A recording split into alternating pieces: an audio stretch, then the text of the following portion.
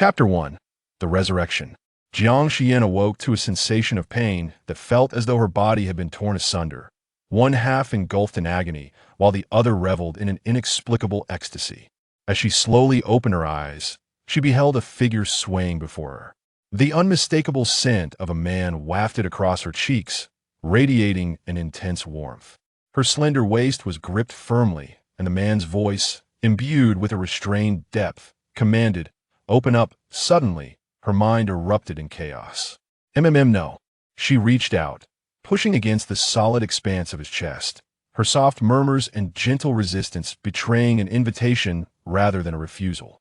A flicker of darkness crossed Xiao Xuanli's gaze, and he captured her lips, swallowing her moans within the confines of his mouth. 5 years later. Pei residence. Someone. This is terrible. The lady has taken her own life. Quickly, summon the physician. Someone. What a cacophony. Jiang Xiyan lay on the ground, her brow slightly furrowed. It felt as though she had emerged from an interminable nightmare. On a winter day, she had gone to Lingguang Temple for blessings with her maid, Yushua, only to be struck unconscious along the way. Upon regaining consciousness, she found herself in a dim cave, subjected to the advances of a strange man. The man was fervent and forceful, possessing her for an entire night. Once the tumult subsided, she drifted into a deep slumber. At that moment, however, another soul abruptly emerged within her body. This woman occupied her form for a full 5 years, during which Jiang Xiyan could only watch helplessly as this interloper, under her identity, engaged in a series of absurd and foolish actions. She incessantly proclaimed herself the great heroine, espousing notions of equality for all, and became notorious in the capital as a madwoman. Originally betrothed to Prince Xiao Xuanli, her outrageous behavior led the emperor to annul their engagement with a decree. The following month, Jiang Xiyan encountered the illustrious Pei Yunyuan, the Marquis of Yangon, returning from a campaign against bandits, and was captivated by his unparalleled beauty. In a desperate bid, she married into the Pei family. Yet, Pei Yunyuan had no affection for her, favoring his concubine, Xiao Xuanli. Devoid of his love and consumed by despair, she ran to his courtyard and ended her own life with a white silk ribbon, hoping to evoke grief and regret in Pei Yunyuan. How utterly absurd! However, with the departure of that woman's soul, she had finally reclaimed her body. At the entrance, 2 figures appeared. The maid, Kai LV, wore a look of panic. Lady Chu, the Marquis, is absent, and yet this calamity has occurred. What shall we do? Beside her, Xiao Xuanli, clad in a resplendent pink gown adorned with a golden headdress, cast a disdainful glance at the lifeless woman on the ground. Even in death, she is a nuisance, soiling the Marquis' domain. Someone, take her to the western courtyard, keep her from the Marquis' sight. Several matrons entered, preparing to move Jiang Xiyan's body. Yet, to their astonishment, the woman on the ground suddenly opened her eyes wide. She's back from the dead. The matrons shrieked in terror. Jiang Xiyan slowly rose, struggling to stand. As she attempted to speak, her throat felt as if it had been sliced by a knife, rendering her voiceless. What a foolish girl! The hanging had injured her throat. Xiao Xuanli stared in disbelief before letting out a mocking laugh. Jiang Xiyan, you truly are tenacious. How is it that you still live? Since you have awakened, it would be prudent to return to your own courtyard and refrain from further embarrassing yourself here. Jiang Xiyan raised her gaze, her cold eyes emanating a subtle yet formidable pressure. Xiao Xuanli was momentarily taken aback by her piercing stare. How curious! Where did this foolish girl acquire such an expression? Madam, please return to the western courtyard. 2 elderly maids approached Xiao Xuanli and seized Jiang Xiyan by the arms, attempting to forcibly escort her away. Release me. The moment she spoke, pain shot through her throat. Let go. The 2 maids exchanged glances, nearly bursting into laughter, while Xiao Xuanli seemed to find the situation utterly ridiculous. Jiang Xiyan, now is not the time for you to flaunt your authority as the mistress. Throw her into the western courtyard. The maids held Jiang Xiyan firmly, but she suddenly exerted her strength, shaking them off. In a fit of rage, she shattered a nearby cup and, seizing a shard, swiftly and mercilessly slashed one of the maids across the face. A blood-curdling scream pierced the air. She withdrew the shard, which dripped with crimson. Now, do you comprehend my words? Her hair disheveled and her appearance disheveled, she nonetheless bore a countenance both cold and striking, exuding the demeanor of someone in power. The others instinctively recoiled. Chu Wanwan was left in stunned silence. Jiang Xiyan strode towards the exit, and just as she reached Chu Wanwan's side, she abruptly turned, raising her hand. Ah! Chu Wanwan gasped in shock, tumbling to the ground as she instinctively shielded her face to her astonishment. Jiang Xiyan scoffed, tossing the bloodied shard onto her. Without a backward glance, she departed, her disdainful voice lingering in the air. A concubine is but a concubine, unworthy of respect. The western courtyard lay quite distant from Pei Yunyuan Pavilion. Due to her lack of favor, she was attended by only a slightly older Zhao Momo and a newly arrived 13-year-old maid named Yi. Upon returning, Jiang Xiyan found neither of them present. So, she poured herself a cup of warm water and took as she relaxed. Her thoughts turned to her predicament. As the mistress of the Yangon Marquis, she commanded no respect within its walls. Pei Yunyuan, a man of roguish charm, had likely married her for her beauty, devoid of any genuine affection. Yet, on their wedding night, as he prepared to revel in marital bliss, she had unexpectedly vomited all over him. When the house physician was summoned, it was revealed that she was already 3 months pregnant. How could Pei Yunyuan bear such humiliation? In a fit of rage, he demanded a potion to induce her abortion. However, the physician cautioned that Jiang Xiyan's frail health posed a significant risk. After all, she was the daughter of the Grand Tutor, and her death would be a considerable inconvenience. Weighing his options, Pei Yunyuan stormed off, abandoning her in the remote western courtyard and never looking back. For 5 long years, she employed every means at her disposal to win Pei Yunyuan's heart, even resorting to self-degradation and unspeakable tactics, becoming the laughingstock of the Marquis. Her family implored her to cease, but she retaliated with vehement accusations, claiming they obstructed her pursuit of true love, even threatening to sever ties with the Jiang family. Her relatives, in turn, fell into a state of utter despair regarding her. For 5 entire years, aside from Pei Yunyuan, she allowed no one else in her heart, even directing her ire towards her own son, blaming him for her misfortunes and perceived neglect. The child, suddenly inspired by a thought, Jiang Xiyan sprang to her feet and hurried towards the nearby woodshed. Chapter 2, A Mother Will Protect You for a Lifetime. Upon entering, one is immediately drawn to a small bed constructed of wooden planks, where a diminutive figure lies. Jiang Jinan's pale and emaciated visage is framed by tightly shut eyelids, his breath faint. A gentle touch to his forehead reveals an alarming heat. Jiang Xiyan swiftly assesses the situation and scribbles a prescription on a piece of paper. Someone, she calls out hoarsely several times before Zhao Mama waddles in, her rotund figure moving with difficulty. Madam, what is your command? Fetch the medicine. Zhao Mama nearly rolls her eyes in disbelief. I must ask, madam, what is this latest folly? You claim to be skilled in poetry and culinary arts, yet you botched both. Now you, with a decisive thud, Jiang Xiyan slams the prescription onto the low table, her expression icy. Fetch the medicine. Zhao Mama is taken aback. At that moment, the little maid Yi rushes in. Madam, I shall fetch the medicine for you. Jiang Xiyan extends her hand, passing the prescription to Yi, and then hands her a golden hairpin from her own head. Hurry! With a look of delight, Yi departs. Jiang Xiyan bends down swiftly, cradling the child in her arms and carrying him into her own chamber. Seated by the bedside, she unbuttons Jiang Jinan's garment, revealing his frail little body, marred with numerous bruises. A pang of sorrow strikes her heart. The woman from another world had treated Jiang Jinan as an ill omen, regarding him with less kindness than she would a servant, often taking her frustrations out on him. This 4-year-old child had been subjected to such torment, and now, in severe illness, had received no care. Had she not arrived today, Jiang Jinan might not only have succumbed, but also been rendered a fool. Jiang Xiyan lowered her gaze, administering a massage to alleviate his fever, and soon, he began to sweat as the fever subsided. He returned with the prepared medicine. After consuming a bowl, Jiang Jinan fell into a deep slumber once more. During this interval, Jiang Xiyan had He prepare a herbal remedy for her own throat, which she used. After half an hour had passed since drinking the medicine, Jiang Xiyan finally awoke.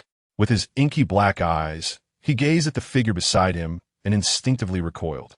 Madam, Jiang Xiyan forbade him from calling her mother, so he had no choice but to address her as Madam, like the servants. Honor, she called, reaching out to caress his face. Do you feel better? Yes, much better.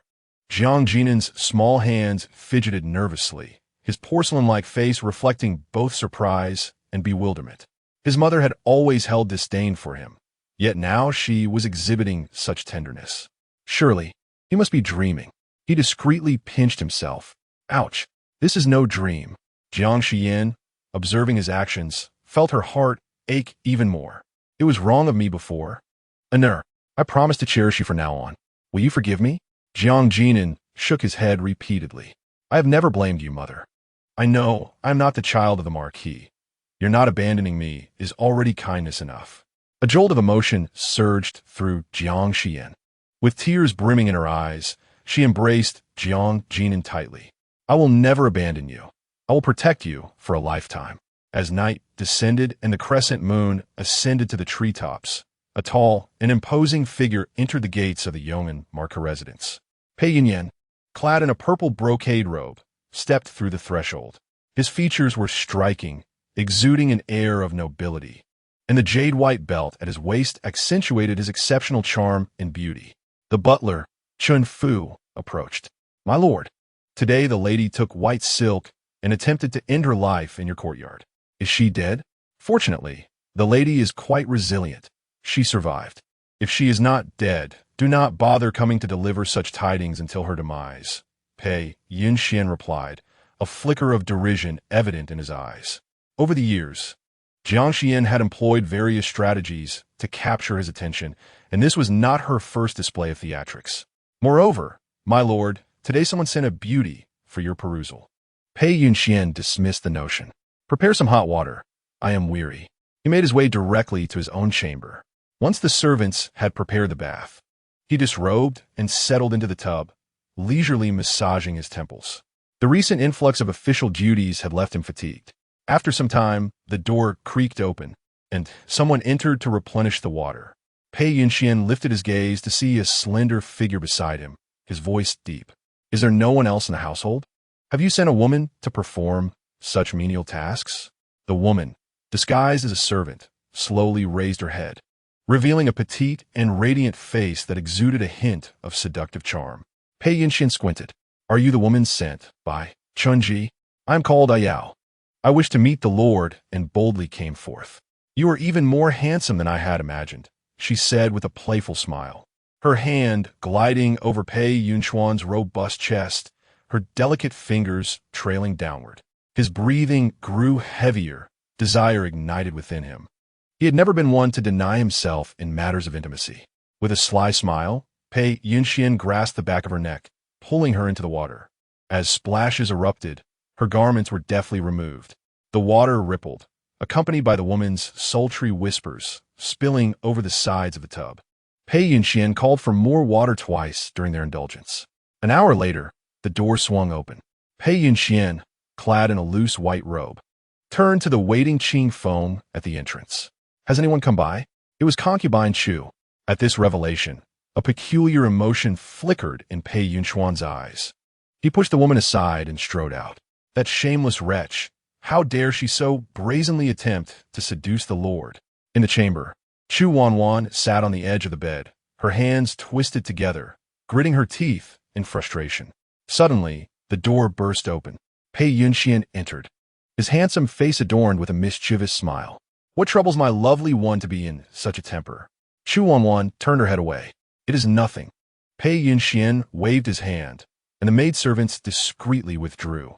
He approached, his long fingers caressing Chu Wanwan's face. Are you angry? No. You say no, yet you refuse to look at me. Pei Yunyuan lifted her chin, his expression softening. It was merely some bed warmers sent by others. If I do not engage, it will be disrespectful to them. Why should you concern yourself? In my heart, Wanwan, no woman can compare to you. Then how do you intend to settle her? You are the mistress of the Marquis residence. It is for you to decide. Chu Wanwan finally smiled, nestled obediently in his embrace. My lord, are you weary? Allow me to attend to your rest. While assisting Pei Yunyuan in changing his attire, she caught sight of an ambiguous kiss mark on his neck, causing her heart to clench. How could she swallow the bitterness of seeing her beloved entangled with another woman? Yet, she understood that Pei Yunyuan was strong-willed and fiercely independent, detesting excessive interference in his affairs. The fact that he came to comfort her of his own accord was already an unparalleled favor. My lord, are you aware of Jiang Xiyan's situation today? Why bring her up at such a moment? I feel that Jiang Xiyan is becoming increasingly absurd. Today she even caused a stir with her attempted hanging. Her actions have tarnished the reputation of the Ho residence. Do you truly intend to keep her? What difference does her presence make? Pei Yunyuan scoffed, pulling her down onto the couch beside him. The following day, Pei Yunyuan rose at dawn. After changing and washing up, he left Shu Garden. Is there no activity in the western courtyard? None. Pei Yunyuan pondered for a moment. Send someone to investigate. Yes, Chen Fu replied, somewhat surprised. The lord had always held disdain for the lady, so why the sudden concern? Pei Yunyuan discerned his thoughts. After all, Shen Hong was my teacher. If his daughter were to perish here unnoticed, I would bear the ignominy. Understood, Chun Fu said, wiping away sweat. However, your household's reputation was never particularly stellar to begin with. Chapter 3. The adorable treasure. After a long night of slumber, Jiang Xiyan finally awoke. Lowering her gaze, she spotted a small bundle curled up in her arms. A pair of large, dark eyes sparkled like stars, wide open and fixed on her. Anur, when did you awaken? Just a little while ago. I'll get up soon. Jiang Jinan felt a bit anxious, attempting to rise. However, Jiang Xiyan gently restrained him. No need to rush. You've just recovered from a fever. Your body is still weak. Take your time. She held his wrist, checking his pulse. Jiang Jinan gazed at her blankly, tears unexpectedly welling up in his eyes. Jiang Xiyan was taken aback. Anur, what troubles you? Are you unwell? No, I'm simply overwhelmed with joy. In the past, it was only in dreams that my mother treated me so kindly. Dear child, it was I who was in the wrong before, causing you suffering. I promise it will not happen again. No need, I trust you, mother. Jiang Jinan exclaimed, embracing her tightly. After a heartfelt moment, he felt somewhat shy. Mother, I need to use the restroom. He climbed off the bed, donned his outer garment, and trotted out on his short legs. Watching his retreating figure, Jiang Xiyan felt a pang in her heart. There would be many days to come. She would make amends for him. She lifted the covers. Come, madam. He hurried in. Jiang Xiyan frowned. Why are you alone? Where's Granny Zhao? Granny Zhao is outside basking in the sun. A fleeting shadow crossed Jiang Xiyan's eyes. Please instruct Zhao Mama to prepare breakfast and bring some hot water, she commanded. Yes. After the young maid left, she quickly returned with steaming water. Following her morning rituals, Jiang Xiyan gave Jiang Jinan a brief bath, adding some hastily prepared medicinal sachets to aid in his recovery. Once finished, the little boy donned clean garments, his delicate face radiant and pristine, resembling a finely crafted porcelain figure. He bore little resemblance to Jiang Xiyan, appearing more akin to his unknown father, particularly with his pair of deep, dark phoenix eyes that exuded an air of composed nobility. This only deepened Jiang Xiyan's confusion. Who exactly was that man who had forced her 5 years ago? Madam, breakfast is served. After a considerable wait, Zhao Mama finally arrived with the morning meal.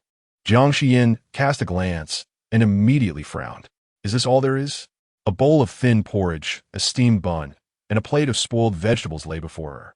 Surely, the servants of the Marquis' residence did not subsist on such meager fare. Zhao Mama, somewhat impatient, replied, Madam, you rose too late. Breakfast has long been depleted, and this is all that remains. I have brought it all for you. Jiang Jinan's stomach began to grumble. He was accustomed to sporadic meals, and now, weakened from illness, he was ravenous. Anur, if you're hungry, go ahead and eat a few bites. The little one promptly picked up the bun and took a bite. Zhao Mama's expression soured.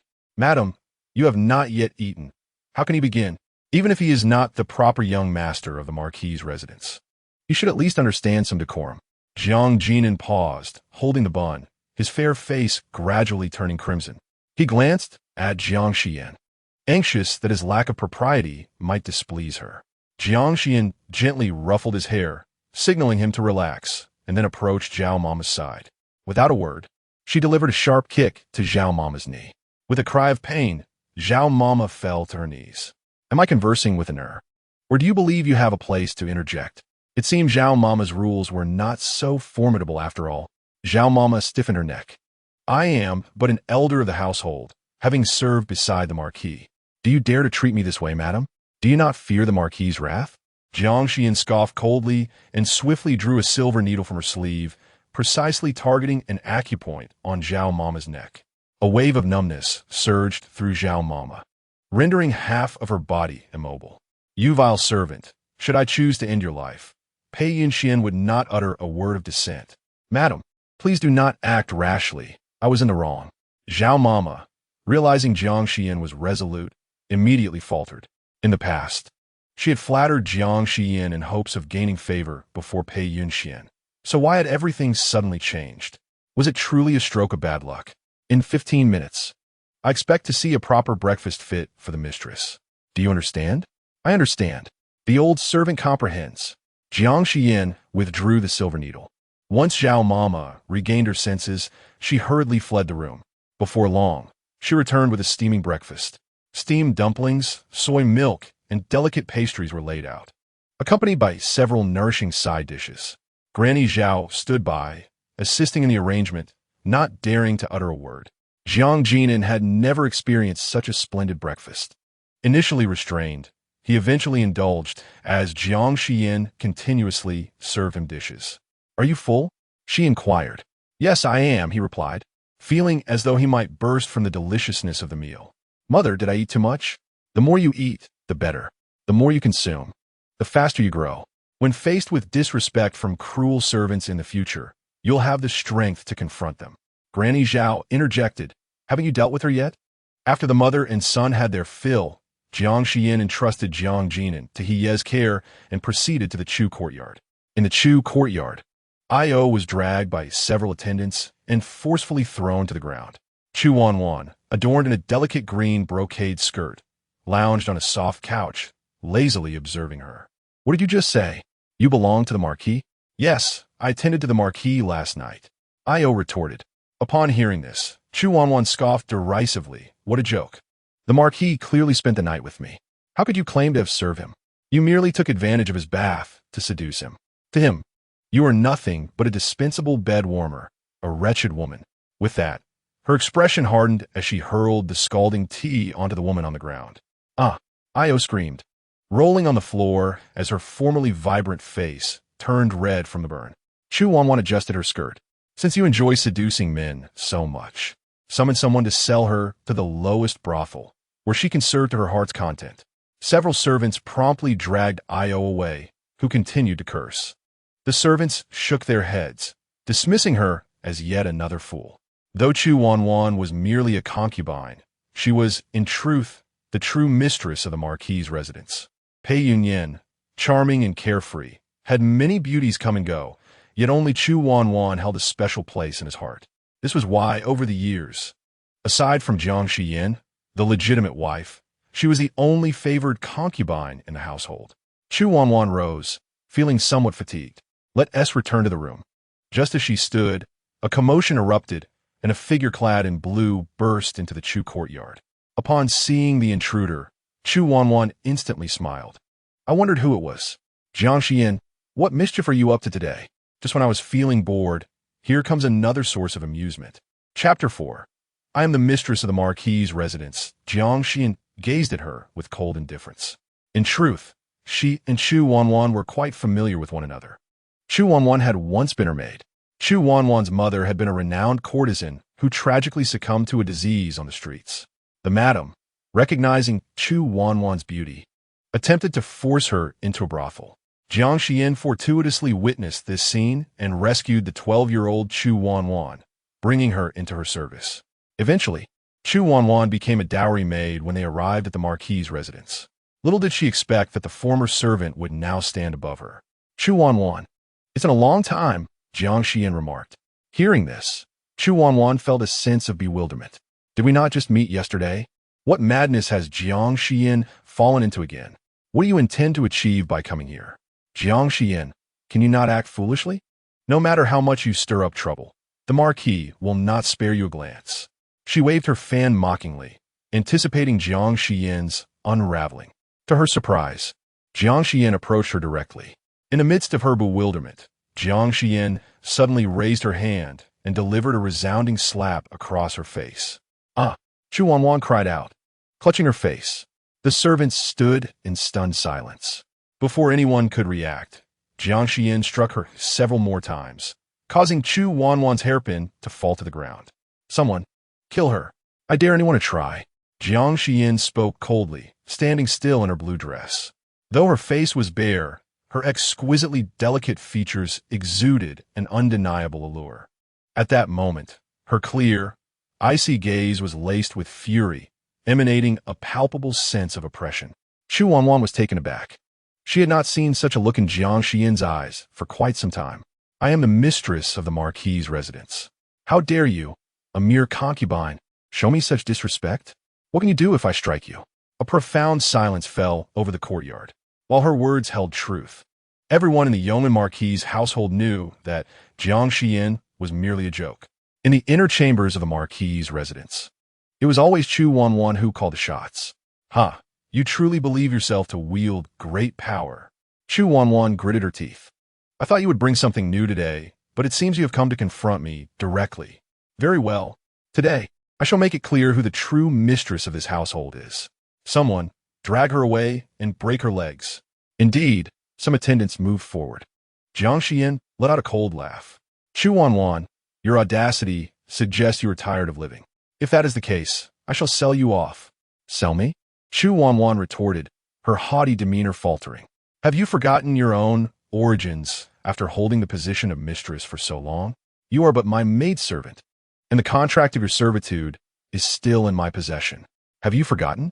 Xu Wanwan's face paled.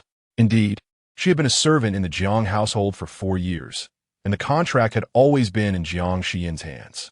Over the years, she had completely forgotten. Noticing her unease, Jiang Xiyan shoved her aside and took a seat on the only mahogany chair in the courtyard. With one arm draped over the armrest, she lifted her eyes, embodying the poise and grace of a true mistress. I ask you, where is Yuxue? When she married into the Marquis' household, Yuxue, her trusted maid, had accompanied her. However, after offending Xu Wanwan, she had been disposed of. Jiang Xiyan had never particularly cared for Yuxue, but she could not turn a blind eye now. Xu Wanwan hesitated for a moment. What do you want with her? She was sent to a farmstead under your orders, and you brought Yuxue along. Jiang Xiyan interrupted her sharply, immediately. The conditions of the farmstead were harsh. Who knew if she was even still alive after all this time? If she is dead, you shall accompany her in death. Jiang Xiyan, you crash. Jiang Xiyan hurled a cup from the table at her. Xu Wanwan barely managed to dodge it, almost getting scalded. Jiang Xiyan, do not go too far. Xu Wanwan's features twisted in anger. She no longer cared. She was determined to teach this wretched woman a lesson. The contract of servitude could wait until Pei Yunyuan returned. She would reclaim it by force. Jiang Xiyan saw through her thoughts at a glance. Do you truly believe that relying on Pei Yunyuan can completely crush me? Xu Wanwan, even as a concubine, you remain so foolish. You dare call me foolish? The renowned simpleton of the great, you actually accuses me of folly. Indeed, you are foolish. You see only the surface and fail to grasp the essence. Have you never considered that Pei Yunyuan, despite his indifference towards me, still allows me to maintain my position as the matriarch? It is because I am the legitimate daughter of the Jiang family, and my father is the current grand tutor. No matter how unwilling he may be, he would not dare to truly harm me. And you, a lowly concubine, truly think you can manipulate me at will? Are you not the definition of foolishness? Jiang Xiyan's words were not solely directed at Xu Wanwan. They were also intended for the servants of the Marquis' residence. As expected, the onlookers appeared momentarily stunned. Instinctively taking a few steps back, Xu Wanwan was infuriated. You severed ties with the Jiang family of your own accord. Do you not find it absurd to invoke their name now? I can sever my relationship with the Jiang family, but I can also restore it. I am the legitimate daughter of the Jiang family, a fact that will never change. Jiang Xiyan cast her gaze over the crowd. Within the hour, I demand to see Yuxue. Otherwise, The next person to be sold will be you, Chu Wanwan. Do you understand? The crowd exchanged glances.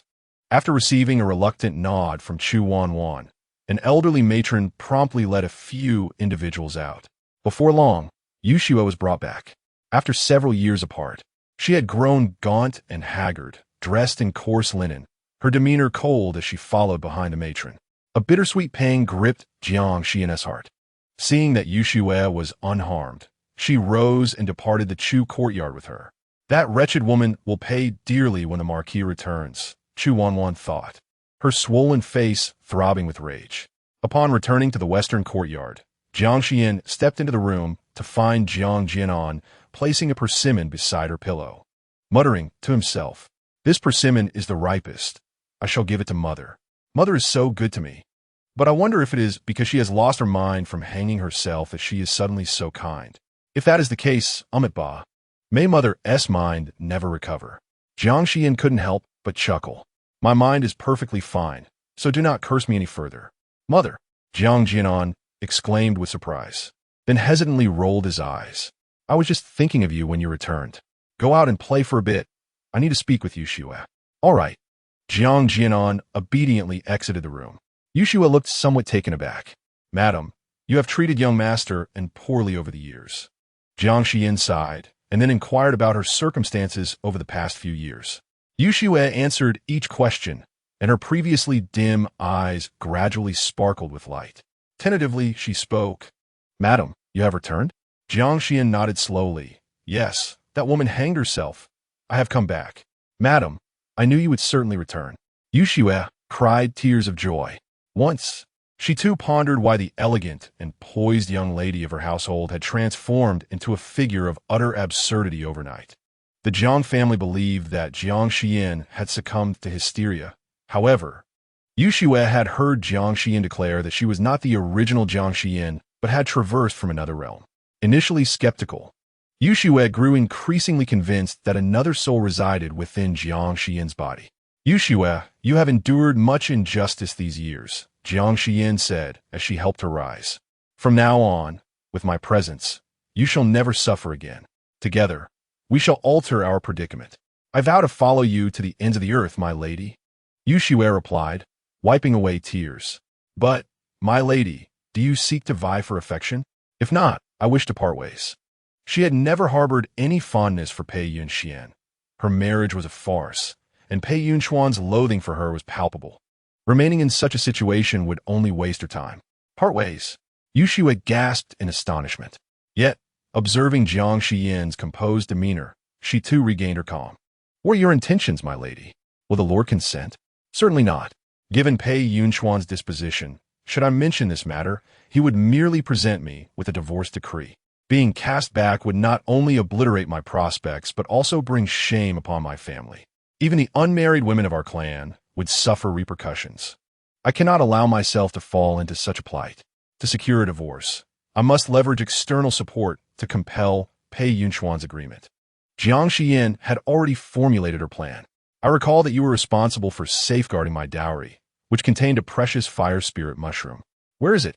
My lady, do you not remember? That fire spirit mushroom is a rare elixir you offered to the Lord. In Pei Yunyuan's possession, when he returns, I shall pay him a visit." Chapter 5. Damned in the afternoon, the once clear sky suddenly darkened under a heavy blanket of clouds. The atmosphere grew somber. At the Royal Equestrian Grounds, Pei Yunyuan stood clad in a splendid robe of crimson and purple, accompanied by a strikingly handsome youth. At 17, the young man possessed a jade-like visage and a tall, graceful figure, adorned in a white tunic that accentuated his ethereal charm. He was none other than the most favored seventh prince, Xiao Xuanli. Xiao Xuanli gazed at the spirited steed in the arena, his eyes sparkling with eagerness. "This horse has a fiery temperament. If I can tame it, my father will surely take pride in me." Pei Yunyuan cautioned, "Horses from the western regions are known for their volatility. It will be prudent for the horse trainers to first subdue it before you take your turn." "No need," Xiao Xuanli replied, raising his chin to signal the horse trainer to bring the animal closer. Just as he was about to mount, he suddenly halted. In the distance, he spotted a group approaching, led by the Eastern Palace Guard, Tianya, who was maneuvering a wheelchair. Seated within was an exceptionally handsome and noble man, clad in a dark robe adorned with golden embroidery, draped in a dark cloak. His pale complexion and exquisitely refined features were striking, while his elongated phoenix eyes resembled a tranquil, deep pool, albeit devoid of life at that moment. "Greetings, Your Highness." Xiao Xuanli initiated a bow, followed by the others who knelt in reverence. "Rise," came the indifferent voice of Xiao Xiyan. Like individuals of his kind, he exuded an air of detachment. "What brings His Highness the Crown Prince to the horse racing grounds today?" Xiao Huanyu's countenance was innocent. "My father has bestowed upon me a magnificent steed from the western regions, a splendid blood-sweating horse. Though it is a pity that His Highness cannot behold it in person. Is that so?" Xiao Xiyan replied, coolly, lifting his gaze.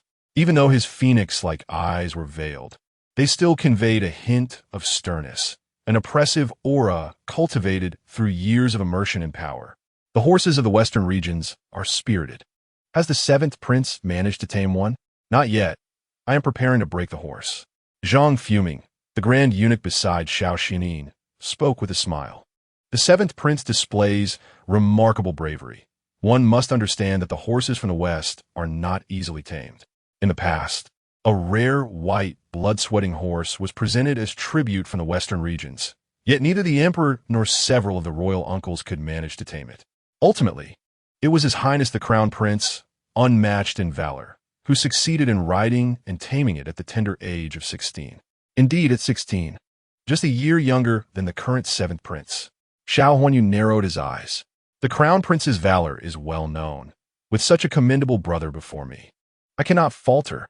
With that, he seized the reins of the spirited horse and entered the paddock. However, the horse proved to be exceptionally unruly. After a quarter of an hour, Xiao Huanyu had yet to mount its back. When he finally managed to do so, he nearly fell and was nearly trampled. After much persuasion from onlookers, he reluctantly conceded defeat. Xiao Huanyu was left feeling embarrassed. The crowd dared not utter a word. Xiao Xiyan clenched his fist and coughed lightly into it. Unable to tame it, Xiao Huanyu's expression darkened further, and he remained silent.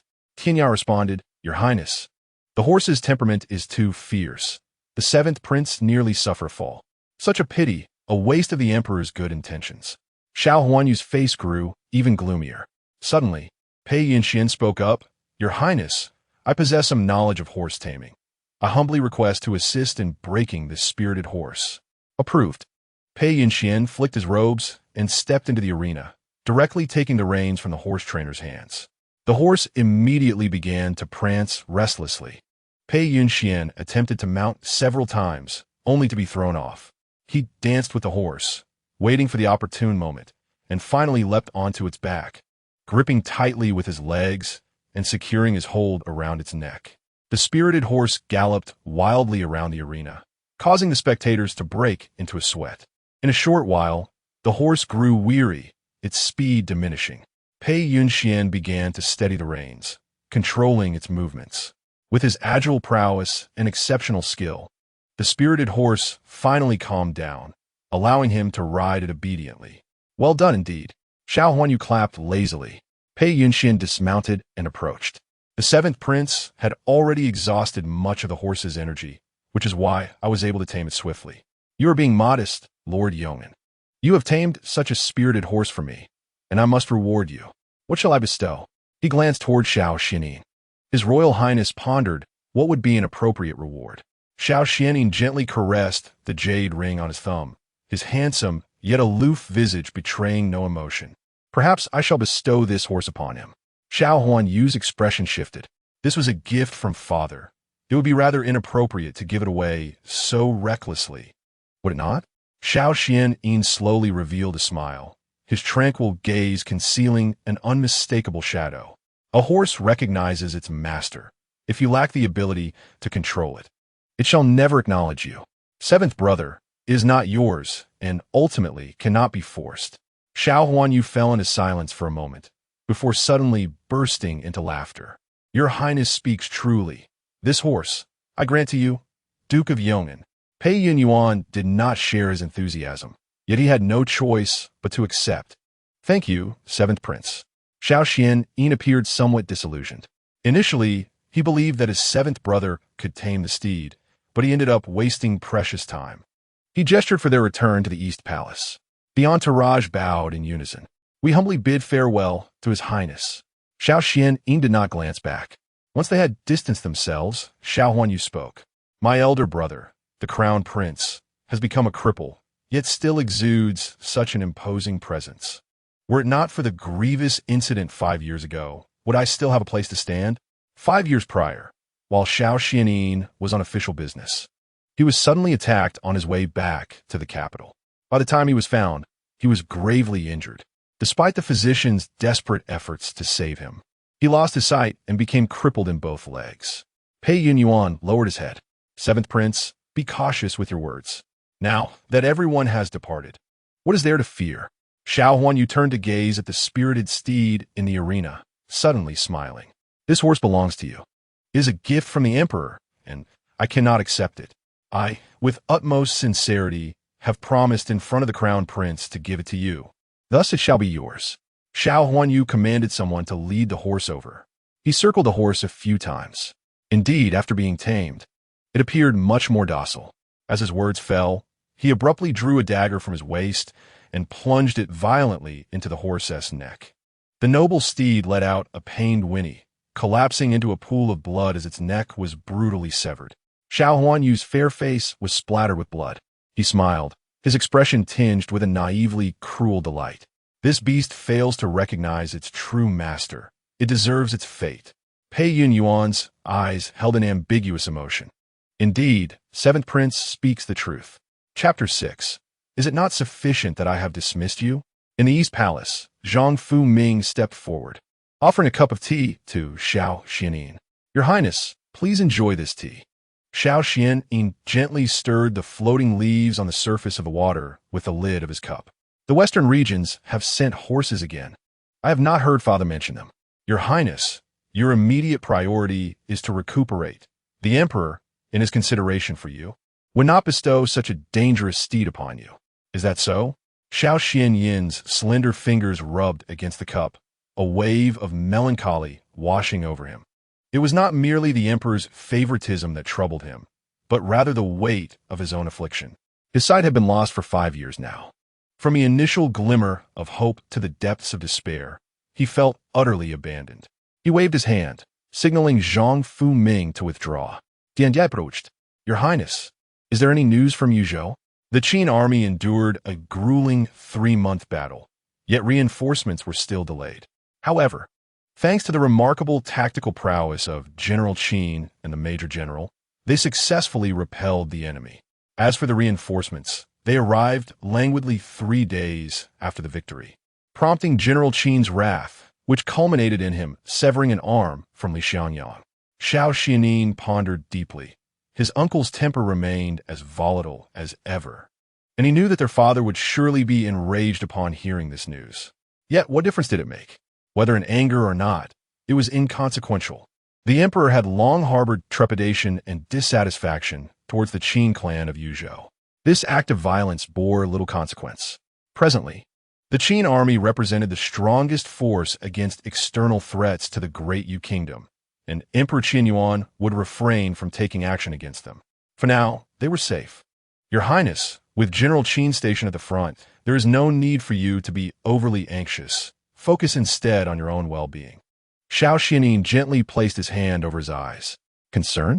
His sight was beyond restoration. As dusk fell, Pei Yunyuan returned home in his carriage. Just as he disembarked, he spotted Chu Wanwan approaching with graceful poise. "My lord, why are you waiting outside?" she inquired, lifting her gaze to reveal a face still slightly swollen from recent distress. Pei Yunyuan's expression shifted. "Who has harmed you?" "My lord," she cried, throwing herself into his embrace, tears welling in her eyes as she recounted the events of the day, detailing how Jiang Xiyan had sought her out. "Let's go inside." Pei Yunyuan led her into his courtyard and, retrieving a royal ointment, tenderly applied it to her wounds. "You mean to say that your contract of servitude remains in Jiang Xiyan's possession, and she uses it to manipulate you?" "Yes, as you know, I was once Jiang Xiyan's maidservant, though that is no longer the case." Pei Yunyuan commanded Chen Fu, summon Jiang Xiyan. No sooner had he spoken than a messenger arrived, announcing Jiang Xiyan's presence. Ha! She truly does not know her own limits. She has come to my doorstep willingly.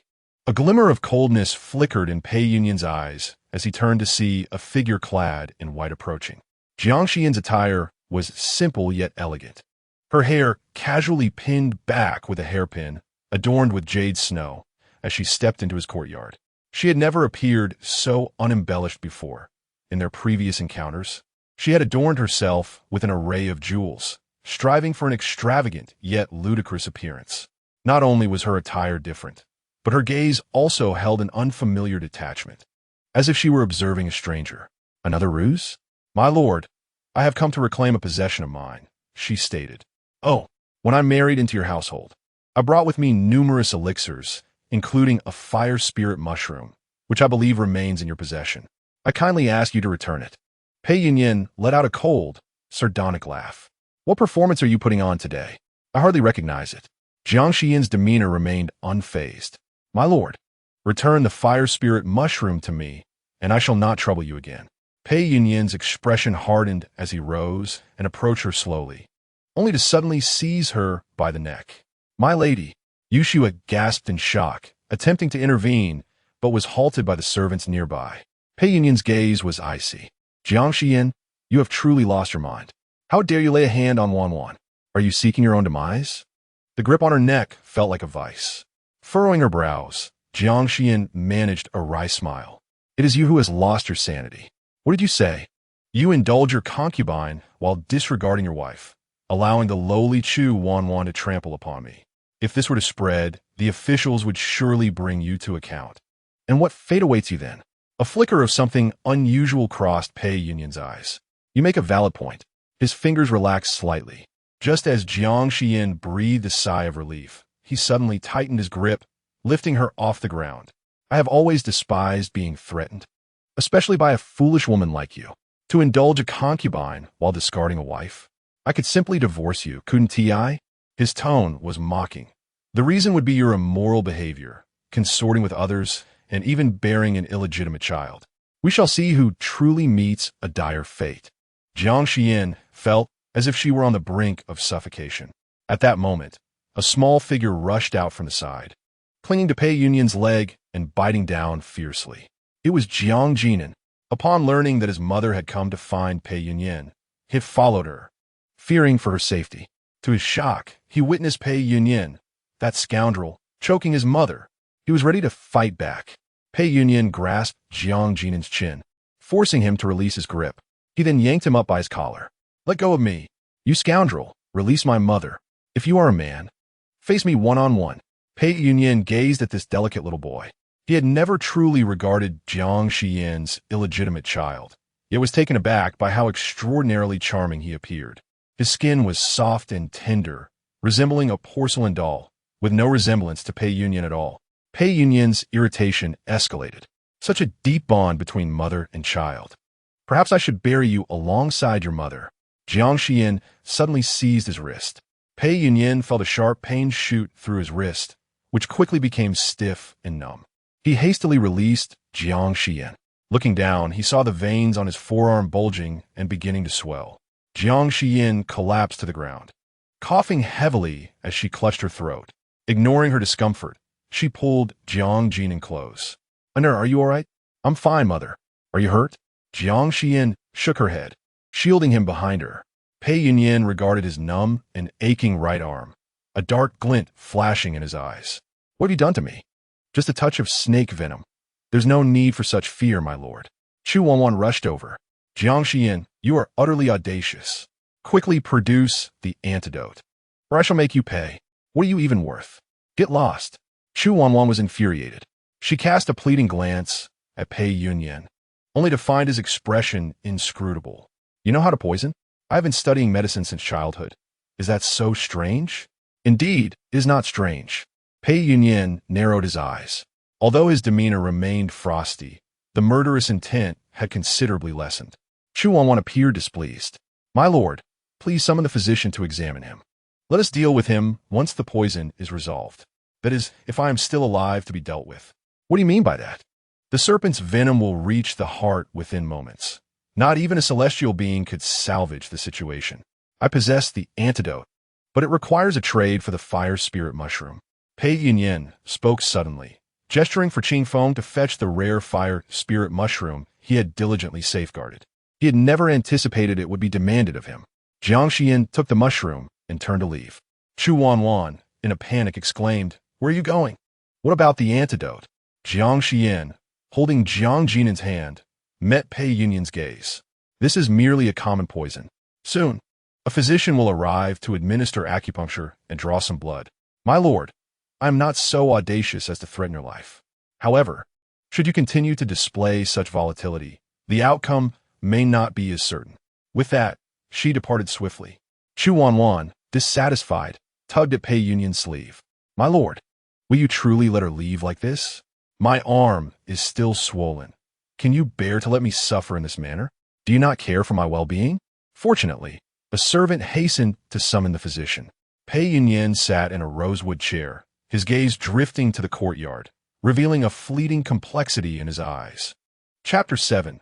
Returning home, mother. You are remarkable. Upon returning to the western courtyard, Jiang Jinan looked up at Jiang Xiyan with admiration, his dark eyes sparkling with light. Yushuet presented her with a bowl of tea. "Madam, you took a great risk. What if you had angered the Marquis? Pei Yunyuan would not dare to truly harm me. My father was once his teacher. Though he possesses an arrogant and untamed nature, he holds great respect for his mentors. Otherwise, he would have ended my life on our wedding night." Her actions were primarily motivated by Jiang Jinan. While Pei Yunyuan may not kill her, his disposition towards Jiang Jinan remained uncertain. "Anur, do not engage in reckless behavior. You must protect yourself, understand?" Jiang Jinan nodded obediently. "I worry for you, mother," he expressed with a hint of guilt. It was all his fault for being so weak that he could not save her and was captured himself. "I must grow quickly to protect you in the future." "Very well. Let us start by ensuring you eat well. I have arranged for supper. Finish your meal before resting. You are too slender and need to gain some weight." "Whatever mother says." Jiang Jinan scampered towards the small kitchen. Jiang Xiyan watched his retreating figure, deep in thought. "Yushue, in a couple of days, please invite a tutor. The children of noble families in the capital often begin their education at the age of 3. Jiang Jinan still cannot recognize characters. This must be addressed. Additionally, replace all the furniture in this courtyard. Discard the old and procure several reliable maids. She no longer relied on Pei Yunyuan. Her dowry was substantial enough to cover these expenses. Yushuet took note of everything. Although some of the dowry had been squandered by the previous Jiang Xiyan, what remained was still considerable. Chu Wanwan had also entertained designs on this dowry and had broached the subject with Pei Yunyuan. However, he scorned the idea of appropriating a woman's dowry and had declined, thus sparing her considerable trouble. Yushuet pondered this for a moment. "It is indeed peculiar. Tonight, the Lord seemed quite irate with you, yet after you administered the poison, he appeared to have calmed down. My lady, what could possibly be the reason? I am uncertain. Perhaps he harbors some unusual proclivity. It could also simply be a matter of deserving a beating." The following day, Jiang Xiyan rose early to personally prepare a grand gift. She then took Jiang Jinan along and boarded the carriage. Today, Jiang Jinan donned a deep indigo robe crafted from exquisite flowing brocade, adorned with a headpiece embellished with blue gemstones, resembling a porcelain figure stepped out from painting. He gazed at the opulent carriage, unable to resist the urge to look around and touch everything. "Mother, where are we going?" he inquired. "To meet your grandfather," she replied. "Grandfather?" Jiang Jinan found this term to be exceedingly foreign. Previously, everyone referred to him as a bastard, and Jiang Xiyan had disdained him intensely. He never dared to hope for a day of familial belonging. He shifted closer to Jiang Xiyan. "Mother, do you think grandfather will dislike me? How could anyone not adore such a lovely child as you?" Jiang Xiyan stroked his head. "Your grandfather enjoys the company of children. Would you assist your mother in charming him a little later?" "Yes, I will certainly try my best." Jiang Jinan was elated. He could finally be of help to his mother. At the Jiang residence, by the expansive artificial lake in the backyard, Jiang Hong was fishing with a rod in hand. Beside him, Xiao Xuanli sat in a wheelchair, also holding a fishing rod with his long fingers. A gentle breeze stirred the surface of the water, creating ripples. Xiao Xuanli squinted slightly, sensing the wind. "Your Highness, do you feel cold?" Jiang Hong asked. "Not at all," Xiao Xuanli replied coolly. "I recall the picturesque scenery of the Grand Tutor's backyard. It is a pity that I shall no longer behold such beauty."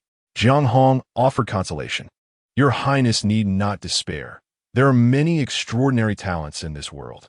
The leader of the Medicine King sect, Song Buofeng, possesses unparalleled medical skills.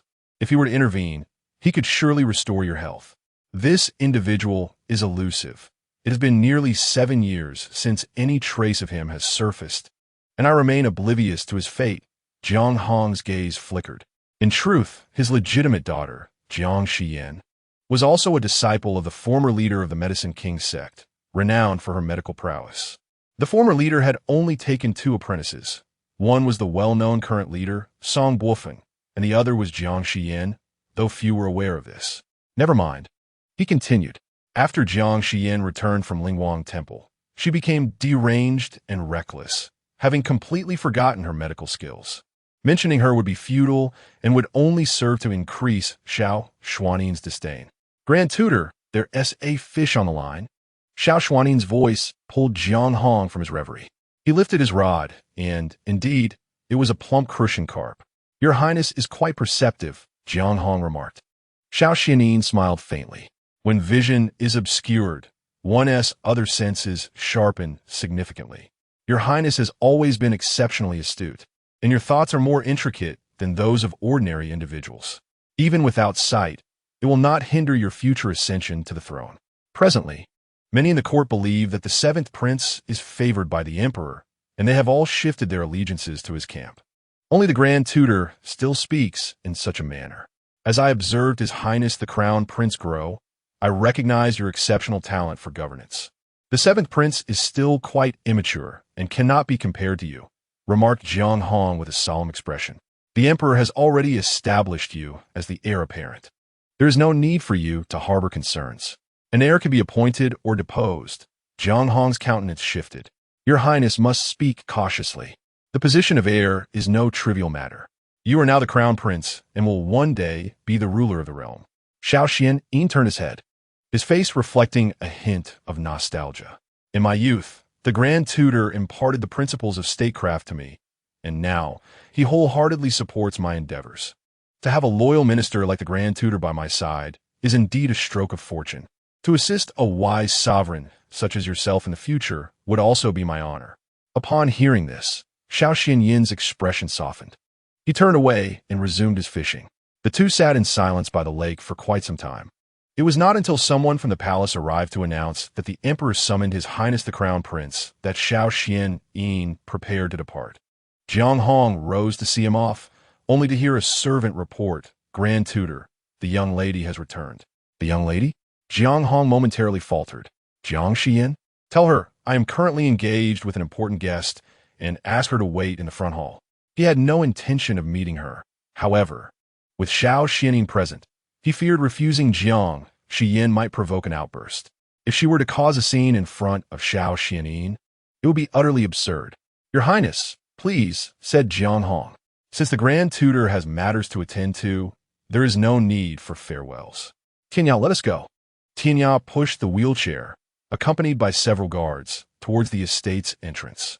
Once they had moved a distance away, Xiao Xuanli sighed deeply. "Your Highness, what troubles you?" Tianya inquired. "I was merely reflecting on how a woman like Jiang Xiyan could emerge from the esteemed Jiang family, a lineage renowned for producing 3 empresses in its history. Jiang Xiyan was originally designated as my bride." Alas, suddenly, Tianya barked an order. A few guards promptly approached and pulled a small figure from the nearby bushes. "Let me go.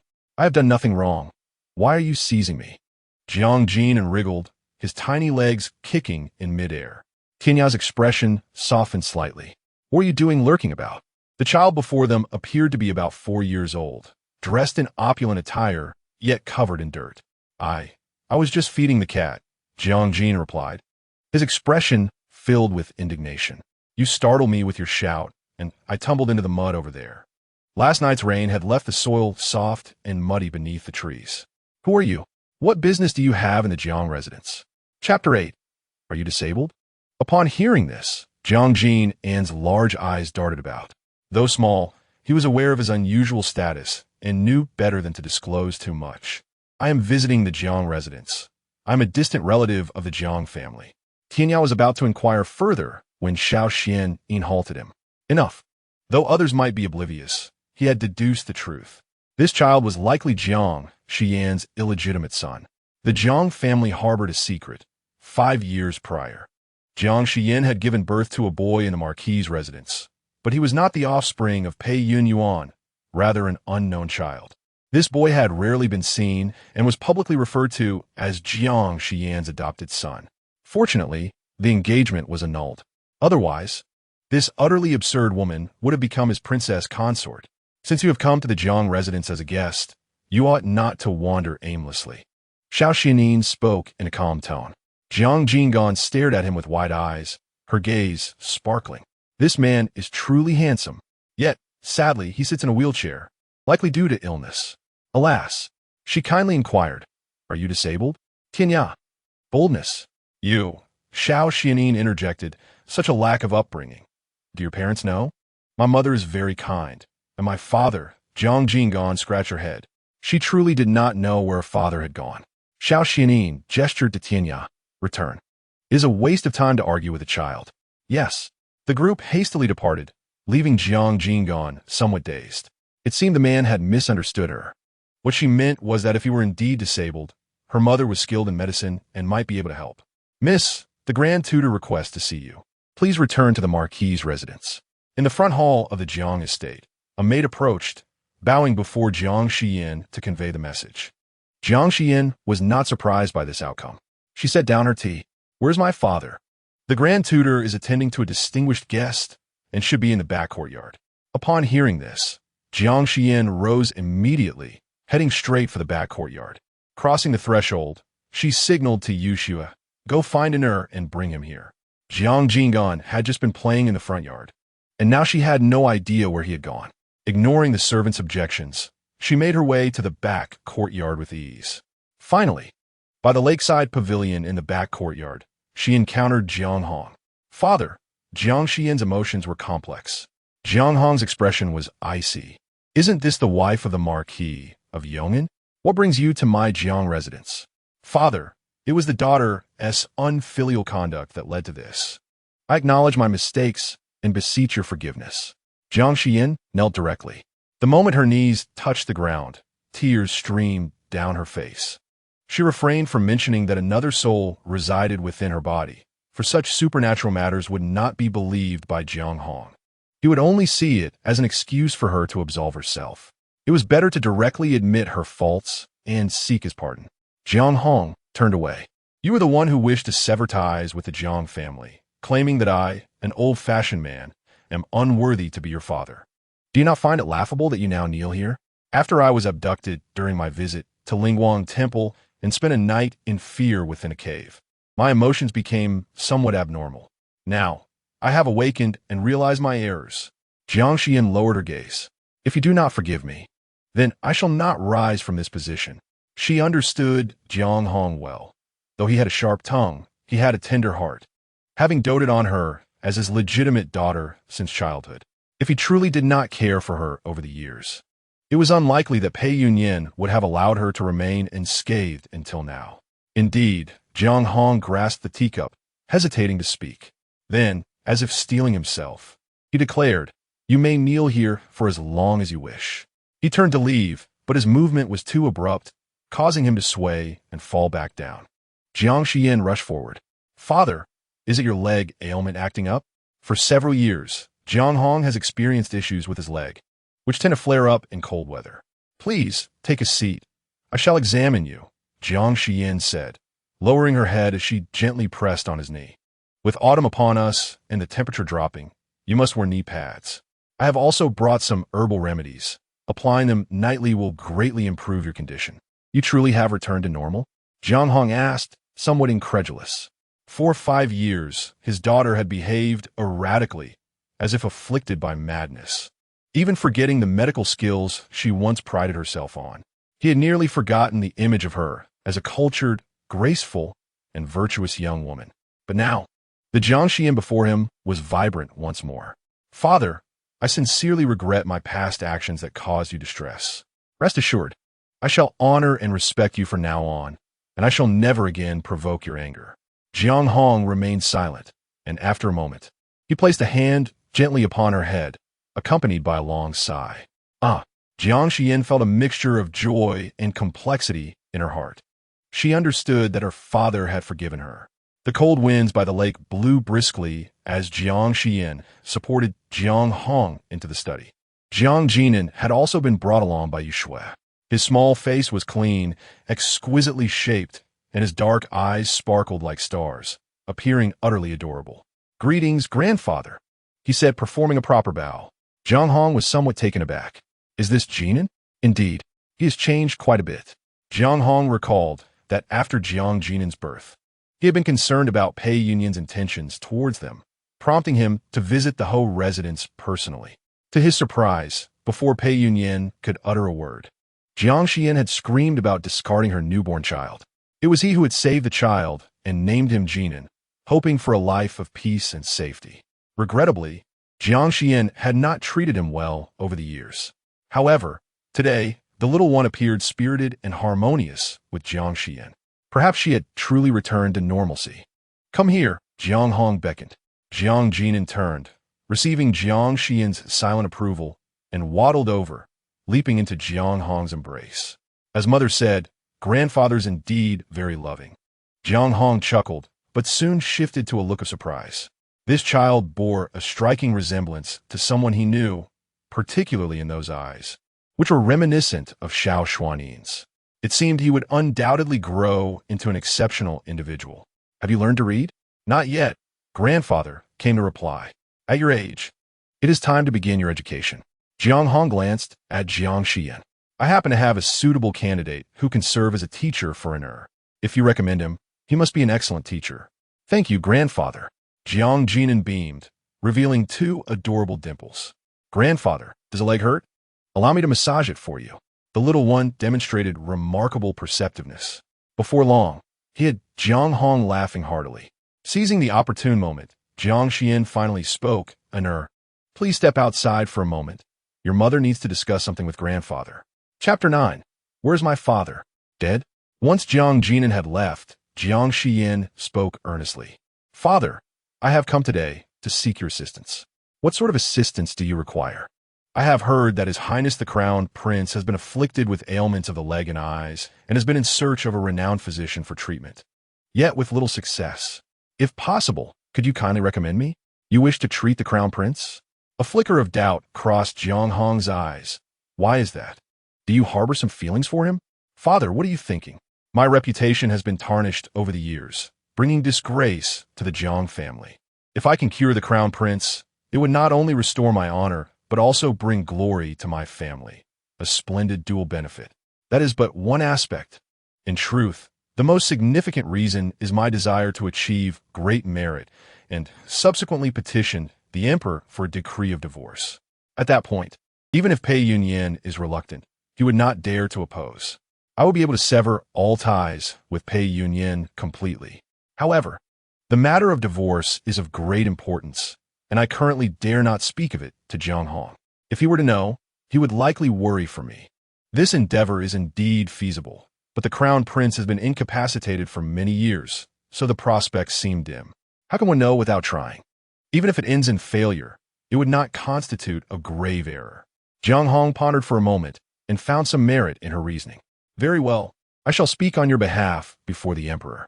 Deep down, he too harbored hopes that Xiao Xuanli might regain his former strength. On one hand, he had always aligned himself with the Crown Prince's faction and naturally wished for Xiao Xuanli's empowerment. On the other, Xiao Xuanli was his most esteemed student, and he desired for him to be healthy. Jiang Xiyan enjoyed a midday meal at the Jiang residence. The three generations sat together at the table, sharing a harmonious moment. In the afternoon, Jiang Jinan felt a bit drowsy and took a nap in his room. Upon waking, Jiang Xiyan let him out. As they exited the estate, she inquired, "When will elder brother return?" "Musu has gone to Jiangnan for business. He will not return for several days. When he does return, If he learns of your visit, there is bound to be quite the uproar. Did Lin Ruorong accompany him? Yes. Jiang Xiyan furrowed her brow. Let them quarrel. They have had many disputes in the past anyway. Her relationship with her elder brother, Jiang Su, had never been amicable since childhood, often marked by bickering. Ever since the otherworldly Jiang Xiyan occupied her body, and with Lin Ruorong likely having instigated matters behind the scenes, their relationship had deteriorated to a point of outright enmity. Jiang Su now harbored both hatred and disdain for her, and mending their relationship would be quite a challenge. After leaving the Jiang residence, Jiang Jinan clutched some pastries given by Jiang Hong and munched on them incessantly, resembling a small hamster. Grandfather's home is truly magnificent. Grandfather is wonderful. I wish to come again. Jiang Xiyan spoke. Anur, where did you go today? I heard from Yushua that when she found you, you were all dirty. Jiang Jinan paused his eating. I saw a kitten and I want to feed it, but I accidentally fell into the dirt nearby. I'm sorry, mother. I didn't mean to wander off. Were you hurt? No. Jiang Jinan cautiously lifted his gaze. Mother, do you not blame me? There is nothing to blame you for. I'm merely concerned that you might have gotten lost or hurt. Everything else is inconsequential. In the future, wherever I may go, I shall first inform mother, ensuring she harbors no worries. How obedient! Jiang Xiyan gently pinched his little nose. Jiang Jinan felt a surge of warmth in his heart, deeply touched. By the way, mother, there is something else. Today, when I ventured out, I encountered a rather handsome gentleman, though it seemed I may have inadvertently displeased him. Jiang Jinan initially hesitated to disclose this matter, but seeing Jiang Xiyan's gentle demeanor, he decided to confess. He mentioned that the gentleman claimed I lacked manners, whereas I merely wished to express concern for him, which may have led to a misunderstanding. Do not pay him any mind. To speak so harshly to a child, whoever becomes his son in the future will surely have met with misfortune. I sensed that gentleman possessed a formidable presence, and I worried whether I had inadvertently attracted the attention of someone of high status, potentially causing trouble for mother. Jiang Xiyan smiled lightly. Your maternal grandfather is the grand tutor. In this realm, aside from the royal family, there is no one to fear.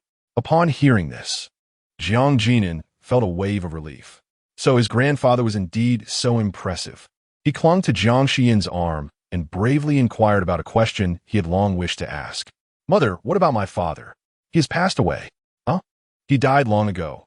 Henceforth, you need not concern yourself with who your father was. Your mother will always cherish you. Then I must grow up swiftly to protect you. Mother. Jiang Jinan raised his arm, striking a pose of a young man. Jiang Hong was quick in his actions. 2 days later, Jiang Xiyan received a message requesting her presence at the palace. There was no imperial decree. Rather, someone from the palace had quietly relayed the message. It seemed that Emperor Qianyuan did not truly believe in her medical skills.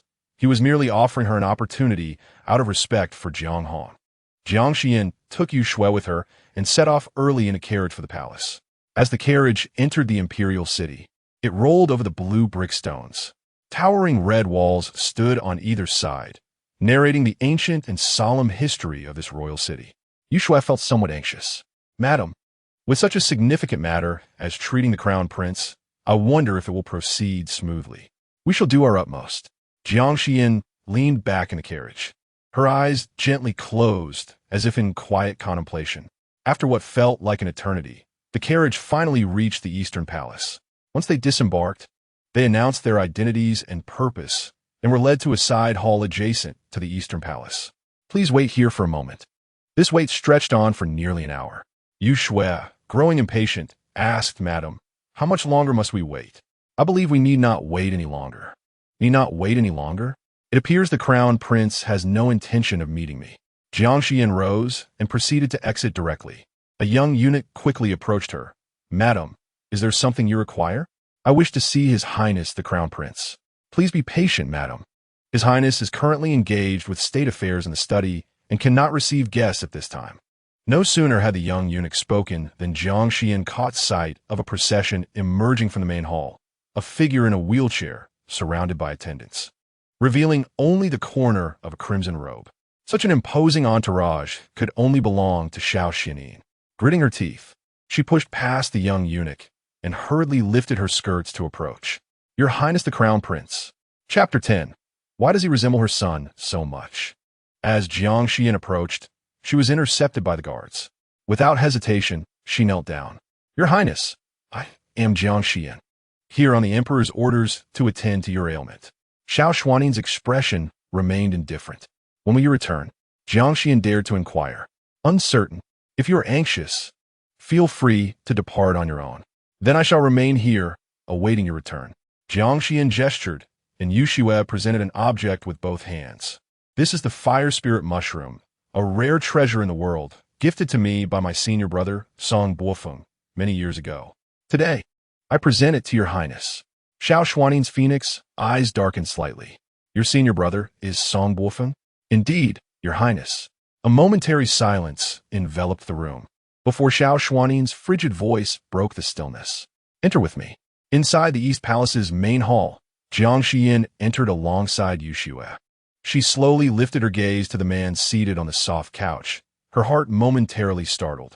During her time in seclusion, she had heard tales of Xiao Xuanli, renowned for his intellect and martial prowess, a figure embodying both the qualities of a great general and the aptitude for governance. Even more remarkable was his strikingly handsome visage, overshadowing all other men. Now, seeing him in person, she realized the descriptions were far from exaggerated. With his ink-black brows and phoenix eyes, his features were exquisitely sculpted.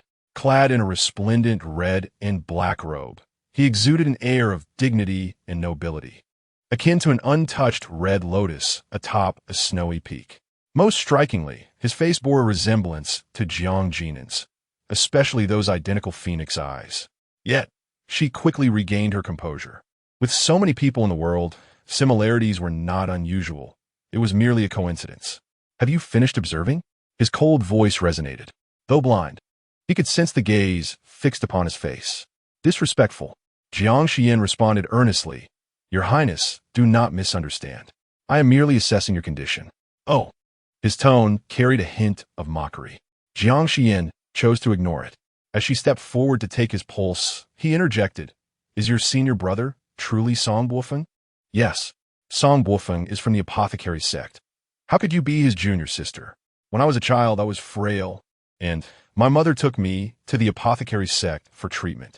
The sect leader recognized my exceptional talent in medicine and made an exception to accept me as a closed-door disciple. My studies were alongside my senior brother, Song Buofeng. This is a matter known to hardly anyone in the capital. Since it is unknown, why should I believe you? After I examine you, your Highness may choose whether to believe me or not.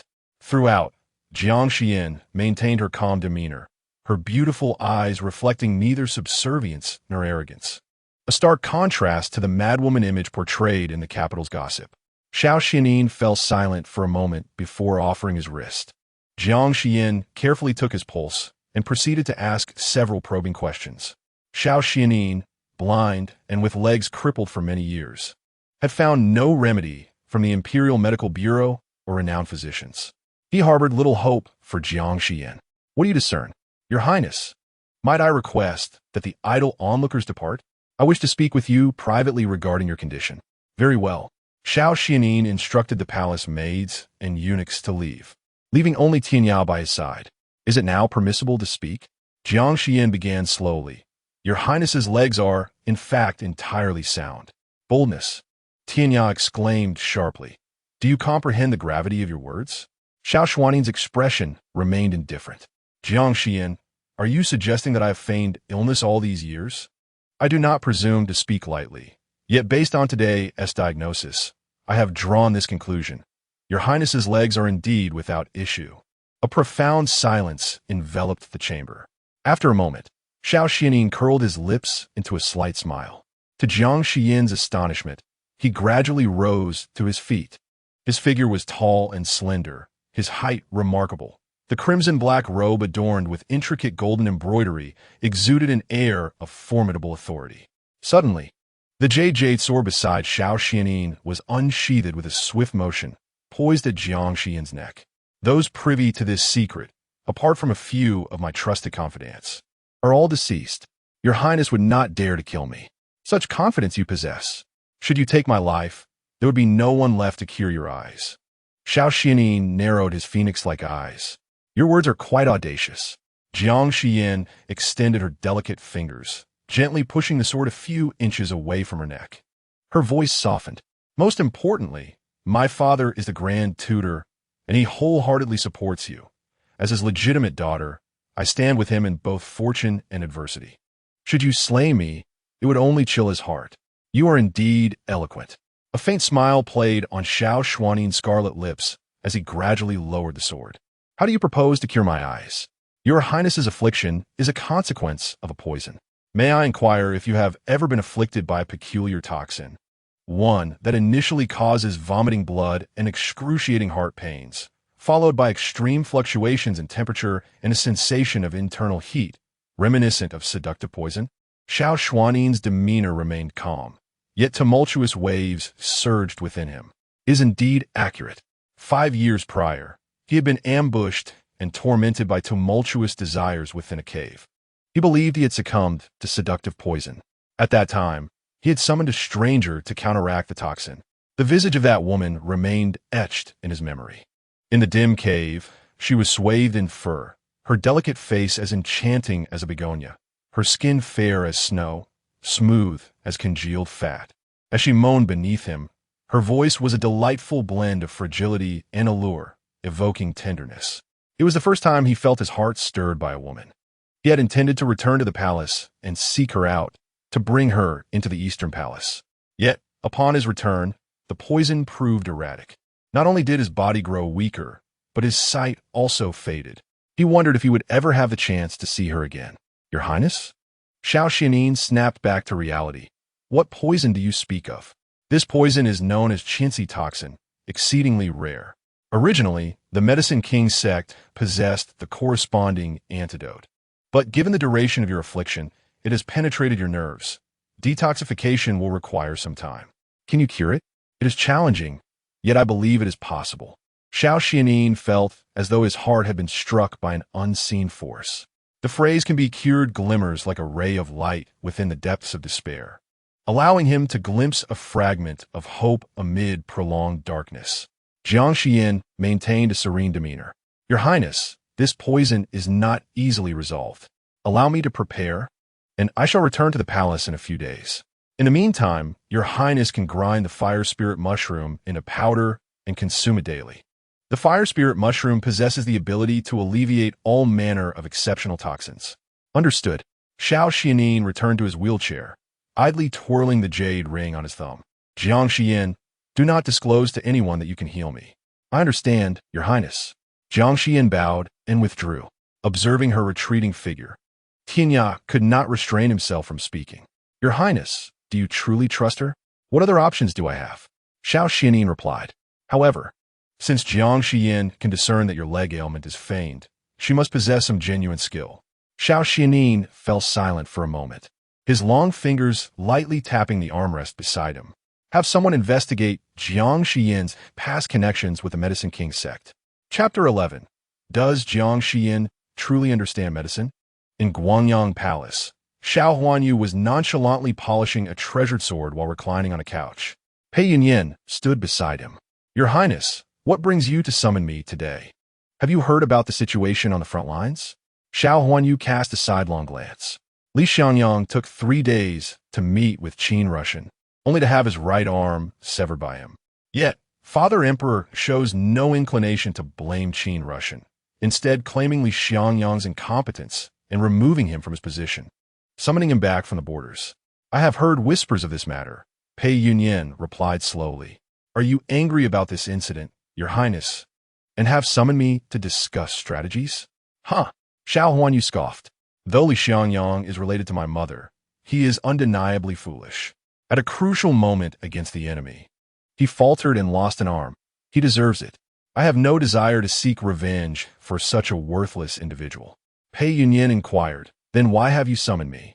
Your Highness? My mother's birthday is approaching, and due to the incident with the Li family, she has been in low spirits. I wish to cheer her up. What do you suggest I present to her to lift her mood? Pei Yunyuan contemplated for a moment, ready to respond, when a eunuch's voice interrupted. Your Highness, the esteemed concubine, you has arrived. As the words faded, a regal figure entered the hall. Concubine Yu, accompanied by her maids, gracefully stepped inside. Clad in a deep purple palace gown adorned with lavish golden peony embroidery, she exuded opulence. Though she had reached her 40s, her impeccable maintenance rendered her still stunningly beautiful. Indeed, deserving of the emperor's long-standing favor. Is the Marquis of Yong'an present? Pei Yunyuan bowed. I pay my respects to your ladyship. Rise. Concubine Yu's gaze lingered on him for a moment. Xiao Xuanli approached. What brings you here today, mother? I have matters to discuss with you. Concubine Yu gestured, and the palace attendants immediately turned to exit. Pei Yunyuan also prepared to leave. The Marquis of Yong'an should remain. This matter pertains to you as well. The esteemed concubine Yu sat upon her chair, resting her forehead in her hand, her mood seemingly quite dismal. Xiao Xuanli approached her, inquiring, Mother, what troubles you? This palace has just received word that someone has gone to the Eastern Palace to attend to the Crown Prince's eye and leg ailments once again, she replied. For years, countless renowned physicians have been summoned, yet there has been no progress. This time will surely be no exception. The physician visiting the Eastern Palace is someone you would never expect, she continued. Xiao Xuanli, intrigued, asked, Who is it? The legitimate daughter of Master Jiang, the esteemed tutor. The Lady Jiang Xiyan, your wife, the Duchess of Yong'an. At this revelation, Xiao Xuanli burst into laughter, slapping the table. I wondered who it could be. Turns out, it's the infamous simpleton of the great Yu Kingdom. Pei Yunyuan, your wife is truly amusing. Not only does she embarrass herself publicly, but now she dares to create a scene within the palace. What a ridiculous spectacle. Pei Yunyuan stood silently, unperturbed by Xiao Xuanli's disparaging remarks about Jiang Xiyan, showing no regard for his dignity. Concubine Yu lightly tapped the table with her fingers, admonishing, Xuanli, cease your laughter. Apologies, I have lost my composure, Xiao Xuanli replied. Turning to Pei Yunyuan, are you aware of this matter? I am not informed. Had I been, I would not have allowed her to engage in such absurdity, he answered. Concubine Yu interjected. It is said that the emperor has tacitly approved this. I suspect there may be deeper implications at play. Mother cannot possibly believe that Jiang Xiyan possesses any medical expertise. The more unusual the circumstance, the more one must be cautious. The crown prince has been incapacitated for 5 years, and now, at this juncture, Jiang Xiyan arrives at the Eastern Palace to treat him. It seems rather suspicious. Prudence is advisable. If Xiao Xuanli were to recover, it would pose a significant disadvantage to them. Xiao Xuanli narrowed his eyes. Pei Yunyuan, does Jiang Xiyan truly possess medical knowledge? I cannot ascertain, he replied. Then I shall grant you an opportunity to determine the truth of the matter. Xiao Xuanli said with a knowing smile. Go back and discover what secrets your wife harbors. Pei Yunyuan clasped his hands in respect and turned to leave. Upon reaching the palace entrance, he paused, casting a glance back at the 2 figures behind him. Concubine Yu reclined her chair, while Xiao Xuanli stood before her, a picture of maternal affection. His expression darkened as he quickly departed. Once Pei Yunyuan had vanished from sight, Concubine Yu turned to Xiao Xuanli. Xuanli, in the future, be mindful of your words in front of Pei Yunyuan. Your derision towards Jiang Xiyan does not reflect well upon him. He is merely a loyal servant. What harm is there in speaking about him? Xiao Xuanli retorted. He has served you diligently for many years with exceptional ability. If you aspire to achieve great things, you will need his assistance. Words can wound the heart, she cautioned. Understood, he replied languidly, taking a bite of osmanthus cake. Why do I feel that you hold Pei Yunyuan in high regard? Were you 2 acquainted previously? He possesses remarkable talent. You cannot be mistaken about him, she asserted. Concubine Yu continued solemnly. Throughout history, great achievements have never relied solely on an individual. Xuanli, you must learn to win the hearts of others. Mother, your guidance is invaluable. Xiao Xuanli said, a hint of innocence in his smile, unsure if he had truly grasped her words. My lady, what did you discuss with His Highness the Crown Prince within the palace? Upon exiting the imperial city, Yu Shuai dared to whisper her inquiry. She had been anxiously waiting outside, but thankfully, the lady emerged unscathed. Jiang Xiyan spoke slowly, revealing that his ailment was difficult to treat, yet there remained hope. With the lady's intervention, a cure was surely attainable. Jiang Xiyan remained silent, her eyes gently closed as she contemplated a matter of significance. The Qinsi poison, an exceedingly rare toxin, was known to be solely possessed by the Medicine King sect, safeguarded within their secret chamber. How had Xiao Xuanli come to be afflicted?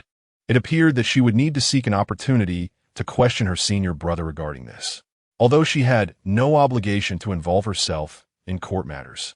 The Jiang family was unwaveringly loyal to the crown prince. As a legitimate daughter of the Jiang family, her fortunes were inextricably linked to theirs. Having discerned the signs, she could not simply turn a blind eye. Suddenly, the urgent sound of the coachman pulling the reins broke the air, causing the carriage to jolt violently. Jiang Xiyan opened her eyes, about to inquire about the commotion when the curtain was thrown aside, and a figure vaulted into the carriage. Instinctively, she drew the knife at her side and lunged towards the intruder, only to have her slender wrist seized firmly. Pei Yunyuan's gaze was shadowed. What? Do you intend to kill me? Why is it you? I specifically came to find you. Is there something amiss? Jiang Xiyan shook off his hand and slowly sheathed her dagger, maintaining an air of cold detachment, a stark contrast to the fervent affection she once held for him. Chapter 12. Jiang Xiyan, you're certainly no fool. Pei Yunyuan scrutinized her closely.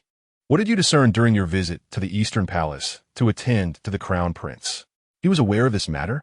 It made sense, as Pei Yunyuan supported the Seventh Prince, positioning himself in opposition to the Crown Prince. Being one of the Seventh Prince's most capable ministers, he naturally kept a vigilant eye on any movements from the Eastern Palace. The Crown Prince, long crippled and blind, presented a formidable challenge. Can you heal him? No. Are you certain?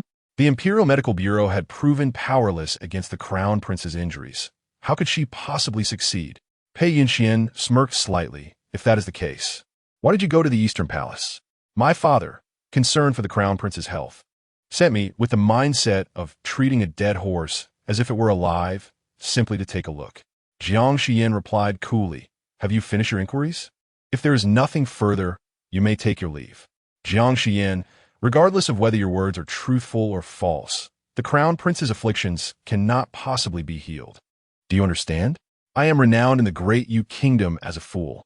Your concerns are truly unwarranted. At her words, Pei Yunyuan let out a derisive laugh.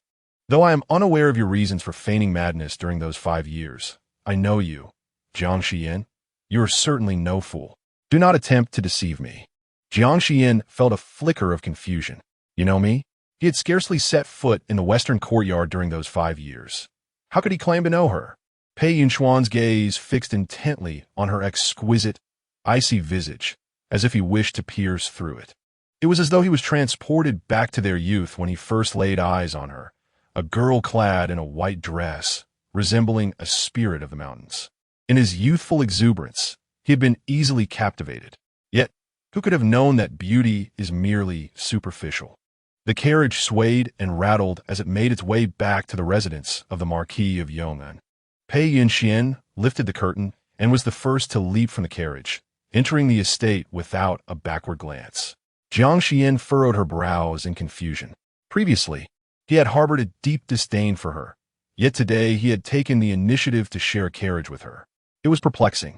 Accompanied by Yu Xue, she proceeded towards the western courtyard. Upon reaching the entrance, a cacophony of voices assaulted her ears. You little bastard, are you tired of living to dare bite me? Someone bind this wild child. I shall personally teach him some manners. Enchu, please spare me. Young master and did not mean it. I apologize on his behalf. Get away from me, or I shall strike you as well. Jiang Xiyan's expression turned icy as she quickened her pace. Upon entering, she beheld Chu Wanwan, adorned in a pale blue shoe brocade, holding an embroidered fan, flanked by several individuals, exuding an air of regal superiority. She pointed at Jiang Jinan, her face contorted with rage. A wild child is merely a wild child, an unrefined creature. He, cradled by He Yi, knelt on the ground. Madam instructed me to take good care of young master and before her departure. Aunt Chu, if you must strike, then strike me. Do you think I dare not? Chu Wanwan strode over, raising her hand to slap, but someone seized her wrist. Jiang Xiyan gripped her hand and forcefully flung her aside. Wasn't my last warning sufficient? Chu Wanwan, do you dare approach again? Chu Wanwan gritted her teeth. Jiang Xiyan, this wild child bit me. I merely intended to teach him a lesson. What do you think you are? My son does not require your lessons. You Marquis, a servant suddenly called out. Chu Wanwan's insults caught in her throat, and her expression shifted as she turned to Pei Yunyuan, who was striding over, revealing a face of feigned grievance. Marquis, you have finally arrived. I wondered where Chu Yuan had disappeared to. It seems she has been embroiled in a quarrel. A subtle smile graced Pei Yunyuan's handsome features as he extended his arm, encircling Chu Wanwan's delicate waist. Now, who shall explain what transpired? It was evident he was lending her support. Chu Wanwan's confidence surged instantly. This wild child bit me, and my servants wish to reprimand him. However, the servants in this western courtyard are quite formidable, treating me as if I were no master at all. Jiang Xiyan immediately tugged at Jiang Xiyan's sleeve. No, I was feeding a cat here when Aunt Chu suddenly appeared, frightening the cat away. She claimed I disturbed her and wanted to have the cat killed. I only wished to protect the cat, yet she attacked me. You lie. How could I commit such a cruel act? Chu Wanwan immediately refuted. Instinctively, she glanced at Pei Yunyuan, desperate to avoid being seen as a malicious woman in his eyes. Marquis, I did not. Look at my hand. She extended her right hand, revealing a prominent bite mark on her fair skin. Pei Yunyuan grasped her hand, a tempest brewing in his gaze. Jiang Xiyan, is this the fine son you have raised? Pei Yunyuan, are you deaf? Had Chu Wanwan not instigated trouble first, would an have bitten her? A mere cat. Its death is inconsequential. Pei Yunyuan scoffed. Is he bold enough to bite me over such a trivial matter? Wanwan, ever kind-hearted, merely spoke of killing the cat in jest. Hai immediately interjected. Young master was kicked. In his panic, he bit someone. Were you kicked? Jiang Xiyan's expression turned anxious. Jiang Xiyan, clutching his chest, appeared somewhat pale. Mother, it is my fault. My chest hurts terribly. I wonder if Aunt Chu has broken a rib. Chu Wanwan, how could you be so cruel to a child? Are you even human? I did not. The lady exclaimed. My lord, I did not do it. Chu Wanwan became truly agitated. She had intended to kick him, but the little brat was as slippery as an eel, and she could not land a blow. At most, she had merely stumbled. He is lying, my lord. He slanders me. He is merely 4 years old. How could he possibly lie? Jiang Xiyan rose slowly, her gaze as cold as ice. Chu Wanwan, you masquerade as a pure and innocent flower, yet your heart is more ruthless than anyone. She charged forward, intent on taking action against her. However, Pei Yunyuan seized her arm firmly. Release me. I must seek justice for my son. Jiang Xiyan, if there is an issue, direct it at me. Upon hearing this, Jiang Xiyan swiftly raised her other hand and struck Pei Yunyuan's face with a resounding slap. Crack! The courtyard fell into silence. Jiang Xiyan tilted her head. You said, if there is an issue, come at you. Thus, this slap meant for your beloved concubine is borne by you. You truly dare. A flash of crimson rage ignited in Pei Yunyuan's eyes. He raised his hand to grasp her throat. Jiang Xiyan reacted swiftly, drawing a silver needle from her sleeve to stab him. Yet, Pei Yunyuan had anticipated this and knocked the needle from her grasp, delivering a blow to her shoulder. Jiang Xiyan nearly flew backward, only to be steadied by Yushua, barely regaining her footing. Chapter 13. The Bullying of Mother and Daughter. My lord, are you all right? Chu Wanwan tenderly caressed his face, marked by the imprint of a hand. Pei Yunyuan remained silent, his icy gaze fixed on Jiang Xiyan. Jiang Xiyan, you seek death. Get out. Jiang Xiyan, suppressing her pain, glared at him with fury. Take your woman and leave my courtyard. She met his gaze unflinchingly.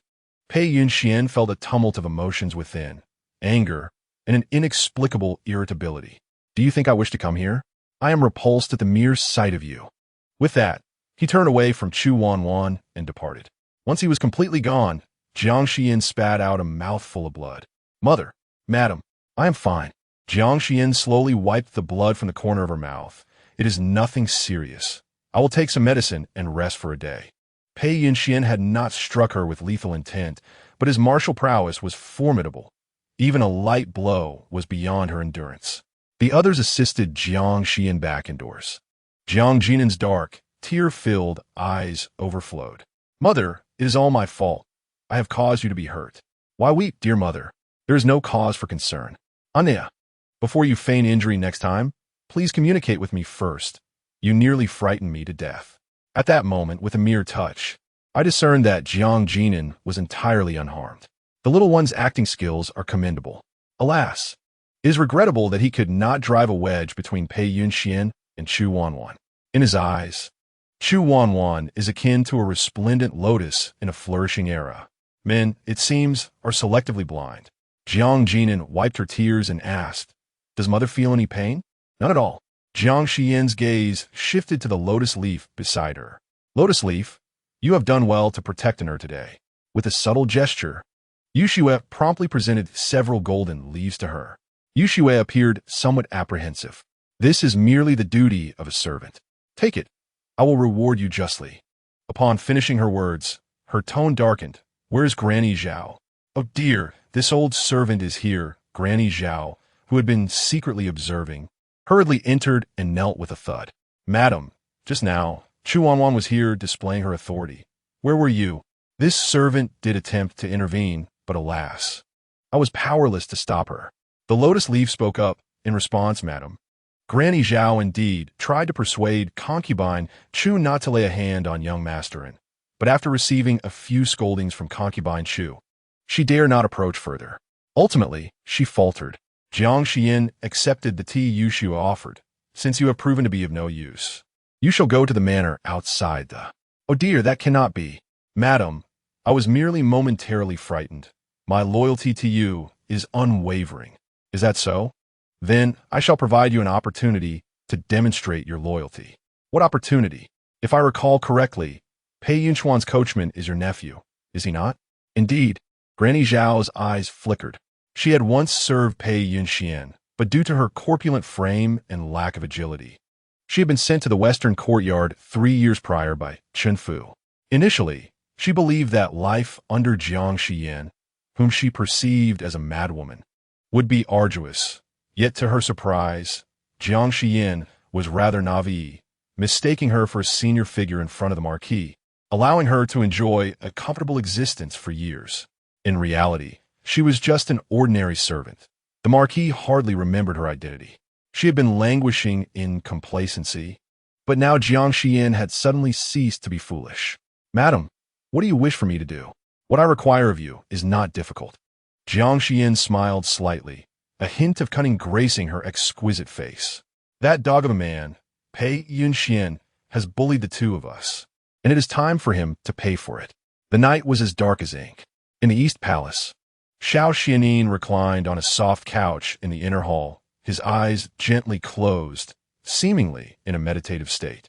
Clad in light-colored attire, his raven hair cascaded casually behind him, and his striking features glowed in the candlelight, resembling a celestial being untouched by mortal affairs. A disturbance arose outside the window, followed by the entrance of a figure clad in black attire, whose porcelain-like complexion rendered them androgynous. Mo-in presented an unopened envelope with both hands. "Your Highness, the Frontline's correspondence has arrived. Please review it." Xiao Xuanli reached out to take it. This was a meticulously prepared letter in Braille. He traced the embossed text with his fingers and quickly comprehended the contents of the letter. He casually tossed the secret letter into the charcoal fire before him. "How are things arranged on the side of the Ministry of Agriculture?" Replying to Your Highness, "We have already gathered evidence of the corruption and dereliction of duty by Minister Ma Gaoi of the Ministry of Agriculture. Tomorrow, someone will present a petition against him. Once the position of the Minister of Agriculture is vacant, we will have our people take over." A flicker of dark light surged in Xiao Xuanli's eyes.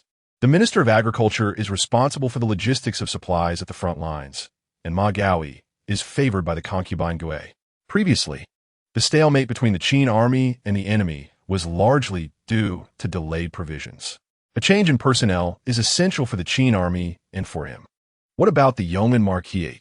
My subordinate investigated, and there appears to be nothing unusual with Jiang Xiyan. Furthermore, her relationship with Pei Yunyuan seems rather poor. Mo-in hesitated. She slapped Pei Yunyuan, and he retaliated in kind. Tianya, observing nearby, was somewhat astonished. Did she truly dare to strike Pei Yunyuan? I witnessed it with my own eyes. Wasn't it said that she was madly in love with Pei Yunyuan? He watched the two of them, each displaying an evident disdain for the other. It seems that rumors cannot always be trusted. Is that so? A slight smile curved Xiao Xuanli's lips, his expression remaining largely unchanged. It was difficult to discern his true feelings. He would continue to observe. Although Jiang Hong was on his side, Pei Yunyuan was aligned with the Seventh Prince. While Jiang Xiyan adored him to the point of obsession, he could not easily place his trust in her. Little flower, are you all right? I brought you some food. Hurry and eat before mother sees you. By the woodshed, Jiang Xiyan crouched on the ground, whispering to a small corner. In her hand, she held a piece of dried fish, feeding something. Oh, little flower, today mother was bullied. Pei Yunyuan actually dared to hit her. I wish I could help mother, but I am too weak. Little flower, do you have any good ideas? I know, little flower, you are truly my best friend. Inside the woodshed, the little one wiggled her bottom, her tone brimming with excitement. Creak. The door of the woodshed was pushed open. Jiang Xiyan entered. Anu? Mother, who are you talking to? Jiang Xiyan glanced around, finding the woodshed devoid of anyone. A few unfinished pieces of dried fish lay on the ground before Jiang Xiyan. What are you feeding? I'm feeding little flower. It doesn't like strangers, and it runs away when it hears a sound. Little flower? Is it a cat? Yes, little flower is my best friend. When I was alone in the woodshed without anyone to play with, I found little flower and have raised it ever since. Upon hearing this, Jiang Xiyan felt a pang of sorrow. At an age when he should be charming his parents, he could only play with a stray cat. Chapter 14.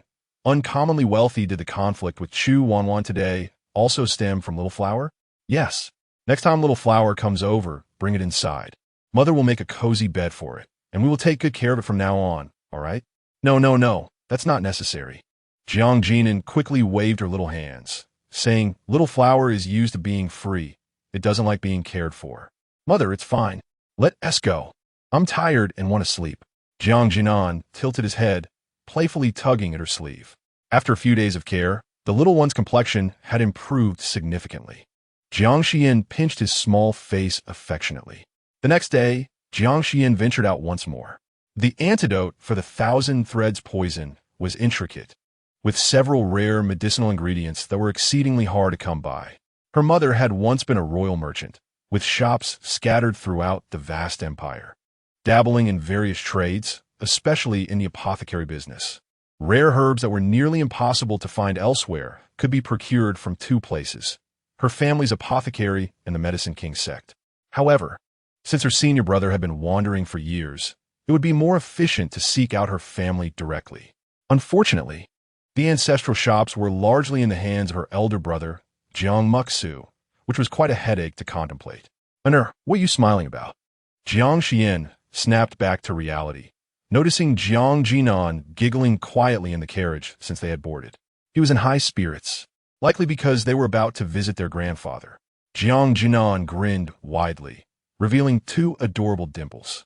Are you this happy? Jiang Xiyan chuckled. But today we are not visiting grandfather. We are going to see your great-uncle. Great-uncle? He asked, realizing that meant his mother's brother. Grandfather is so kind. Great-uncle must be pleasant too, right? Before long, they arrived at a residence in the capital. Jiang Xiyan gazed in awe at the gilded red door and the imposing stone lions flanking it. Is great-uncle's position very high? No, great-uncle is simply very wealthy. Jiang Xiyan clarified, not just ordinary wealth. After their mother passed, all her assets were entrusted to Jiang Muxu, making them incredibly prosperous. Let's go. Jiang Xiyan led Jiang Xiyan inside. Clearly, Jiang Hong had given prior notice, for Jiang Muxu's people did not stop them and allowed them to proceed to the rear courtyard. As they traversed several corridors, they were suddenly greeted by a breathtaking scene. Before them lay a vast artificial lake, with a bridge winding toward its center. At the heart of the lake stood a 6-story pavilion, exquisitely crafted, adorned with a string of decorative beads that shimmered under the sunlight. Upon closer inspection, they were revealed to be large, lustrous pearls. Jiang Xiyan. A cold voice interrupted from behind. Jiang Muxu approached, resembling Jiang Xiyan to some extent. With his handsome features and tall stature, his waist cinched by a jade belt, clad in premium shimmering silk. He exuded an air of elegance that surpassed that of ordinary noble scions in the capital. Beside him was a slender figure, Lin Rurong, who offered a faint smile. Xiyan, it has been a while. We are not that close.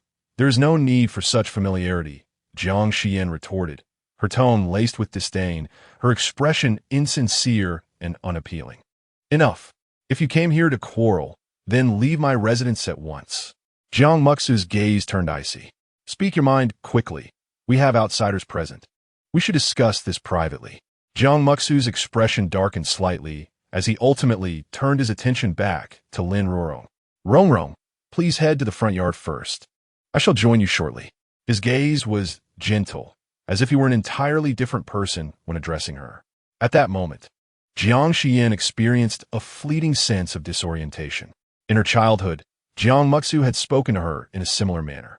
However, after their mother passed away and a cousin, Lin Rurong, entered their household, their relationship gradually deteriorated. Jiang Xiyan harbored a dislike for Lin Rurong. She sensed the tension between Lin and Jiang Muxu.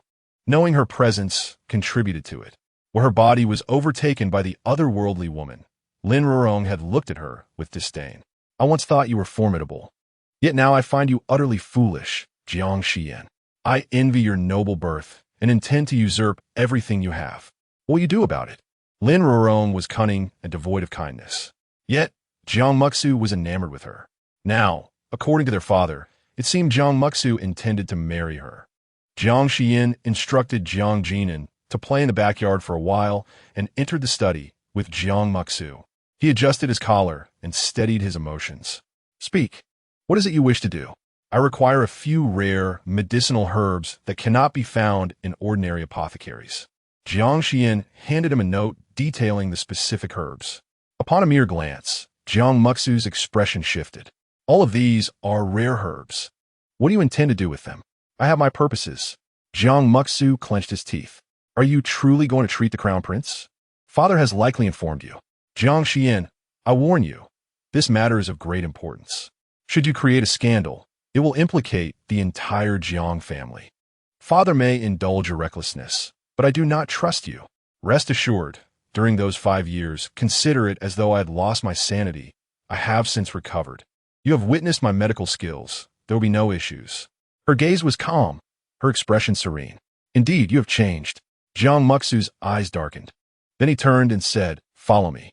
On the shaded path, Lin Rurong strolled leisurely with her maid. Donger, when Jiang Xiyan departs, please bring me the set of jade bangles I purchased in Jiangnan to gift her. Donna looked puzzled. Miss, given the poor attitude the eldest young lady has shown you, why bestow such exquisite bangles upon her? If I do not present her with something of value, how will it demonstrate my refinement and benevolence? Donger understood at once. Indeed, this will certainly enhance the eldest young master's impression of you. But such fine bangles are wasted on her. What do you mean? When I present them to her, Jiang Xiyan is bound to react poorly.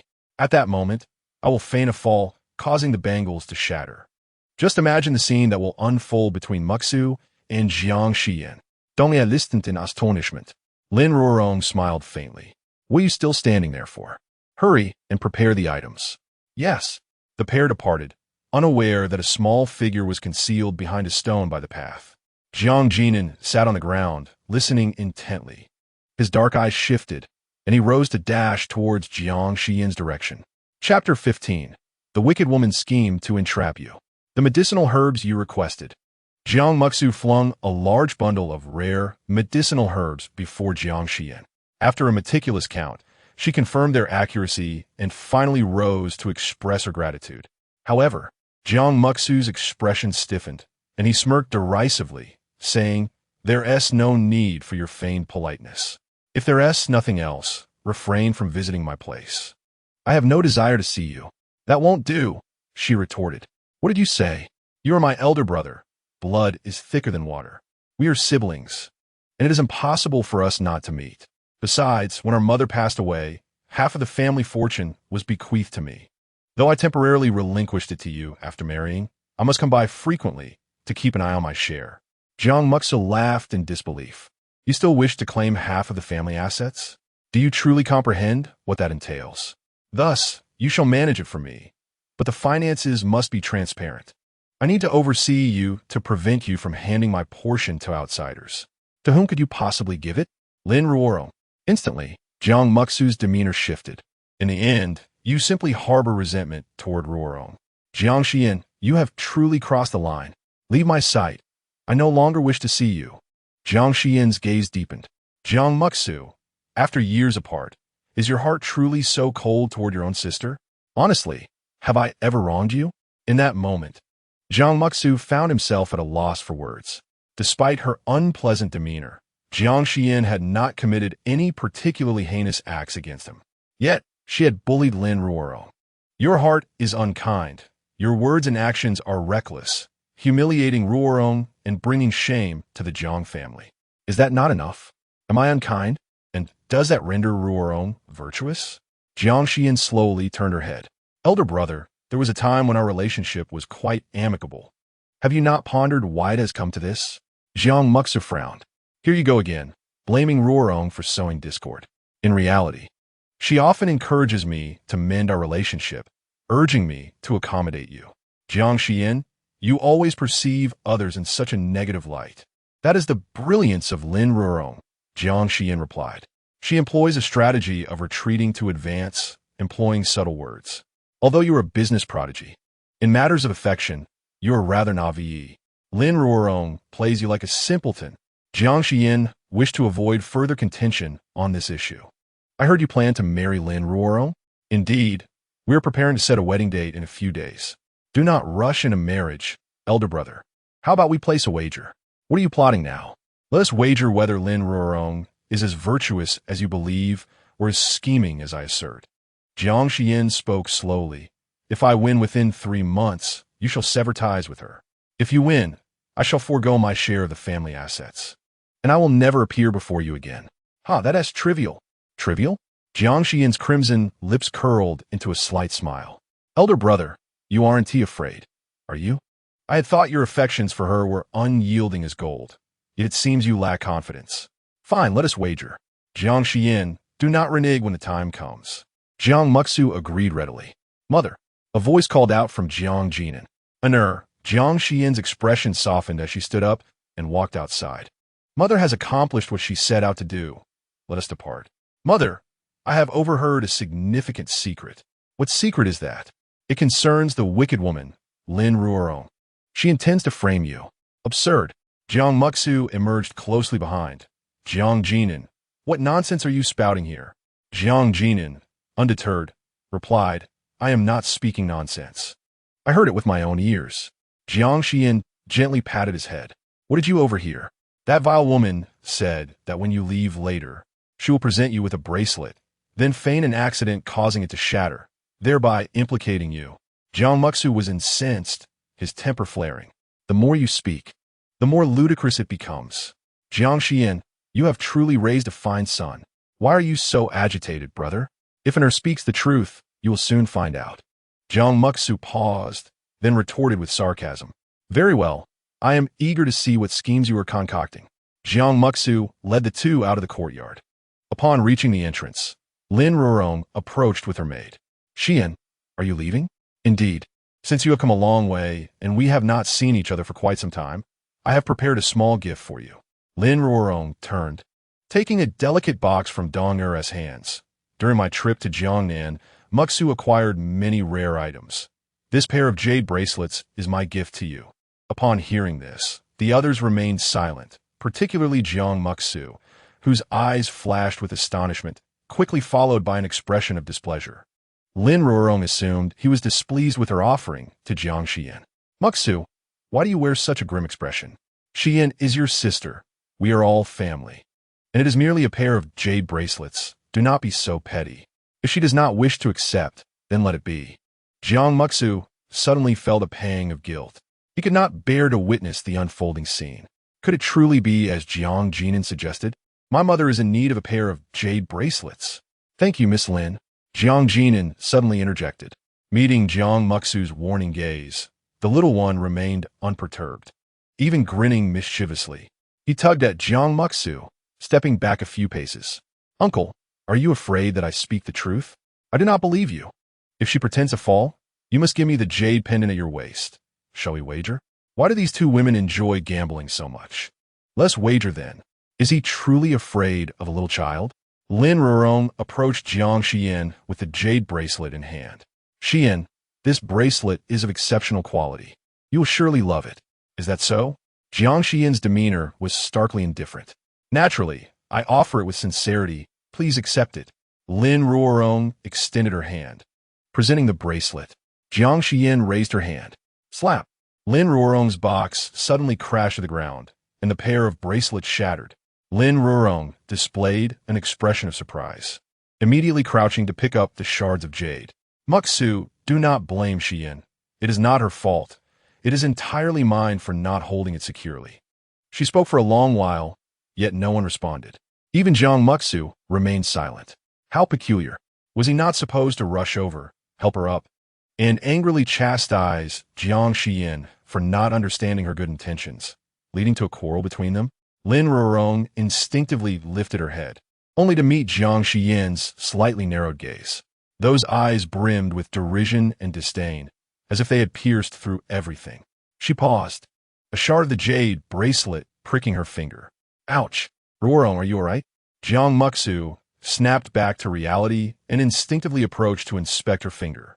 Lin Ruorong offered a faint smile. I'm fine. The bracelet is shattered. Don't blame Xiyan. All right? Strangely, Jiang Marquis felt something amiss about her words. They did not seem like words of comfort, but rather felt like an incitement. Chapter 16. She carries a subtle fragrance thanks to Jiang Jinan's reminder. He paid special attention to the actions of the two women. He clearly observed that it was indeed Lin Ruorong who had suddenly released the box. Completely unrelated to Jiang Xiyan.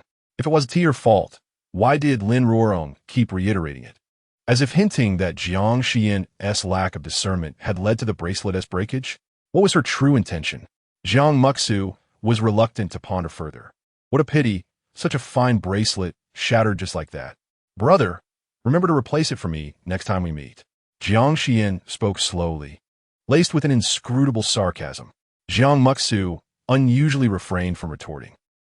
We should take our leave. Uncle, bids farewell. Jiang Jinan revealed his small tiger teeth, trotting to keep pace with Jiang Xiyan. After running a few steps, as if recalling something, he turned back to take the Hatian jade pendant from Jiang Marquis' waist. Once they departed, Lin Ruorong finally managed to force a smile. Marquis, it seems your relationship with Xiyan has improved considerably. You two have finally buried the hatchet? Why bring her up? Father had merely given me a heads up. I couldn't be bothered to hold a grudge against her. You are siblings. There should be no lingering resentment. Lin Ruorong smiled gently. It's just a pity about this jade bracelet, Ruorong. What is wrong? Lin Ruorong gazed earnestly into his watery eyes. The words Jiang Marquis intended to speak lingered on his lips, yet he could not voice them. He smiled instead. I fear that our marriage will not be finalized in the coming days. Why? Not long ago, I received news that something occurred at the silk workshop. I will be quite busy during this period and cannot arrange for the wedding. Once I have some free time in a few months, I will prepare properly. His expression softened. For our wedding, I must offer you the very best. Lin Ruorong obediently nestled within his embrace. Business matters are important. I am not in a hurry. In the carriage, Yu Shui was incensed. That Lin Ruorong is simply infuriating, resorting to the same old tricks again. Thankfully, young master exposed her. Madam, after this incident, the eldest master should see through her true character. It takes more than one day to freeze 3 feet of ice. My brother has been infatuated with her for years and will not change his mind over this single event. However, today's incident has planted a seed of doubt in his heart. Once the slightest crack is pried open, the truth will eventually be revealed. Jiang Xiyan turned her head. Today you have been a great contributor. I'm glad to help mother. Receiving Jiang Xiyan's praise, Jiang Jinan felt immensely joyful. Suddenly, the carriage came to a halt. Jiang Xiyan, filled with curiosity, lifted the curtain of the carriage and beheld a young servant standing before her, bowing respectfully. Madam, my master requests your presence. Master? Jiang Xiyan slightly raised her gaze and spotted a figure seated at the nearby tea house. Though only a blurred profile was visible, it was sufficient for her to recognize him. Xiao Xuanli. Immediately, Jiang Xiyan composed herself and replied, "Very well." She was guided upstairs without delay, where a few guards stood watch, allowing only Jiang Xiyan to enter. "Honor, wait here with Yushua." Jiang Jinan obediently nodded. "All right, mother, I shall await your return." Upon reaching the second floor, she found it devoid of any other presence, seemingly cleared for the esteemed guest. Approaching a private room, the young servant knocked gently on the door and, upon receiving permission, pushed it open. "Master, the guest has arrived." By the intricately carved window, Xiao Xuanli sat quietly in a wheelchair, his profile illuminated by the bright light, casting a faint halo around him. This lent an ethereal quality to his already striking features, enhancing his air of aloofness. Jiang Xiyan stepped inside, and the door closed behind her with a soft click. "Your Highness," she acknowledged, and Xiao Xuanli turned his head slightly. His subordinates had already investigated and confirmed that Jiang Xiyan had indeed spent her youth at the apothecary sect, suggesting that her words held truth. This indicated that there was indeed hope for his sight. "You mentioned that an antidote for my eyes was needed. How goes the preparation?" "It is underway. Some crucial herbs have already been obtained from my elder brother." Jiang Xiyan approached, inquiring, "Why have you summoned me today, Your Highness?" Xiao Xuanli sipped his tea. "There are many eyes in the palace. It is best that as few people as possible know about your treatment for me." This statement rang true. Not to mention, dealing with Pei Yunyuan alone was already quite enough for her. "Then, in the future, please notify me in advance when you wish to meet, and I shall come discreetly." After speaking, Jiang Xiyan felt an odd sensation, as if their meeting resembled a clandestine rendezvous. "Come here," Xiao Xuanli suddenly beckoned. Jiang Xiyan stepped forward and took a seat opposite him. This was her first time gazing directly at Xiao Xuanli from such a close distance. His features were exquisitely sculpted, undeniably handsome. Though she prided herself on not being captivated by male beauty, she found herself momentarily taken aback by his striking appearance.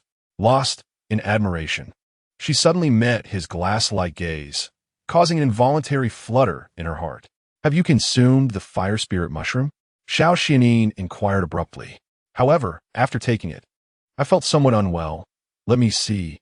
Have you consulted anyone from the Imperial Medical Institute?" "The Institute also has eyes on me. It is more convenient for you to examine me." Given his current blindness and the growing power of Xiao Huanyu, he had to proceed with utmost caution. Jiang Xiyan reached for his wrist, beginning to take his pulse.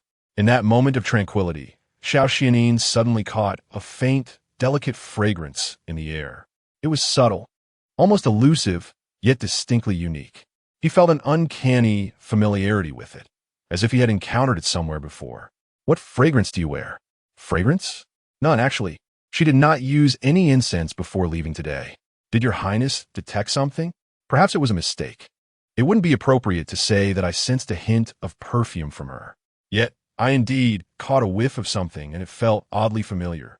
However, he could not recall where he had encountered it before. "It is of no concern, Your Highness." Jiang Xiyan moved her fingers aside. "Your Highness may be feeling slightly unwell due to a weak stomach these past few days, which might explain the discomfort from consuming fire Ganoderma. I shall prepare some medicine to nourish your stomach." At that moment, Zhang Fuming promptly took out paper and pen. Xiao Xuanli, seated by the window, heard the rustling sound. It was the sound of a brush gliding over paper. Unbidden, a scene emerged in his mind. A woman of serene grace sat at a table, her sleeves slightly rolled up, revealing her delicate wrist. As she slowly penned a prescription with a brush, exuding an air of dignified elegance in every gesture. Her handwriting must surely be exquisite and refined. "All right." Jiang Xiyan's voice broke through his reverie. Xiao Xuanli felt somewhat entranced, unexpectedly envisioning the appearance of the renowned madwoman of the capital. Chapter 17. Who is this pig's head? Outside the door. "Tinya, you ask." "Emoine." "No, you ask." "Tinya, let's settle it with rock, paper, scissors." The loser asks. "Emoine, regardless." "I refuse to inquire." The two stood together, whispering, neither willing to yield. Jiang Jinan observed their interaction, her large eyes wide with innocence. As she broke into a bright smile, "Uncle, you and your wife share a wonderful bond." A moment of silence enveloped the scene. Emoine frowned. "What did you say?" I said you two have a lovely relationship. Uffed. Tianya chuckled beside her. Who could blame you for being so strikingly beautiful? It's no wonder there's a misunderstanding. Mo Yin's androgynous face shifted through various expressions. We are not a couple. Are you not yet married? My apologies for the presumption. Jiang Xiyan clasped her hands in a bow, displaying an unexpected politeness. Mo Yin's lips twitched. I am a man. Huh? I thought you were a rugged beauty. Yu Shuai smiled apologetically. Gentlemen, I beg your pardon. Young master and is still quite young and speaks without restraint. Please do not take offense. Tianya, Mo Yin, you are mistaken. We are not eunuchs. Tianya, feeling somewhat exhausted, directly inquired. Little one, tell me, are you Jiang Xiyan's adopted son? Yes. That is how it is publicly stated. And what about your real parents? The moment they laid eyes on the child, they were slightly taken aback. This child bore a resemblance to the crown prince, albeit they knew it was impossible. Still, they could not help but wonder who his biological father might be.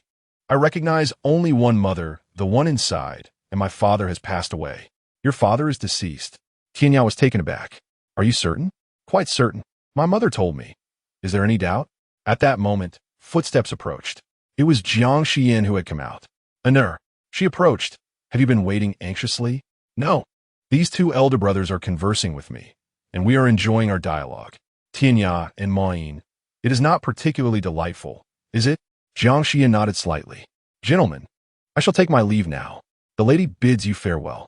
As Jiang Xiyan led Jiang Xiyan away, Zhang fuming pushed Xiao Xuanli out. Xiao Xuanli's dark eyes gazed into the distance, remaining motionless, as if observing her retreating figure.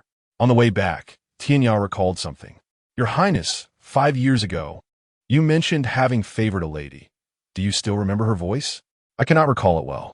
At that time, under the influence of the medicine, all that remained were fragmented soft murmurs.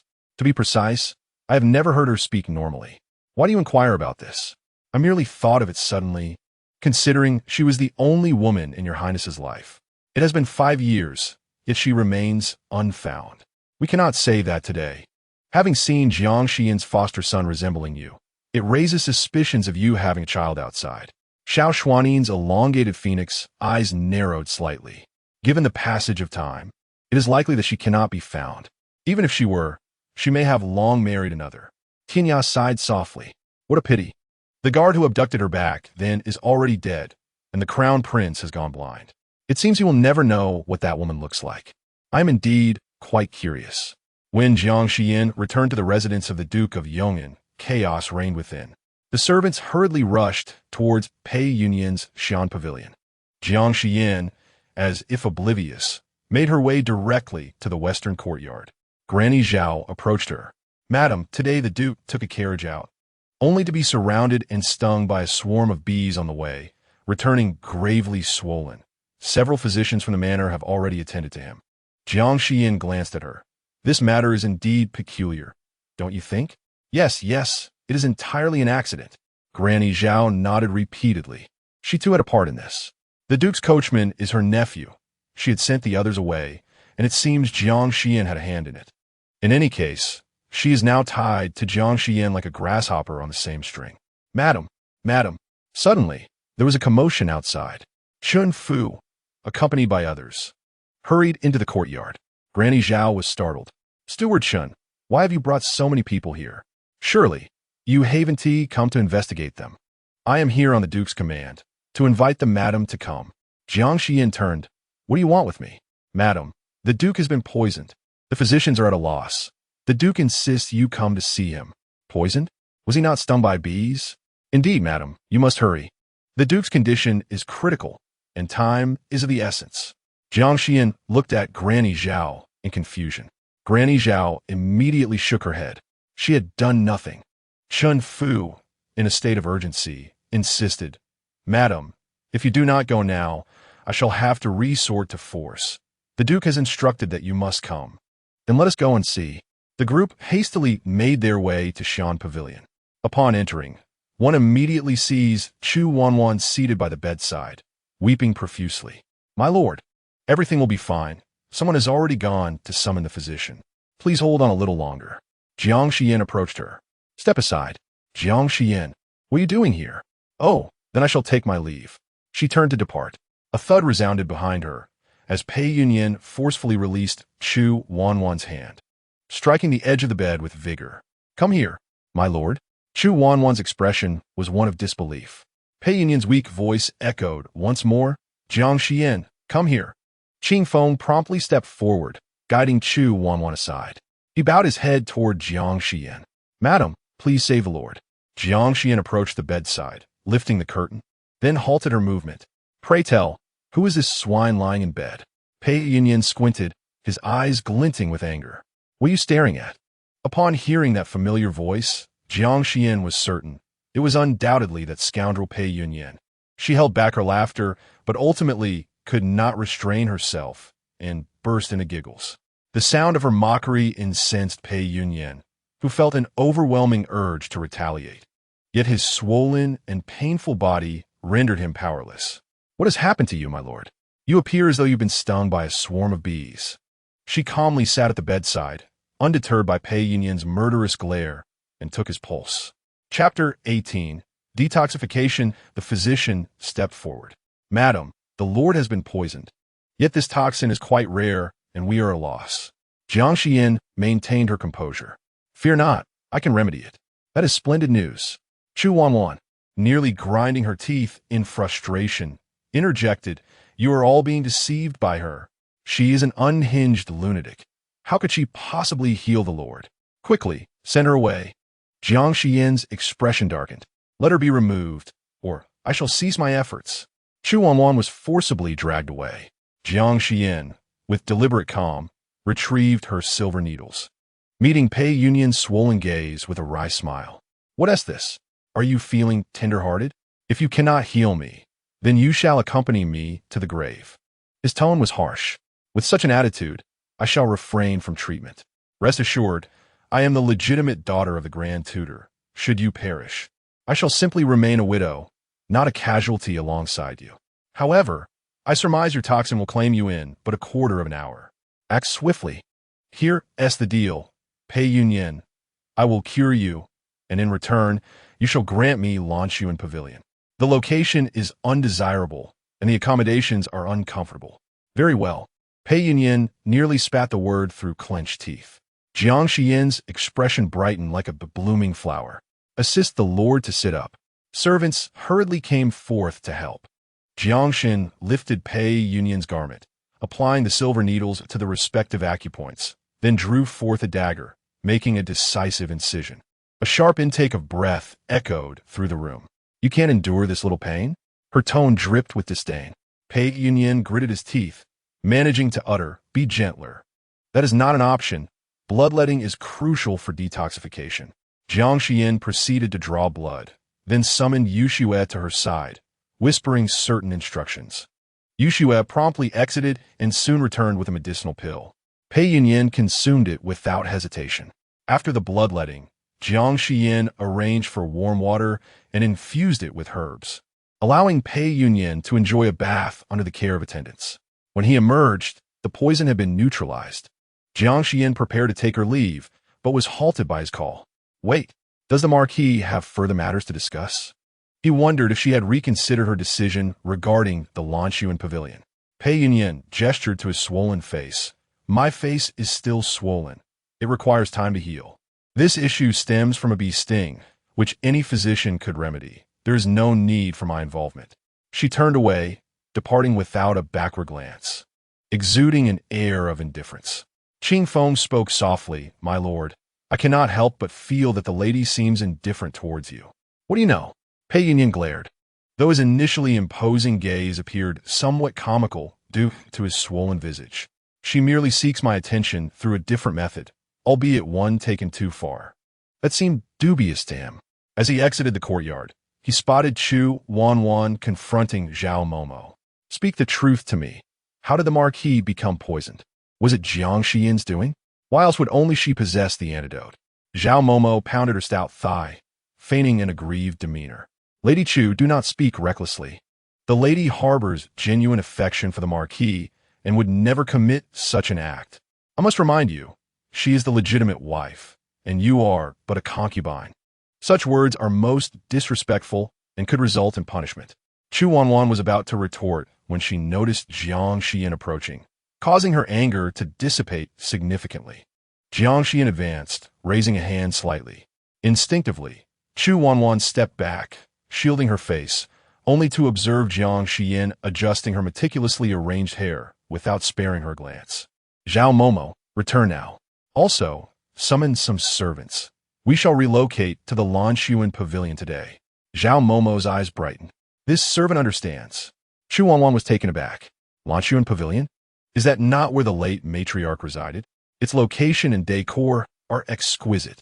She had intended to move there herself, but refrained out of fear that Pei Yunyuan might deem her restless. Now Jiang Xiyan intended to move in. Upon reaching the western courtyard, Zhao Momo and Yushua immediately began directing the servants in moving belongings. Jiang Xiyan found her son, Jiang Xiyan, squatting nearby. "Aner, come here." The mother and son stepped aside. Jiang Xiyan's expression was uncharacteristically serious. "Speak honestly. Does Pei Yunyuan's poisoning involve you?" "Mother, I'm sorry. Are you angry?" Jiang Xiyan lowered his head, his small hands clasped together. "I merely wish to teach him a lesson for striking you. How did you come by the blood fruit?" "Blood fruit?" Jiang Xiyan tilted his head, realization dawning. "Those red berries are called that. Xiaohua gave them to me." "Xiaohua? Is that not the cat?" Jiang Xiyan nodded earnestly. "Yes, it was Xiaohua who picked them for me." "Mother, I'm sorry for causing you trouble. The blood fruit is exceedingly dangerous. Its toxicity is profound." Jiang Xiyan gently caressed his head, saying, "Before undertaking any task in the future, remember to inform your mother first. Otherwise, she will worry about you." "I understand," he replied. "If that little flower comes over next time, would you introduce it to Mother?" "What cat? So intelligent and perceptive," she mused. "I would indeed like to meet it." Pei Yunyuan took a brief respite of 2 days. The poison had been neutralized, yet the wound on his back was quite discomforting. Additionally, his face was severely swollen, rendering him unable to venture outside. In Lanshuan Pavilion, Yushua was preparing tea for Jiang Xiyan. "Madam, on the day the Marquis was poisoned, did you not instruct me to procure an antidote and also to perform bloodletting?" "No need," she replied. "And you are. To ease his poison so readily is too lenient. Those few wounds I inflicted were deliberate. Pei Yunyuan has been aggressive during each encounter. I'm gonna show him a lesson." A thought crossed Jiang Xiyan's mind. Have his servants arrived? The items in Lanshuan Pavilion had been completely replenished according to her preferences, now looking completely renewed. The only thing lacking was the servants. The household staff of the Marquis were all sycophants, and she felt uneasy using them. "Madam, I have selected a few. Please take a look," Yushua said, clapping her hands. A group of servants approached, both men and women. Jiang Xiyan retained a few male attendants to tend to the flora in her courtyard and selected several maidservants to assist her. One of them caught her attention. "What is your name?" "I am called Qingye," the girl replied. "Have you trained in martial arts?" Jiang Xiyan immediately noticed this maid. She possessed a spirited appearance, an upright posture, and a demeanor distinct from ordinary women. A short sword was sheathed at her waist. After observing the sword for a moment, she smiled and said, "Yushua, where did you find such a remarkable maid?" "I do not recall anyone of this sort," Yushua responded, somewhat puzzled. "Madam, this person's origins are unclear. It would be best to send her away. You may all leave for now, but Qingye, you stay." Once the other servants had retreated, Jiang Xiyan delicately traced the lid of her cup and inquired, "Now, tell me, to whom do you belong?" "Madam, I have come on orders." Qingye stepped forward, revealing a jade token for Jiang Xiyan to see. "It is a waist badge bestowed by the Crown Prince. Did the Eastern Palace send you?" "His Highness stated that from now on, while you attend to him, it must be kept discreet. With me present, I can better coordinate and relay messages." "Very well, stay." Having someone skilled by her side provided a greater sense of security. Chapter 19. A whiff of tea the following day, the yeoman Marquis received an invitation. The celebration for Consort Yu's birthday summoned the distinguished ladies and noble women of the capital to a banquet at the palace. Jiang Xiyan ordered gifts to be prepared and set out early.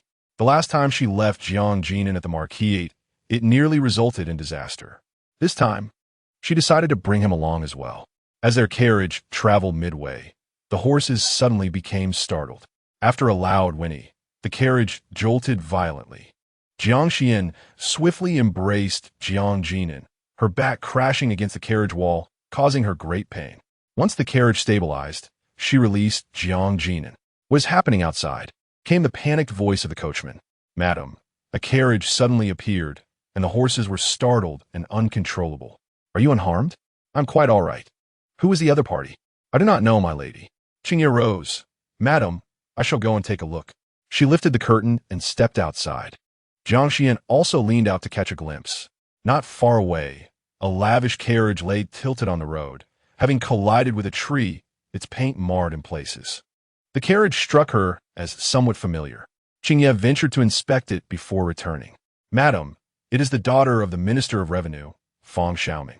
She is not gravely injured, merely sustained some minor wounds. Jiang Xiyan's expression grew solemn. She and Fang Xiaoming had been at odds for many years.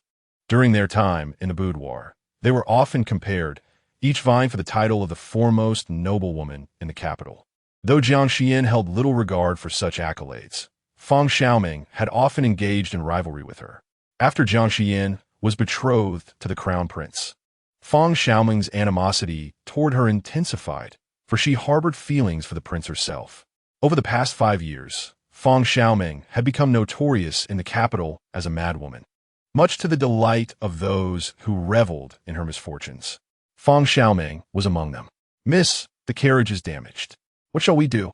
Not far off, Xiangdong dismounted, gazing at the cracked carriage with an expression of dismay. A delicate hand lifted the curtain. Fang Xiaoming, cradling her head, appeared frail and was supported by Xiangdong as she descended. Meanwhile, Jiang Xiyan also alighted from her carriage. It turned out to be the wife of the Marquis of Yong'an. Fang Xiaoming offered a gentle smile. It seems that Madam is in a hurry today, leading to this unfortunate incident. My carriage was moving steadily. It was Miss Fang's carriage that suddenly dashed out, causing the horses to be startled. Jiang Xiyan was not swayed by her words. In the past, Fang Xiaoming's speech was laced with subtle barbs, always seeking to lead her astray. The previous Jiang Xiyan may not have been her match, but now she would not indulge her. Qian, is our carriage unharmed? The coachman promptly checked. Madam, there is no damage. That is good. Miss Fang, since my carriage is fine, I shall not pursue your fault.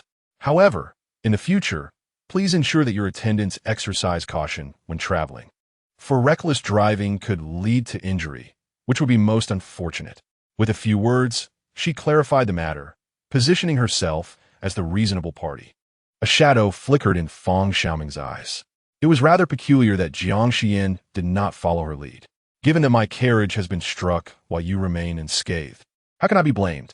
This incident was an accident. I shall not hold Madam responsible, so please rest assured. As she spoke, she deliberately revealed her grazed hand. See, it is Jiang Xiyan's fault that I'm injured. Jiang Xiyan feared being implicated and thus hurried to dissociate herself. The injured party was she, and the one wronged was also she. Jiang Xiyan was the true villain. A crowd had gathered around them. In the face of Fang Xiaoming's veiled insinuations, Jiang Xiyan spoke directly. I am merely the primary road, while you emerge from a side path. Observing the trajectory, it appears your coachman, upon realizing he was about to collide with me, hastily veered, resulting in a crash elsewhere. Miss Fang, your injury is a consequence of your own carriage's predicament. You should be grateful that you sustained only a minor injury. Had you truly collided with me, would you not have to personally apologize?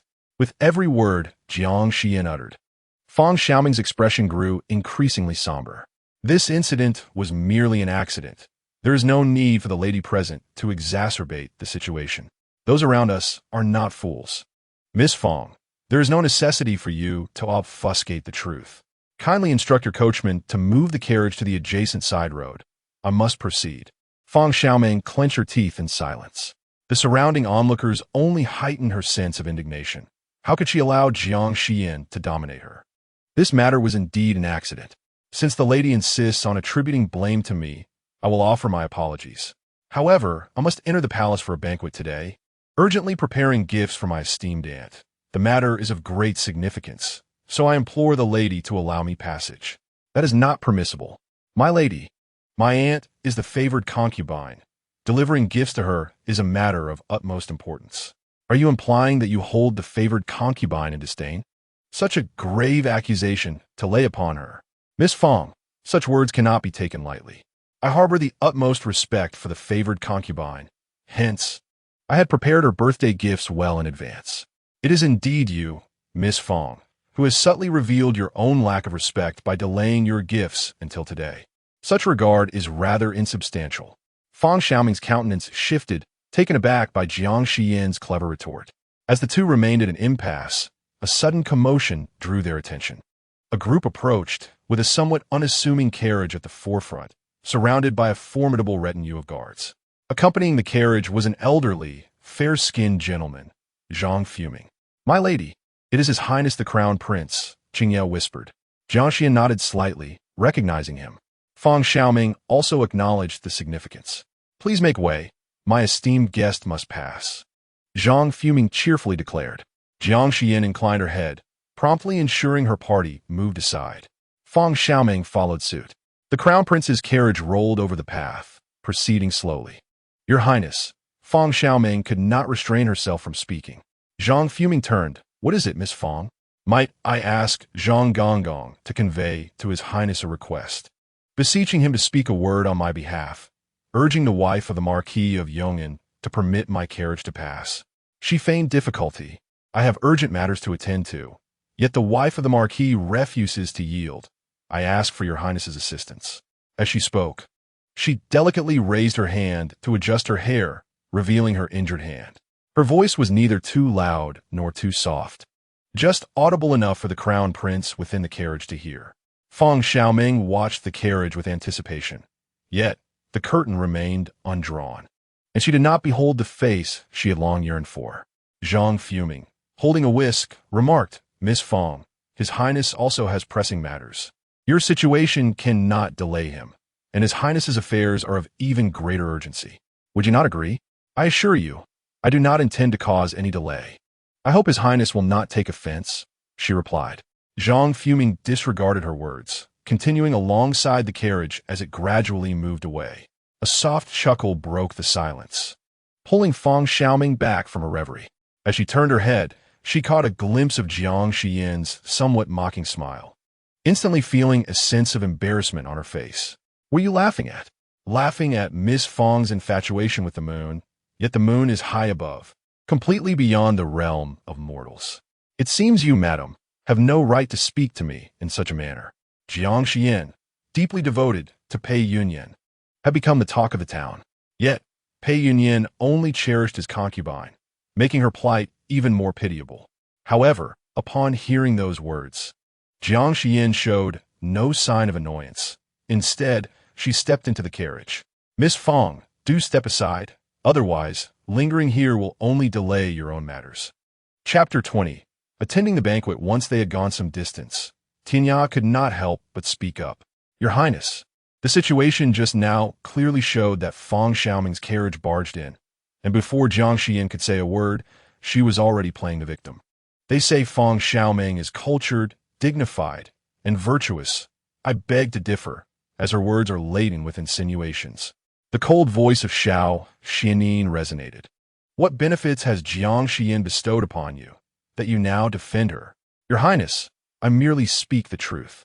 Given that Jiang Xiyan is currently treating you, it is only natural for her to be perceived as one of us, fostering a sense of closeness. Moreover, through their recent encounters, he found Jiang Xiyan to be far different from the rumors, not nearly as loathsome as portrayed. Jiang Xiyan's reputation was far from favorable, and even the favored concubine held no affection for her. Her attendance at the banquet in the palace might spell trouble. Rest assured, she can handle herself. Upon arriving at the palace, Jiang Xiyan gently caressed Jiang Jianan's head. "Honor, stay here with Qingye and wait. Once the birthday banquet of the favored concubine concludes, Mother will come to fetch you." "All right, Mother, you need not worry. I will not wander off. Such a good child." Jiang Xiyan handed him the snacks she had purchased from the market, gave Qingye a few instructions, and then departed with Yu Xue. In the Zhaohua Hall, within the rear garden, a cluster of noble young ladies had already gathered by the time Jiang Xiyan arrived. Upon her entrance, many heads turned to glance in her direction. Some stifled giggles, while others whispered among themselves. In the past, Jiang Xiyan would often speak unexpectedly at such gatherings, engaging the crowd with her enigmatic remarks, leaving a trail of offended individuals and amusing blunders. Yet today, Jiang Xiyan said nothing, taking her seat with Yu Xue. She wore a light blue gown adorned with intricate floral embroidery at the hem, its craftsmanship exquisite and lifelike, exuding both elegance and a hint of nobility. Her makeup was dignified and poised, a white jade hairpin holding her dark hair in an elegant updo, embellished with a lotus flower, accentuating her strikingly beautiful visage. As the gazes of the crowd shifted towards her, their expressions began to change. Some were captivated, while others were envious. "Miss, is that not our cousin?" Yu Xue whispered. Jiang Xiyan turned to see Lin Rurong and Feng Xiaoming approaching, their camaraderie evident in their laughter and closeness. "How peculiar! What brings our cousin here? Who can tell?" A contemplative expression flickered across Jiang Xiyan's eyes. "She is neither a matron nor a noblewoman, so she should not have the qualifications to be here today." Feng Xiaoming cast a distant glance at Jiang Xiyan, a vague sense of unease stirring within her. There is an undeniable sense of change in her demeanor compared to previous times. The arrival of the esteemed concubine Yu. After a brief wait, the crowd finally witnessed the entrance of concubine Yu, who commanded an impressive presence. With the empress having passed away for many years, the inner palace is now under her dominion. Moreover, having enjoyed the Emperor Qinyuan's favor for numerous years, she holds a status that rivals that of the empress herself. Long live the concubine! Please rise. Concubine Yu took her seat at the head of the table, her splendid visage betraying a lack of enthusiasm. Her spirits were evidently low. In years past, the Emperor Qinyuan would lavishly organize extravagant celebrations for her birthday. But this year, due to the pressing circumstances of the war front and the strained national treasury, the palace had adopted a policy of frugality. With the floods devastating Lingnan, the emperor had personally gone to aid disaster relief and soothe the populace.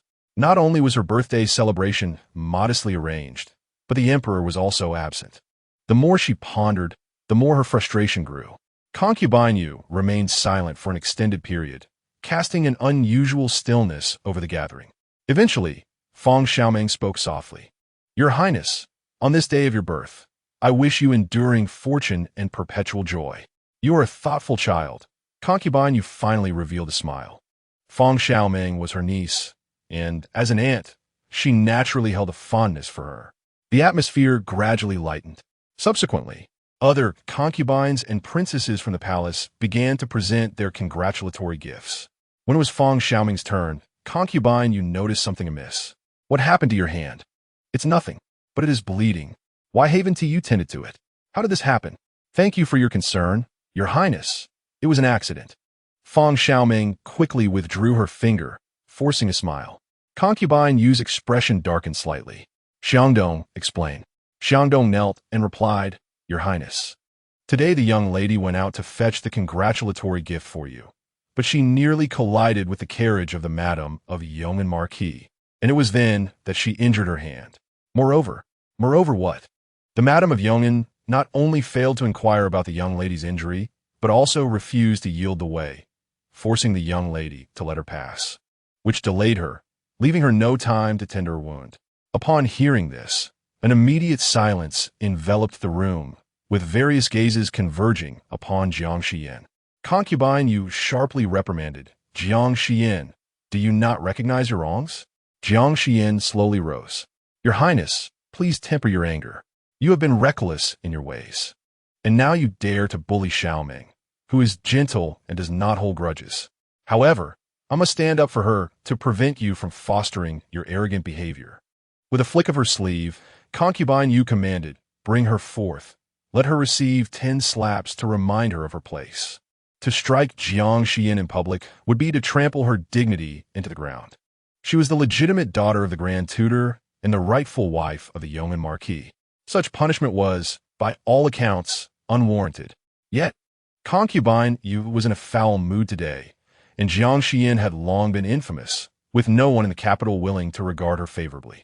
The Jiang family had severed ties with her, and Pei Yunyuan would not even spare her a glance. Even if she were to be struck, no one would come to her defense. As several matrons approached to carry out the order, they were met with Jiang Xiyan's cold gaze. Your Highness, to heed the words of a mere maid and publicly humiliate me could tarnish your own reputation. Oh, today, are you prepared to defend yourself? Pray tell, which of the maid's words do you deem untruthful? Indeed, I nearly collided with Miss Fang's carriage today. However, my carriage was traversing the road quite steadily, while hers recklessly surged forth, almost crashing into mine. I was startled and nearly injured. I chose not to hold this against her. It is Miss Fang who insists on confronting me. The Empress Guifei regarded me with a piercing gaze. Is this the reason you are making things difficult for Xiaoming? Intentionally obstructing my passage? Your Majesty, since it was clearly Miss Fang's fault, would it not be entirely reasonable for her to allow me to pass? Why must I yield the road when it is she who erred? Does this road belong to the Fang family? As my words echoed, the atmosphere shifted palpably. What was once perceived as Jiang Xiyan's unreasonable commotion now revealed Fang Xiaoming's initial wrongdoing, coupled with her feigned fragility, to implicate me. The Empress Guifei traced her fingers along her ornate nails. Jiang Xiyan, how was I unaware of your silver tongue? You speak so convincingly, yet do you possess any evidence? What proof does Fang Xiaoming have? Yet, such words were beyond Jiang Xiyan's reach. Under the weight of power, she could not confront her adversary directly. There is, in fact, a witness. Coincidentally, His Royal Highness the Crown Prince passed by at that moment and should be privy to the events that transpired. Your Majesty may send someone to inquire with His Highness regarding the circumstances. Upon hearing this, the crowd turned their gaze towards Jiang Xiyan, a hint of mockery in their eyes. The Empress Guifei laughed outright. Very well, I shall have someone question the Crown Prince. Should he not corroborate your account, it would signify your deceit, compounding your misdeeds. What a grantiest! Xiao Xuanli, with his indifferent demeanor, would never involve himself in such matters, especially concerning Jiang Xiyan, who had previously broken off their engagement. A woman of her ilk would not even warrant a second glance from him. Chapter 21. Testimony the onlookers awaited her folly. Fang Xiaoming displayed a worried expression. Jiang Xiyan, I shall not pursue this matter further with you. If you apologize to Her Majesty the Empress, we shall consider this matter resolved. The Empress Guifei's brows furrowed slightly. That will not do. Without rules, there can be no order. If the Crown Prince does not testify, it would mean she is lying, and she must face severe punishment. The two engaged in a verbal duet. Jiang Xiyan's countenance remained calm. I shall extend the same sentiment to Miss Fang. You ought to concede that your carriage was reckless, and that you sought to tarnish my reputation in secret, lest you find yourself in an embarrassing predicament later. If that is how you wish to frame it, then I shall consider it meddling on my part. Fang Xiaoming shook her head, showing an expression of helplessness. The crowd regarded her with various gazes, some sympathetic, some disdainful, others relishing the spectacle. Jiang Xiyan lowered her almond-shaped eyes, sipping her tea at a leisurely pace, as if the entire affair were of no concern to her. Suddenly, a fragrant breeze wafted by. Jiang Xiyan, you have stirred quite the tempest. The Crown Prince never intervenes in such matters. If he remains silent, the Empress Guifei will surely impose a heavy penalty upon you. Jiang Xiyan turned to find a charmingly radiant face before her. It was the Grand Princess Xiao Yao. Jiang Xiyan was somewhat taken aback. She had not previously engaged with Xiao Yao. Is the Grand Princess here to persuade me to admit my fault promptly? That is not the case. I merely find it perplexing that someone of your intellect would make such an ostensibly foolish decision. Everyone ridicules me for my absurdity. What prompts such words from the Grand Princess? 5 years ago, you were lauded as a noble lady of the capital, celebrated for your beauty and intellect. Now, the very same people who once praised you now deem you foolish. Is it not rather amusing? Xiao Yao smiled faintly. I do not place my faith in the words of others, but rather in what I can see with my own eyes. Today, I witnessed Jiang Xiyan, unflinching in the face of danger, composed and articulate, certainly not a fool.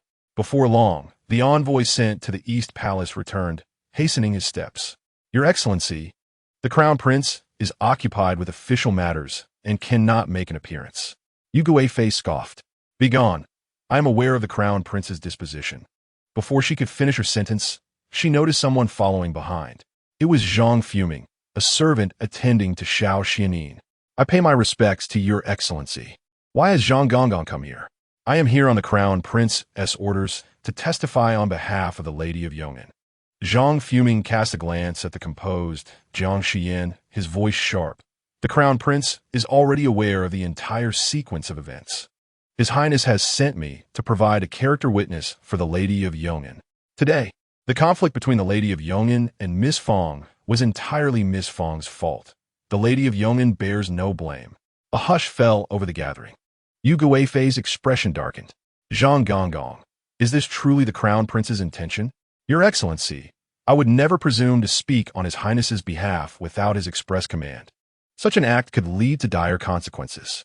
I understand. You may leave now. As Zhang Fuming departed, the atmosphere shifted, laden with tension. Everyone was taken aback. The crown prince had indeed intervened. Fong Xiaoming clenched her fists, her fair complexion paling. Waves of jealousy surged within her. Jiang Xiyan, what gives her the right to elicit the crown prince's support? Xiao Yao chuckled softly. Jiang Xiyan, you possess some influence. The crown prince has truly testified for you. Could it be that you hold some leverage over him? The grand princess jests. How could I dare to threaten His Highness?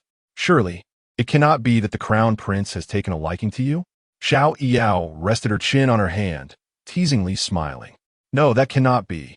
He has never been one to indulge in feminine company. Cough, cough. Jiang Xiyan nearly choked on her tea. Such talk grows increasingly absurd. Who can discern the crown prince's thoughts? I am merely taking a chance. She believed that, at this moment, she possessed value in having Xiao Xuanli as assistants. Yu Guifei spoke slowly. Since this is merely a misunderstanding, let it be resolved. Jiang Xiyan, your punishment is hereby revoked. The banquet shall continue. Jiang Xiyan set down her teacup, her enchanting visage adorned with a smile that concealed her true feelings. Your Excellency, is this matter to be dismissed so lightly? What more would you like?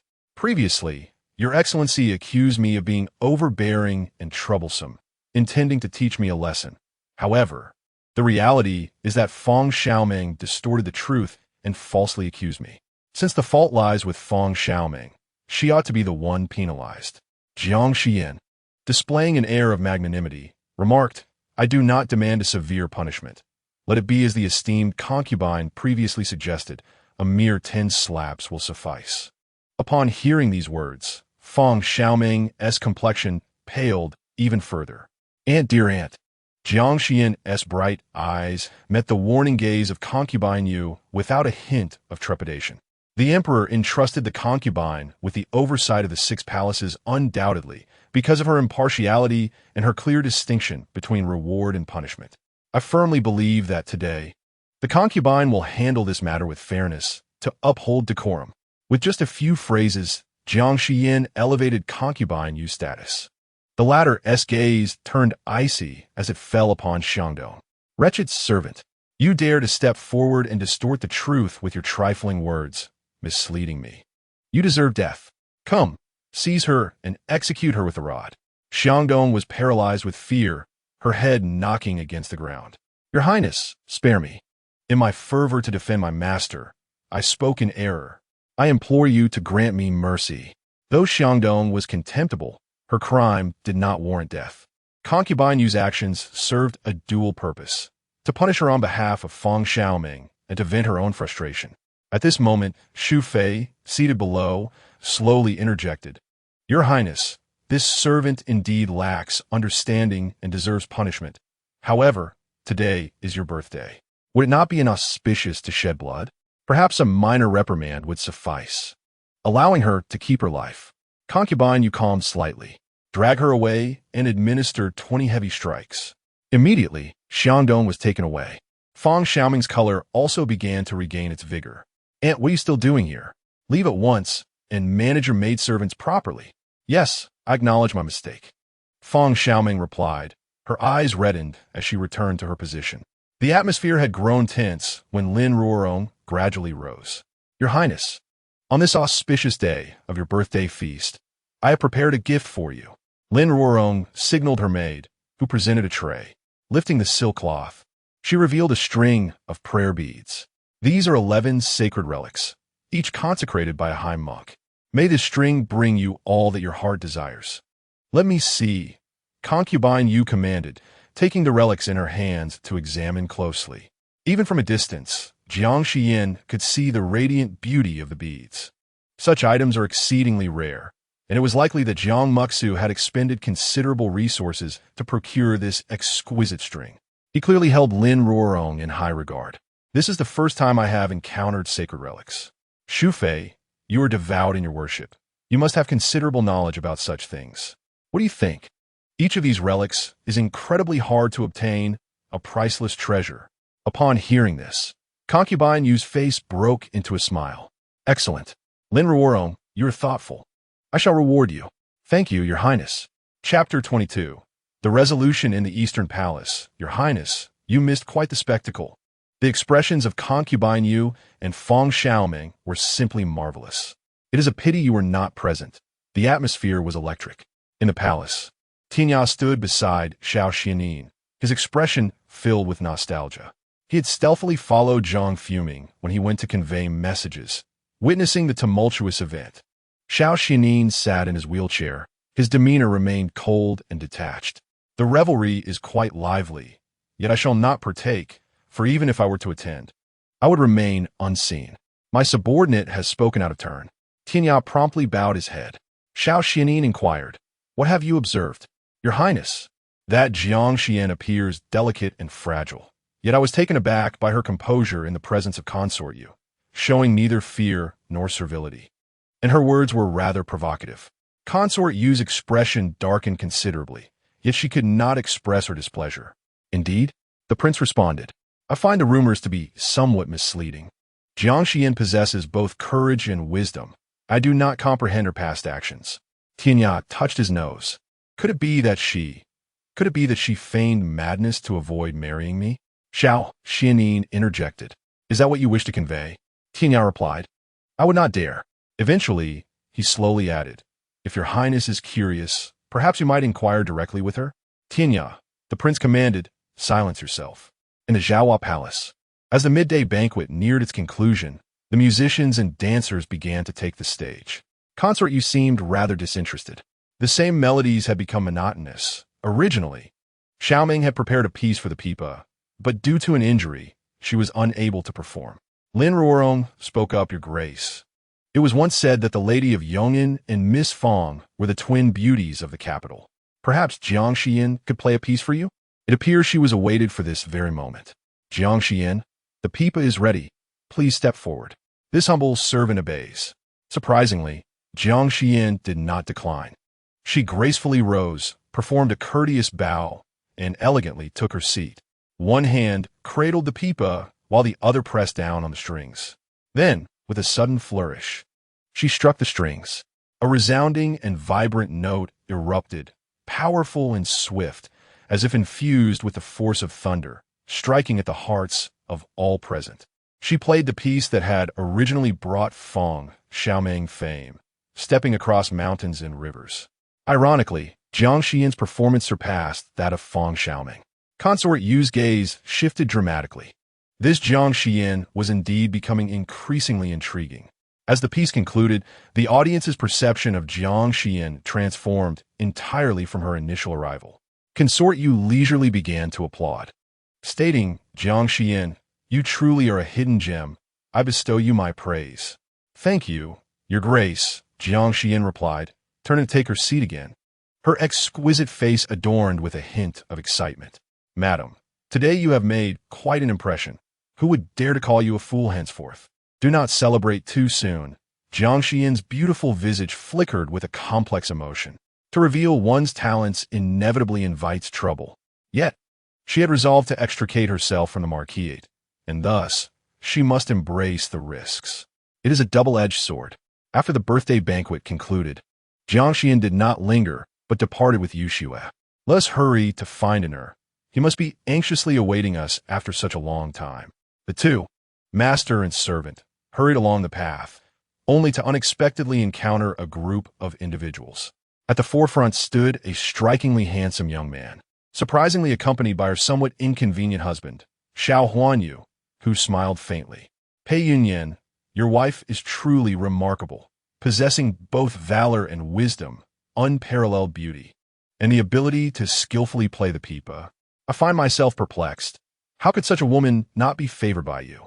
Just moments ago, from a vantage point on the second floor, he observed the happenings in the rear garden of Zhao Hua Palace with clarity. Pei Yunyuan remarked, it is merely superficial. The seventh prince has yet to witness her outrageous side. Jiang Xiyan appeared somewhat astonished. It is said that the seventh prince enjoys significant favor and that many capable ministers in the court have shifted their support towards him. His current influence rivals that of the crown prince. To think he is but a seemingly harmless and handsome youth. I have met the seventh prince. I have come to seek your assistance today, Xiao Xuanli said, leisurely twirling a string of prayer beads as he approached her. Suddenly drawing near, he continued, I have fallen ill and often awaken in the dead of night. Jiang Xiyan, I have heard that your medical skills are commendable. Would you come to treat me? Jiang Xiyan replied calmly, as a humble wife, my medical expertise is lacking. If your highness is unwell, it would be prudent to consult the imperial medical department. What? You could treat the crown prince, but not me? A jolt of unease struck Jiang Xiyan. What was he implying? The seventh prince. Pei Yunyuan interjected, if you have inquiries, I can assist you. To take her to your chamber like this would invite gossip. Who dare speak out? A severed tongue would suffice. Or are you feeling pity? Pei Yunyuan seemed to find amusement in his words. She is but a madwoman. I hardly have the capacity for pity. Jiang Xiyan's gaze turned cold. Indeed, the Marquis is known for his romantic escapades, fond of singing, dancing, and performing arts, yet he shows no affection for a noble woman like myself. The seventh prince holds him in too high esteem, a sardonic remark. Pei Yunyuan was nearly amused to the point of laughter. Well, how sharp your tongue is. I had intended to assist you by persuading Xiao Xuanli to let you off the hook, yet here you are ungrateful. Xiao Xuanli beckoned with a finger. Bring the lady of Yong'an to Dongming Palace. Jiang Xiyan's expression darkened. At this point, she could only take each step as it came. Just as she prepared to leave, a group approached. At the forefront, Xiao Xuanli sat in a wheelchair, his handsome visage radiating an air of coldness. Seventh brother, what audacity! To brazenly abduct someone in the palace, and a married woman at that. What will the royal family's reputation suffer? Xiao Xuanli narrowed his eyes. Your Highness jokes. I merely invited the lady of Yong'an to attend to my ailment. Is the palace's imperial physician insufficient for your needs? What? Do you suffer from some incurable malady that requires you to seek renowned doctors from afar? Xiao Xuanli was momentarily taken aback. Usually, Xiao Xuanli was taciturn, yet his words could incite ire. Your Highness seems overly concerned. Does the lady of Yong'an hold any particular significance for you? No comment. Xiao Xuanli's noble countenance bore an air of pressure. Jiang Xiyan, come with me. Yes. She responded immediately. Pei Yunyuan watched her resolutely approach Xiao Xuanli, and a sudden heaviness settled in his chest. He could not help but speak. Your Highness, the seventh prince has summoned Jiang Xiyan to the palace, claiming it tarnishes the royal dignity. Now, you publicly intend for her to leave with you. Is that not the same? As soon as he finished speaking, a sharp blade whizzed past Pei Yunyuan's cheek, embedding itself in the tree trunk behind him. Tianya's face revealed a murderous intent. Yong'an Marquis, do you think you can question his highness? Xiao Xuanli twirled the jade ring on his finger. The decree was issued personally by Father Emperor. Jiang Xiyan is under my care. Do you dare to imply that Father Emperor's decision is flawed? I do not dare. Pei Yunyuan immediately clasped his hands in reverence. His gaze downward, a flicker of darkness glimmering in his eyes.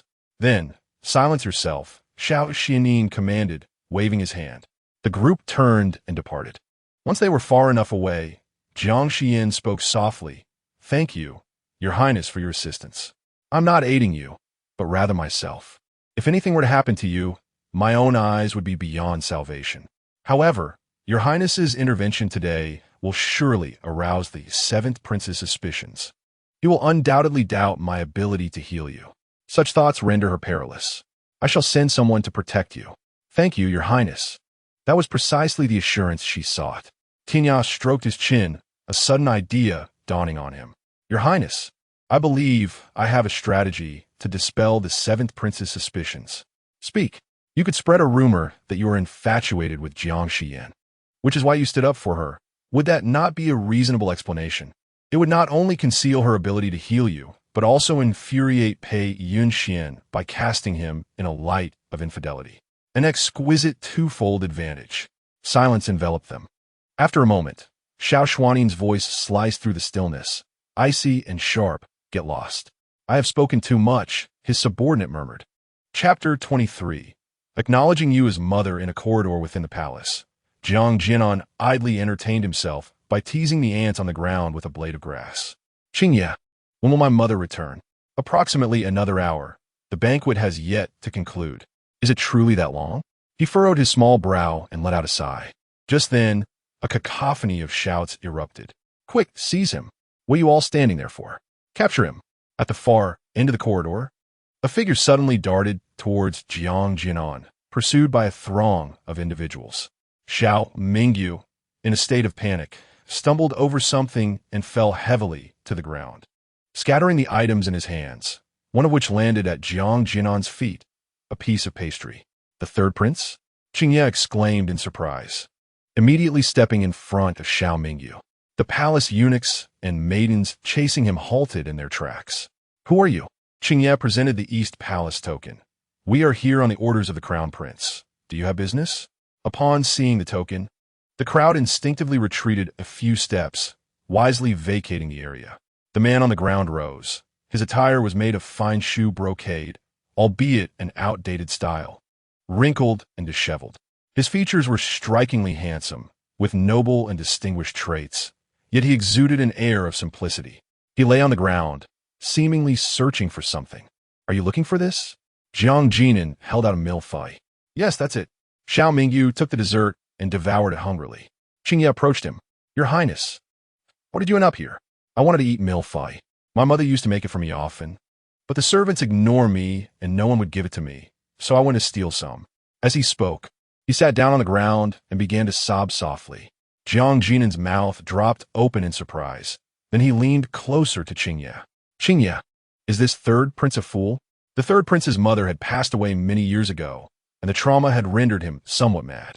Those in the palace, seeing that he was neither favored nor mentally sound, regarded him with disdain and even bullied him. Jiang Xiyan felt a pang of sympathy. The third prince's plight reminded him of his own past. Both were pitiful beings, unloved and mistreated. No, he was a great pity. Jiang Xiyan offered him some of the pastries he had brought. You can have these too. All of them? Yes. If you want to eat anything in the future, just tell me. Next time I come to the palace with my mother, I will bring you lots of delicious food. Will your mother mind you bringing me things? No. She is the best mother in the world, beautiful, kind, and treats me so well. The two quickly found common ground. A glimmer of longing appeared in Xiao Mingyu's clear face. Your mother sounds wonderful, he said, his eyes sparkling. Can I be your mother's godson? Xingye replied. Your Highness, you are already 25, older than Mr. N's mother. Huh? Xiao Mingyu looked a bit dazed.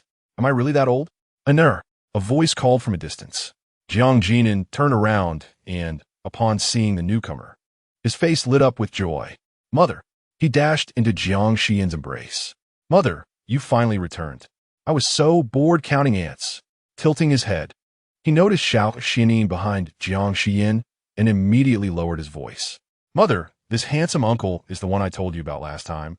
He's so pitiful, with a disability in his legs and blind eyes. Could you perhaps try to help him? Anur, you mustn't be rude. This is His Royal Highness. Huh? Jiang Xian's eyes widened in shock, causing him to shudder. Greetings, Your Royal Highness. He promptly knelt on the ground, bowing deeply. After a moment of silence, he cautiously raised a small hand, squinting to sneak a glance at Xiao Xuanli. His legs began to feel numb before he finally heard the melodious yet distant voice say, You may rise. Thank you, Your Royal Highness. Jiang Xiyan adjusted the headpiece on his forehead and stood up. Nearby, Xiao Mingyu, having finished his pastry, wiped his mouth. I want more. Jiang Xiyan looked puzzled. Who is this? Upon hearing her, Xiao Mingyu turned to look at her. This is the little one's mother. Meeting Jiang Xiyan's clear gaze, he pressed his lips together, as if making a significant decision. Mother, Jiang Xiyan responded. Who are you calling? Surely, it couldn't be her. Mother. Xiao Mingyu suddenly threw himself at her feet, his eyes filled with anticipation as he exclaimed, I want to be your godson. Jiang Xiyan was taken aback, and Tianya, who stood nearby, sprayed water in surprise.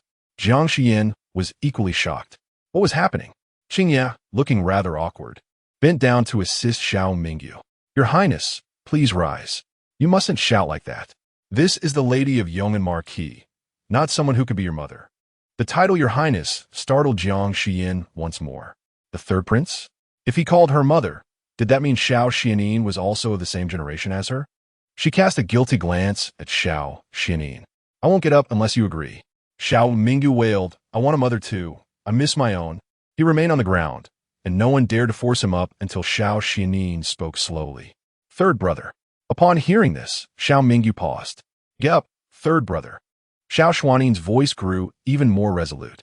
Xiao Mingyu quickly scrambled to his feet, his hands hanging at his sides, tears brimming in his eyes, resembling a child who had done something wrong.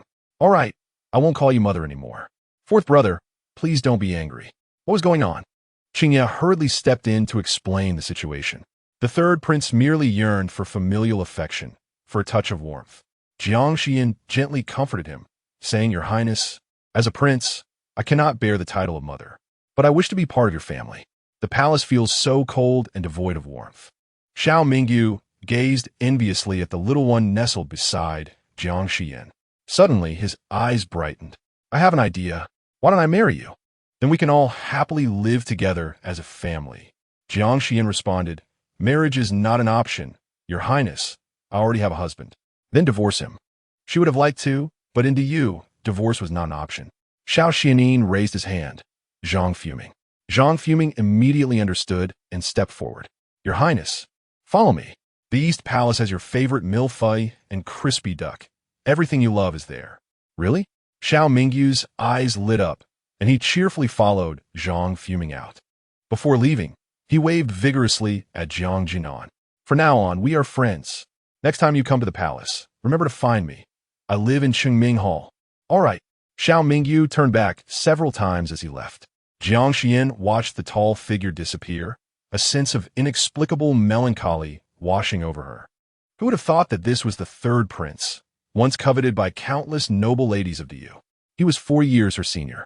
In her childhood, she had seen him once at a hunting ground, clad in black attire, his hair tied high, exuding youthful vigor as he wielded a bow with unmatched accuracy.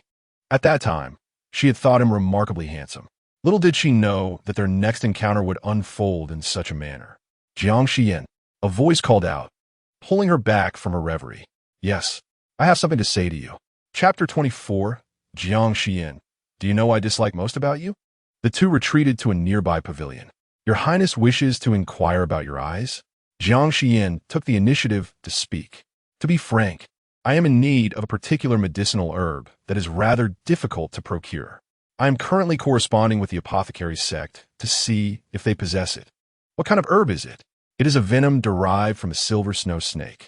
Your Highness, have you heard of it? This serpent seems to be found in the Miao region, does it not? Indeed, but alas, the silver snow snake is nearly extinct, which poses a significant problem. I require a live specimen. The venom of the silver snow snake is exceptionally peculiar. For the first 15 minutes after extraction, it is devoid of toxicity, serving as an antidote. However, once the venom is exposed to the air, it gradually becomes lethal. Therefore, I must obtain the venom from a live snake at the moment of extraction for it to be effective in the medicine. I shall also send someone to seek it out on my behalf. Very well. Should any news arise, I will certainly inform your Highness. After this exchange, silence enveloped the surroundings. Standing within the pavilion, Jiang Xiyan's dark hair danced gently in the breeze, her stunningly beautiful face exuding an additional layer of fragmented allure. If your Highness has no further matters to attend to, might I inquire about what transpired 5 years ago? Xiao Xuanli suddenly spoke. He had encountered Jiang Xiyan at a banquet years prior. and her demeanor then was entirely different from the present, save for her voice. She seemed like a completely different individual. How could one person undergo such drastic transformation? Or was it possible that she was merely feigning madness? For the past 5 years, Your Highness may consider me to have been ill. Now that I have recovered, I am well. Her body had been occupied by another soul from a different realm. Should she reveal this, Xiao Xuanli might deem her insane. Xiao Xuanli responded nonchalantly. She did not elaborate, and he did not press further. Yet a fleeting thought crossed his mind. If Jiang Xiyan had not fallen ill, would she now be his crown princess? After Jiang Xiyan departed, Xiao Xuanli returned to the Eastern Palace. Xiao Mingyu had just finished a hearty meal and was cheerfully carrying a large bag of pastries, proclaiming his intention to return and enjoy them. Fourth brother, the pastries here are truly delightful. I must return for more next time. If you desire more, I shall send a few chefs to assist you. Excellent. Observing Xiao Mingyu's cheerful retreat, Zhang fuming let out a sigh. Ah, the third prince. Xiao Xuanli's expression grew somber. Xiao Mingyu had once been a paragon of excellence, born into a powerful maternal family, blessed with exceptional talents. Regrettably, the influence of the Zhou clan, his mother's family, proved to be a double-edged sword. The Zhou father and son conspired to rebel, marching their forces towards the imperial city. The emperor himself led the troops into battle, and at the critical moment, it was thanks to his uncle, who brought the Qin army to intervene, that the rebellion was quelled. In the aftermath, the emperor's wrath was unleashed, resulting in the annihilation of the Zhou clan. Xiao Mingyu's mother was ordered to take her own life. This shock rendered Xiao Mingyu mentally deranged. The emperor spared his life, yet cast him into the desolate Chengming Hall, allowing him to be bullied and neglected. Nowadays, in the emperor's eyes, the Qin clan of Yuzhou holds no distinction from the once powerful Zhou clan. The emperor is fearful that the Qin clan may become a second Zhou clan. Even though the Qin family had rendered great service in quelling the rebellion, the emperor's suspicions overshadow all. Had it not been for his mother's tragic leap to her death to vindicate the Qin clan, it is likely that his father would have taken action against them long ago. Zhang fuming, having served him for 20 years, easily discerned that Xiao Xuanli was in a foul mood. Your Highness, allow this humble servant to escort you to the inner palace for a brief respite. Do not overexert yourself. No need, he replied. I must leave the palace shortly. The position of the Minister of Agriculture had become vacant, and he needed to ensure that his own candidate would fill it. Upon exiting the imperial city, Jiang Xiyan was preparing to board her carriage when she noticed a lavish carriage parked not far away. Lin Ruorong greeted her with a faint smile. Xiyan, what a coincidence. Honor, please get into the carriage, Jiang Xiyan said, turning her back after watching Jiang Jinan enter. Now that there are no outsiders, you need not feign this serene demeanor. Why are you waiting for me here? Lin Ruorong's smile faded, replaced by a playful smirk. I am simply curious. Today you shone brightly, as if transformed. Naturally, I wish to understand the game you are playing. You are mistaken, Jiang Xiyan replied, meeting her gaze. I am merely returning to my true self. It was during those 5 years that I underwent a significant change. Lin Ruorong, you should be well aware of who I truly am. Lin Ruorong's eyes flickered, gazing at the serene beauty before her. Memories that she had deliberately buried resurfaced. In the village, she had been the most outstanding, but upon arriving at the Jiang residence and encountering Jiang Xiyan, she realized her insignificance. Jiang Xiyan surpassed her in every regard. Despite her relentless efforts, she could never reach her. Jealousy, dissatisfaction, and even hatred brewed within her. Why should she have such a wonderful life? Why should she possess such a noble lineage? Why could she effortlessly overshadow her? She desired to seize everything from her. Then, Jiang Xiyan suddenly transformed, becoming a source of amusement. Lin Ruorong felt elated, as though she once looked up to her finally beneath her. Even Jiang Fu acknowledged her newfound maturity, while Jiang Muxa grew increasingly disenchanted with his sister. In a moment of clarity, she felt as if she had supplanted Jiang Xiyan. However, Jiang Xiyan's performance on the Pipa today abruptly pulled her back to reality, leaving her somewhat unsettled. I am curious, she inquired, how is it that you, with your background, found yourself at the birthday banquet of concubine you today? Lin Ruorong replied. No comment. Your silence is inconsequential. I see that you have earned concubine Yu's favor, which implies you hold value for her. Your greatest asset, after all, is my elder brother. Although Jiang Muxu did not serve in the court, he had inherited a vast fortune from their mother. The consolidation of power necessitated wealth. While Jiang Hong was a staunch supporter of the crown prince, Jiang Muxu preferred to remain neutral, abstaining from political affairs. It seemed that concubine Yu intended to use Lin Ruorong to win over Jiang Muxu. Observing the subtle shift in Lin Ruorong's expression, Jiang Xiyan offered a faint smile. It appears my suspicions were correct. Jiang Xiyan, do you know what I despise most about you? Chapter 25. Perhaps it would be best if the Lord and I parted ways. Lin Ruorong's expression turned cold. What I loathe most is your calm demeanor, which allows you to easily overshadow me. Suddenly, she broke into a smile. However, even if you are aware, what difference does it make? I am about to wed Mu Su, and when the time comes, do you think he will heed the words of his ineffectual sister or listen to me, his wife? Let us speak of this once you are truly married to my elder brother. Jiang Xiyan cast a fleeting glance at her and turned to leave. Watching her retreating figure, Lin Ruorong clenched her fingers tightly, her gaze clouded with darkness. That night, the moon hung high, its brilliance sparse. Just as Jiang Xiyan was on the brink of slumber, she was suddenly stirred by a commotion outside her door. The voice of Yu Shui rang out. My lord, the lady is already retired for the night. If you have matters to discuss, please return tomorrow. Get out of the way. It was Pei Yunyuan. What business did he have here? Jiang Xiyan rose, donned her outer garment, and opened the door. In the courtyard, Pei Yunyuan stood clad in a purple official robe, evidently just returned to the residence. Why are you here instead of at Shu Garden? Is it forbidden to visit? Pei Yunyuan cast a glance at the freshly renovated Lanchuan pavilion, a flicker of surprise crossing his handsome features. The courtyard has indeed been improved. He returned to the matter at hand. Why did the crown prince intervene on your behalf today? How would I know? If you seek the reason, you ought to inquire with His Highness the Crown Prince. Is it because you can cure him? The Lord had already posed this question to her before. Continuing this line of inquiry was futile. Jiang Xiyan turned away. It is late. I wish to rest. Pei Yunyuan stepped closer, suddenly grasping her arm and pulling her toward him. He lowered his gaze to meet hers. Jiang Xiyan, if you are indeed treating the crown prince, do you not realize the peril it invites? He lowered his voice. The seventh prince's faction will never allow the crown prince to recover. Why must you, a woman of the inner quarters, involve yourself in this matter? Do you not understand that it may lead to your demise? Jiang Xiyan found it rather peculiar. Was Pei Yunyuan genuinely concerned for her well-being? Your own life may be of little concern, but you are well aware that I am a staunch supporter of the seventh prince. Now that chaos has erupted, what do you expect me to do? What of the whole residence?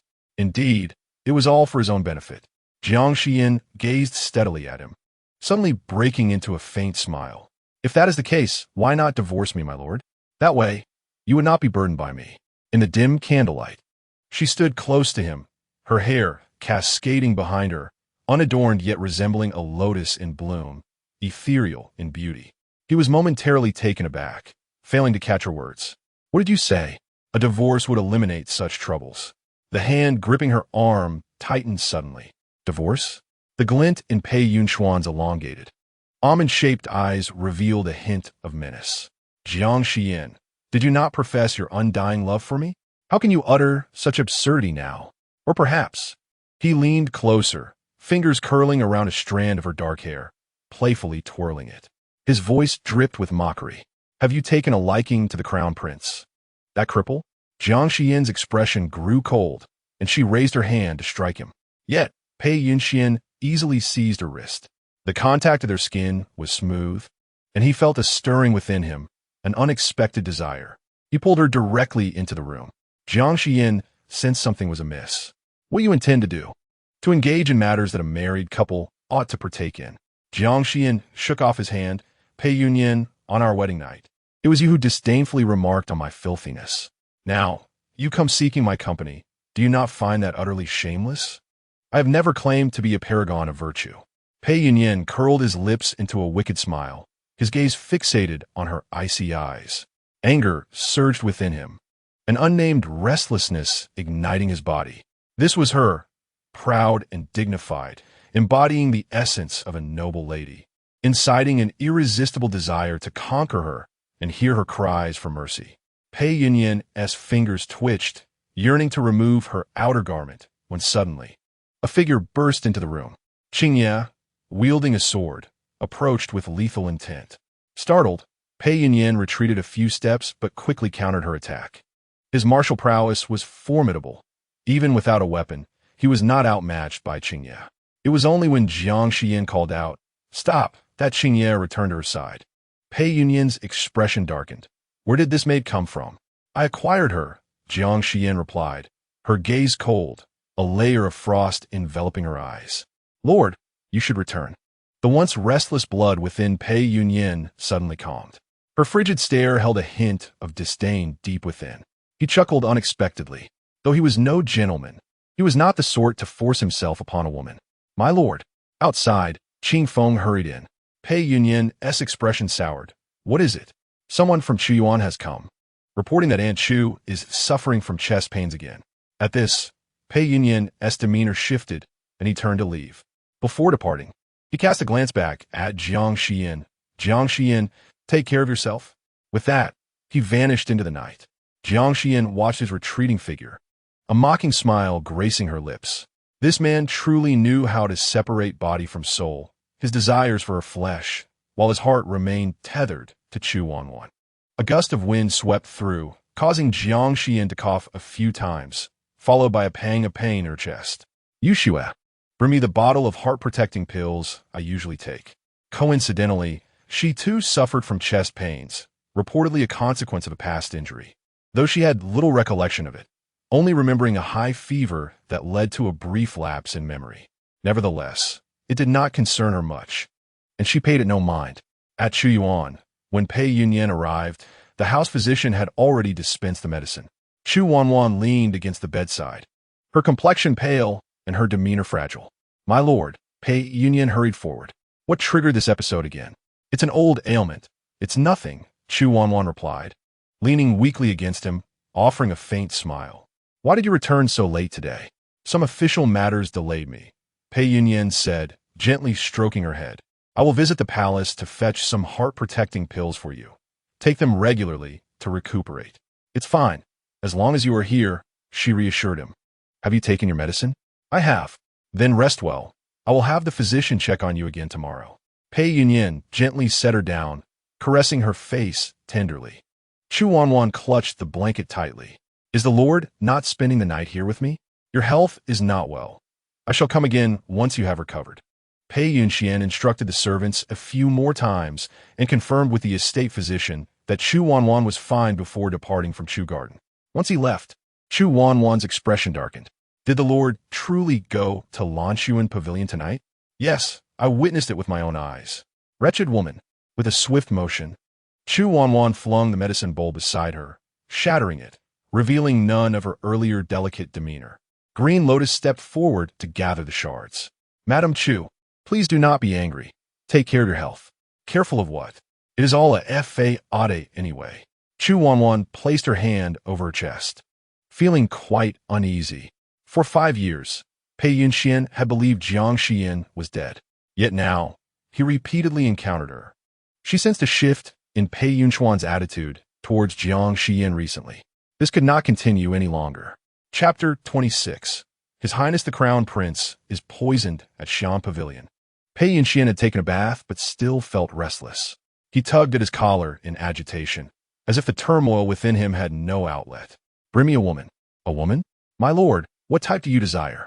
Pei Yunyuan turned and sat upon the couch, his enchanting peach blossom eyes narrowing slightly. "I recall someone once sent a beauty with a somewhat aloof demeanor who could play the pipa." "Understood." Qing Feng departed. Before long, the door swung open, and a slender woman entered. "My lord," she had been sent to the Marquis' residence for several months, left neglected, and thought she would remain a maid for life. The sudden summons left her both surprised and flattered. The man upon the couch wore his robe loosely, his features strikingly handsome and charming. "Come here." As she approached, he pulled her into a broad chest. Pei Yunyuan deftly parted her garments, his fingers exploring with familiarity. "What is your name?" "I am called Ninger." "Look up." Ninger slowly raised her head. Pei Yunyuan's long fingers grasped her chin, meeting her trembling gaze. Suddenly, he seized her neck and pressed her down onto the couch. Soon, the woman's soft moans escaped uncontrollably. At Lanchuan Pavilion, Yushui looked concerned. "Madam, are you well?" "I am fine," Jiang Xiyan replied calmly. "Has Anya fallen asleep?" Young master went to bed early and was not awakened. "That is good. If the little one knew Pei Yunyuan had come to cause trouble, he would surely defend her." Granny Zhao, unable to contain herself, spoke up. "Madam, it is a great fortune that the Lord came to see you. Why did you send him away? What fortune is this?" Jiang Xiyan sipped her warm water. "Remember, if Pei Yunyuan comes to seek me again in the future, do your utmost to stop him. As you wish." How strange. The madam once eagerly sought the Lord's favor, yet he ignored her. Now that he was willing to come, why did she refuse him? These masters play their games so intricately. As an old woman, she truly could not comprehend. Indeed, how could Chu Wanwan suffer from heartache? She had always served as her maid and had maintained robust health throughout. It is said that this ailment is a lingering consequence from when Lady Chu risked herself to save the Marquis, which is why the Marquis holds her in such high regard. Is that so? Jiang Xiyan had not anticipated this revelation between the two. However, she found herself rather indifferent to their affairs. Dismissing them, she retired for the night. In the dead of night, Jiang Xiyan was awakened by a gentle disturbance. Qingye entered quietly. "Madam, there has been an incident involving His Highness the Crown Prince." Jiang Xiyan opened her eyes. "What has happened?" "His Highness has been poisoned. Tianya is waiting outside and requests your presence. Assist me in changing my attire." Jiang Xiyan promptly rose and donned her garments, hurrying out. In the alley behind the house, a carriage awaited her. Once she climbed aboard, Tianya urged the horses onward, swiftly departing. They reached a secluded residence where they finally halted. This is the Crown Prince's estate outside the capital, known to but a few. Today, as he was returning from official duties, he suddenly began to cough up blood. The accompanying physician examined him and confirmed poisoning. Though a remedy was administered, it proved ineffective. Given our proximity to the Duke of Yongmen's residence, I thought of you and requested your assistance. As Tianyao led the way, he elucidated the situation. Upon entering, Jiang Xiyan immediately noticed the Crown Prince, Xiao Xuanli, reclining weakly on a bed of golden namu. His eyes were half closed, clad in a dark robe, his complexion pale, save for his lips, which were stained an unnaturally vivid red with blood, lending an exquisite yet haunting beauty to his already striking visage. "Your Highness?" Xiao Xuanli slowly opened his eyes, revealing a pair of beautiful yet lifeless orbs. "Your Highness, you have been poisoned. I am here to administer an antidote." Jiang Xiyan spoke softly. For reasons unknown, her voice seemed to provide him with a moment of solace. Xiao Xuanli extended his hand. Jiang Xiyan checked his pulse and examined his eyes, conducting a thorough assessment. It became evident that he was indeed poisoned, and it was not a recent occurrence. This was a chronic toxin that had likely been administered over the past fortnight, remaining undetected until its effects manifested today. Tianyao was taken aback. "Are you suggesting that someone has been poisoning His Highness all along?" "Indeed." Xiao Xuanli's expression darkened. "Send a message back to the Eastern Palace, instructing Chun Yi to investigate the internal personnel, especially those responsible for the Crown Prince's meals and daily routines." "Understood." Jiang Xiyan swiftly retrieved her medical kit and commenced the antidote process. Fortunately, the Medicine King sect and the Jiang family possessed abundant medicinal resources. She had prepared numerous rare antidote pills for emergencies. After administration, the toxicity was temporarily subdued. "Your Highness, next, I must prepare a medicinal bath for you. During the bath, I will use silver needles to assist in detoxification. If you have any reservations, the accompanying physician may remain nearby." She understood that her sudden transformation might raise suspicions in Xiao Xuanli's heart. He did not wish to ponder for long and slowly spoke. "No need. You may proceed with the detoxification." Jiang Xiyan was somewhat taken aback. "Very well." Soon, warm water was prepared in the room. Jiang Xiyan deliberately averted her gaze. waiting until Xiao Xuanli was submerged in the hot water before she lifted the curtain and stepped inside. In the spacious wooden tub, Xiao Xuanli sat quietly, completely unclothed, save for a wide cloth wrapped around his lower abdomen, concealing his modesty. It was her first time directly observing the physique of an adult man.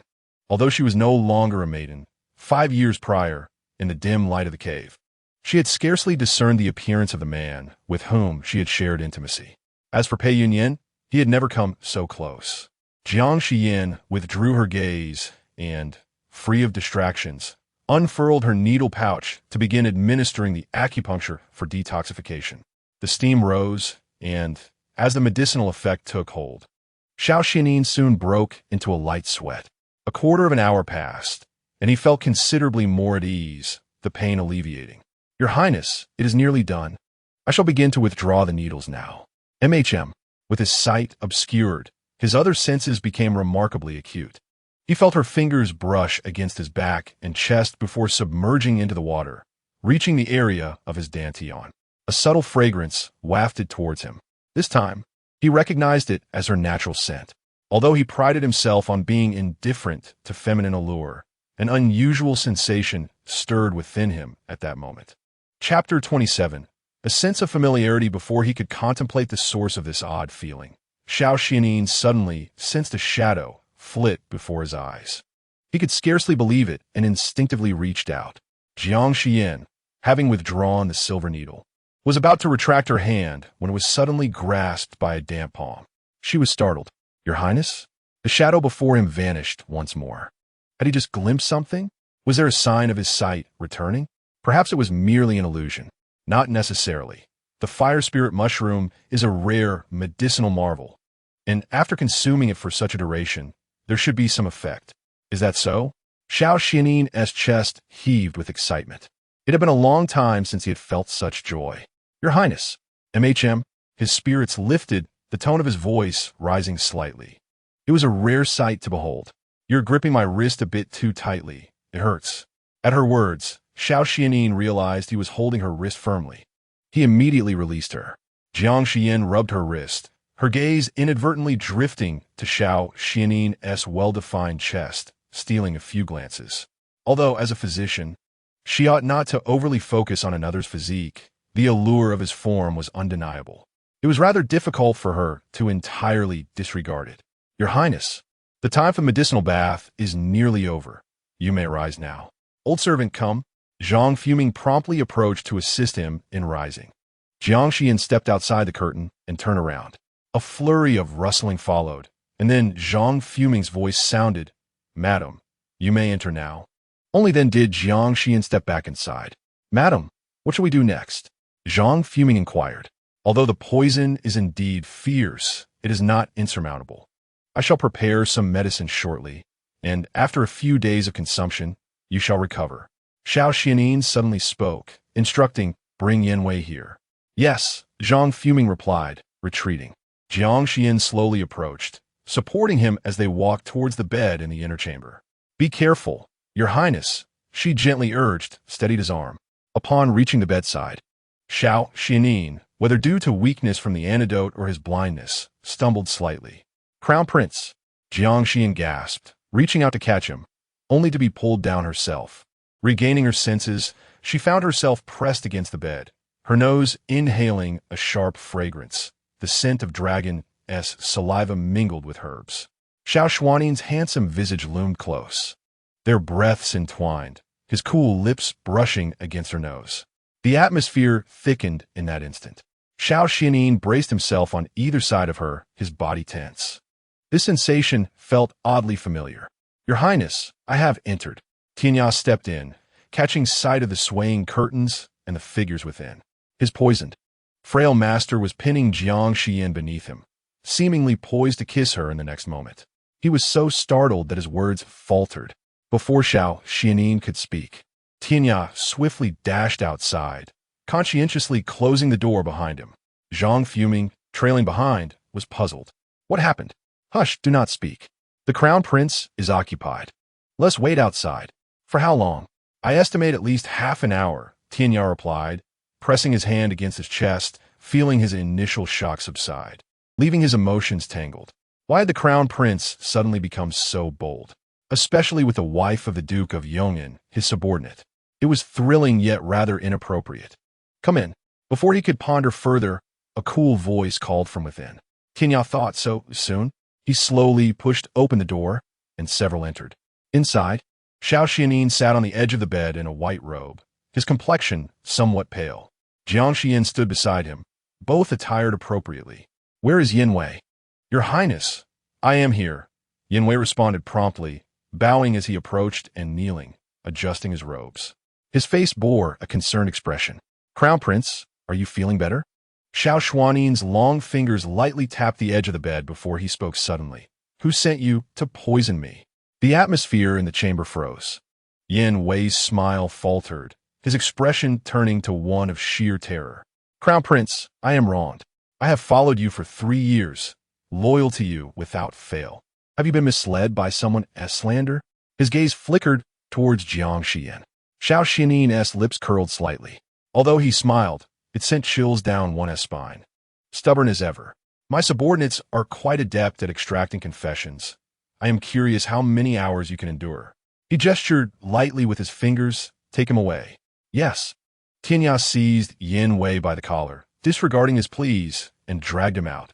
Jiang Xiyan regained her composure amidst the sudden turn of events. Is His Highness suspicious of him? Xiao Xuanli nodded. It was indeed your reminder that alerted me. Yin Wei had been by his side all along, presenting opportunities to poison him, which is one point. Jiang Xiyan remarked that the poison was not difficult to resolve. Yet tonight, as the toxin took effect, Yin Wei exhibited unusual behavior, failing to provide an antidote. That constitutes the second point. He must be involved in something sinister. Within moments, Tinya dragged a person into the room. Their hair was disheveled, and they appeared utterly disheveled. A trail of fresh blood snaked behind them as they were brought in. Jiang Xiyan glanced over. In such a brief time, the individual before her was a bloody mess, nearly unrecognizable. Your Highness, he has confessed. Tinya carelessly tossed the person onto the ground. Xiao Xuanli commanded, Speak. Yin Wei lay on the ground, struggling to utter words. Your Highness, I am but a humble servant. He gasped, his breath heavy and labored, failing to articulate a coherent sentence for some time.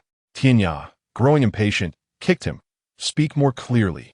Yin Wei's fingers clutched the ground tightly, a low whimper escaping from his throat. Jiang Xiyan sensed something was amiss. Quickly lift him up. Tinya hesitated, then instinctively hoisted Yin Wei from the ground. His eyes were bloodshot, his complexion a ghastly blue. Jiang Xiyan stepped forward, gripping his chin, attempting to pry information from him. However, Yin Wei clenched his teeth resolutely.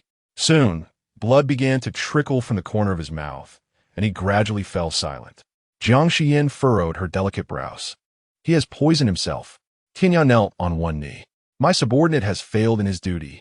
Xiao Xuanli merely frowned slightly. If he is dead, then so be it. He need not speak, for I can surmise who orchestrated this. Such brazen actions, daring to act against me, could only be attributed to my 7th royal brother. Jiang Xiyan slightly rose to her feet. Zhang Fuming promptly produced a handkerchief and offered it to her. Jiang Xiyan accepted it, gently wiping the blood from her fingers. Remaining here any longer would be inappropriate. Your Highness, the poison has been neutralized. If all is well, I would like to take my leave. Today you saved me. What reward do you wish for? Jiang Xiyan smiled softly. If your Highness is truly grateful, please remember this favor. In the future, should I require assistance, I hope your Highness will lend a hand. Xiao Xuanli narrowed his eyes. I owe no one a favor. If you desire something, speak now. Chapter 28. Averse to owing favors upon hearing this, Jiang Xiyan pondered briefly. Then she pointed to a calligraphy book on his desk. Your Highness, this calligraphy seems to be the genuine work of Master Yin. If it is permissible, I would be grateful if you could gift it to me as today's reward. Just this? Yes. Very well. Thank you, Your Highness. Jiang Xiyan approached the desk, took the calligraphy book from Master Yin, and then suddenly caught sight of an aged manuscript nearby. The characters were vigorous and powerful, floating like clouds, agile as a dragon. Amidst the grandiosity, there was a hint of rebellious elegance. Her eyes brightened. This calligraphy is exquisite. Your Highness, could you also bestow this manuscript upon me? She was unable to discern from which Master-S hand it originated. However, she was by no means inferior to Master Yin. To speak candidly, she harbored a deeper affection for this calligraphy piece. Zhang Fuming stepped forward and cast a glance, subsequently breaking into a smile that crinkled the corners of his eyes. Madame has a discerning eye. This calligraphy was penned by the Crown Prince during his practice. Was it truly written by Xiao Xuanli? Jiang Xiyan was somewhat taken aback, yet soon found it entirely plausible. Such a radiant figure could undoubtedly produce characters befitting his stature. Xiao Xuanli spoke in a nonchalant tone. If you desire it, feel free to take it. Thank you, Your Highness. Jiang Xiyan responded with a respectful bow, her heart brimming with joy as she departed with the calligraphy. Zhang Fuming promptly followed her out. Observing her retreating figure, Tinya couldn't help but ponder, are they appreciating the writing or the person? Why does it seem increasingly peculiar between the two? Are you mute? Xiao Xuanli's icy voice pierced the air. Do you intend to leave this corpse in my quarters indefinitely? Tinya hastily replied, Your Highness, how shall we handle Yan Wei's body? Return it to its rightful owner. Xiao Xuanli's handsome visage bore a hint of coldness. Deliver Yan Wei's body to Xiao Huanyu. Understood. Tinya immediately acknowledged. Just as he prepared to leave, he turned back. Is there something else? Tinya scratched his nose and couldn't resist speaking. Your Highness, Jiang Xiyan is truly unexpected. In that moment, she showed no fear and even attempted to prevent Yan Wei's suicide. Quite courageous of her. From your tone, it seems you hold a certain interest in her, Xiao Xuanli remarked. Tianya was taken aback. This subordinate merely harbors admiration. I assure you, Your Highness, my intentions are entirely innocent. He dared not entertain any improper thoughts regarding Jiang Xiyan. I have not blamed you. Why are you so anxious? Xiao Xuanli waved his hand dismissively. If there is nothing else, be on your way. Tinya took the body away. Soon, servants arrived to cleanse the scene. After scrubbing it clean, they placed some incense burners that Xiao Xuanli typically used within the room. The faint aroma of dragon's saliva wafted through the air, dispersing the lingering scent of blood. In no time, the room was immaculate, as if nothing had transpired. Zhang Fuming entered, bending slightly to inquire, Your Highness, would you like to change rooms for rest? No need, Xiao Xuanli replied. Over the years, I have encountered far worse. Bloodshed is hardly a concern. Is the person gone? Zhang Fuming momentarily paused, then realized he was inquiring about whom. Yes, the Marchioness of Yong'an has written a prescription and advised on dietary restrictions before departing. Indeed, this was truly a lapse on our part, allowing someone to poison Your Highness. I feel deeply ashamed. Zhang Fuming expressed. Rest assured, such an incident will never occur again. He felt a pang of distress. Yan Wei had been by the prince's side for 3 years, and they had grown somewhat complacent. Had anything happened to the prince today, he would bear the burden of guilt for life. Xiao Xuanli remained silent, his gaze lowered, casting a small shadow beneath his long eyelashes. The face, as cold as the month of February, was illuminated by the dim candlelight, obscuring any discernible expression. After a considerable pause, his voice finally broke the silence. Everyone may leave. The servants and guards are just outside. Should Your Highness have any instructions, feel free to call upon them. Zhang Fuming bowed and withdrew. With the curtain drawn, Xiao Xuanli lay on his side in bed, unable to close his eyes for a long while. He extended his hand before his eyes, but was met with complete darkness. The shadow he had seen earlier seemed merely a figment of his imagination. He had been ensnared in this darkness for 5 years.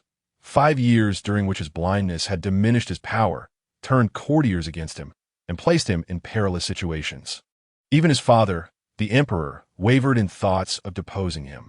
If only his vision were restored, he would not have to endure such tribulations. Moreover, how could he have overlooked the troubling nature of Yan Wan?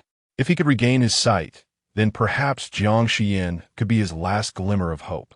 His emotions swirled within him, urgent and intense, as he felt like a vine clinging desperately to the sole branch precariously jutting from a cliff. Should that branch break, he would plunge into an eternal abyss. Jiang Xiyan, she must not let him down. It was not until midnight that Xiao Xuanli finally succumbed to slumber. That night, he found himself ensnared in a peculiar dream of spring. In the dream, he was immersed in steaming hot water, his body languid and heavy, the poison coursing through him, causing both swelling and pain. Suddenly, a delicate jade foot broke the surface of the water, disrupting the tranquil scene. "Your Highness, you have been poisoned. Please remain calm. I shall assist you in detoxifying," came Jiang Xiyan's voice. He tilted his neck, unable to utter a sound or move.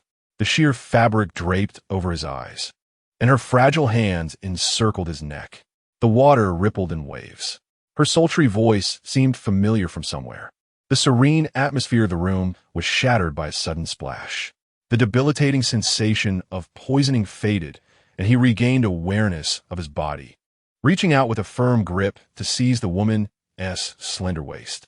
As the veil over his eyes was torn away, he beheld her face, a breathtaking beauty, as enchanting as a flower. It was the woman who had shared intimacy with him in that cave. Xiao Xuanli jolted awake, instinctively rising from a dream. Darkness enveloped him once more, the only sound being his irregular breaths echoing in the quiet room. It was merely a dream. How could he have dreamt such a thing? It was utterly absurd. Exhausted from the night, Jiang Xiyan awoke somewhat late the following day. Yu Shiwei and Xingye attended to her morning routine. By the time she emerged, the table was laden with a sumptuous breakfast, varied and plentiful. Jiang Jinan sat in a chair, his little legs swinging in the air. Jiang Xiyan's expression softened. "Honor, why haven't you eaten yet?" "I'm not hungry," he declared. Just as the words left his mouth, a loud grumble emanated from his stomach. "Not hungry, indeed." A hint of embarrassment crossed Jiang Jinan's fair face. "Mother, you weren't here, so I couldn't start eating on my own. I must be a well-mannered child." "Who told you such nonsense?" Jiang Xiyan's gaze swept around the room before landing on old Madame Zhao. Old Madame Zhao exclaimed, "How unjust! Madam, the maid did not prevent Master from having his breakfast. I never claimed it was you. Why shout so loudly?" It startled her. Chapter 29. It is time to raise a concubine. Jiang Jinan scratched his head. "It was not Zhao Mama who told me. It was my own desire to wait for Mother. In the future, if Mother has matters to attend to, you should eat first and not wait for her." Jiang Xiyan sat down. Honor is in a growing phase. Regular meals are essential. Mother would not think Honor as being ungrateful or disrespectful, would she? Who says that only starving oneself and wait for Mother is filial? You can fill your belly first and then arrange for the kitchen to prepare Mother's favorite dishes. That, too, is a form of filial piety. Jiang Xiyan spoke slowly. "We are not in a famine.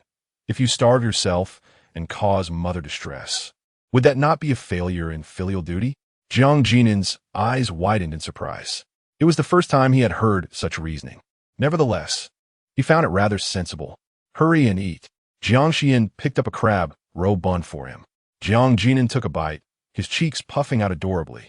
Jiang Xiyan noticed he seemed to have gained a bit of weight. A little plumpness is delightful.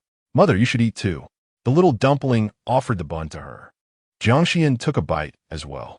The chef she had hired with her own money was indeed satisfactory, even better than the dishes from the Marquis' kitchen.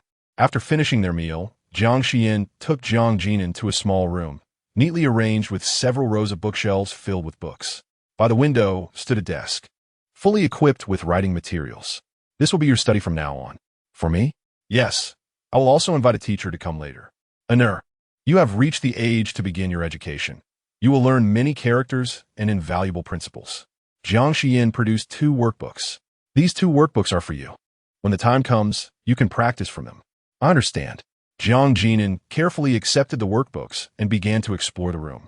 "Mother, this study is truly beautiful. Then play here for a while and get accustomed to it." Jiang Xiyan smiled and turned to leave. Outside, she calculated the time. It had been several days since her father mentioned arranging a teacher for her. She wondered how that was progressing. Furthermore, there was another important matter regarding the Medicine King sect. Had there been no reply? "No," Yu Shui sighed.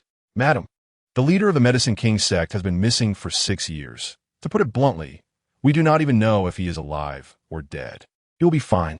Jiang Xiyan gazed at the distant white clouds, responding softly. She was well aware of her senior brother. Song Buofeng, His intellect and character were clear to her. He must still be out there. The absence of a reply could only indicate one thing. He was unwilling to assist her. A flicker of uncertainty crossed Jiang Xiyan's eyes. The letter she had sent him was not solely to inquire about the whereabouts of the silver snow snake. There was another reason. After many years of separation, she longed to see him. After Jiang Jinan exited the study, Jiang Xiyan prepared to take him out. However, before they could leave the courtyard, Zhao Mama rushed in, fuming. A group of disdainful individuals. Do not fall in my hands, or else my wife will not spare you any kindness. Zhao Momo, what are you muttering about? Madam. Upon seeing her, Zhao Momo immediately pulled out a handkerchief, slapped her thigh, and began wailing. Madam, the servants in this household are utterly unruly. Oh dear me. Speak plainly without the lamentation. One might think the Duke's residence is in mourning. Zhao Momo awkwardly cleared her throat. Ahem, madam. I have just returned from the front yard, where I heard it said that the Emperor has bestowed upon the Duke a batch of tribute fabrics, all of exquisite quality. As the legitimate wife, you should rightfully receive the largest share. But to my surprise, all of it was taken by concubine Chu, leaving only a meager portion for Miss Chun. What kind of nonsense is this? Jiang Xiyan, however, was not perturbed. A mere batch of fabric, let be taken. After all, she had little desire to be the Duke's wife, nor did she wish to engage in a fierce struggle with Chu Wanwan over a few bolts of cloth. Jiang Muxu was a royal merchant. What kind of fabric could he not procure? Qingya, rather curious, inquired, when did a Miss Chin appear in the residence? Zhao Momo wore a mysterious expression. I specifically spent 2 taels of silver to inquire. She is a new addition to the Duke's household, named Chun Ninga. It is said that a little maidservant has been specially assigned to her, suggesting preparations for her elevation. Oh, so indifferent. Zhao Momo instantly felt her 2 taels of silver were wasted. Should I still inquire about the affairs of the residence? Jiang Xiyan replied, Yu Xue, please return 2 taels of silver to Zhao Momo, and also bestow some of the newly purchased tea leaves upon her. She does not seek favor, nor does she care for Pei Yunyuan. However, she must remain informed about the movements within the household. Thank you, madam. Zhao Momo, staring at her departing figure, slapped her thigh and dashed outside, back to gather more information. Jiang Xiyan led Jiang Jinan out of the courtyard. On their way, they encountered a young woman accompanied by a newly unveiled maid, strolling leisurely. Chen Ninger adjusted the hairpin by her ear. Do you think the Duke will like my new jewelry? Such a beautiful girl. The Duke will surely be captivated. You truly have a sweet tongue. Chen Ninger beamed with pride. The previous women all approach him on their own, but I was summoned by the Duke himself. His regard for me must be exceptional. The little maid nodded in agreement. Indeed, aside from concubine Chu, only you enjoy such treatment. Mentioning Chu Wanwan, Chen Ninger's expression darkened slightly. Indeed, she remains a worthy rival. Whereas Jiang Xiyan is regarded by no one in the Duke's residence, merely a decoration. If I could truly replace Chu Wanwan. A fierce light flickered in her eyes, but it extinguished just as swiftly. Never mind. After all, Chu Wanwan holds a unique place in the Duke's heart. Patience is essential. To receive even a fraction of the Duke's favor is exceedingly rare. Let's return. The two departed. Jiang Jinan was quite upset. Who is that wicked woman to speak ill of mother? Do not be angry, dear. Jiang Xiyan gently patted his head, then cast her gaze towards the slender figure, her eyes narrowing slightly. It is time for the household to raise a concubine. Yu Xue was momentarily taken aback, but quickly comprehended her meaning. The maid promptly issued the orders. Chapter 30. The blinding influence of desire in the capital. Within the estate of Xiao Xuanli, he leisurely emerged from a grand residence, his jade-like visage adorned with a radiant smile. The palace chosen for me by Father Emperor is indeed splendid. Once I am conferred a title of nobility, I shall reside here. Several court officials followed closely behind him. This estate boasts an exceptional feng shui location, clearly reflecting the Emperor's esteem for His Highness. In just a few months, His Highness will reach the age of maturity. The Emperor has already prepared the royal bestowal for you, which speaks volumes about your standing in his heart. We extend our early congratulations, Your Highness. Xiao Xuanli smiled knowingly. I have arrived at this juncture largely due to your support. Not all. Observing their sycophantic expressions, Xiao Huanyu inwardly scoffed. A pack of sycophants, merely eager to curry favor in light of his burgeoning power. Nevertheless, it is of little consequence. Their support is indispensable for his grand ambitions. By stepping upon them, he could elevate himself even higher. Seventh Prince. A sudden call echoed from outside. The group turned to see a magnificently attired man dismounting from his horse and striding directly toward Xiao Huanyu. He was impeccably dressed, yet bore only one arm. His right sleeve lay empty. It was Li Xiangyang. Seventh Prince, I have something to discuss with you. Xiao Huanyu greeted him with a warm smile. Ah, it is you, uncle. What brings you here? I require a private conversation. Upon hearing this, the other court officials swiftly sought excuses to depart, gradually exiting the scene. Once they were gone, Li Xiangyang's demeanor became tense. On the battlefield, I lost an arm to Qin Russian. Are you unaware of this? I have heard whispers. Qin Russian's temper remains as volatile as ever. Knowing this, why did you not take revenge? Li Xiangyang's expression darkened. Seventh Prince, I am your uncle, a member of the Li family. Qin Russian's actions are an affront to you. Xiao Huanyu's geniality faded. You still dare to speak? What do you mean by that? After delaying for several days and allowing Qin Russian to achieve victory, despite a shortage of supplies, you arrive late. That he spared your life and merely severed your arm should be a cause for you to rejoice. Xiao Huanyu's gaze was laced with derision. If you were not utterly confident in ensuring the demise of the Qin father and son at the hands of the enemy, you should have dutifully transported the supplies. This display not only highlights the valor of the Qin army, but also reveals your incompetence. The one who has slapped my face is none other than you. Having an uncle like you is truly a source of shame. Li Xiangyang was incensed. Xiao Huanyu, do not forget who elevated you to this position. Although the Zhao family played a role, it has nothing to do with you.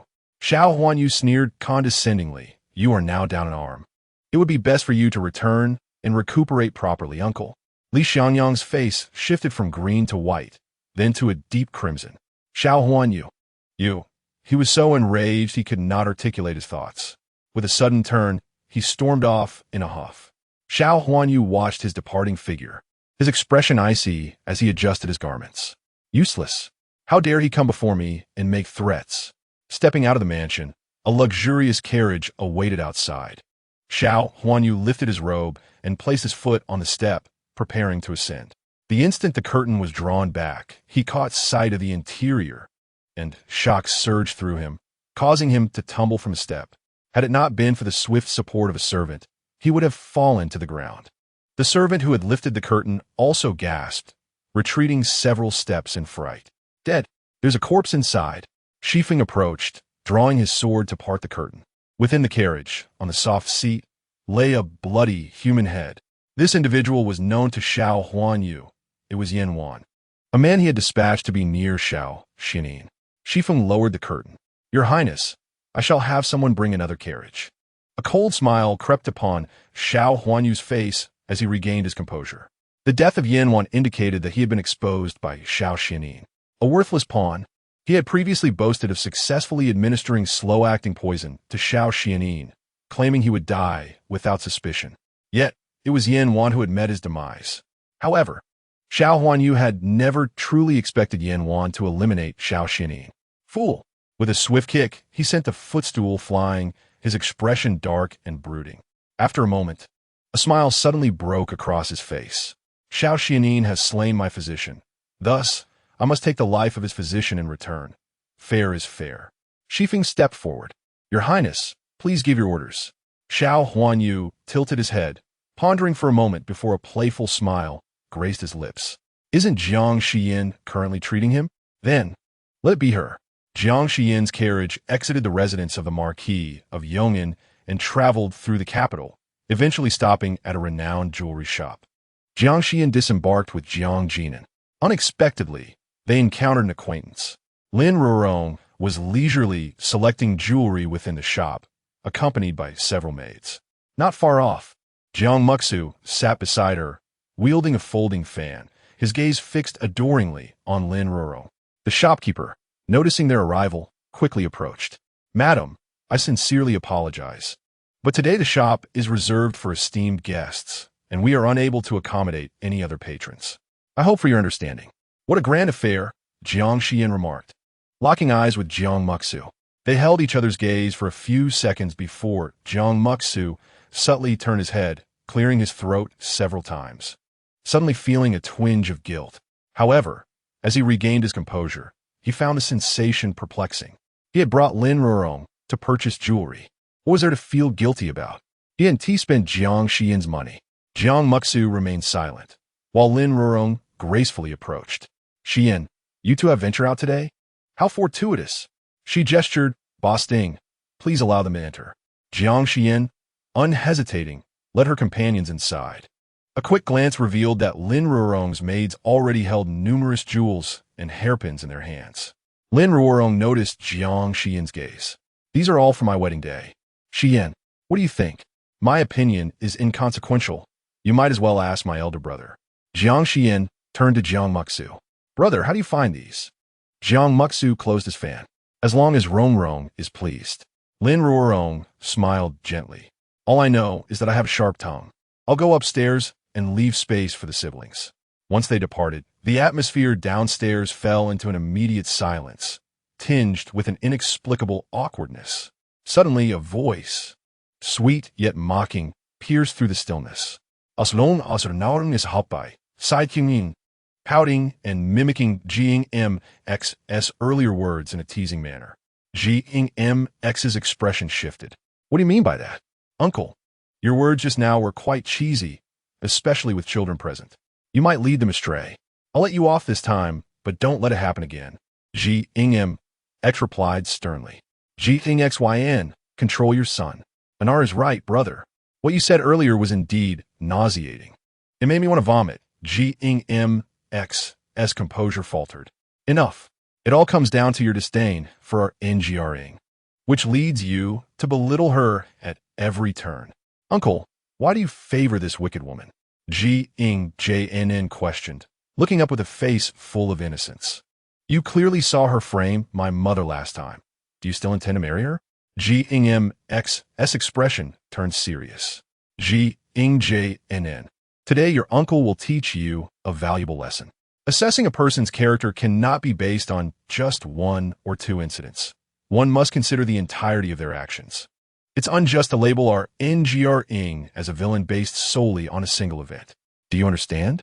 Jiang appeared enlightened. "I understand. A teachable child." Jiang Mx smiled. "I understand now. Uncle, you are indeed a victim of emotional blindness," he remarked, scratching his head. "Is that how it's said?" Jiang Xiyan gently patted his head. "It's called emotional folly. However, Anar isn't entirely wrong. Uncle Mx is indeed a bit dim-witted." Chapter 31. "Uncle, can you forgive me? You shouldn't have let them in. Please leave.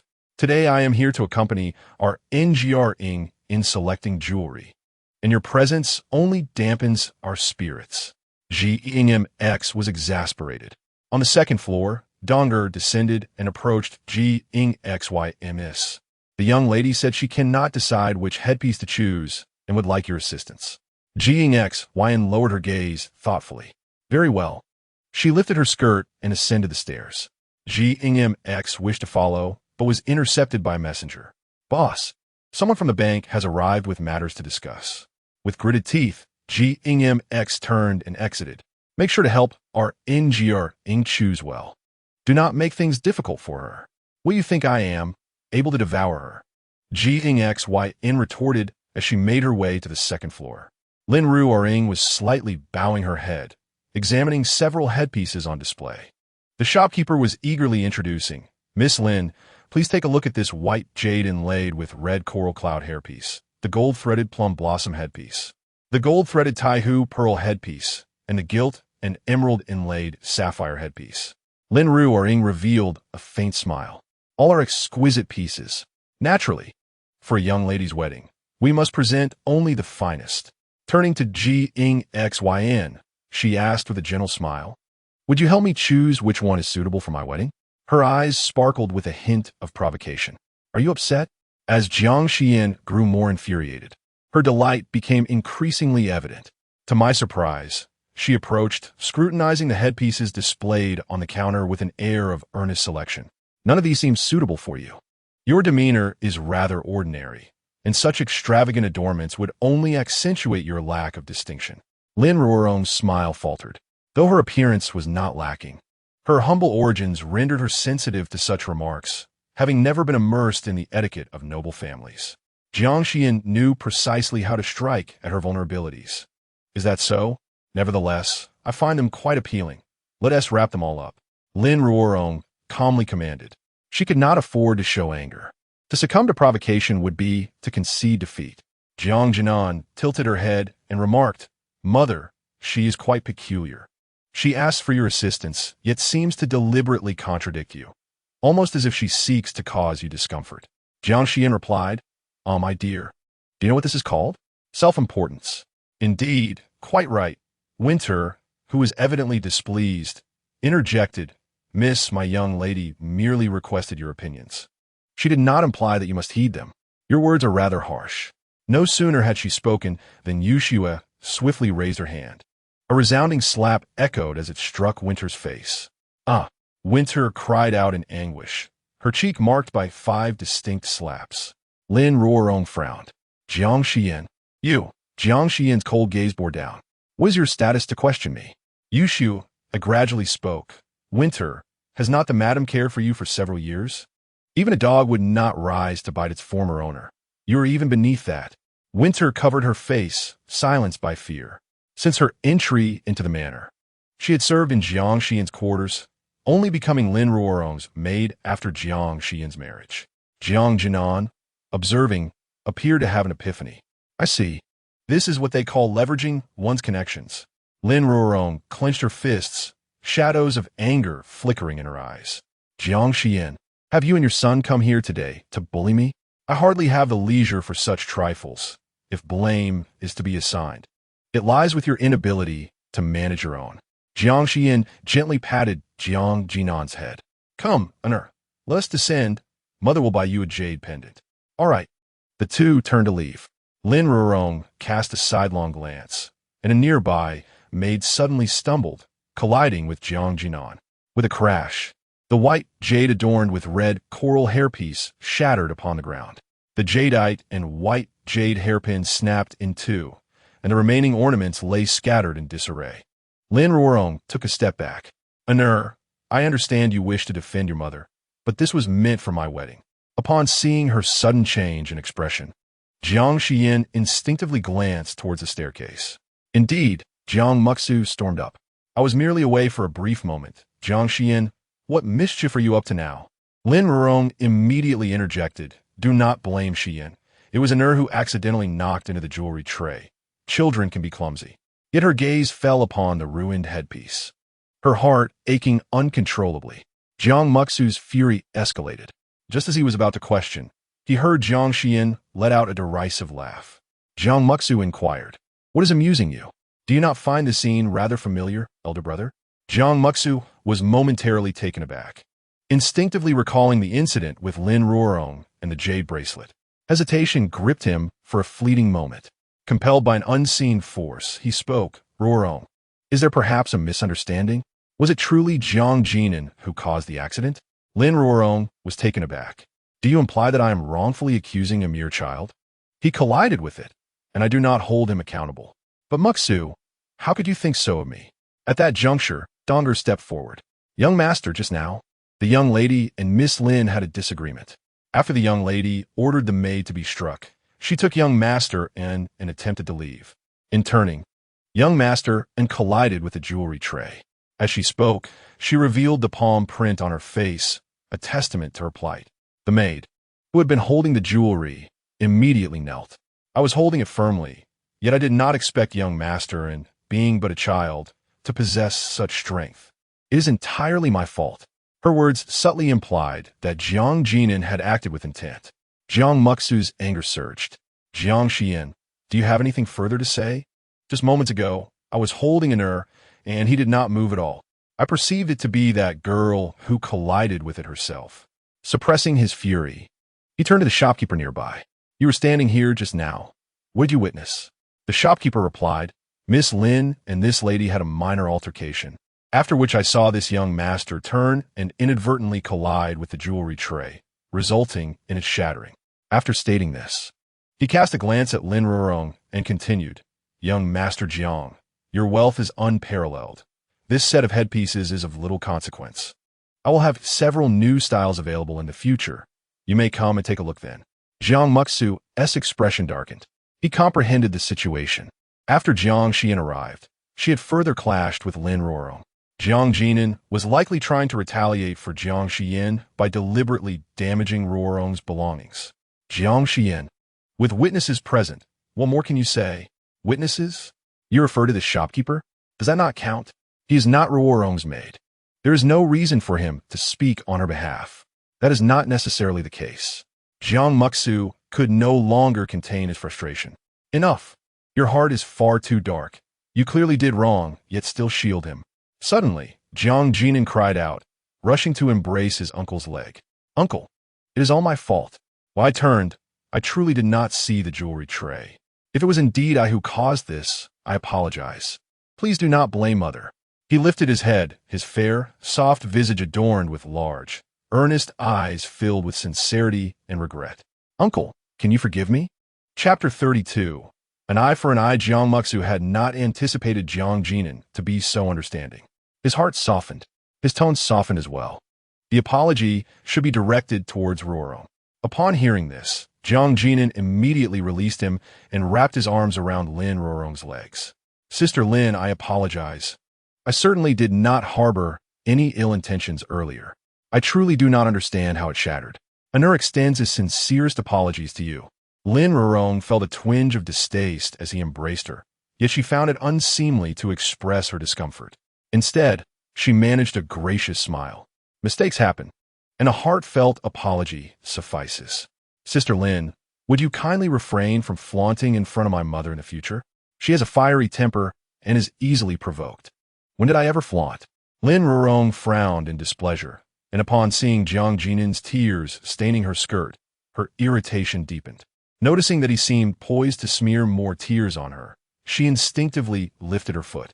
To her astonishment, Jiang Jinan's small frame suddenly tilted and fell onto the broken pieces of jewelry scattered on the floor. Ah, Anur! Jiang Xiyan immediately scooped him up. To her dismay, she found his palm punctured, bleeding. Jiang Jinan clutched his hand, his eyes brimming with tears. Jiang Xiyan, in a fit of rage, was about to scold when she noticed the little one discreetly winking at her. Jiang Xiyan asked, Sister Lin, are you still angry? Jiang Jinan, nestled in Jiang Xiyan's embrace, gazed timidly at Lin Rurong. Lin Rurong was taken aback. Jiang Xiyan coldly interrupted. Lin Rurong, why do you unleash your grievances on me? You would kick a 4-year-old child? I did not. You claim otherwise, yet I witnessed you raise your foot. Yu Shiwei and Qingye, who stood behind, immediately chimed in. Miss Lin, young master, and sincerely apologized. You should not have kicked him. Indeed, Miss Lin, it appeared your kick landed on young master's chest. Jiang Jinan quickly shook his head and softly spoke. It's all right. Sister Lin just didn't want me to be close to her and inadvertently kicked me away. Lacking control over her strength, I believe it was an accident. You all. Lin Rurong's complexion paled, a familiar tactic unfolding before her. Was this not the very method she had just used to malign Jiang Jinan? Such rapid learning. Lin Rurong bit her lip and turned to Jiang Muxu. Muxu, I did not. As long as Jiang Muxu believed her, that was all that mattered. However, Jiang Muxu remained silent, having witnessed Lin Rurong raise her foot. At the moment Jiang Jinan lunged, he noticed Lin Rurong's subtle expression. It was evident she did not wish for Jiang Jinan to touch her. Xiyan. Perhaps Rurong did not intend it. Perhaps, as Anur said, she simply lacked control over her strength. Elder brother, you heard how Anur broke Lin Rurong's belongings and immediately erupted in fury. Yet when Lin Rurong kicked my son, you sought to excuse her. Do you not find that absurd? Jiang Muxu retorted with irritation. Xiyan, this matter is settled. From now on, avoid our presence. Whenever you are here, nothing good comes of it. It was Lin Rurong who summoned me here, yet I am blamed for it. Jiang Muxu, not only are you blind to reason, but your vision fails you as well. Silence. with your temperament. I fear Jiang Xiyan will inevitably be led astray. You need not concern yourself. Jiang Xiyan urged Jiang Xiyan. Let us depart. Your uncle does not care for you. Your mother does. She descended the stairs, accompanied by her maid. When Jiang Xiyan departed, she glanced back at Jiang Muxu, her dark, expressive eyes brimming with sincerity. Uncle, I truly am fine. Please do not be angry with my mother. Ignore him. Your heart is filled with thoughts of Rong, and we are mere outsiders. Jiang Muxu retorted, he never said that. Once settled in the carriage, Jiang Xiyan quickly wiped her tears away, her eyes sparkling with a playful smile. Mother, didn't I act convincingly just now? Indeed, quite convincingly. You nearly deceived her. With a complex expression, Jiang Xiyan ruffled his hair gently and took hold of his injured hand. Let me see, does it hurt? Just a little, he replied nonchalantly. But injuring myself for Lin Ruorong is not worth it. Look, I'm bleeding. Jiang Xiyan retrieved her medicine box, beginning to tend to his wound. It's nothing serious, just a surface injury. Jiang Xiyan's small face displayed indifference. I simply cannot tolerate that wicked woman. She always resorts to underhanded tactics to frame my mother. I wanted her to experience a taste of her own medicine. Besides, perhaps this incident will alter Uncle's perception of her, helping him to recognize her true nature sooner. Jiang Xiyan lowered her head, carefully bandaging his injury. There's no rush with this matter. Such trivialities are insufficient to shake Lin Ruorong's standing in his heart. Just as Jiang Xiyan stepped out, Lin Ruorong emerged as well. Rong, Jiang Muxu called after her. Yet, Lin Ruorong paid him no heed, stepping onto the carriage. Jiang Muxu grasped her arm to stop her. Rong, why are you upset? You don't trust me, do you? Lin Ruorong bit her lip, her eyes glistening with unshed tears. Back in the shop, you thought I pushed Jiang Xiyan. Believed me to be malicious, didn't you? No, you were gentle, kind, and cultured. How could you be malicious? Then do you believe me? Muxu, Jiang Xiyan set me up. He pretended to fall. I did not touch him. I believe you. Lin Ruorong's heart sank. Muxu, you still do not trust me. Jiang Muxu's gaze flickered slightly. He was reluctant to doubt Lin Ruorong. Yet, the incident with the jade bracelet lingered in his mind. Moreover, Jiang Xiyan was only 4 years old. A 4-year-old child could possess such a profound cunning and remarkable acting skills. In this world, it matters not who doubts me. But you, Muxu, are the only one I care about.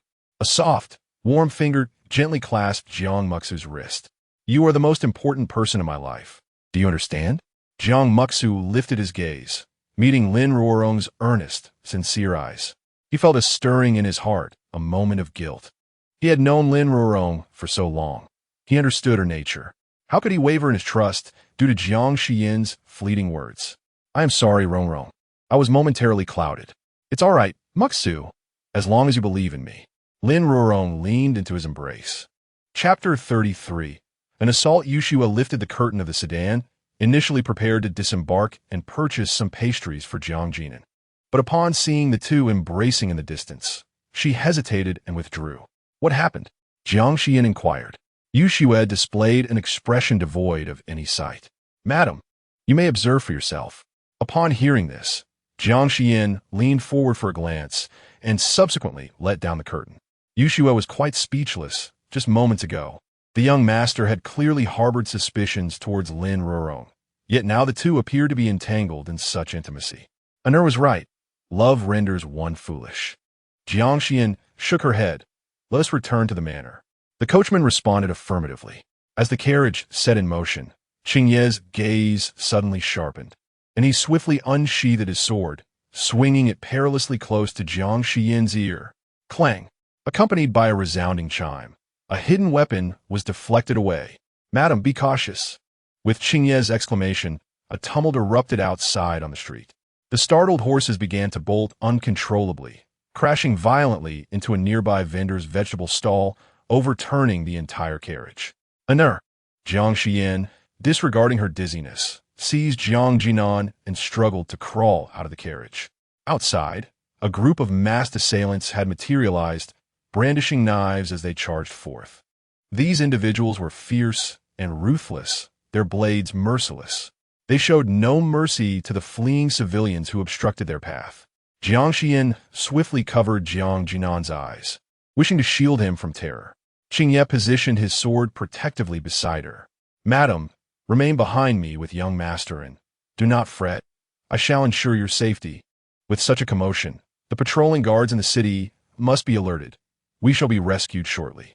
Though fear gripped her, Jiang Xiyan maintained her composure. "Let us retreat. You must safeguard yourself as well. We shall defend rather than attack." "Understood."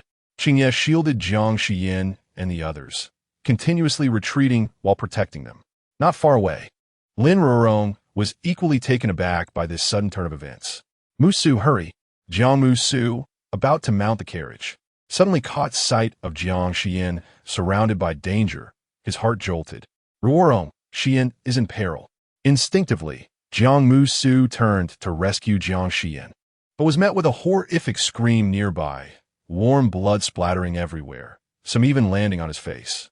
He reached up, touched the crimson fluid, and in an instant, froze in place. "Musu, I am so frightened." At his side, Lin Ruorong grasped his sleeve, her face drained of color. "We must leave. It is too perilous here." "All right." Before he could fully comprehend the situation, he instinctively agreed. Gritting his teeth, Jiang Musu turned to take Lin Ruorong onto the carriage, but unexpectedly, a figure soared through the air, crashing heavily onto the horse. The horse neighed in distress, losing control and violently tossing several individuals aside. "Ruorong, stay close to me." Jiang Musu could only seize Lin Ruorong's hand and flee. Yet, unexpectedly, a group of assailants emerged ahead, brandishing their weapons as they advanced. "Ah!" Lin Ruorong shrieked, tightly hiding behind Jiang Musu. As a blade swung toward him, a sudden force propelled him aside. Jiang Xiyan had fiercely shoved Jiang Musu away, allowing him to evade this lethal strike. Jiang Musu stumbled several steps before collapsing to the ground, taking a moment to regain his senses. The razor's edge grazed his neck, instilling a profound sense of mortality that caused him to break out in a cold sweat. "Madam! Mother!" A few shouts jolted him back to reality. Jiang Muxu turned his head to see Jiang Xiyan being supported while standing to one side, her complexion ashen, a vivid crimson stain saturating her shoulder. She was injured. Jiang Muxu regained his senses. Jiang Xiyan had risked herself to save him. What was he hesitating for? Jiang Xiyan suddenly turned her gaze towards him, her beautiful almond eyes glinting with a fierce intensity. "Why aren't you moving? They are after me. Being near me only puts you in greater danger." Jiang Muxu sprang to his feet. "I will not leave you, Xiyan. I will protect you." The shame of having considered abandoning Jiang Xiyan to escape weighed heavily on him. Jiang Xiyan spoke with composure. "Brother, you are unarmed. You will only hinder Qingye here." Jiang Muxu was about to declare his determination to protect her with all his might when a spear sliced through the air, striking one of the assailants in the chest. The sound of galloping hooves approached, and a group of patrol soldiers arrived, the leader brandishing a long sword, his voice booming. "Quickly, subdue these ruffians." Seeing the newcomers, Qingye let out a sigh of relief and whispered, "Madam, do not worry. They are His Highness's men." The patrol soldiers advanced and quickly engaged in combat, swiftly overpowering the assailants. Jiang Xiyan's taut nerves finally began to ease. "Mother, you're bleeding. You've lost so much blood," Jiang Jingan cried, tears streaming down his face. He reached out to embrace Jiang Xiyan, but hesitated, fearful of causing her pain. His small hand helplessly tugged at Jiang Xiyan's sleeve. The leader of the patrol approached. "You must be the wife of the Marquis of Yong'an? We will take care of these bandits. You are injured, and I shall arrange for someone to escort you back home for treatment." "Xiyan," Jiang Muxu exclaimed anxiously, "my residence is nearby. Let us go there. The physician in my house is highly skilled, as you know." Jiang Xiyan nodded slightly. "Thank you for your life-saving grace, my lord. I'll go to my brother for treatment. Madam, please take care." Upon arriving at Jiang Muxu's residence, the physician quickly came to attend to Jiang Xiyan's wounds. A group waited outside, their expressions varied. Jiang Jingan squatted on the steps, his small face still marked with dried tears. Yu Xue stepped forward to comfort him. "Young master, the madam is fine. It is not a fatal injury. But mother will be in pain. She has lost so much blood." Jiang Muxu joined in. Little one, it's all right. The doctor in my residence is very skilled. She will not hurt your mother. Jiang Xiyan shot him an indignant glare. The knife wasn't he plunged into you. It's easy for you to say. With that, he abruptly turned away, presenting his back to him. Jiang Muxu stood there, awkwardly rubbing his hands together, rendered speechless. He had no words to offer. The knife was meant for him. Jiang Xiyan had taken the blow in his stead. Had it not been for him, Jiang Xiyan would not have been injured. In the present moment, Jiang Xiyan was angered, yet he found himself at a loss for words. Chapter 34, Guilt. Lin Rurong grasped Jiang Muxu's hand gently, speaking softly, "Muxu, do not be angry. Anur is merely worried about her mother. It's understandable that her demeanor towards you is less than cordial. Do not hold it against the child." "I do not hold it against her," Jiang Muxu replied, his expression somewhat frosty, as he pulled his sleeve from her grasp. Lin Rurong was taken aback, about to inquire about his sudden change in demeanor when the door swung open, revealing the female physician carrying a medical box. "Everyone, the wife of the young Marquis, is no longer in danger." Jiang Xiyan sprang up with a whoosh, rushing inside. "Mother, Anur." Jiang Xiyan lay on the bed, extending a frail hand.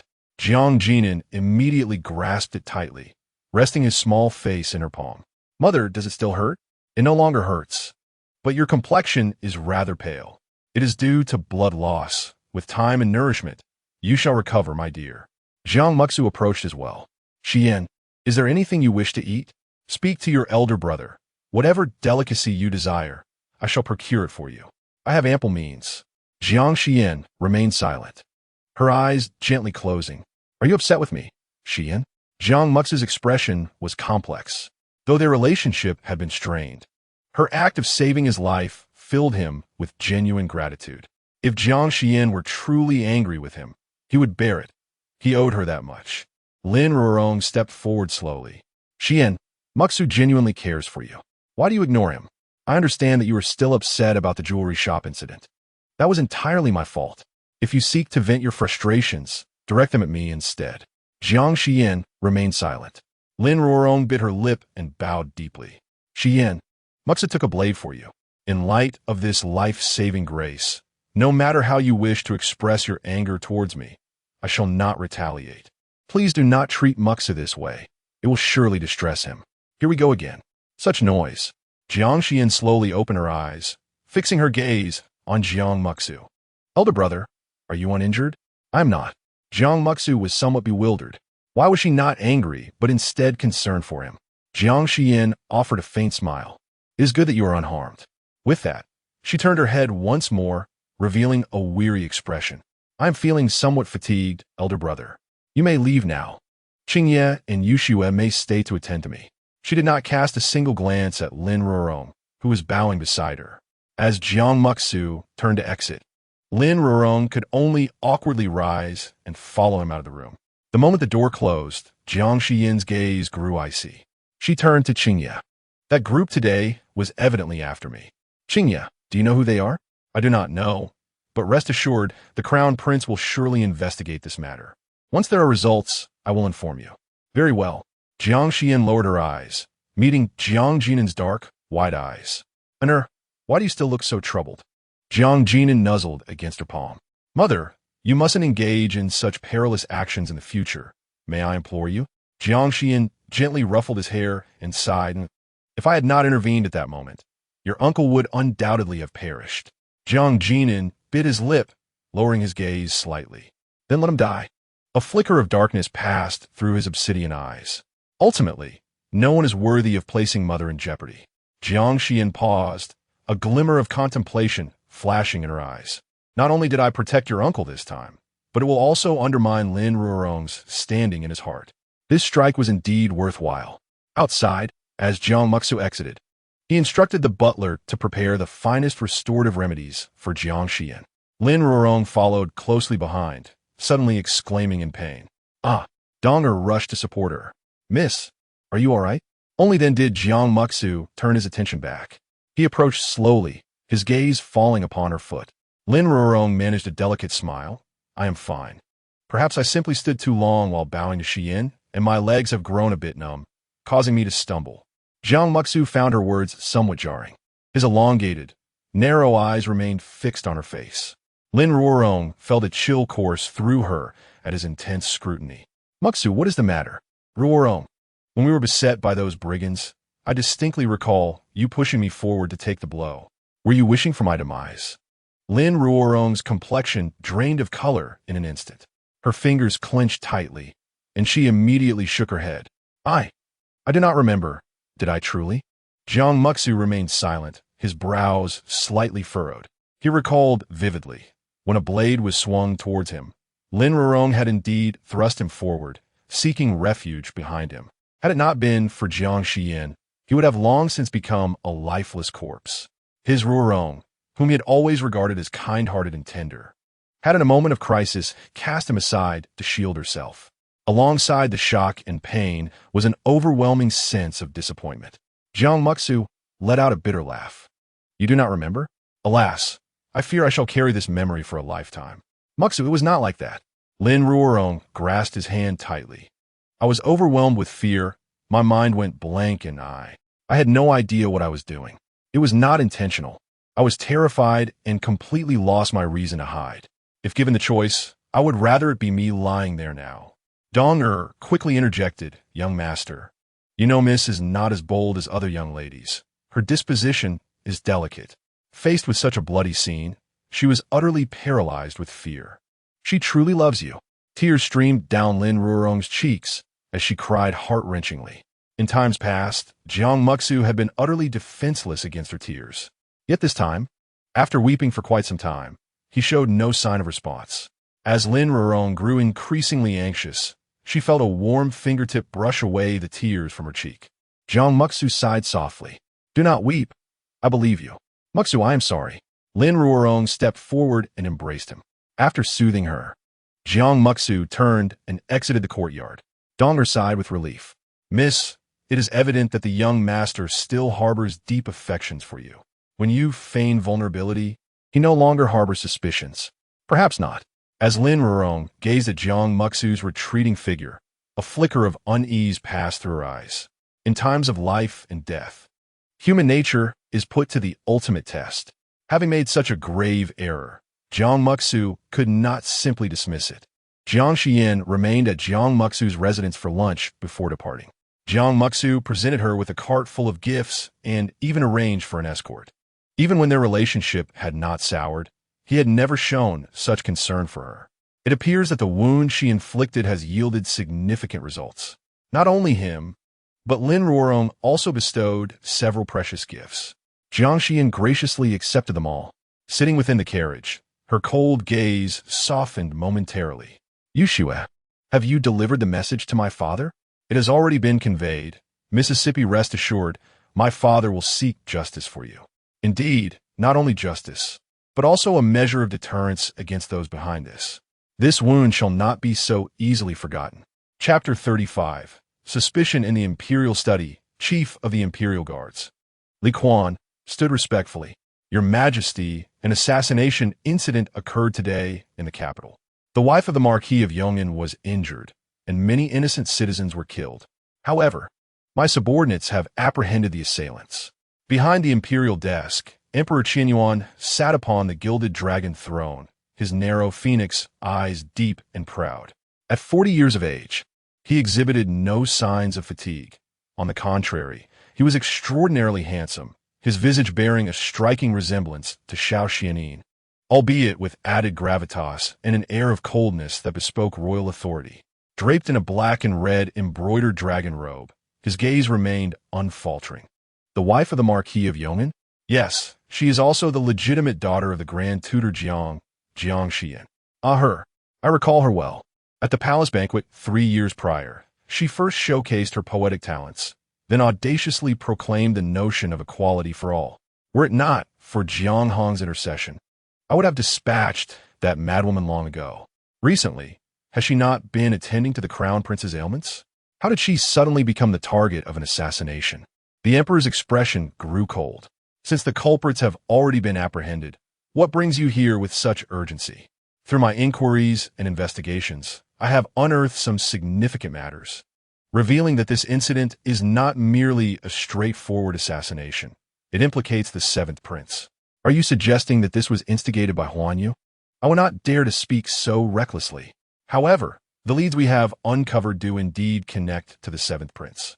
I implore your majesty to examine this. Li Quan presented the evidence and testimonies he had gathered. The emperor glanced at them briefly.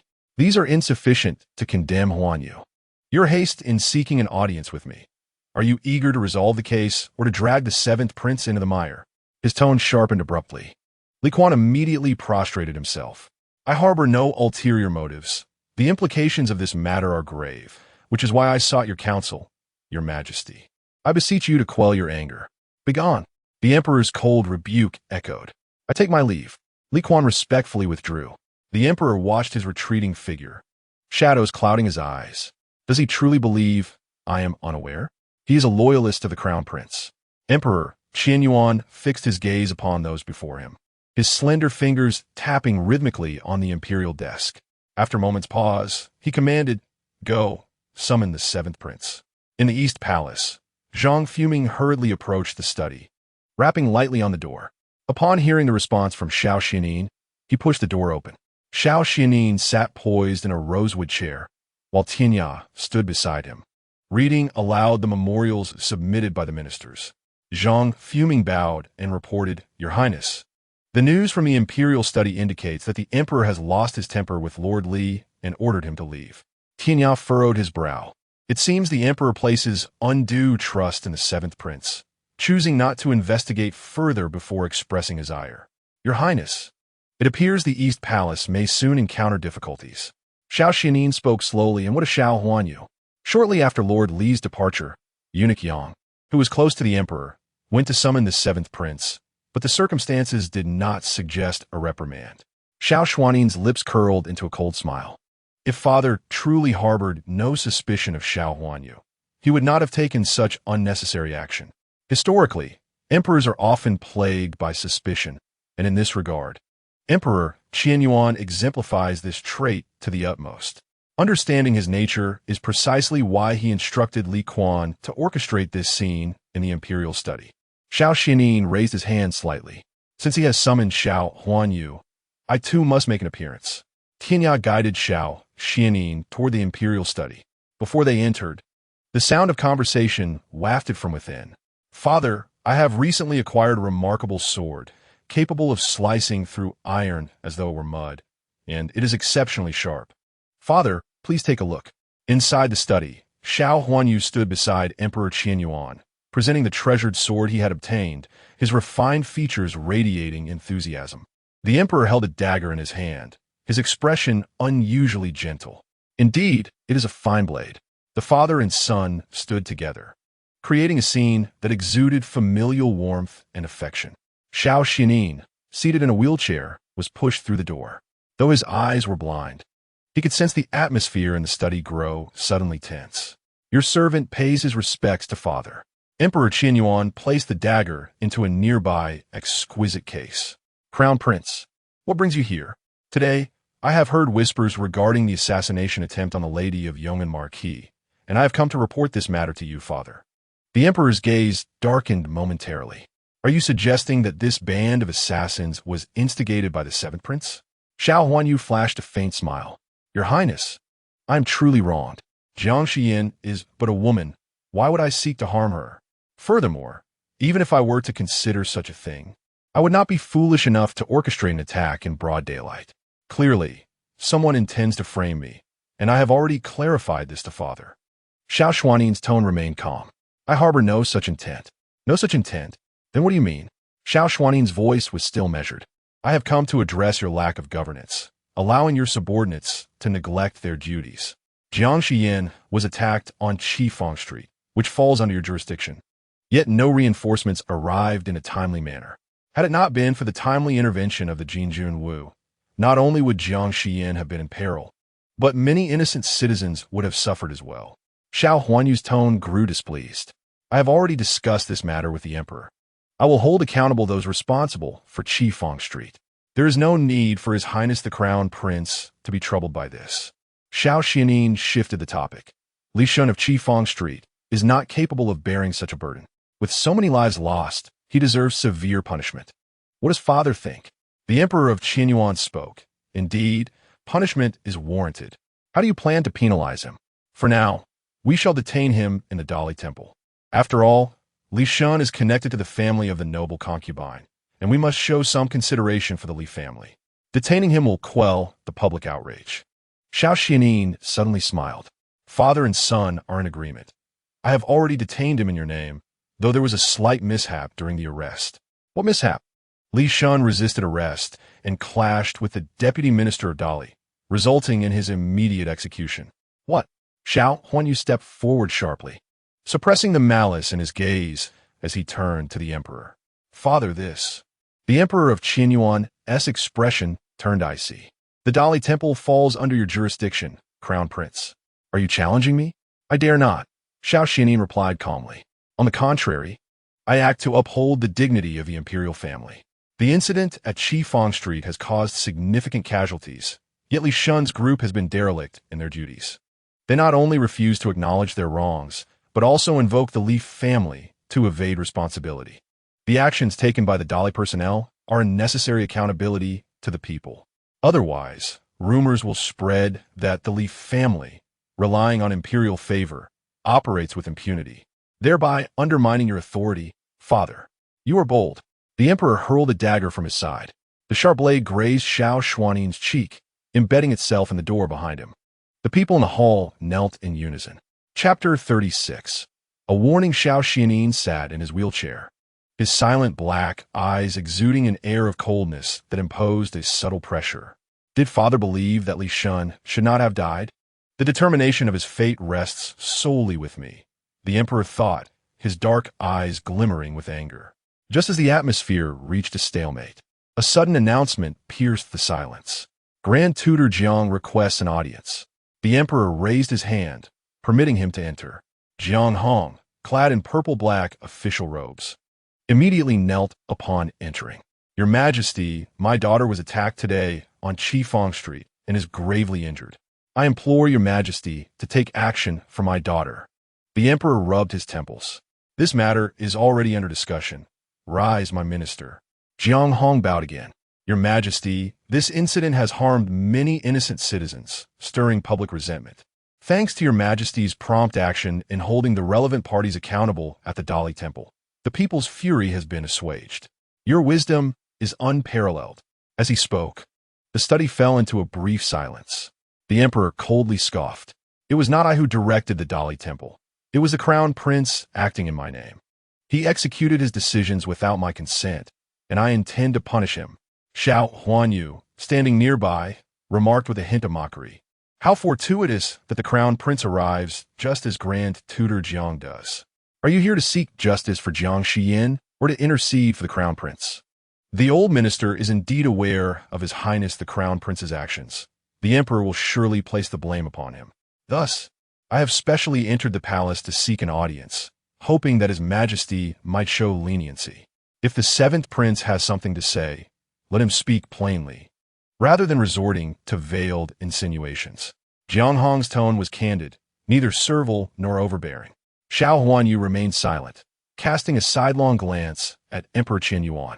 Noticing that the emperor showed no signs of displeasure, he swallowed the words that nearly escaped his lips. Emperor Qinyuan waved his hand. Crown Prince, Seventh Prince, you may both take your leave. Within the study, a brief silence ensued. Jiang Hong slowly lifted his gaze. Your Majesty, how do you intend to punish His Highness the Crown Prince? Emperor Qinyuan snorted coldly. If I were to punish him further, would it not appear that I favor the Li family and alienate the common people? I thank your Majesty on behalf of His Highness the Crown Prince. Jiang Hong replied. Your loyalty to him is commendable, the emperor remarked with a hint of teasing, yet without anger.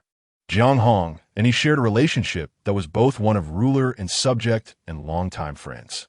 Had it not been for Jiang Hong's staunch support during the struggle for the throne, he would not have ascended to his current position. My loyalty lies solely with your Majesty. His Highness the Crown Prince is my student, and I understand his character, which is why I speak on his behalf. Jiang Hong sighed. Moreover, I am genuinely grateful to His Highness. Without him, my daughter might have encountered peril. Emperor Qianyuan inquired. What enmity could a mere woman like Jiang Xiyan have provoked to warrant such an outcry for her death? She resides in the inner quarters. How could she have garnered such animosity? However, according to my investigations, these matters are related to the seventh prince. Was this statement prompted by the crown prince? No one prompted me, Jiang Hong replied, his demeanor respectful. Your Majesty, I understand that His Highness's actions may displease you, but the Li family indeed requires a warning. For years, Consort Yu has showered the seventh prince with favor, and he has grown increasingly arrogant. Thus, this incident serves as a timely reminder for them to behave themselves. Emperor Pei Yunyuan lowered his gaze, a flicker of contemplation crossing his features. After a moment, he slowly spoke. This incident has frightened Jiang Xiyan. I shall ensure that you receive a just outcome. Your Majesty is wise. Jiang Hong bowed and withdrew. Emperor Pei Yunyuan sat upon the dragon throne, gazing out at the pale blue sky for a long while unmoving. Yang Hezhong, by his side, presented him with a cup of hot tea. Your Majesty, please have some tea. Emperor Pei Yunyuan spoke slowly. Do you think this matter is related to the seventh prince? That I cannot ascertain, Yang Hezhong replied, his head bowed.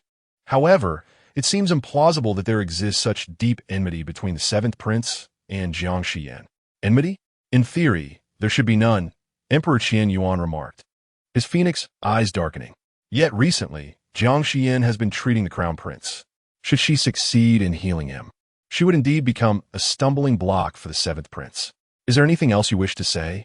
Yang Hezhong chuklet alquardly. In response to your Majesty, no. I am equally astonished that someone would dare to publicly attempt to assassinate the wife of the Marquis of Yong'an in broad daylight. The audacity of such an act is remarkable, and I cannot fathom who would undertake it. Indeed, few could commit such a deed. His son, Xiao Xuanli, would be one. Emperor Pei Yunyuan leisurely lifted the lid of his cup, his eyes shadowed with a dark hue. Jiang Hong speaks wisely. The Li family has indeed become somewhat complacent. Dispatch a decree to revoke the seventh prince's control over Qifeng Street, transferring authority to the chief of the Imperial Guard, Li Quan. Those derelict officials at Qifeng Street shall face severe consequences. Understood. Upon exiting the imperial study, Xiao Xuanli and his entourage made their way towards the East Palace. Zhang fuming expressed his concerns. Your Highness, do you think His Majesty will lay blame upon us this time? Xiao Xuanli replied nonchalantly. Who can say? The Emperor has always favored the Li family. He is likely to side with the seventh prince on this occasion. That is why the Grand Tutor has entered the palace today. My father harbors both wariness and suspicion towards him. Thus, it is more fitting for Jiang Hong to voice certain matters. The Emperor's favoritism towards the Li family exists only as long as they remain compliant. In the eyes of a sovereign, nothing supersedes the imperium of his royal authority. As they proceeded, Xiao Xuanli's gaze suddenly sharpened, and he gestured for the group to halt. Once silence enveloped them, a rustling sound emerged from the nearby underbrush. Who goes there? Tinya barked, swiftly turning to investigate. He spotted a small red snake slithering into a crevice in the wall. Your Highness, it is a red-chained snake, Zhang fuming remarked, puzzled. How could there be snakes within the palace? These attendants are certainly remiss. Xiao Xuanli pondered momentarily. Have there been any sightings of a silver snow snake? None, came a reply. Those dispatched to Miao Domain reported that the last trace of the silver snow snake was 2 years ago. It is now presumed extinct, an extinct serpent. Moreover, that does not inhabit the Central Plains. To discover a living one would be exceedingly challenging. Tianya mused, Your Highness, perhaps we should consult Jiang Xiyan. Is there any alternative method, aside from the silver snow snake, to restore your sight, even if it takes longer? Indeed, Xiao Xuanli acknowledged. We cannot afford to wait any longer. Then shall we bring some wound medicine to present to Jiang Xiyan? If you wish to, then do so. Tianya clicked his tongue inwardly. You want me to bring it? I'm doing this for you. Within the palace, a red-chained snake glided through hidden foliage and approached a set of steps. Just as it intended to escape, a slender hand seized it. What a little darling. How did you come to wander out? The intruder chuckled lightly, gripping the serpent firmly by its midsection, and slowly entered the hall. In a concealed rear chamber, the secret room was opened. The red-chained snake was carelessly tossed into the snake pit below. Soon, the darkness was filled with the chilling sounds of hissing serpents. Chapter 37. An uninvited guest after departing the imperial study. Xiao Huanyu did not return to his own palace, but instead made his way to the residence of Consort Yu. To his surprise, Pei Yunyuan was also present, disguised as a guard standing by Consort Yu's side. Xiao Huanyu parted the beaded curtain. "Mother, this place is quite lively, isn't it?" Consort Yu turned to him. "Huanyu, what brings you here? Had I not come unannounced, I would never have known of your boldness in allowing court officials to infiltrate the inner palace. If father were to find out, your title as consort would surely be at risk." Consort Yu sighed. "It is all for your sake." Pei Yunyuan spoke slowly. "Your Highness, the concubine is concerned that your recent actions have been too ostentatious, fearing they may attract calamity. She has asked me to intervene on your behalf." Xiao Huanyu's gaze darkened. "What did you discuss with my mother?" he inquired. "Nothing of significance. I'm already aware of your deeds," replied the concubine, rising with her delicate brows knitted in concern. "Huanyu, what do you intend to achieve with the horrific incident at Qifeng Street?" she asked in a hushed tone. "Your father is still alive. Have you lost your senses?" "Mother, I assure you I am not deranged," Xiao Huanyu retorted, settling down to pour himself a cup of tea. "Xiao Xian has taken the life of my kin, and I must seek retribution. Coincidentally, Jiang Xiyan is treating him, so why not eliminate her? Furthermore, does this not provide a clear answer to my suspicions?" A smile spread across his face. "Jiang Xiyan is undoubtedly of great value to Xiao Xian. I suspect she may even be able to heal him. Otherwise, why would he go to such lengths to protect her?" Pei Yunyuan raised his head, exclaiming, "Impossible." Xiao Huanyu slowly shifted his gaze, a glimmer of amusement in his eyes. "Pray tell, how is it impossible?" "Your Highness, it is common knowledge that Jiang Xiyan is a feeble and inept individual. She cannot possibly—" Pei Yunyuan began, but was interrupted by Xiao Huanyu raising his hand. "That was in the past, regardless of her previous shortcomings. I am certain that during our last encounter, she displayed no signs of being inept. I would rather risk a wrongful death than allow her to escape unscathed." "You intend to kill Jiang Xiyan?" The concubine's expression turned grave. "She is the daughter of the Grand Tutor and the wife of the Marquis of Yong'an. Her death would lead to considerable trouble. She cannot continue treating Xiao Xian, regardless of whether she lives or dies. Pei Yunyuan, I entrust this matter to you." Xiao Huanyu smiled enigmatically. "Jiang Xiyan is your lady. She is under your very nose. Should any misfortune befall her, it should not prove difficult, should it?" Pei Yunyuan's gaze faltered momentarily, leaving him momentarily speechless. Suddenly, a young eunuch hurried in. "Your Highness, the concubine. The Emperor has just decreed severe punishment for those responsible for the failures at Qifeng Street. And he also stated—" "What else did he say?" "He ordered the revocation of the 7th Prince's control over Qifeng Street, transferring authority to Lord Li of the Imperial Guard." Silence enveloped the chamber. With a crash, Xiao Huanyu hurled his cup to the ground. "Excellent, truly excellent." The concubine furrowed her brows. "Why has the Emperor made such a sudden decision? What other reason could there be? It is undoubtedly that old scoundrel, Jiang Hong. Having grown up alongside Emperor Qianyuan and having been a pivotal supporter in his ascent to the throne, the Emperor naturally holds him in higher regard than others. Initially, I sought to win Jiang Hong over, but to my surprise, he aligned himself with the Crown Prince." Xiao Huanyu's expression darkened, and he handed Pei Yunyuan a jade vial. "This contains Qianzu Elan. Ensure Jiang Xiyan ingests it." He leaned closer, patting Pei Yunyuan's shoulder. "Should anyone make me uncomfortable, I shall make them suffer 100-fold. With that, he waved his sleeve and departed. The concubine watched his retreating figure, her expression a mixture of emotions. She placed a hand to her forehead. "Huanyu's temperament is volatile and devoid of compassion. If this continues, I fear he may face dire repercussions. Remain by his side and counsel him frequently. Should any issues arise, inform me at once." "Do you believe he will heed my counsel?" Pei Yunyuan's face flashed with a hint of derision. The noble concubine truly harbors deep affection for her son, taking such considerable risks to convey these matters to me. The usually haughty expression of concubine you dimmed. "Do you blame me?" "I dare not," he replied, clasping his hands in respect before turning to exit the palace doors. The sky was growing dim. Not long after Jiang Xiyan returned to her residence, she learned that Xu Wanwan was coming to see her. It was likely due to your promotion of Miss Chun as a concubine, causing discomfort in her heart. The maid eagerly recounted the news she had gathered, mentioning how Chu had caused quite a scene earlier in the garden, shattering cups on the ground. Her little face contorted in anger. "Madam, why do you not smile?"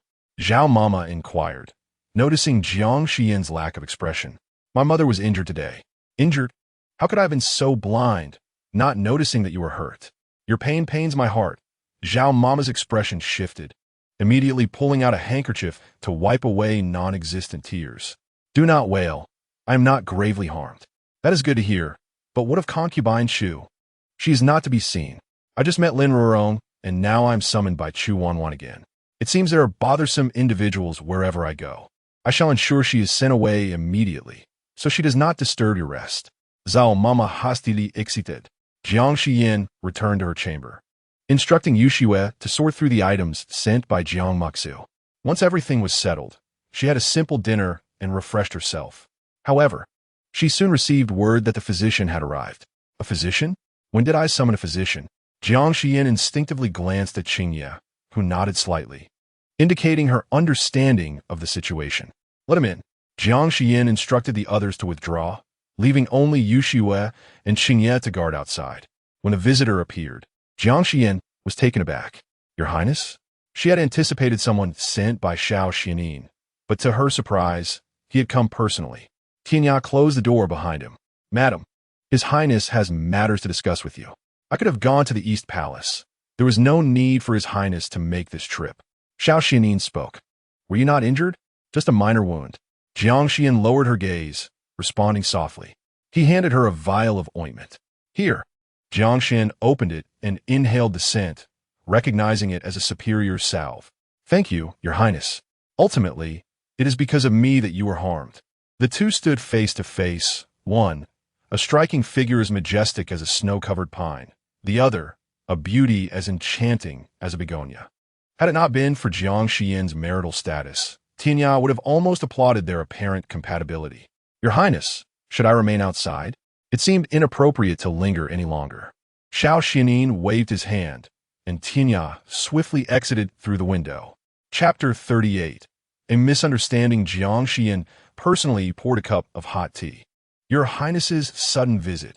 Is there news of a silver snow serpent?" "On the contrary, the silver snow serpent has become extinct, finding it is nearly impossible. And I cannot wait indefinitely." Xiao Xuanli's handsome visage was partially shrouded in the dim light. The usually noble and elevated crown prince now bore a hint of desolation. Besides the silver snow serpent for medicinal purposes, were there any other alternatives? Generally speaking, there are none. "So there is one." Xiao Xuanli turned his head, attempting to steady himself against the table to sit down.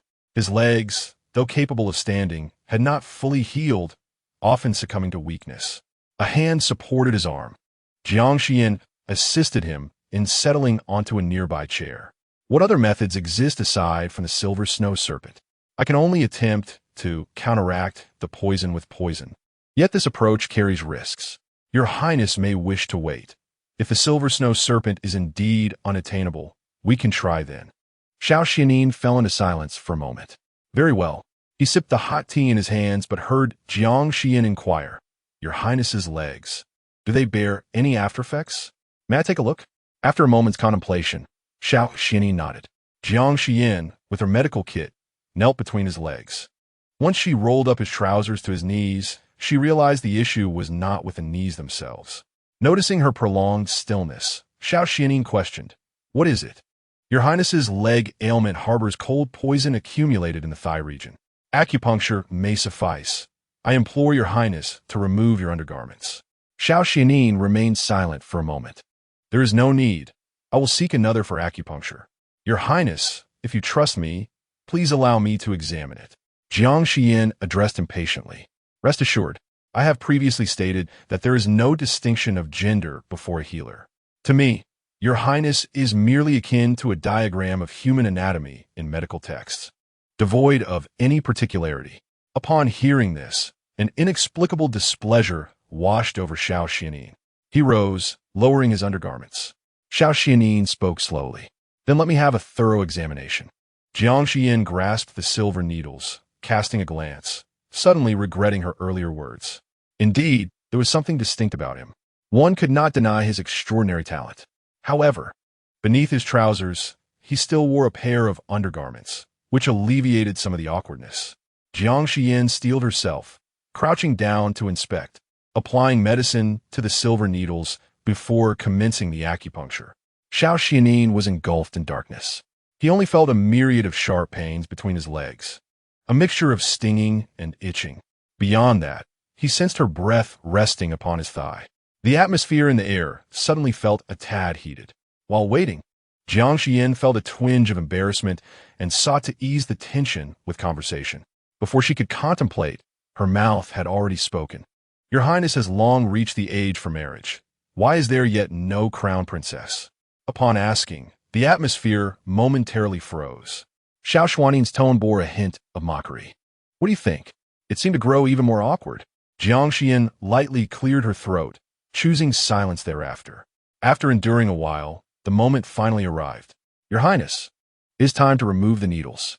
Jiang Xiyan extended her hand, carefully extracting the silver needles from Xiao Xuanli's legs one by one. Once finished, she prepared to rise. However, having crouched for too long, her legs grew numb, and she toppled forward. Instinctively, she braced herself on Xiao Xuanli's thigh. Timely intervention prévented en immense embarrassment. Suddenly, a soft sound emanated from the window, and Tianya swiftly leaped inside. Your Highness, someone has arrived. Upon discerning the scene within, Tianya's eyes widened in shock. Her jaw nearly unhinged. Although the prince was visually impaired, he was indeed engaging with genuine flowers. I must leave immediately. With that, she jumped out of the window once more. Jiang Xiyan hastily rose to her feet. Under the flickering candlelight, her face was flushed crimson. At that moment, she felt a strange sense of relief that Xiao Xianin was blind. Once Xiao Xianin had adjusted his attire, Jiang Xiyan finally spoke. Your Highness, after a few more treatments for the cold poison, you will be restored to your former self. Xiao Xuanli's voice remained as indifferent as ever. Jiang Xiyan stole a glance at him, only to find him slightly tilting his head, a hint of discomfort gracing his otherwise handsome visage. His ears bore a faint hue of red. Could it be that he was shy? As Pei Yunyuan entered Yuan Pavilion, he was intercepted. Lord, please halt. The lady is already retired. What of her retirement? Pei Yunyuan frowned slightly and stepped forward to enter, only to be blocked by Qingya. Lord, please return. You insolent servant. She retorted. The lady has commanded that she is unwell today and does not wish to see anyone. Pei Yunyuan's gaze darkened, and he slowly replied, I will not enter. I merely wish to speak with her outside. Qingya hesitated for a moment. Knowing that if she continued to obstruct him, it would only arouse his suspicion, she stepped aside. Pei Yunyuan approached Jiang Xiyan's door. Jiang Xiyan, I have heard of your recent attack. Allow me to warn you once more. Keep your distance from the crown prince, or you may find yourself in dire straits. Inside, Jiang Xiyan glanced sideways at Xiao Xianin, her eyes flickering. He was right there beside her. Pei Yunyuan continued. The crown prince is not as noble as you perceive. His protection stems from your perceived value. Should you cease to be useful, you will become a discarded pawn. Jiang Xiyan, conduct yourself properly as the madam of Yong'an Marquis. Do not dig your own grave. Inside, Xiao Xuanli's phoenix-like eyes shifted, revealing an enigmatic smile. He suddenly leaned closer, the faint scent of dragon's saliva carrying an air of dominance. Your husband possesses remarkable audacity, daring to speak so recklessly of me in private. Tell me, should I venture out now and punish him for his disrespect? Jiang Xiyan's eyes widened. If your highness were to step out now, wouldn't it tarnish your reputation as one consorting with a minister's wife? Are you afraid? Indeed, at that moment, the fear of death loomed over her. How could one not be afraid? A gentle word escaped her lips, laced with a soft tone. Xiao Xianin suddenly felt an overwhelming itch creeping up his thigh, ascending towards his abdomen. Jiang Xiyan? Outside, Pei Yunyuan's voice resonated once more. Are you feigning silence to compel me to enter and speak with you directly? Jiang Xiyan promptly replied, "I have understood your words, my lord. Please take your leave." Upon hearing her voice, Pei Yunyuan paused for a moment. In truth, he harbored a desire to enter and ascertain the extent of her injuries.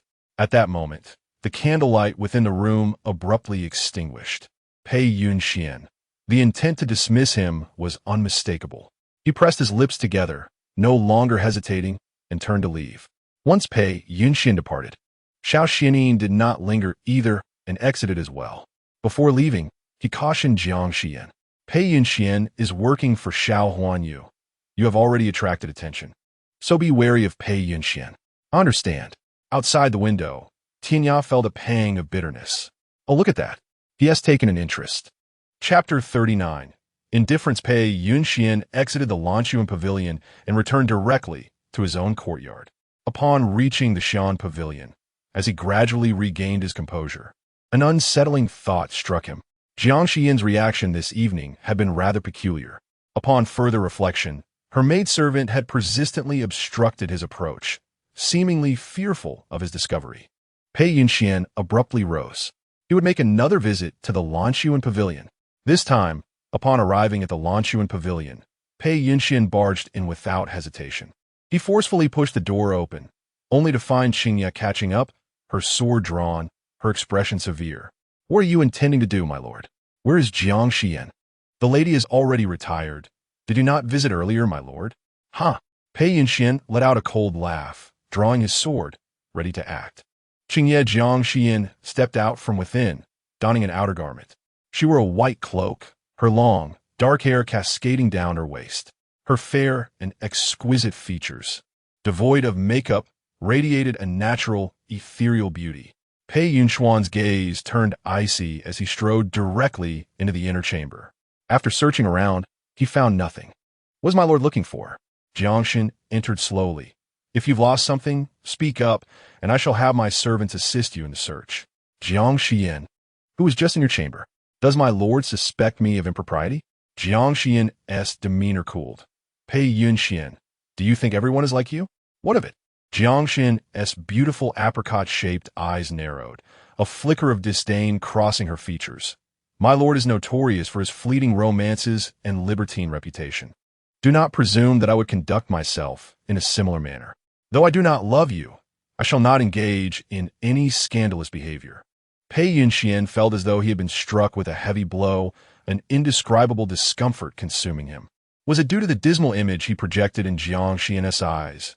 Or was it her declaration that she did not love him? "You would do well to exercise restraint, Jiang Xiyan.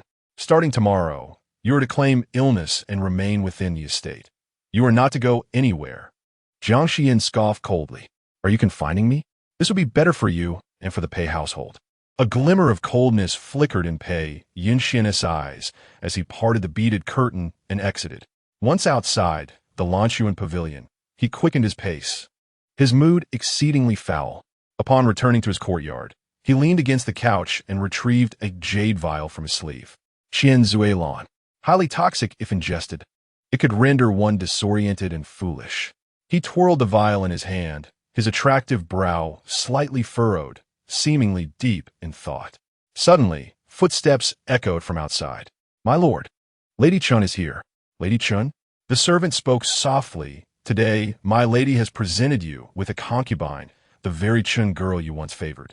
As the words fell, a woman clad in the hue of peach blossoms gracefully emerged. Chun Ninger curtsied slightly, her voice gentle. "This humble servant greets you, lord." Today, as she was brought in as a concubine, she had anticipated that Pei Yunyuan would spend the night in her chambers. However, he did not arrive, prompting her to take the initiative to seek him out. Chun Ninger slowly rose, casting a shy glance at Pei Yunyuan, only to meet his icy gaze. "Leave."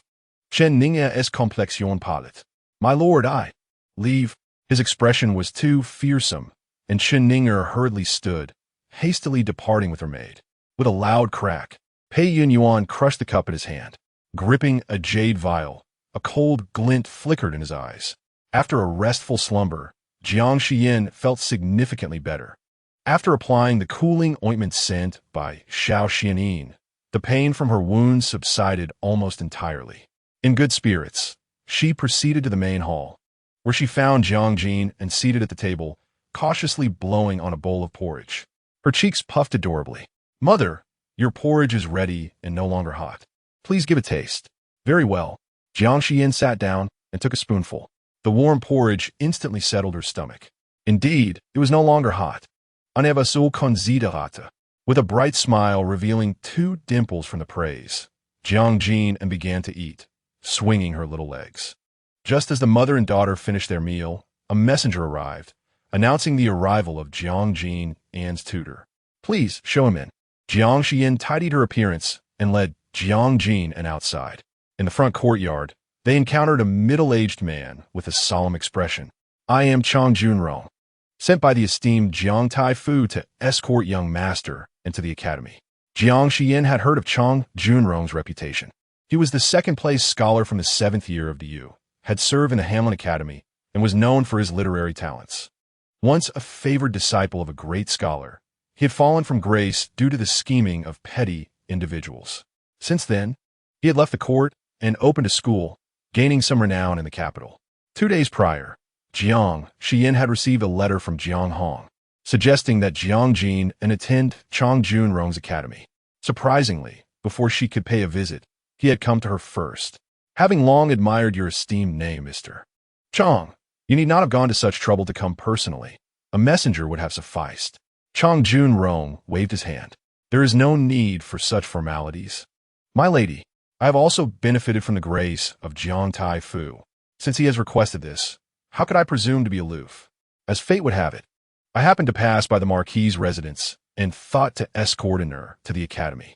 Jiang Xiyan gestured. "Quickly pay your respects to Mr. Chang. Young master and greets you, teacher." As Jiang Xiyan lowered his head, he could not resist a furtive glance at Chang Junrong's serious countenance before bowing his head again. "Has yet to begin his studies. I apologize for troubling you." "Sir," Jiang Xiyan instructed, "go fetch a nurse writing supplies." He brought the items Jiang Xiyan would need for school, and Jiang Xiyan escorted both to the door. Feeling somewhat uneasy, she personally escorted Jiang Jinan to the academy. On the return journey, Jiang Xiyan remained silent inside the carriage. Yushua, puzzled, inquired, "Madam, with such an excellent teacher for the young master, why do you appear so discontented?" While one need not worry about Mr. Chang's scholarly prowess, his stern demeanor raises concerns about whether Ner will adapt. The question of whether Jiang Jinan will achieve greatness is not of paramount importance. Her greater wish is for him to lead a joyful life rather than merely aspire for success. Upon returning to Lanshuan Pavilion, Jiang Xiyan discovered an array of gifts laid out in the courtyard. "What is this?" she exclaimed as Zhao Momo approached, bubbling with excitement. "Madam, someone from the palace just arrived, stating that the emperor, having heard of your injury, sent these gifts as a gesture of comfort. Is that so?" Jiang Xiyan replied, slightly taken aback. Upon reflection, she realized the emperor likely acted out of respect for her father's standing. "Let us put them away," she instructed. As the maid began to organize the items, she remarked, "Madam, you truly have a remarkable presence. I shall remain devoted to you for life." Zhao Momo's spirits were high. Which lady receives such treatment? Initially, I thought Jiang Xiyan was beyond redemption, but now it seems she is a golden opportunity. I must hold on tightly. Chapter 40. Madness. After tidying up the gifts, Zhao Momo prepared bird's nest soup for her. This is a delicacy, and if left too long, it loses its flavor. Since you are recuperating, I shall nourish you. Although Zhao Momo was plump, her movements were swift. Soon, the thick, fragrant bird's nest was served. Jiang Xiyan scooped it slowly with her spoon, but hesitated to eat. "Zhao Momo, you may leave for now." "Yes," she replied, smiling as she exited. Once alone, Jiang Xiyan set down her spoon, lamenting the waste of such fine bird's nest. In another courtyard, Chu Wanwan was dancing gracefully, her long sleeves flowing. Recently, she had learned a new dance, hoping to win Pei Yunyuan's favor. After an hour of practice, she grew tired, and Lulian approached with a handkerchief to wipe her sweat. "Aunt Chu, you have been practicing for an hour. Perhaps you should rest." "No need," Chu Wanwan replied, wiping her brow. "Did you manage to get the medicine I asked for?" "I have received it," Lulian confirmed. "That is good," Chu Wanwan said, a pleased smile gracing her face. She had long desired to bear a child, believing it would secure her status. However, Pei Yunyuan had been resistant, claiming her health was not suitable for childbearing. Yet now, she felt an urgency. Jiang Xiyan's transformation filled her with unease. According to the doctor, if this medicine were added to a contraceptive potion, it would lose its effectiveness, making it inevitable for her to conceive Pei Yunyuan's child. Understood, she thought, envisioning a future where Pei Yunyuan might even elevate her to the status of a primary wife. A triumphant smile crept across her face when suddenly a raucous voice pierced the air. Chu Wanwan, come out here. A robust figure burst in, heading straight for her. 3 maidservants advanced to seize her, yet none could restrain her. Suddenly, Zhao Momo rushed in like a whirlwind, grasping Chu Wanwan's arm and beginning to shake her violently. What audacity you possess! How dare you harm Our Lady, you little vixen! I see that you have grown weary of life. Chu Wanwan was nearly shaken to the point of nausea. You bold wretch! How dare a lowly maid treat me with such disrespect? What of disrespect? You poison Our Lady, and you shall not escape unscathed. Do you still believe you can remain as a concubine? What did you say? Chu Wanwan's eyes widened, momentarily forgetting to chastise her for the insolence. Jiang Xiyan is dead? Silence. You vile woman. You will accompany me to the Lanshuan pavilion at once. I demand an apology. Release me. I shall go by myself. A flicker of amusement danced in Chu Wanwan's eyes. Jiang Xiyan was poisoned?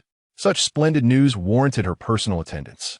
Without a moment to change her attire, she donned a striking pink skirt and proceeded to the Lanshuan pavilion. Upon arrival, she found Jiang Xiyan lying on the bed, surrounded by several maidservants with grave expressions. As Zhao Momo entered, she pulled out a handkerchief and began to wail. My lady, how unjustly you have perished. I long to join you in death, my lady. She collapsed to the ground in tears, just as she had begun to enjoy a few peaceful days alongside Jiang Xiyan. The latter had suddenly succumbed to poison. Zhao Momo was genuinely heartbroken. Chu Wanwan feigned concern. What has transpired? Yu Shuai's expression was somber. Today, the lady consumed a bowl of bird's nest soup and subsequently fainted. It appears her fate is dire. Qing Yi and I have already dispatched someone to investigate. The bird's nest was poisoned. Zhao Momo immediately waved her hand. I did not administer the poison. I swear by the heavens, I would never commit such an act. As she spoke, she pointed an accusing finger at Chu Wanwan. It was her. While I was preparing the bird's nest, the maid Green Lotus from concubine Chu came by, and I even boasted about it to her. Then, the lady consumed the bird's nest and was poisoned. It must be that concubine Chu, envious of the lady's rewards, instructed her maid to poison her. She should be reported to the Dali Temple for arrest. Green Lotus widened her eyes. You slanderous fiend. I did not. Who would believe you? The entire Marquis' residence knows that concubine Chu has long viewed the lady as a thorn in her side. It must be her misdeeds. Chu Wanwan remained remarkably calm. In fact, she felt a sense of elation. Jiang Xiyan's demise was a tremendous stroke of fortune, regardless of her involvement. Pei Yunyuan would undoubtedly protect her. She had no fear at all. Have you summoned the physician? Is the lady truly deceased?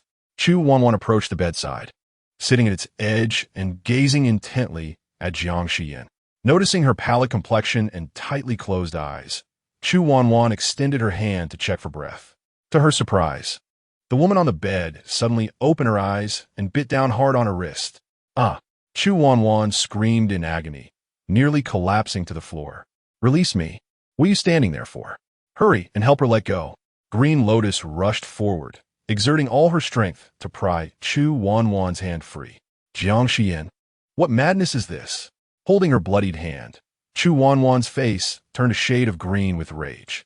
A wicked woman. How dare she show me disrespect? Jiang Xiyan abruptly leaped from her bed and delivered several resounding slaps to Chu Wanwan, leaving her momentarily dazed. Just as Chu Wanwan was about to retaliate, she noticed Qing Ye frowning. Something seemed amiss with the lady. Yu Xue also covered her mouth, sensing that she had gone mad. Mel? Chu Wanwan turned her gaze towards Jiang Xiyan, only to see her suddenly push her aside and dash out the door. Madam! The others scrambled to follow her. Gritting her teeth, Chu Wanwan hastily pursued as well. After running for a while, she suddenly felt something was off. Why did Jiang Xiyan seem to be heading towards Chu Garden? Pei Yunyuan was enjoying a day off, engrossed in a book at Xian Pavilion, when he was startled by the sound of hurried footsteps outside.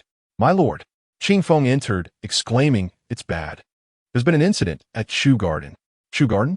Pei Yunyuan immediately set his book aside. What has happened to Wanwan? It appears the madam has rushed in there. You should go and check. Without hesitation, Pei Yunyuan stood up and made his way to Chu Garden. Upon entering, he was met with a scene of utter chaos. Jiang Xiyan was sprinting out, clutching an ancient zither, while Chu Wanwan fiercely tugged at her sleeve. Put that down. It was a gift from a lord. What lord? I am still the legitimate daughter of the Grand Tutor. Release me at once, or I shall have my father discipline you. Jiang Xiyan, with a swift motion, flung her aside, sending her crashing to the ground. Jiang Xiyan, Chu Wanwan, consumed by rage, brandished a pair of scissors and lunged at Jiang Xiyan. Bang! Jiang Xiyan swung the zither, knocking her to the floor. She frowned. Oh dear, the strings are broken. Never mind, I no longer want it. With that, she tossed the zither to the ground, shattering it upon impact. Chu Wanwan clutched her chest, nearly choking with fury. This was the priceless zither Pei Yunyuan had received as a reward for his merits, which he had selflessly exchanged for her affection. Now, it lay destroyed at the hands of this vile woman. Jiang Xiyan, hands on her hips and a mischievous smile on her face, thought, "Let me see what else I can find." Just as she was about to re-enter the house, she felt a firm grip on her wrist. Pei Yunyuan's expression was icy. Are you seeking death? Jiang Xiyan furrowed her brows, bewildered. Who are you to speak to me so fiercely? I am your husband. Jiang Xiyan's face froze in shock. Suddenly, she leaped up and slapped Pei Yunyuan across the face. How dare you? My fiancé is none other than His Royal Highness the Crown Prince. Who do you think you are? Chapter 41. Little Flower Pei Yunyuan felt the sting of 5 distinct fingerprints on his cheek, and anger surged within him. Yu Xue quickly approached. My lord, the madam is poisoned, which has muddled her mind. Granny Zhao chimed in, indeed, my lord. It was concubine Chu who poisoned the madam, causing her to lose her senses. Concubine Chu deserves this. Jiang Xiyan has gone mad? Pei Yunyuan seemed to find the notion utterly ridiculous. Is it from eating bird's nest soup? Upon hearing this, Jiang Xiyan looked perplexed. How could this man possibly know? Could it be that Pei Yunyuan merely smiled, stating, the poison was administered by me, as he forcefully grasped Jiang Xiyan's chin, compelling her to meet his gaze. So stop pretending to be mad. The poison I gave you will only induce a slumber lasting a few days. Have you had your fill of this charade? What? Not Qian Zuelan? Jiang Xiyan's eyes flickered momentarily, and under his furious gaze, she rolled her eyes and promptly fainted. Madam, Qing Yi caught her. This is bad. The madam has fainted. Quickly, summon a physician. Several individuals assisted Jiang Xiyan and hurriedly exited Chu Yuan. Lord, Chu Wanwan collapsed onto the ground, her hair disheveled, her cheeks swollen. Jiang Xiyan has gone too far. I shall find a physician to thoroughly examine your injuries, she added. As for Jiang Xiyan, I will seek justice on your behalf. Upon hearing these words, Chu Wanwan finally quieted. After soothing Chu Wanwan, Pei Yunyuan proceeded to Lan Sunge, where Jiang Xiyan had long awaited him. She maintained a dignified demeanor, showing no trace of her earlier madness. Before he could speak, she interjected, I have deep-seated grievances with Chu Wanwan. This time, I merely sought to retaliate. If you find me displeasing, it would be better for us to part ways. Part ways? Jiang Xiyan produced a divorce document. Indeed, we shall sever ties, and from henceforth, you shall no longer interfere in my affections with Chu Wanwan. So this is your intention? Pei Yunyuan suddenly smirked maliciously. Jiang Xiyan, wishing to part ways? You must be dreaming. In this lifetime, you are trapped within the confines of the Ho residence. His gaze sharpened, and a concealed weapon grazed her face before embedding itself into the wall behind her. Should you dare to use another pretext against Wanwan, this weapon will be aimed at your neck. He flicked his sleeve and departed, instructing those around him. Arrange for a contingent of elite guards. 3 days hence, Jiang Xiyan shall be secretly transported to the old residence in the countryside, ensuring no one discovers her. Initially, he had intended to poison Jiang Xiyan into a deep slumber and relocate her to an untraceable location to prevent Xiao Xuanli from taking action against her. Yet, she had not been poisoned at all. Instead, she had feigned madness. How infuriating! Even more frustrating was her abominable attitude towards him. While he still recalled the affection of their youth and allowed her some leeway, he loathed himself even more. "Madam, is the Lord truly letting this matter pass?" Yu Shui expressed her astonishment. "Is it not said that Pei Yunyuan dotes excessively on Chu Wanwan? After such a commotion today, it simply ends without resolution." Jiang Xiyan's beautiful eyes narrowed contemplatively. She too found Pei Yunyuan increasingly perplexing. Xiao Xuanli had previously cautioned her to be wary of Pei Yunyuan, prompting her to keep a close watch on him, only to discover he had brought back a vial of Qianzuelon. Initially, she thought the poison was intended for her. However, upon further inspection, she found that the poison in the bird's nest was of a different kind. It was truly strange. What exactly did Pei Yunyuan intend? Unable to decipher his motives, she grew indifferent to pondering them. Should Pei Yunyuan refuse the divorce, the decision would ultimately be out of his hands. As the hour of Shun approached, Jiang Xiyan returned, carrying a satchel of books, followed by a young servant. Jiang Xiyan approached him. "How do you feel today?" "It was quite delightful. Dean Chong led me on a tour of the academy and introduced me to other esteemed gentlemen. The academy will be closed tomorrow, but the day after, I shall officially commence my studies." Jiang Xiyan smiled, his eyes curving with joy. "Mother, how are you faring? Have you been resting well at home?" "Of course. I've spent the entire day asleep and hardly dared to rise," replied his mother, Jiang Xiyan, as she gently ruffled his hair. "Go wash your hands. Dinner will be ready shortly." "All right." Jiang Xiyan washed his hands and then shared some news about the academy with Jiang Xiyan. After their meal, mother and son retreated to their respective chambers. Jiang Xiyan now had a small independent room situated within Jiang Xiyan's courtyard.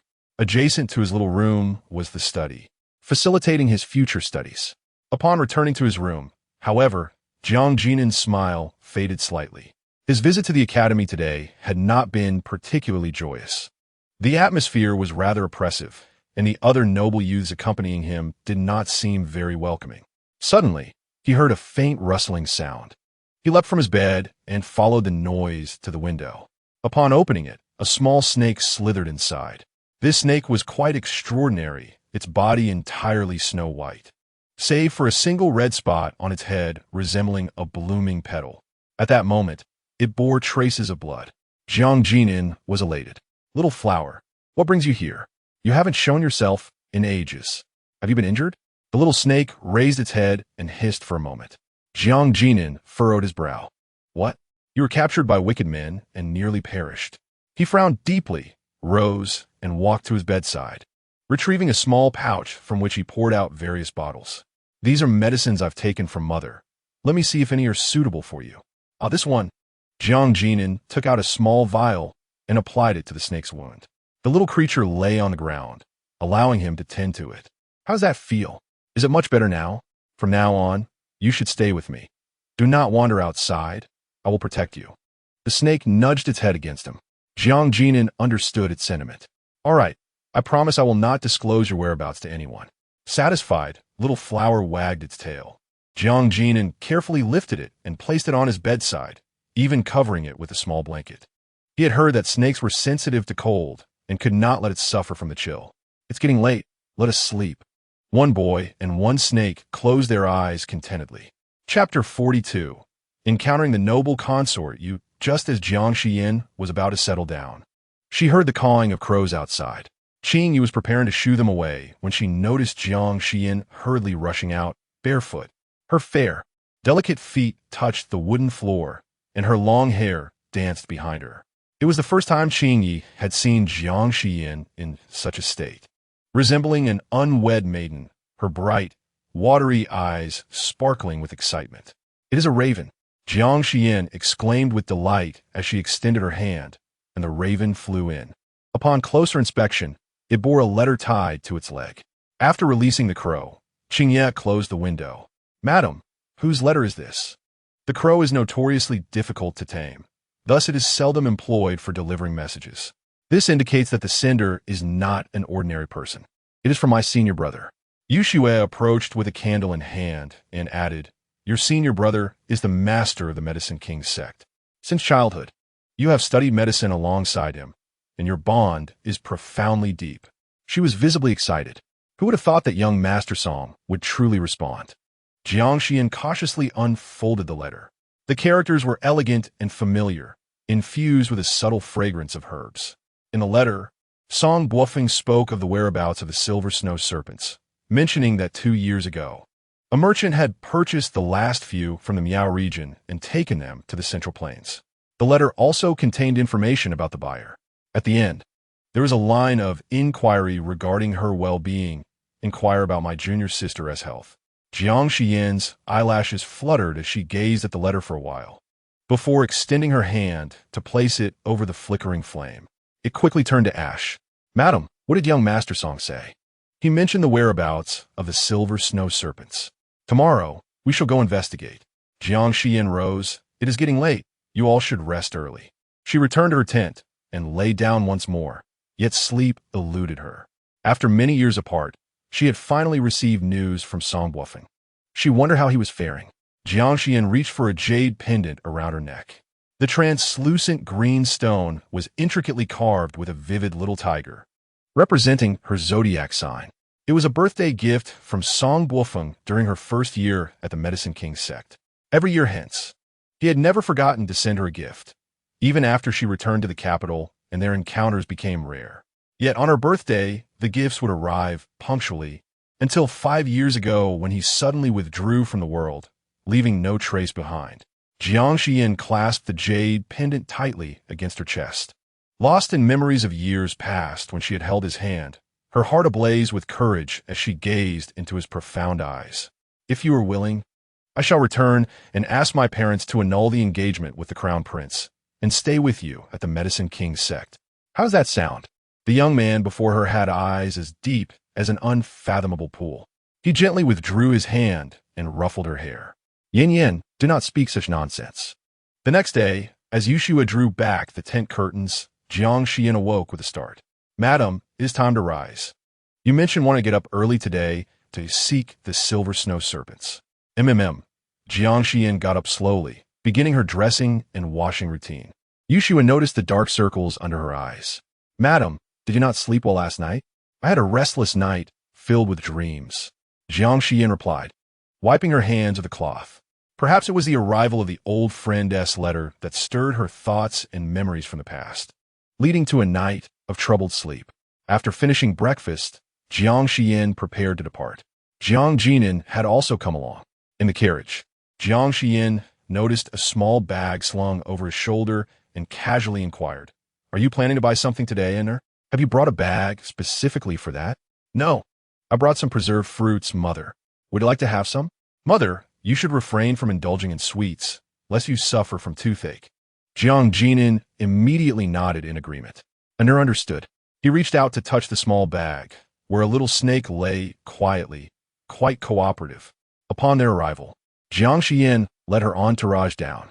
According to the missive from Song Buofeng, 2 years prior, a merchant in the capital with a penchant for snakes had expended considerable wealth to procure 2 silver snow snakes from the western regions. Jiang Xiyan had heard of this individual, Wu Hongfu, who, due to their commercial interactions, had previously had dealings with her mother. However, her mother ceased communication with him thereafter, the reasons for which remained unknown to her. Upon locating the Wu residence, Jiang Xiyan discovered that the estate had fallen into decline over the years. Wu Hongfu had passed away suddenly a year prior. When word reached Madame Wu of the arrival of the lady of Yong and Marquis, she quickly came to greet them. Jiang Xiyan inquired about the silver snow snakes. Madame Wu's demeanor shifted uncomfortably. "What did you hear such rumors?" "There are none. My husband never kept snakes in his lifetime." "You must be mistaken. Madame Wu, you misunderstand. My interest lies not in what your late husband intended with the snakes, but rather in acquiring the silver snow snakes themselves. I assure you, today's matters will remain confidential, and I am willing to discuss compensation." "Madam, there's simply none." Madame Wu stood, stating firmly, There are no snakes in this household, let alone silver snow snakes. I implore you to spare me." As Jiang Xiyan contemplated her next words, a servant hurriedly approached, whispering something in her ear. Madame Wu appeared somewhat apologetic. "I have urgent matters to attend to. Please excuse me." "Madame Wu, do what you must. I shall remain until I finish this cup of tea." Once Madame Wu departed, Qingye leaned closer and softly remarked, "Madam, it is evident that she is concealing something. We cannot let the crown prince's people pressure her. We should be able to extract some information." Jiang Xiyan set down her cup. "Let us return to the estate." She feared that pressing too hard might yield counterproductive results. However, as they exited the courtyard, Jiang Xiyan was abruptly confronted by a woman, disheveled and seemingly deranged. "Help! Save me!" she cried, rushing toward Jiang Xiyan, only to be struck down by a servant pursuing her. Jiang Xiyan instinctively shielded Jiang Jinan behind her and stepped forward. "What is happening?" Madame Wu hurried over. "I apologize for your distress. This is a concubine from our household who lost her child years ago and has since descended into madness. Today, for reasons unknown, she has escaped." The woman on the ground continued to scream frantically, "I am not mad. You are the ones who are insane. Your filthy deeds will be uncovered." Before she could finish, her mouth was covered and she was dragged away. Jiang Xiyan's expression grew serious. It seems that the concubine had something to say. Such utterances are merely the ramblings of a madwoman. There is no need for you to concern yourself with domestic affairs, my lady. Escort her out, Madame Wu instructed gently, yet firmly. Jiang Xiyan paused momentarily before departing. She was not a magistrate and had no right to interfere in the Wu family's internal matters. Remaining there would prove futile. The whereabouts of the silver snow snakes would be left to Xiao Xuanli.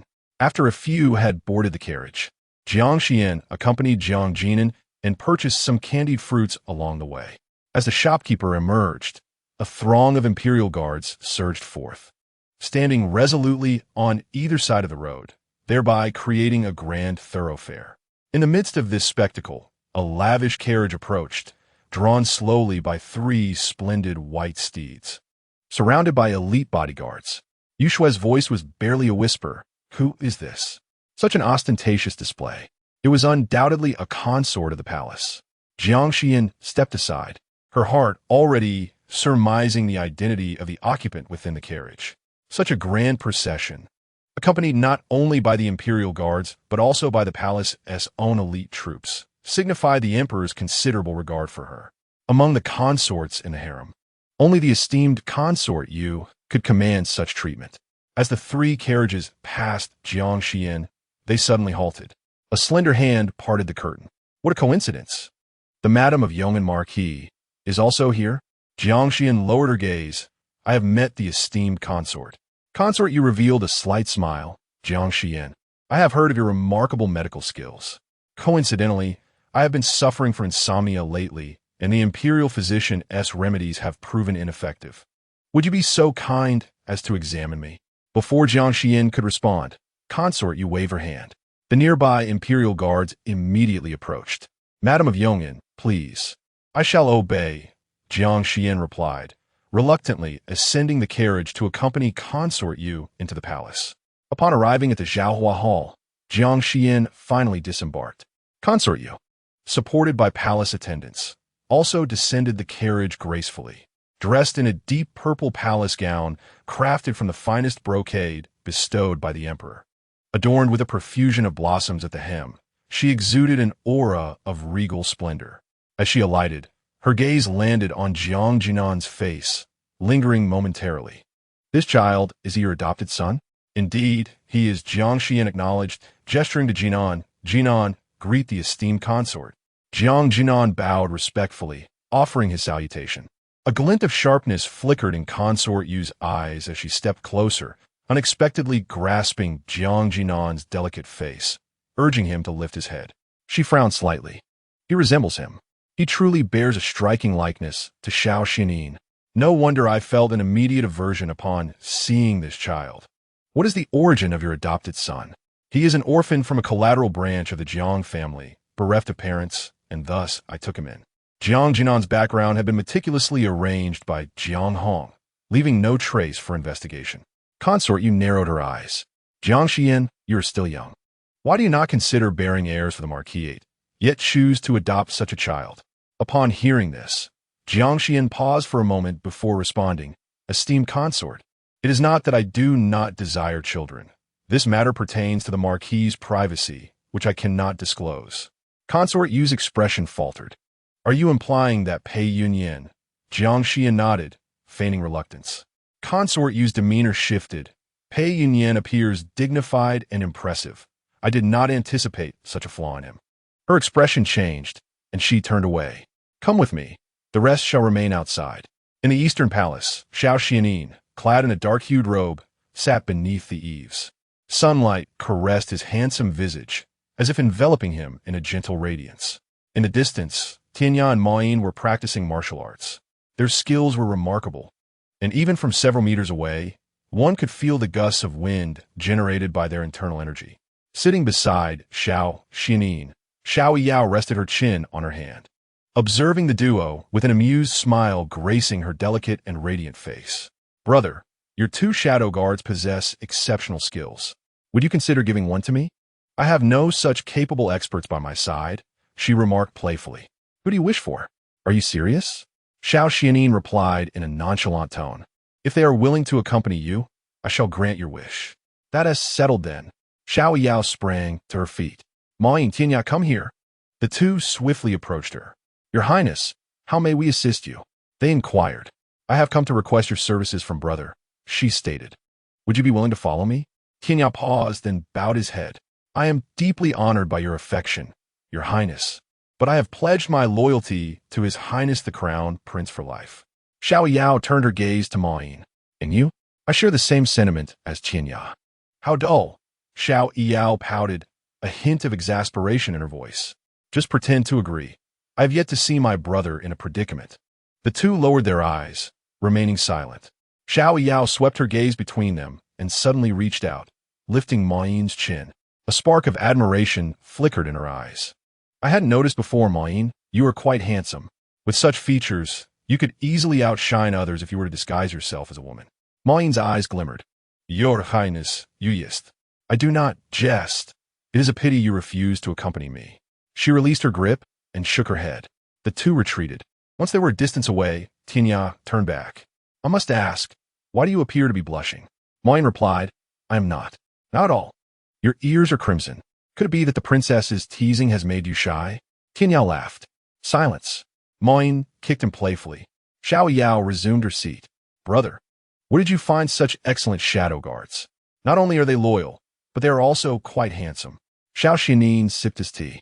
The way you are behaving suggests it may be time for you to consider marriage. I shall speak to father about your future tomorrow. Please, I have no such intentions. Besides, I am not lacking in handsome men. In her princess palace, she had all types of men at her disposal. Why must she bind herself to one? Poured herself a cup of tea. Xiao Yao continued, I am merely curious, brother. You have yet to take a wife, yet you keep such good-looking shadow guards close. You wouldn't happen to have a preference for gentlemen, would you? Coughing, Xiao Xuanli sputtered water. Zhang fuming promptly offered him a handkerchief. Your Highness, surely you jest. The Crown Prince harbors no such inclinations. Since childhood, Xiao Yao had enjoyed following Xiao Xuanli, and their sibling bond was strong. Among the palace, she was the only one bold enough to jest with him. Xiao Yao stuck out her tongue. I was merely speaking out of curiosity, after all these years. No woman has caught your eye, so I can't help but wonder. As the two conversed, a palace servant hurriedly entered. Your Highness, I have something to report. Speak. The noble consort Yu has just returned to the palace from Tianlong Temple, accompanied by the Lady of Yong'an. At this moment, the two are in Jiaohua Palace, and it is said that the Lady of Yong'an has come to attend to the health of consort Yu. Attend to her health? Xiao Xianyan's tone lifted slightly. Attending to her health is but a fade. The true intention is to probe. It appears that Xiao Huanyu has completely set his sights on Jiang Xiyan. He set aside his cup and spoke. Zhang Fuming, go and take a look. Perhaps I should go instead, suggested Xiao Yao as she rose. If Jiang Xiyan encounters any difficulties, it would be more fitting for me to assist her than for eunuch Zhang. Xiao Xian did not object. Very well. A smile graced Xiao Yao's lips as she promptly departed with her maidservant, her mind brimming with curiosity. Why does her elder brother, the crown prince, care so much for Jiang Xiyan? She must uncover the truth. Besides insomnia, does the noble consort have any other ailments? In Zhaoa Palace, Jiang Xiyan gently placed her hand on Consort Yu's wrist, inquiring softly.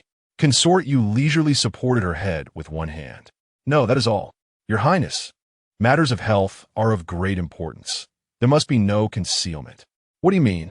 A glint of sharpness flashed in Consort Yu's eyes. Is there something else wrong with me? Chapter 44. Did I not say you could leave? Jiang Xiyan spoke slowly. The noble consort exhibits signs of stagnation in her body. Her blood flow is impeded. Currently, there is no immediate danger, but prolonged neglect significantly heightens the risk of stroke. Consort Yu abruptly withdrew her wrist. Nonsense. Jiang Xiyan, if you continue to speak so recklessly, do you believe I will not punish you? Your Highness, do not be anxious. Jiang Xiyan pressed down on a specific point on Consort Yu's arm, applying sudden pressure. Consort Yu frowned. It hurts, does it not? Your Highness, how about here? Jiang Xiyan pressed on her back again. Consort Yu felt the pressure was not intense, yet it sent a tingling sensation throughout her entire back. It hurts as well. What is happening? Jiang Xiyan sighed. As I have already mentioned, Your Highness has stagnation within, impeding the blood flow. This indicates an issue both physically and mentally, which has developed over time. I suspect you may have experienced a miscarriage. Following such an event, your vitality would have suffered greatly, compounded by melancholia, leaving you with lingering effects. However, it is not insurmountable. I can assist you in recuperating. The chief maid, Yu Yi, immediately stepped forward. Madam, be cautious with your words. The noble consort only requested you to address her insomnia. Yet, Consort Yu gestured for her to withdraw, for Jiang Xiyan's words contained an undeniable truth. 5 years prior, she had indeed suffered a miscarriage, resulting in significant blood loss and nearly losing her life. The emperor had dispatched numerous imperial physicians to attend to her, vigilantly watching over her day and night. He himself remained by her side, showering her with affection, allowing her to gradually recover. Everyone believed that the emperor's favor had enabled her to regain her health. Yet, in reality, she endured endless nights of insomnia, concealing a heavy burden within her heart. Not only did she develop the affliction of sleeplessness, but she also harbored deep-seated sorrow. All because the child she lost had been harmed by Xiao Xuanli himself. He cradled the child in his palms, a being whose very existence had been extinguished before it even entered this world. Your Highness? Jiang Xiyan spoke up. Upon regaining her composure, the noble concubine inquired. Then tell me, how should I adjust my condition? This is not particularly difficult, Jiang Xiyan replied, casting a brief glance at her. Was it merely an illusion? Just moments ago, she had glimpsed a fleeting sorrow in the eyes of the noble concubine. Jiang Xiyan continued in a measured tone. I shall administer acupuncture to your Highness, followed by a prescription of medicine. If you take the medicine as directed for 3 courses, you shall be well. The noble concubine, fingering the vivid red of her nail polish, seemed lost in contemplation. Initially, she had sought out Jiang Xiyan with the intent to ruin her, paving a path for Huanyu. However, it now appeared that the practitioner possessed genuine skill. This made it difficult to find fault with her. Nevertheless, it mattered little. Once she had attended to her own ailments, she would deal with Jiang Xiyan accordingly. A subtle smirk played upon the noble concubine's lips. Very well. Let me witness your abilities. Outside the palace, Jiang Jinan had been waiting alongside Qingye and Yuxue for some time when he suddenly felt the need to relieve himself. Qingye and a young eunuch accompanied him to the restroom. Upon his return, an excited voice called out from behind him. Jinan. Turning around, he saw Xiao Mingyu, clad in a moon-white brocade robe, hastening towards him. Upon reaching him, Xiao Mingyu lifted Jiang Jinan into his arms. What a coincidence! Jinan, why didn't you inform me of your arrival at the palace? Come, let us go to my Qingming Hall. I have something wonderful to show you. No, I cannot. Jiang Jinan's small face was etched with worry. My mother is still with a noble concubine. I must wait for her to return. Then I shall wait with you. Xiao Mingyu set him down and crouched beside him. Since we have time to spare, Why not play together? With that, he mysteriously produced a jar from his robes and slowly opened it. Jiang Xiyan's eyes lit up. Crickets? Indeed, I purchased this with my own money. Let us pit the crickets against each other. All right. Jiang Xiyan selected one, and they began their playful competition. The two boys, one large and one small, huddled together, engrossed in their crickets, exuding an air of camaraderie. Qingye, observing the joy share between Xiao Mingyu and Jiang Xiyan, couldn't help but smile. The third prince hadn't experienced such happiness in quite some time. "Haha, I've won," he exclaimed, reveling in a victory as his cricket triumphed over Jiang Xiyan's. Jiang Xiyan, slightly disgruntled, retorted, "I also have a pet, one far superior to yours." "Is that so? Then show it to me." Jiang Xiyan rummaged through a small bag, only to produce a collection of candied fruits. Xiao Mingyu collapsed in laughter on the ground. "Are these the pets you were referring to?" He grabbed a handful and popped them into his mouth, a childlike glee illuminating his handsome face. "If you give me these candied fruits, I shall let you win next time. We will have a rematch." Jiang Xiyan lowered his head, continuing to search through his bag.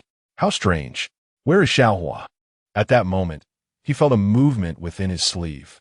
Instantly, he reached in and touched something cold. Thankfully, it was still there. Xiaohua had sought refuge within his sleeve. Jiang Xiyan gently tapped the small snake hidden within his sleeve. "That's not true. I truly have a pet, and it is a dear friend of mine. However, little Hua is timid and does not wish to come out, so I shall not force it." "Then let us have another round." Xiao Mingyu picked up the cricket jar, when suddenly a piercing scream pierced the air. Both were startled. "Mother?" Jiang Xiyan abandoned the cricket and rushed towards Xiaohua Palace.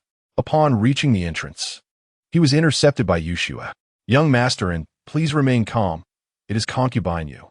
Jiang Xiyan raised his eyes to see Concubine Yu clutching her chest, collapsing to the ground, blood spilling from her lips. Meanwhile, Jiang Xiyan rose calmly from a nearby chair, her demeanor remarkably tranquil. "You audacious one, I shall have your life." Concubine Yu was assisted to her feet, trembling as she pointed an accusatory finger at Jiang Xiyan. Yet Jiang Xiyan grasped her finger and, with a deft motion, pressed a pressure point before extracting a silver needle from her neck. "Your Highness, how do you feel now?" Concubine Yu shifted slightly. The agonizing pain that had pierced her heart dissipated, replaced by an unprecedented sense of relief. "It truly no longer hurts." "That is splendid. Congratulations, Your Highness. This night, you shall surely enjoy a restful sleep." "Is that so?" Concubine Yu accepted the handkerchief offered by Yuye, dabbing at the crimson at the corner of her mouth before carelessly tossing it onto the tray. Summoned the imperial physician. She would not be so easily swayed by Jiang Xiyan. If she could seize even the slightest incrimination, she would not spare her. Soon, the imperial physician arrived. After taking Concubine Yu's pulse, he appeared astonished. "Your Highness, your pulse is strong yet not overly so, gentle and not feeble. Your health is remarkably robust. In this case, the medicine I prescribe for your recuperation can be discontinued. Are you certain I am unscathed?" "I am certain. May I inquire, who provided you with this treatment, Your Highness?" "This person possesses remarkable medical skills.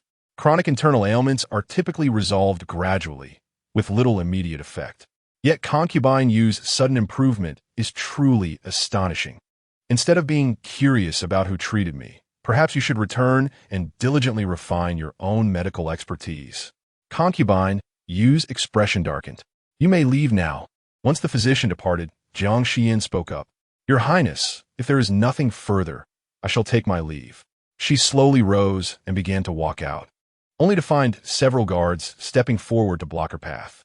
Jiang Xiyan turned to see Concubine Yu seated upon a soft couch, a cold smile gracing her vibrant face. "Did I not say you could leave?" Chapter 45. Escape. Jiang Xiyan slightly lowered her gaze. "What further business does your Highness have?" "What business? You audaciously dared to misdiagnose me, and naturally, I must hold you accountable." She had no intention of allowing Jiang Xiyan to depart. Now that she recognized the true extent of her medical prowess, she could not let her slip away. She needed to eliminate this potential threat to Huan Yu, lest she inadvertently heal Xiao Xuanli. "Seize Jiang Xiyan." Her misdiagnosis has caused my discomfort. Incapacitate her hands, so she may no longer bring harm to others. Mother. Jiang Xiyan was seething with anger. You speak nonsense. The imperial physician has just declared that your health is excellent. You have conspired against my mother. The favored concubine's expression hardened. How audacious! You dare to show such disrespect to me, the empress. Guards, seize him and cut out his tongue. Jiang Xiyan's gaze instantly darkened. Your Highness, the child is innocent. How can you vent your anger on a mere child? You truly care for this adopted son of yours. Since you are so invested in this little one, you shall bear the punishment on his behalf. A dagger was flung to Jiang Xiyan's feet. Cut out your own tongue and disable your own hands, and I shall spare you. Before Jiang Xiyan could respond, a figure suddenly rushed in. Stop this. Xiao Mingyu burst in, forcefully pushing aside the guard in front of Jiang Xiyan. He seized the dagger, his handsome face alight with fury. You shall not harm Jinan's mother. He turned to Jiang Xiyan. You must flee. I will hold them off for you. Third prince, rest assured, I am a prince. The favored concubine dares not lay a finger on me. Xiao Mingyu turned back, offering her a gentle smile. This visage suddenly reminded her of their first encounter. Hurry. What are you waiting for? Xiao Mingyu shielded her, preparing to lead her away. The favored concubine beckoned with her finger. The nearby guards swiftly drew their swords, swinging them towards Jiang Xiyan. Just as Jiang Xiyan intended to evade, Xiao Mingyu embraced her tightly, and the two fell heavily to the ground. Jiang Xiyan felt no pain from the fall, for Xiao Mingyu had cushioned her beneath him. A group of guards surged forward. Qingye leaped in, kicking one guard aside, seizing his sword to protect Jiang Xiyan. My lady, you must leave. Have you all gone mad? The favored concubine slammed her palm on the table. Jiang Xiyan, this is the palace. How dare you be so brazen? Jiang Xiyan slowly rose, adjusting her gown. Yet upon her radiant face, a smile emerged. I had anticipated that your highness would be so aggressive. If you insist on resorting to violence, let us see who is captured first. Us, or you succumbing to your own poison. What did you say? Your highness, during the treatment, I discreetly administered a touch of poison to prevent you from going back on your word, and I find it has indeed come in handy. The favored concubine's expression froze, followed by a scornful smile. The imperial physician has just examined me. Do you think I would believe you? Then let your highness take a gamble. Jiang Xiyan lifted her gaze, meeting the favored concubine's cold stare, unflinching. The favored concubine felt a twinge of unease. Her elongated fingers tapped the table in hesitation when a clear voice interrupted. Why is there such a commotion here, your highness? Xiao Yao approached leisurely in a begonia-colored palace dress, accompanied by her maidservants. She bowed. I greet you, your highness. What brings the eldest princess here? I heard that the wife of the Marquis of Yong'an is present, so I came to seek her out. Xiao Yao placed her hand to her forehead. I am feeling unwell today, suffering from a headache, and having heard of the esteemed medical skills of the wife of the Marquis of Yong'an, I came to request her assistance. The favored concubine scoffed coldly. The Grand Princess is remarkably well informed, having learned so swiftly of Jiang Xiyan's presence here. However, I suggest you abandon this notion. Jiang Xiyan is a mere quack, utterly devoid of medical skill. Xiao Yao maintained her composure. The quality of her medical expertise can only be discerned through personal experience.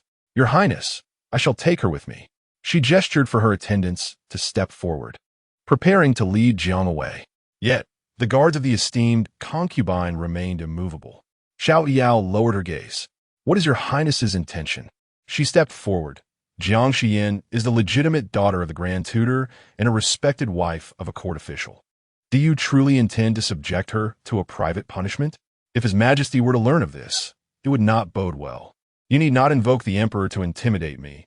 Should I choose to deal with Jiang Xiyan, it would be due to her grievous offense. The expression of concubine you darkened. She has poisoned me. Such a heinous crime. Am I not justified in punishing her? At this, Jiang Xiyan revealed a look of confusion. Your Highness, what do you mean by that? What did I ever poison you?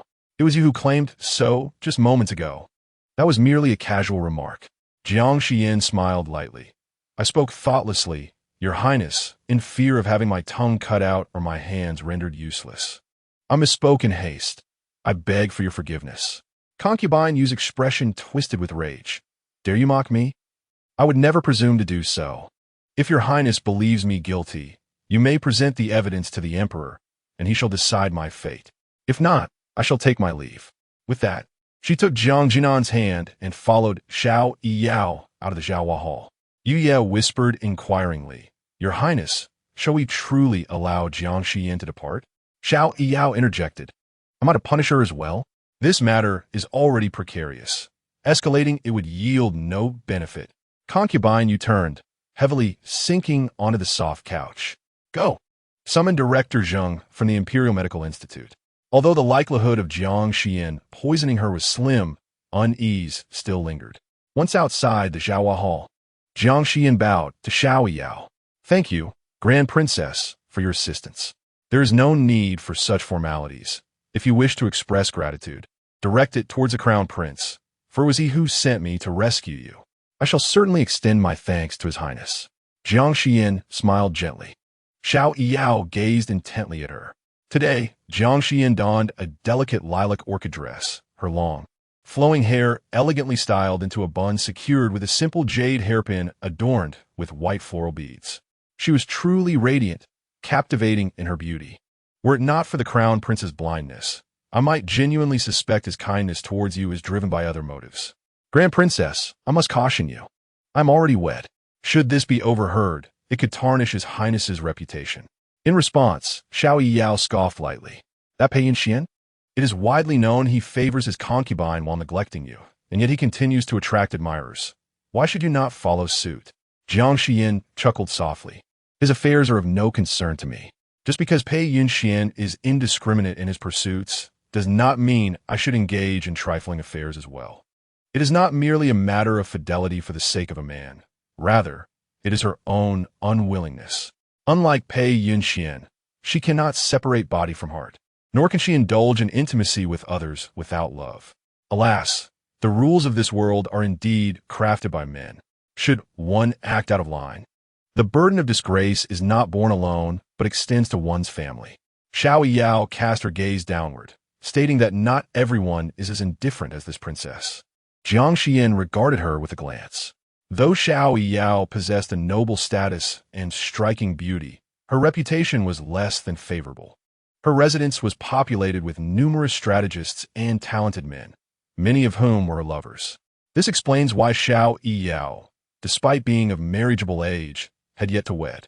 A princess has her own plans, and indeed, my plan is to remain unwed. With a faint smile, Xiao Yao expressed her disbelief in notions of unwavering loyalty and deep affection. She had witnessed enough of the palace's treachery from a young age, and the emperor's indifference was evident to her.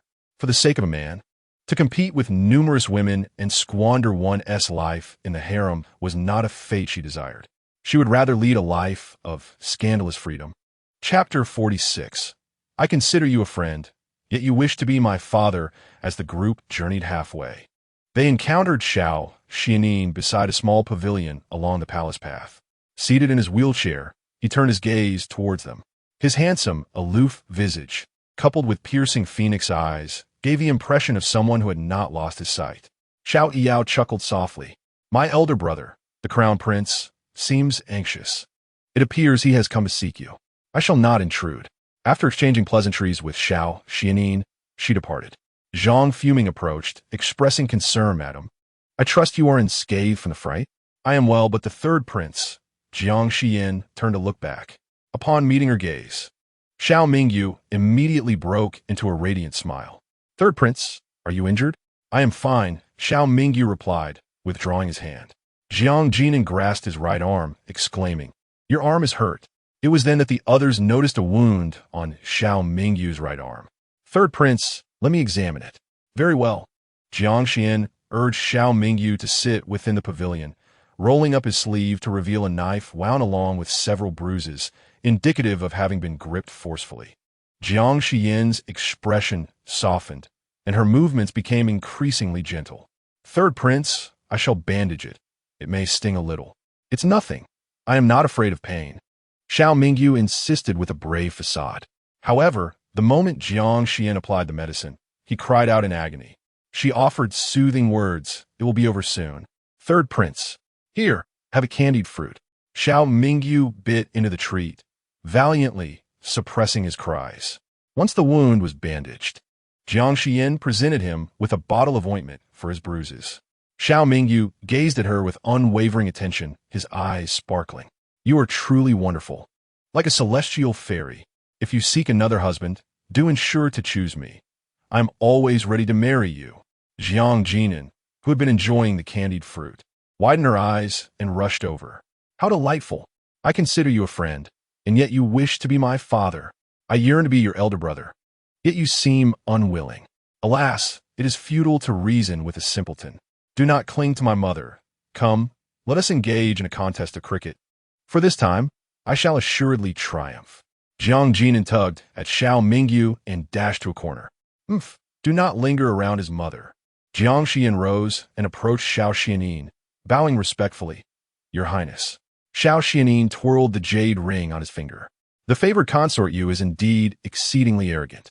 Yet, she would not dare to take my life. Throughout, though consort Yu has been exceedingly aggressive, her intent seems merely to incapacitate her hands." Jiang Xiyan regarded Xiao Xianin. "How have you fared in these recent days, Your Highness? Your eyes remain unchanged, yet your legs have improved significantly." Upon mentioning this, Jiang Xiyan felt a sudden awkwardness. He inquired further, "Shall we continue with the acupuncture?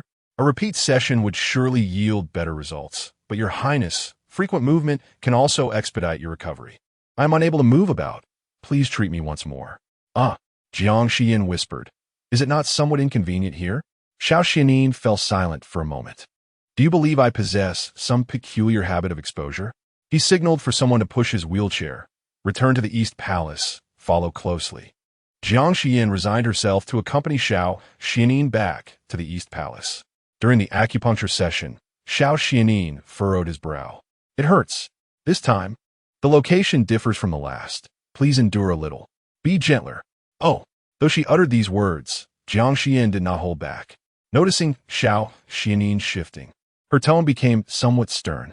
"Your Highness, should you continue to fidget, if I were to misplace the needle, the consequences could be dire." Xiao Xianin appeared displeased. "Just moments ago, when Xiao Mingyu cried out in pain, you did not exhibit such an attitude. How could one compare a prince with a mere child? He is but 2 years your senior. The third prince's mind is that of a child. Thus, I must indulge him. Must you also crave candied fruits, Your Highness?" Xiao Xianin retorted. "What, cannot I have them?" Jiang Xiyan nearly thought she had misheard. She then retrieved some candied fruits and offered them to him. Lifting her gaze, she surveyed the remarkably distinguished man before her. To her surprise, Xiao Xianin possessed such a childlike side. Once the acupuncture was complete, Jiang Xiyan imparted a few words of advice. "Your Highness, this issue is not grave. Primarily, it is due to a lack of movement post-treatment that your recovery has been hindered. When alone, do take the opportunity to walk more."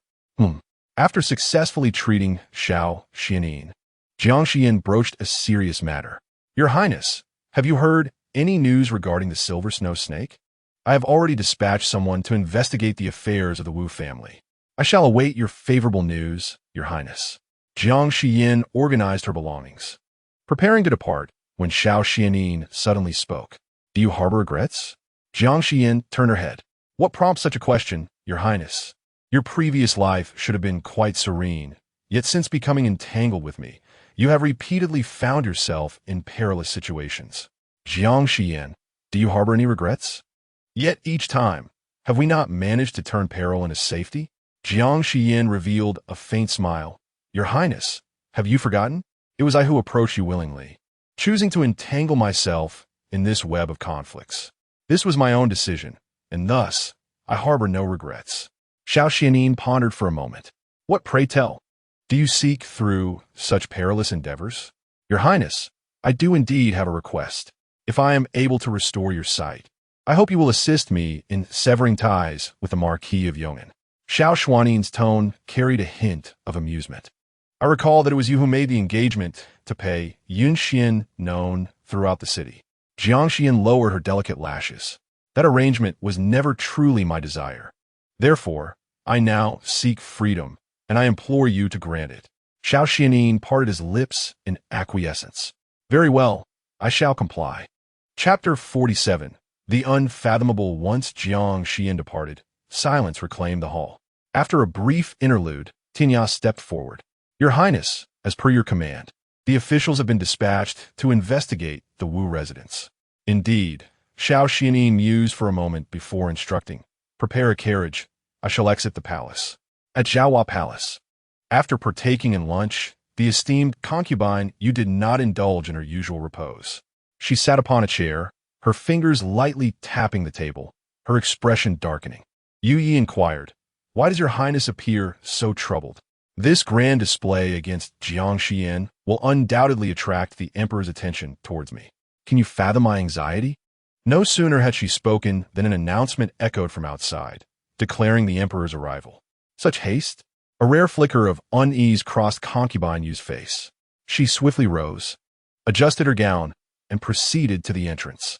As she took a few steps, she beheld Emperor Qianyuan adorned in a black and red dragon robe, entering the hall. I pay my respects to your majesty. Her radiant visage illuminated with a gentle smile. Have you dined yet?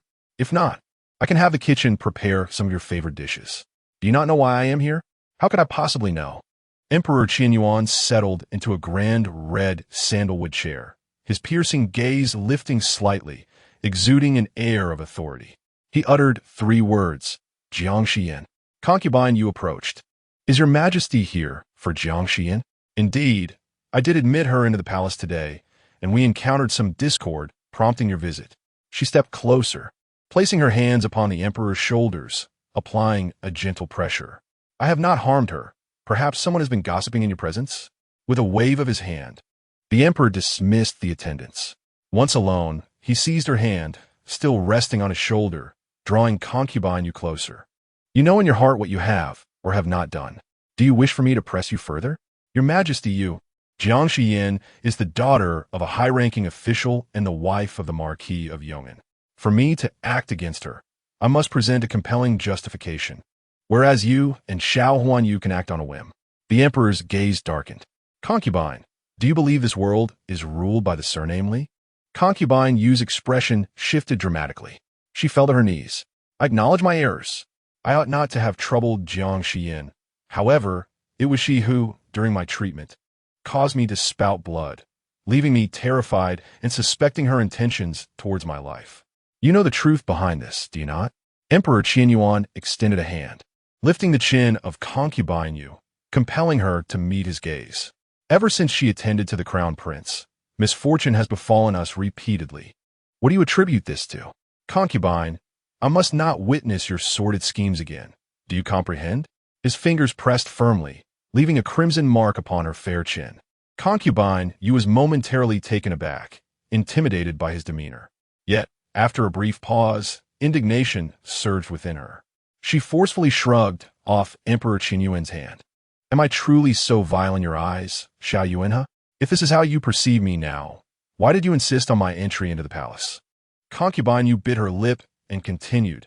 Had you let me go back then, I would not be a thorn in your side.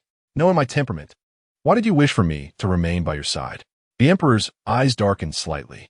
Having occupied the throne for many years, he could not tolerate such insubordination. However, upon meeting concubine Yu's reddened gaze, his expression softened. You must understand, that was not my intention. He remained silent for a moment before finally speaking with gravity. While I hold Huan Yu in high regard, the crown prince is nonetheless my son. Concubine Yu wiped away her tears in silence. The emperor rose and tenderly brushed away the traces of her sorrow. Very well, I shall not pursue today as matters further, but there must not be a next time. Take some time to rest. I have other affairs to attend to and shall return to see you on another day. Once Emperor Qianyuan departed, Yu hurried into Zhaohua Palace. My lady, what troubles you? It is nothing, concubine Yu replied faintly, her thoughts drifting as she gazed at the retreating figure of Emperor Qianyuan. She had known Xiao Yuanhe since childhood. They were childhood sweethearts, and, as they grew, their affection naturally blossomed. He swore to her that she was his one true love. Yet, in the struggle for the throne, Xiao Yuanhe claimed he required the support of the Qin family from Yuzhou and thus had to marry a daughter of the Qin clan. Qin Yuyu became his crown princess. On the day of Xiao Yuanhe's wedding, she shattered all the porcelain in her quarters. To her astonishment, on their wedding night, Xiao Yuanhe abandoned Qin Yuyu and secretly visited her, professing his unwavering love and asking her to wait a few more years until he could ascend the throne and claim her. She waited for 1 year, 2 years, and 3 years, only to receive news of Qin Yuyu's pregnancy. This time, she resolved not to wait any longer. The very next day, she personally selected a husband and married within 3 days. The year following her marriage, her husband's entire family was slaughtered. In the deep of night, silence enveloped the courtyard. She sat amidst the corpses, watching as the gates opened, revealing a strikingly handsome man who stepped over the dried blood on the ground and knelt before her. His cool fingers gently caressed her cheek. "Bower, cease your antics. Return to the palace with me." Despite the opposition from court officials, Xiao Yuanhe pressed on, ultimately designating her as concubine Yu. With the rising influence of the Li family, the dissenting voices dwindled. Not long after her entry into the palace, Qin Yuyu passed away. On the night of Qin Yuyu's demise, she was filled with elation, believing she had finally ascended to the position of empress. She envisioned her son becoming the crown prince in due course. However, nearly 2 decades have passed since her death, and she remains merely the noble consort, with the position of empress vacant for 20 years. She had broached this subject with Xiao Yuanhe, both overtly and covertly, yet he responded with indifference. "You are not the empress, yet you surpass her. What difference does it make whether you hold that title?" In truth, there was no difference, yet the distinction in titles mattered. A consort is a concubine, while an empress is a wife. She refused to settle for being a concubine. When she attempted to inquire further, her gaze met Xiao Yuanhe's piercing and cold eyes. Having known each other for over 30 years, she suddenly realized that she had begun to struggle to comprehend this man. "Your Highness?" As noble consort, Yu regained her composure. She became acutely aware of the tears streaming down her face. She hastily grasped a handkerchief to wipe away her tears. Subsequently, she turned and retrieved a red sachet, carefully tucking a talisman inside. "This is for Huan Yu.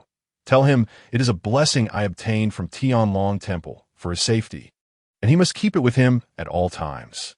"Understood."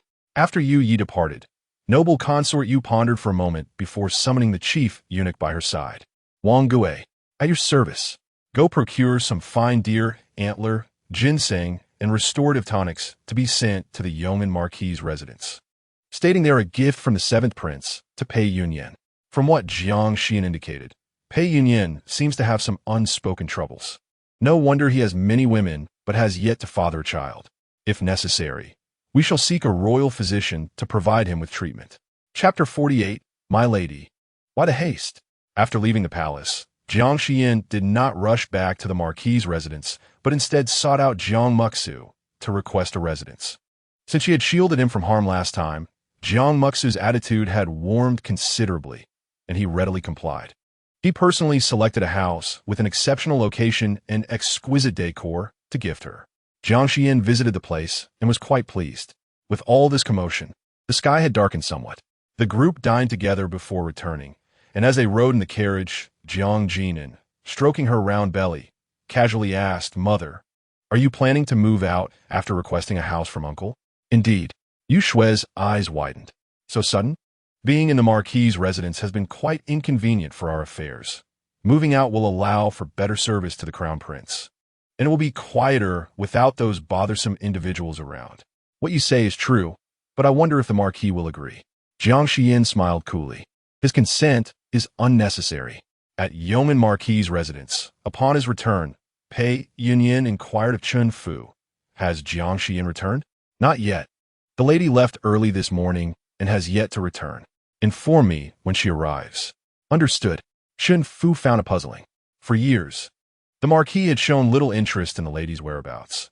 Yet recently he seemed increasingly attentive, while the lady had been rather distant towards the Marquis. Indeed, men are fickle. The more they are met with disdain, the more they pursue. When Jiang Xiyan returned to the Marquis' residence, it was already the hour of the dog. She entered Yuan Pavilion, first soothing Jiang Xiyan, who had fallen asleep, and then instructed Zhao Mama to prepare hot water. In the interim, she perused medical texts in her chamber. Suddenly, he rushed in. "Madam, concubine Chen has come and wishes to see you." "Chen Ninja," Jiang Xiyan set aside her book. "Let her in." Before long, Chen Ninger entered, accompanied by a young maid. "I pay my respects to you, madam," she said, lowering her gaze. "I have long wished to pay my respects, but due to your busyness over the past couple of days, I have been unable to see you until now." "What do you seek me for?" Jiang Xiyan interrupted her. "I have matters I wish to consult with you about." Chen Ninger slowly raised her eyes. Beneath the flickering candlelight, Jiang Xiyan, clad in a pale purple RU skirt and a matching outer garment, presented a strikingly beautiful visage, subtly adorned with makeup, exuding an enchanting allure. She was breathtakingly beautiful. Chen Ninger nearly forgot what she had intended to say. "I wish to inquire what the Marquis enjoys on a daily basis, what he likes to eat, and what his interests are, so that I may cater to his preferences and earn his favor." "Why do you ask me these things?" Chen Ninger was taken aback. "Because I am unaware." "You are unaware, and yet I am to know?" Chen Ninger nearly laughed in exasperation. Who did not know that Jiang Xiyan adored Pei Yunyuan to the core? Surely, she was well versed in his likes and dislikes, yet now she claimed ignorance. What pretense was this? She steadied her demeanor. "Madam, one must be broad-minded. Currently, concubine Chu has the Marquis' sole favor. I am your subordinate. If I can redirect the Marquis' attention away from concubine Chu, it would also benefit you." Jiang Xiyan narrowed her eyes, instantaneously grasping Chen Ninger's implication. "You believe that I would elevate you to a concubine merely to vie for favor against Chu Wanwan, to secure my own position?" Chen Ninger instinctively voiced. "Is it not so?" Unable to contend with Chu Wanwan herself, she sought to leverage Jiang Xiyan's strength. But why was Jiang Xiyan now so secretive? Could it be jealousy over Pei Yunyuan's affections? Such pettiness. No wonder the Marquis held her in disdain. Chu Wanwan scoffed softly. "Of course not." She resumed her reading of the medical texts. "You may leave now. How you win Pei Yunyuan's favor is for you to devise." Chen Ninger appeared somewhat displeased. "Then why did you suddenly elevate me to a concubine? Is this not what you desired? I heard you tell your maid that within this residence only Chu Wanwan posed a threat, that I, as the legitimate wife, counted for little." A cold smile graced Jiang Xiyan's exquisite face. "If that is the case, I am granting you an opportunity to compete fairly with Chu Wanwan. Is that not favorable?" At these words, Chen Ninger felt as though struck by lightning. Jiang Xiyan had indeed heard her. Not only had she not rebuked her, but she had genuinely permitted her to become a concubine. Had she lost her senses? Chen Ninger twisted her fingers, meeting Jiang Xiyan's gaze, which shimmered with an inscrutable smile, feeling as though her innermost thoughts had been laid bare. Her voice diminished to a whisper. "Is it merely this? Indeed, you harbor affection for the Marquis. In that case, I shall acquiesce to your desires. The more concubines there are, the less he shall intrude upon my peace, and I shall revel in solitude. Moreover, it serves to irk Chu Wanwan, which is splendid. Should you wish to decline this role of concubine, that is acceptable. I shall not insist." Chen Ninger immediately interjected, then turned to pay her respects to Jiang Xiyan. "I shall not disturb you any further, my lady." With that, she turned and departed. Accompanied by her maid, Chen Ninger left Yuan Pavilion almost in a flight. Entirely unaware of the pair of sinister eyes fixated upon her retreating figure, Pei Yunyuan lingered in the shadows, having overheard the entirety of their exchange. Beside him, Qing Feng lowered his voice. "Shall we return, my lord? It is rather peculiar that upon hearing the lady's return, you hastened here. Instead of entering, you chose to eavesdrop outside, resulting in such an awkward situation." He felt a wave of embarrassment for the Marquis. Pei Yunyuan replied, "You may leave. I have matters to discuss with her." Qing Feng nodded and departed quietly. He instinctively cast a glance back at Pei Yunyuan, sensing that the Marquis might be up to something untoward. "My lady, the hot water is ready." "Very well." Jiang Xiyan instructed her attendants to leave, retaining only Yushua to assist her. She gradually shed her garments and settled into the bath, the warm water enveloping her collarbone, washing away the weariness of the day. With her alabaster arm draped over the edge of the tub, Yuxia stood beside, gently kneading her arm. "My lady, is this pressure suitable?" "Yes." Jiang Xiyan closed her eyes in repose. Suddenly, she perceived a sound near the window. Startled, she opened her eyes to witness the candles within the room extinguishing one by one, as a shadow flitted past. Yuxia did not have time to utter a cry before being rendered unconscious upon the floor. "Who is it?" Jiang Xiyan exclaimed, instinctively grasping her garments. Just as she was about to call for help, a hand pressed firmly upon her shoulder. Simultaneously, Pei Yunyuan's mocking voice reached her ears. "My lady, why the alarm?" At that moment, Pei Yunyuan firmly pressed a point on her body, immobilizing her.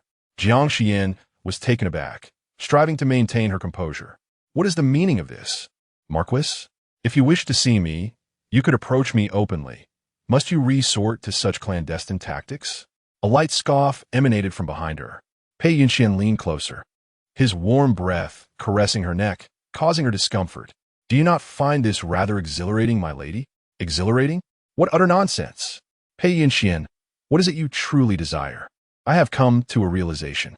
His fingers softly glided over her cheek, caressing her with a delicate touch. "It seems a travesty to have such a breathtaking beauty languishing in the courtyard for so long without being cherished. Thus tonight, I have come to reclaim our wedding night." At his words, a wave of revulsion washed over Jiang Xiyan. She remained silent, seated in the bath. Observing her silence, Pei Yunyuan's irritation intensified. Just as he contemplated lifting her from the tub, he heard Jiang Xiyan exhale a sigh. "I initially assumed that the Lord merely sought to consummate our union. If that is indeed the case, a simple word from you would suffice. I am not one to refuse." "Oh, you are willing?" "Naturally. I have long admired the Lord, and this sentiment is well known. How could you think I would be reluctant?" A falsehood.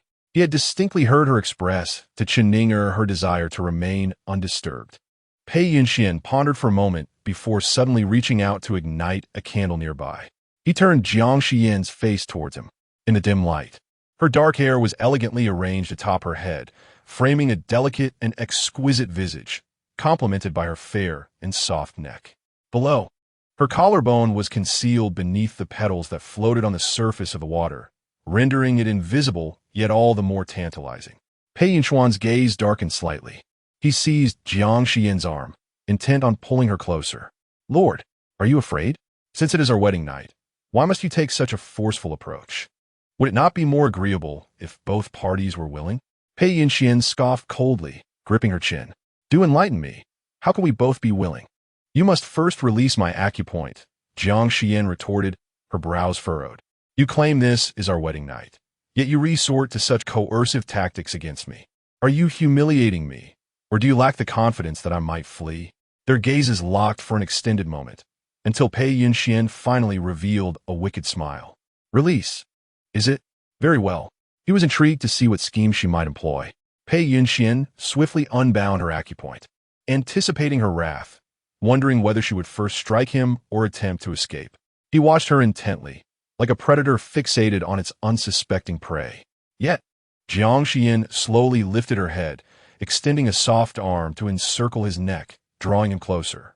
Pei Yunyuan's pupils constricted in sudden alarm, his hands bracing against the edge of the tub, his heart racing as if it had leapt to his throat. But upon meeting her glistening eyes, all other thoughts were cast aside. Desire flickered in his gaze as he grasped her chin, yearning to kiss her crimson lips. However, in the next instant, he felt a sharp pain at the nape of his neck, a fleeting sting that rendered him momentarily stunned. As he attempted to act, his energy dissipated, leaving him weak and vulnerable. Jiang Xiyan swiftly pushed him away, extinguishing the candle and hastily wrapping herself in a garment amidst the encroaching darkness. "Help! There's a thief!" "Madam!" The door burst open with a violent kick. Zhao Mama, robust and imposing, stormed in with a group, bellowing, "Where is the scoundrel?" Jiang Xiyan pointed casually. A nearby servant held a faint candle, seemingly identifying the intruder. "It must be him. How dare you infiltrate the Lord's residence?" "Attack!"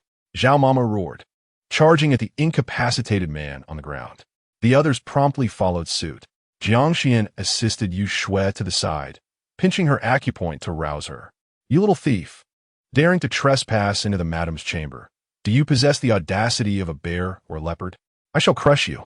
Zhao Mama exerted every ounce of strength in her blows when suddenly a faint voice interrupted.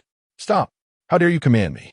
Madame Zhao delivered another sharp elbow strike, forcefully impacting the man's back. Someone nearby sensed something amiss. "Madame Zhao, doesn't that voice sound a bit like the Marquis?" "Indeed it does." Madame Zhao reached out and turned the man, who lay sprawled on the ground, over, bringing the candle closer to illuminate his face. Not only does the voice resemble that of the Marquis, but he bears a striking resemblance as well. Upon turning her head, she noticed the servants retreating a step. The expressions of the onlookers shifted dramatically. Zhao, could it be that this person is not merely reminiscent of the Marquis, but is indeed the Marquis himself? Madame Zhao froze momentarily, instinctively glancing back at the man on the ground, only to meet a pair of furious eyes. "This is the Marquis?" Madame Zhao nearly lost her composure. She instantly sprang up, hastily seeking refuge behind Jiang Xiyan. "What is happening? How could this be the Marquis?" Bah! She knew nothing. Pei Yunyuan was on the verge of grinding his teeth. "Jiang Xiyan, what have you done to me?" "It is merely a slight neurotoxin. There is no need for alarm, my lord. As long as you refrain from using your internal energy for a span of 12 hours, it will dissipate on its own." She adjusted her garments. "Someone please. The Marquis has drunkenly stumbled into my chamber and committed an act of aggression. Tonight is but a misunderstanding. Take him back to Xian Pavilion." Before long, Qing Feng returned to Xian Pavilion and saw Pei Yunyuan as well, though he was being carried back. Qing Feng was taken aback. "My lord, what has happened to you? Why are you standing there in shock? Fetch the physician at once." "Yes." Once Pei Yunyuan was assisted into the room, the physician arrived promptly. Pei Yunyuan lay bare-chested, allowing someone to apply medicine, his strikingly handsome face now cloaked in an icy demeanor. Qing Feng cast a glance at his back, which was marred with bruises. It was evident he had been assaulted. He was utterly astonished and subsequently regarded Jiang Xiyan with newfound respect. "Madam, you are formidable." "My lord, these injuries are superficial. Fortunately, your physique is robust and none of your bones or tendons are harmed. A topical treatment for 3 days should suffice for recovery." Pei Yunyuan gestured for everyone to withdraw. Qing Feng assisted him in donning his garments. "My lord, could these injuries be the result of Madame's doing?" Pei Yunyuan shot him a sidelong glance. Qing Feng immediately lowered his head. "I spoke out of turn." Pei Yunyuan snorted coldly, pushing him aside as he fastened his robe. Just as he prepared to rest, there was a request for an audience outside. Green Lotus entered. "My lord, concubine Chu wishes to show you a new dance she has learned." "I shall not attend." Green Lotus appeared somewhat bewildered. Previously, even if Pei Yunyuan had matters to attend to, he would decline with a degree of delicacy. Why such a decisive refusal now? She cautiously raised her gaze, noting Pei Yunyuan's displeasure, and dared not inquire further, hastily departing. Pei Yunyuan gazed into the night sky, his eyes dimmed. After a moment, he suddenly said, "Summon that Chun Ninger. Have her come to me." Chapter 50. Such a significant matter. How was I unaware? Green Lotus returned to the Chu courtyard. "Gun Gubin Chu. The Marquis has said he cannot come." Chu Wanwan, adorned in exquisite makeup, sat gracefully in a chair, awaiting his arrival. She wore a peach-colored gauzy dress, layered with a thin veil, and upon closer inspection, one could glimpse the undulating curves beneath. Upon hearing these words, her gaze darkened. "Is the Lord busy?" Green Lotus leaned in closer. "No. However, I sensed that the Lord's mood was rather unfavorable.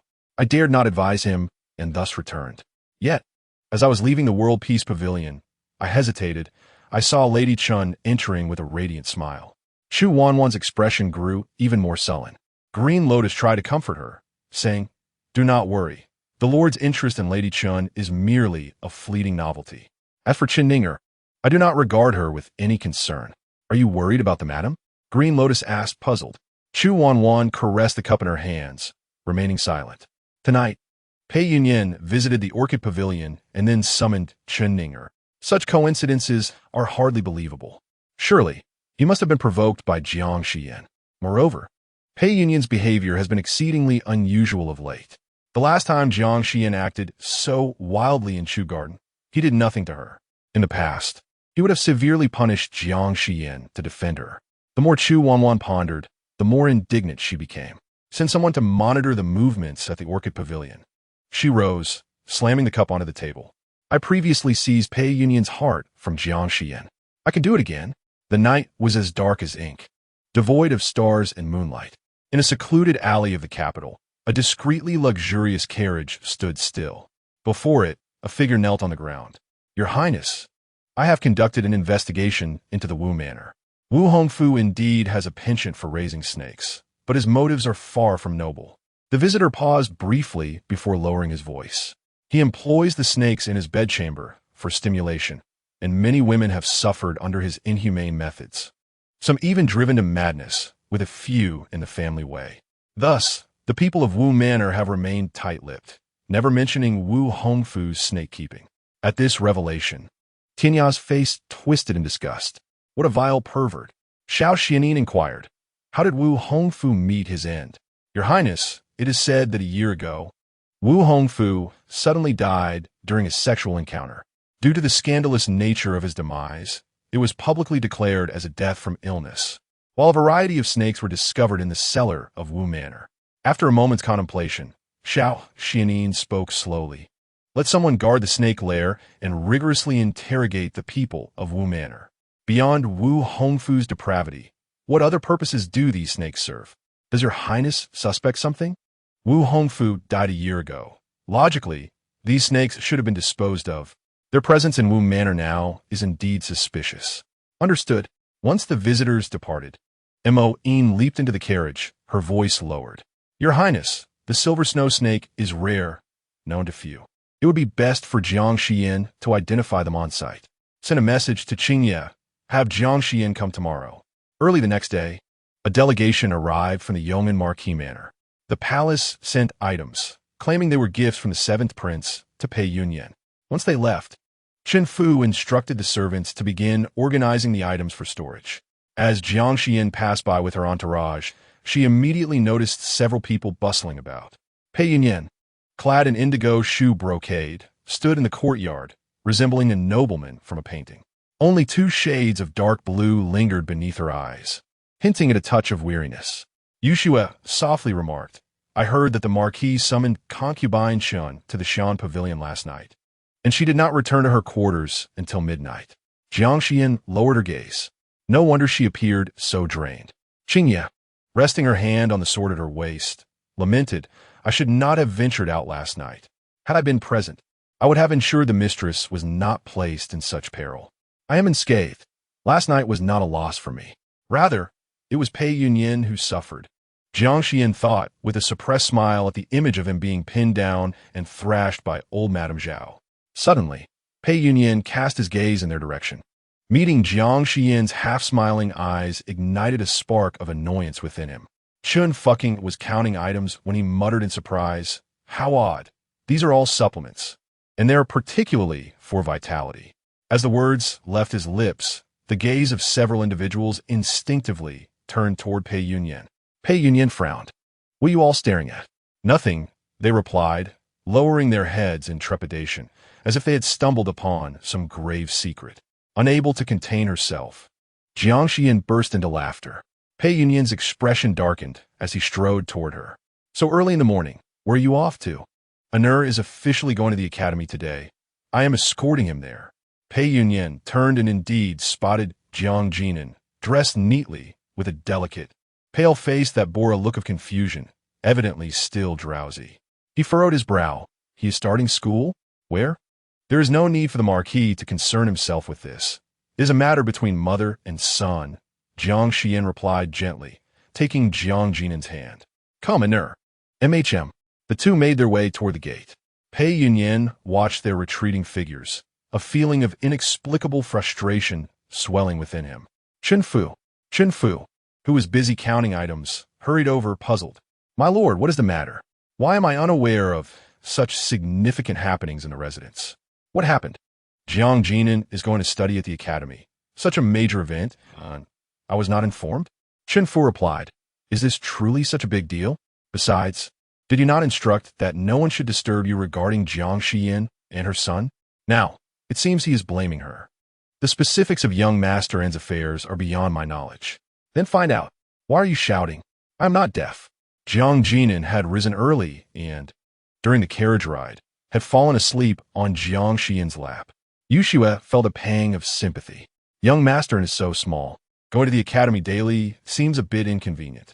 Why doesn't he, the mistress, hire a tutor to teach him at home? Jiang Xiyan gently caressed Jiang Jinan's sleeping face. Anur has grown up in the Marquis' residence and has never ventured beyond the courtyard. I wish for him to meet peers his age and make new friends. If he truly cannot adapt, we shall reconsider. Seeing that Jiang Jinan was deeply asleep and that the academy's class time was still early, Jiang Xiyan decided to visit Xiao Xuanli first. In the faint morning light, Xiao Xuanli, adorned in a dark robe woven with gold thread, sat in a wheelchair, his long fingers leisurely spinning a jade ring on his thumb, as if he had been waiting for some time. I have met His Royal Highness, he stated. Let us dispense with formalities. Let us be on our way. He gestured slightly, and Zhang Fuming pushed him into the Wu Manor. Jiang Xiyan left Jiang Jinan in the carriage, instructing Yushue and Xiao Xuanli's men to keep watch, and followed suit. They traversed the front courtyard, making their way to the rear, finally arriving at Madame Wu's chamber. Moen turned a button concealed behind a portrait, revealing a hidden door. The group descended in succession. Upon entering, Jiang Xiyan was immediately enveloped by a chill and the earthy scent of soil. Upon closer inspection, she discerned a rustling sound nearby, which sent a shiver down her spine. In truth, she harbored a slight fear of snakes. Moen spoke. This is the snake pit specially crafted by Wu Hongfu, teeming with various snake species. Madam, you must brace yourself. It may be a bit unsettling. Before she could finish her sentence, a sudden scream pierced the air. Jiang Xiyan yelped and instinctively leaped forward, only to trip over Xiao Xuanli's wheelchair, losing her balance and landing squarely on his lap. Chapter 51. You certainly have quite a few skill snakes. There are snakes. Her face betrayed her alarm as she frantically shook her hands, clearly shaken. Qingye rushed forward with a torch. Madam, where are the snakes? A snake just fell on me, Jiang Xiyan exclaimed. Qingye approached to inspect and reassured her. Do not worry, madam. It was merely a frayed hemp rope. Not a snake? Jiang Xiyan placed a hand on her chest, exhaling with relief. At that moment, a deep, magnetic voice resonated beside her. So, can you now dismount from my lap? Jiang Xiyan suddenly realized that she was seated on Xiao Xuanli's thigh, completely enveloped in his embrace, her hands clutching the fabric of his shirt. I apologize. She felt a wave of embarrassment wash over her. Swiftly, she rose to her feet and curtsied. I was startled just now, which led to my disrespect towards His Highness. Please forgive my indiscretion. I have noticed, Xiao Xuanli replied, smoothing out the wrinkles in his attire, his handsome face maintaining its usual composure. Let us proceed. The group continued onward, yet Xiao Xuanli detected a faint, lingering fragrance in the air, one that belonged to her. After a while, they reached the edge of a suspension bridge. Beneath it, iron wires restrained a net, and below that lay a myriad of snakes. Jiang Xiyan glanced down, observing the profound depths where various cages housed snakes, surrounded by the scent of decaying rodents and flesh, which was somewhat nauseating. She cast a fleeting glance at the intertwined snakes before averting her gaze. There are so many. It must be in the thousands. Are you afraid? Xiao Xuanli's voice broke the silence. Jiang Xiyan responded slowly, not particularly. As long as I keep my distance, I shall be fine. With so many snakes, even identifying them one by one would require considerable effort. Do you possess any method to quickly locate the silver snow snake? I do. Oh. Jiang Xiyan produced a flute she had prepared in advance.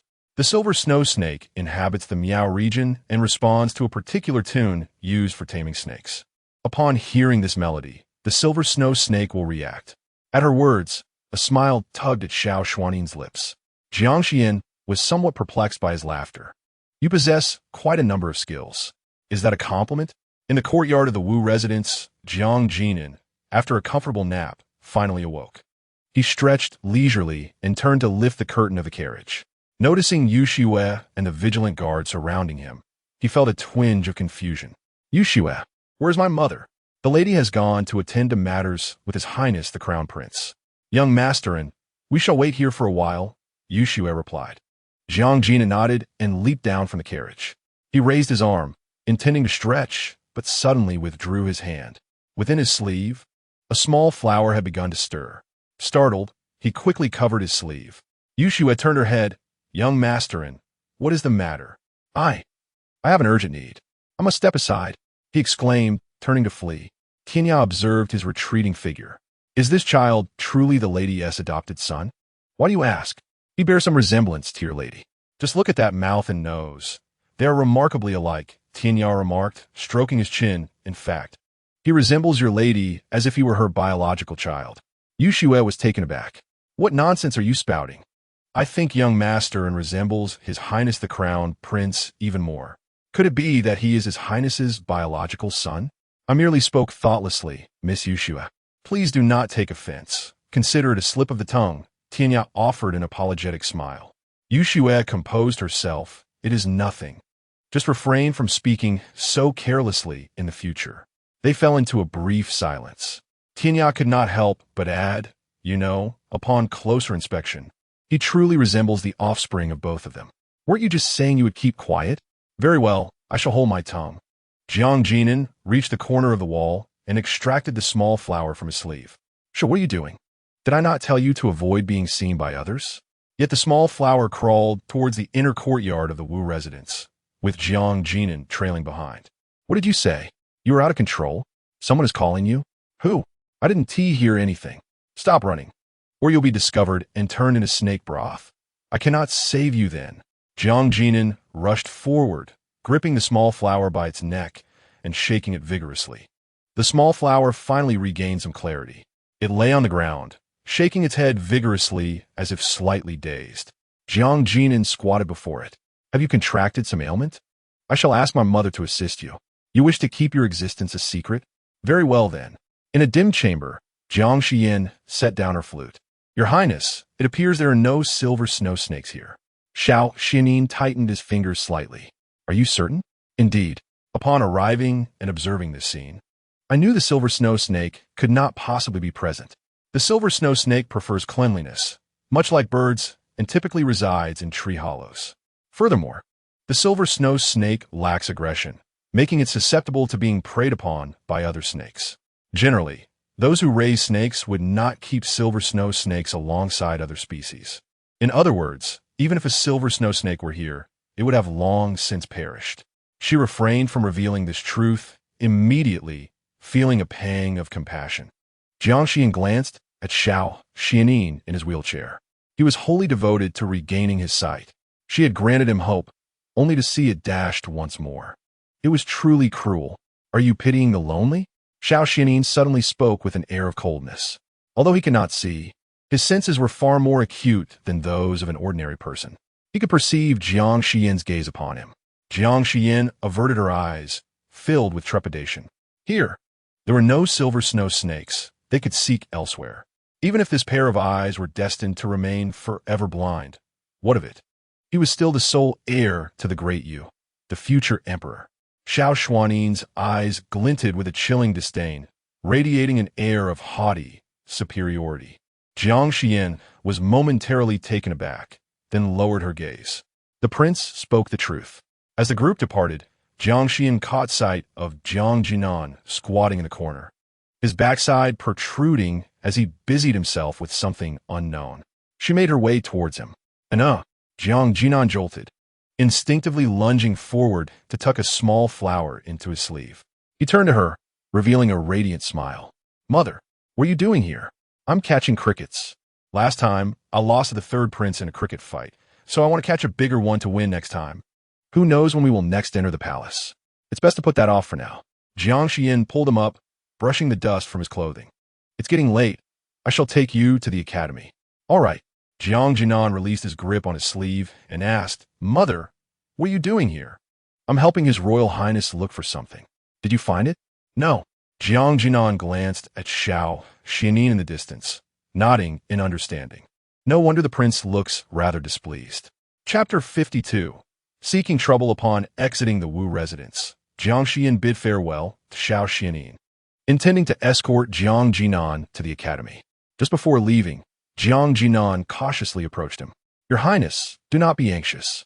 Sometimes, the harder you strive to locate something, the more elusive it becomes. When you learn to let go and allow things to unfold naturally, perhaps one day, what you seek will unexpectedly appear. With that, he offered some candied fruits from his bag, placing them in Xiao Xuanli's hand. A little sweetness is good for when one feels down. Afterward, he turned and climbed into the carriage. As the carriage rolled away, Xiao Xuanli held the candied fruits in his hand, lost in thought. Had he just been schooled by a 4-year-old child? Jiang Fuming bent respectful. Your Highness, shall we return to the palace now? No, Xiao Xuanli replied, stowing the candied fruits away. Let us go to Fangming Courtyard. Fangming Courtyard was a private residence of Xiao Xuanli's in the capital, where he occasionally took respite. Yangon Marquis' residence. Chen Ning'er, clad in a pale green skirt, walked wearily along a narrow path. The maid beside her inquired with confusion, Madam Chen, last night you served the Marquis until the wee hours. Having garnered such favor, why do you appear so discontent? Chen Ning'er scoffed. Serving the Marquis? Huh, last night. She had arrived at Xian Pavilion with great excitement, only to be met with an unexpected demand. Pei Yunyuan leaned back on the couch, watching her intently, and abruptly requested her to change her attire. She thought it was merely a new whim of his and bashfully donned a pale yellow dress. By its style, it appeared somewhat outdated, and she could discern no special quality about it. As she pondered this, Pei Yunyuan tossed her a medical book, instructing her to read. She sat beneath the flickering candlelight, engrossed in medical texts until the late hours of the night. After several readings, her throat became parched, her voice altered, and only then did Pei Yunyuan relent. In the dead of night, she had been summoned by Pei Yunyuan to study medicine, without even having the chance to touch his bed. If this were to be spoken of, she would surely be the subject of ridicule. The more Chen Ning'er pondered, the more her anger simmered. Just as she was about to speak, she encountered Chu Wanwan and her entourage, colliding with them head-on. Instantly, her expression shifted, and she donned a smile that radiated triumph. Alas, after serving the Marquis so harshly last night, my back still aches. I shall return to rest. As she spoke, she feigned surprise at the sight of Chu Wanwan. Is that not Sister Chu? What a grand procession you have. Chu Wanwan's countenance turned frigid. Who are you calling sister? We are both concubines. Why does Sister Chu assume such airs? Your displeasure stems from the Marquis summoning me to his chambers last night, does it not? With a scoff, Chu Wanwan issued a sudden command. Someone mar her face. What do you mean? Chen Ning'er began, but before she could finish, 2 individuals emerged from behind Chu Wanwan, restraining her on either side. Alarmed, Chen Ning'er protested. What are you doing? We are both concubines. You have no right to treat me this way. Chu Wanwan cast her a disdainful glance before turning to walk away. Not long after, a piercing scream echoed through the air. A smirk crept onto Chu Wanwan's lips. Wretched woman. They proceeded directly to Lanshuan Pavilion, where Grandma Zhao was casually cracking seeds while instructing servants to prune the newly planted plum blossoms in the courtyard. Upon seeing Chu Wanwan and her entourage enter, he felt a twinge of anxiety. Grandma Zhao, why has concubine Chu come here? Who knows? It surely cannot be for anything good. Grandma Zhao rose to inquire. Ah, is that not concubine Chu? What brings you to Lanshuan Pavilion? The lady of the house is absent today. It is unfortunate that you have come. If there is nothing pressing, I kindly ask you to leave. Chu Wanwan remained unmoved, gracefully stepping further inside. I lost a gold hairpin yesterday, and have searched the entire Marquis' residence without success. Now, I only lack a search of Lanshuan Pavilion. Bring me the searchers. Grandma Zhao was taken aback, internally rolling her eyes. It was evident she had come seeking trouble. Concubine Chu, this is the lady's courtyard. As a mere concubine, what right do you have to disturb the lady's belongings? Chu Wanwan's expression turned icy. She delivered a resounding slap across Grandma Zhao's face. She detested being referred to as a concubine. Ouch, you dare strike me? I shall retaliate. Grandma Zhao's large face contorted with fury as she rolled up her sleeves. Ready to confront Chu Wanwan, but was firmly restrained by several others. Chu Wanwan rubbed her sore hand, noting how thick-skinned the woman was. "Bring forth the searchers." Green Lotus fetched a chair, placing it in the courtyard. Chu Wanwan leisurely seated herself, observing the chaos that ensued within Lanshuan Pavilion, feeling immensely satisfied. This was how it should be. The true mistress of the Marquis' residence was she. Before long, a servant approached, carrying a box. "Madam Chu, we have found it. This was discovered in that study." "Oh." Chu Wanwan twirled the golden hairpin in her hand, recalling that it belonged to Jiang Xiyan's study. "It seems Jiang Xiyan has pilfered my hairpin and hidden it here." "You speak nonsense." The young maid, he, rushed out. "Young master, and has no reason to steal your belongings. You are merely slandering him." The hairpin was indeed found in the study. "The evidence is irrefutable." "Who are you?" "A mere servant. To shout here?" A cold smile crept onto Chu Wanwan's lips. "It appears that Jiang Xiyan, the mistress, is not as formidable as she thinks, allowing her subordinates to brazenly raise their voices against me." She suddenly gestured. "Someone drag this wretched maid out and give her 30 lashes." Several individuals promptly seized He, holding her down as they began to strike. He, frail in body, fainted after a few blows. Granny Zhao struggled. "No, you mustn't. Madam Chu, if you injure the mistress's maid, the mistress will certainly not let you off lightly." Chu Wanwan's expression turned icy. "Hold her down. Strike her as well." After sending Jiang Xiyan to the academy, Jiang Xiyan proceeded to Jiang Muxu's residence. She had the house thoroughly tidied up. Jiang Muxu's original decor was excessively lavish: jade beds, golden quilts, and 1,000-year-old redwood tables. Even the corridor was illuminated by countless night lamps. Such extravagant taste was too ostentatious for her liking. She instructed the servants to simplify the decor considerably. By the time the residence was organized, it was already afternoon. Jiang Xiyan boarded the carriage to return to the Ho residence, intending to move in the next day.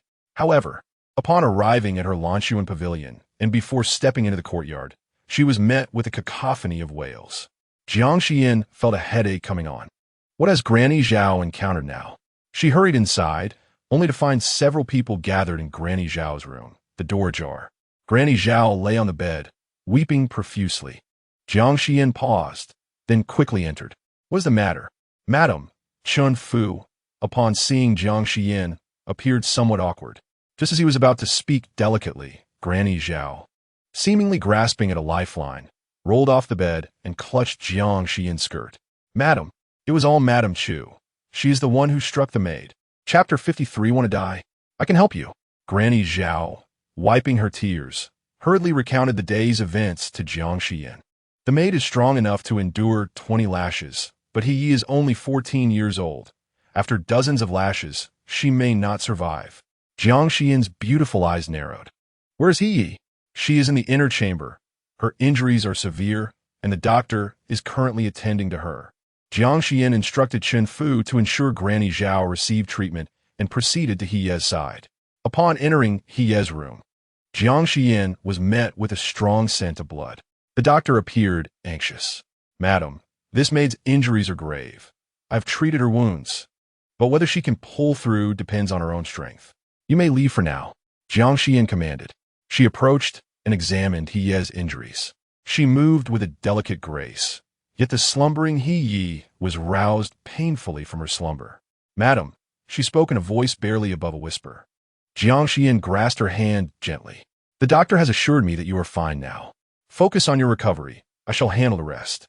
He, tears welling in her eyes, nodded softly. Jiang Xiyan exited the room. "Yu Shui, please fetch the pain relief ointment from the storeroom, as well as the Gujin pills for He." "Yes, madam," came the prompt reply. After attending to matters in the courtyard, she settled back down. Chun Fu, noticing her troubled expression, approached her quietly. "Madam, I have informed the Marquis. He will return to the estate shortly and will provide you with a satisfactory explanation. Bring Chu Wanwan to me." Chun Fu was momentarily taken aback. He feared Jiang Xiyan might act impulsively and confront Chu Wanwan in anger. However, she remained composed, though an ominous feeling lingered in the air. "Are you deaf?" Jiang Xiyan's voice cut through the silence. Chun Fu snapped back to reality. "Madam, please wait." I shall fetch concubine Chu immediately. In the past, he would have disregarded Jiang Xiyan's command, but recently, he noticed a peculiar shift in Pei Yunyuan's demeanor towards her. Who truly held sway in the Marquis' courtyard remained uncertain. Chen Fu hurried to Chu Yuan. He anticipated that, given Chu Wanwan's nature, she would likely refuse to come. Yet, to his surprise, she arrived without protest. Both women seemed unusually off today. Something was amiss. After bringing her to Lan Sun Pavilion, Chen Fu promptly dispatched someone to ascertain Pei Yunyuan's whereabouts. Though his exterior remained calm, his heart raced. Why had the Marquis not returned yet? A tempest brewed in the courtyard. Dressed in a resplendent gown, Chu Wanwan greeted Jiang Xiyan with a faint smile. "Madam, why such fury?" Jiang Xiyan, unwilling to engage in banter, commanded, "Seize her. I dare you." Chu Wanwan retorted defiantly. As Jiang Xiyan's words fell, the servants advanced towards Chu Wanwan. Yet, to their astonishment, a cadre of trained guards emerged behind her. A triumphant smile graced her lips. "The Marquis dotes on me and has assigned these guards to protect me from ill-intentioned individuals. Jiang Xiyan, you may ask your questions, but do not think to take forceful action." Jiang Xiyan scoffed coldly. "Qingyi," with a swift movement, Qingyi unsheathed her sword and dispatched the approaching servants effortlessly. Subsequently, she seized Chu Wanwan, delivering a calculated kick to her knee, forcing her to kneel upon the ground. The sun dipped below the horizon, casting a golden glow across the courtyard. Jiang Xiyan sat elegantly in her rosewood chair, bathed in this warm light, her gaze lowered, exuding an air of icy nobility. Chu Wanwan, feeling deeply offended, scoffed. "What does that look? Do you think yourself superior?" "Huh, Jiang Xiyan, what does it matter if you're the mistress of the Marquis' estate? The Marquis loves me." Jiang Xiyan's eyes glinted with disdain. "Pei Yunyuan's affection? Who would covet such a thing? What do you intend to do about the injuries you inflicted upon He Yi and old Madame Zhao? Your son took my gold hairpin. I merely came to search for it, and when your servants disrespected me, I merely administered a fitting punishment." Chu Wanwan furrowed her brows, exclaiming, "How dare these lowly maids raise their voices at me? After several years as a concubine, have they forgotten their humble origins?" Jiang Xiyan slowly rose and approached her. "I preferred the time when you lay at my feet, pleading for my mercy. At least then, you resembled a human being." Jiang Xiyan's words struck a deep chord within Chu Wanwan. Years ago, when her mother succumbed to illness, she was to be taken by a brothel keeper. In her despair, she saw Jiang Xiyan descend from her carriage, radiating an aura akin to a divine being. Without a second thought, she fell at Jiang Xiyan's feet, desperately calling for help. Fortune smiled upon her, as Jiang Xiyan indeed extended her aid. Initially, she felt gratitude towards Jiang Xiyan. However, at some point, that gratitude soured into envy and ambition. Why must she remain subordinate? She yearned to ascend. What Jiang Xiyan possessed, she too could acquire. Well, my origins. Am I not now trampling you underfoot? Chu Wanwan's gaze was provocative. Just as she was about to speak again, she noticed Pei Yunyuan hastening towards them. Her expression shifted instantly. "Jiang Xiyan, if you intend to act, then do so swiftly. There is no need to humiliate me further." With that, she abruptly yanked the golden hairpin from her head and aimed it at her own chest. Pei Yunyuan, witnessing this scene from a distance, was taken aback. "Wanwan." Jiang Xiyan remained rooted in place, chuckling disdainfully. This tactic was ever so reliable, and it perfectly aligned with her intentions. "Do you wish to die? Allow me to assist you." She lunged forward, seizing the exposed portion of the hairpin and, with no hesitation, plunged it towards Chu Wanwan's chest. The hairpin sank halfway in an instant. Chu Wanwan's eyes widened in shock as she coughed up blood. She stared at Jiang Xiyan in disbelief. She truly intended to kill her. "Stop!" Pei Yunyuan leaped forward, rescuing Chu Wanwan just in time. "My lord!" Chu Wanwan spat blood, her fingers tightly clutching his sleeve. "What are you waiting for? Quickly summon the physician. Dr. Yu happens to be at my residence. Bring him here." Chen Fu finally came to his senses and hurried to find Dr. Yu. Pei Yunyuan cast a deep glance at Jiang Xiyan before carrying Chu Wanwan back to Chu Garden. Chu Wanwan coughed up blood once more. Dr. Yu arrived swiftly, his expression grave. If this hairpin had penetrated a few more millimeters, even a deity would have been powerless to save her. Fortunately, Lady Chu has a strong constitution. She has narrowly escaped death. Dr. Yu labored for a considerable time before managing to stabilize Chu Wanwan's condition. Pei Yunyuan's face was etched with concern. Wanwan had previously sustained an injury to her chest. With this new wound, would she be left with a more serious ailment? Are you referring to her previous injury? Though it appears fearsome, it was merely due to improper treatment. In reality, it was not severe and should not leave any lasting repercussions. I believe Lady Chu's old wound. Chapter 54. Alone in protecting Jiang Xiyan. Cough, cough, cough. Chu Wanwan's violent coughing interrupted him. Her complexion was pallid, and her eyes shimmered with unshed tears. Thank you for your assistance tonight, Physician Yu. I feel rather fatigued and wish to rest. Given that concubine Chu is presently in a state of frailty, it is indeed prudent for her to rest. After prescribing the necessary medication, Physician Yu took his leave. Chu Wanwan clutched Pei Yunyuan's hand tightly. My lord, I am so frightened that Jiang Xiyan wishes to kill me. She truly desires my demise. Do not fear for as long as I am here. No one can harm you. A gust of wind heralded the hurried entrance of Qingfeng. My lord, trouble looms. The madam is departing the residence with servants and belongings. Departing the residence?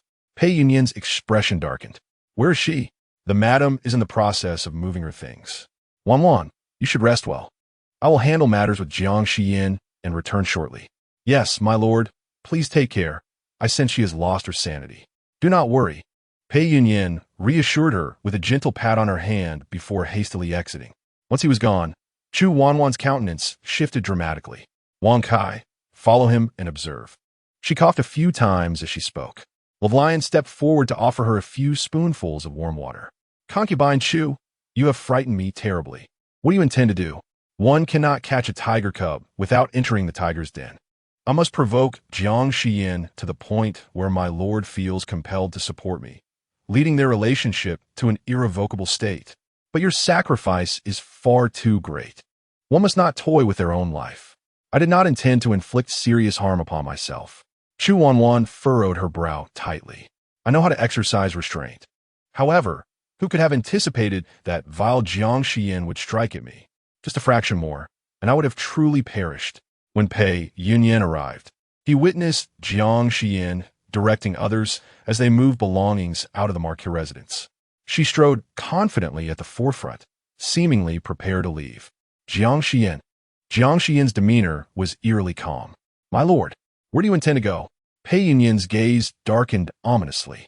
After a moment, a scornful smile crept upon his lips. You have caused quite the upheaval. Now are you ready to retreat to the Jiang residence and hide? You may evade the first day, but can you escape the 15th? Pray tell, what calamity have I caused? You nearly killed Wanwan. Jiang Xiyan appeared to find amusement in his words. A mere concubine, continually attempting to overshadow me. And today, she has audaciously harmed someone within my courtyard. What consequence is it for me to dispose of her? Concubine? Pei Yunyuan's eyes surged with fury as he suddenly seized Jiang Xiyan by the shoulder. She is my savior. You should be grateful Wanwan did not perish at your hands today. Otherwise, I would not spare you. What concern is that of mine? Your benefactor is your own responsibility. Jiang Xiyan's cold beauty bore an equally frigid demeanor. Indeed, such a wretched life thrives. This time, let Chu Wanwan learn her lesson. Should she dare to provoke me again, I guarantee her demise will be thorough. You.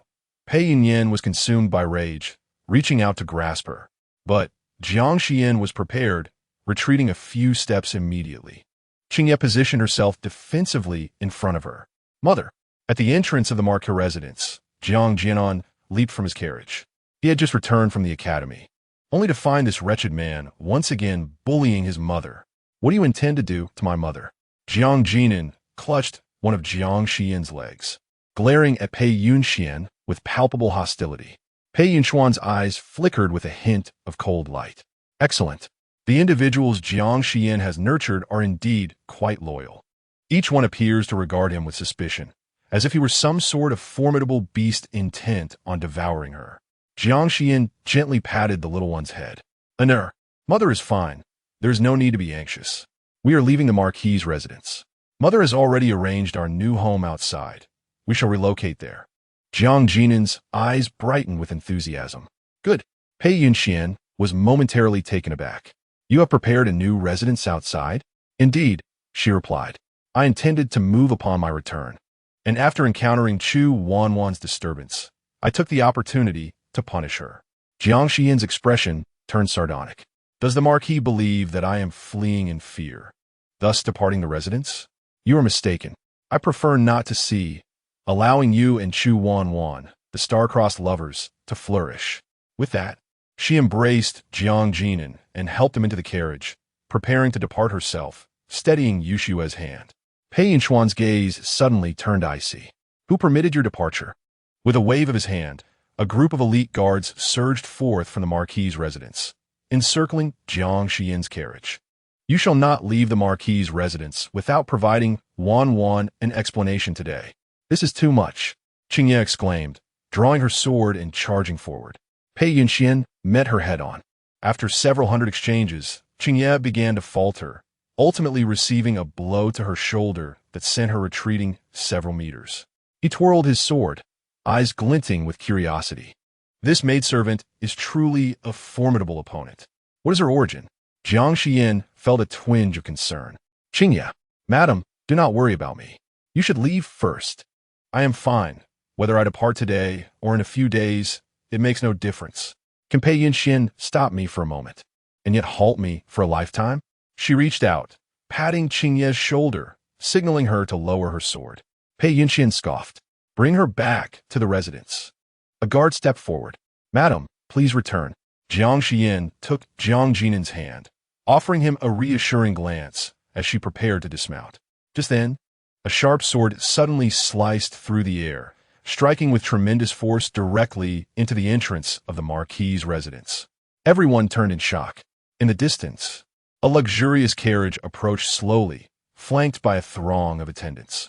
Upon catching sight of Tianya, who was clearing the path for the carriage, Pei Yunyuan immediately deduced the identity of its occupant. He knelt. I pay my respects to His Royal Highness.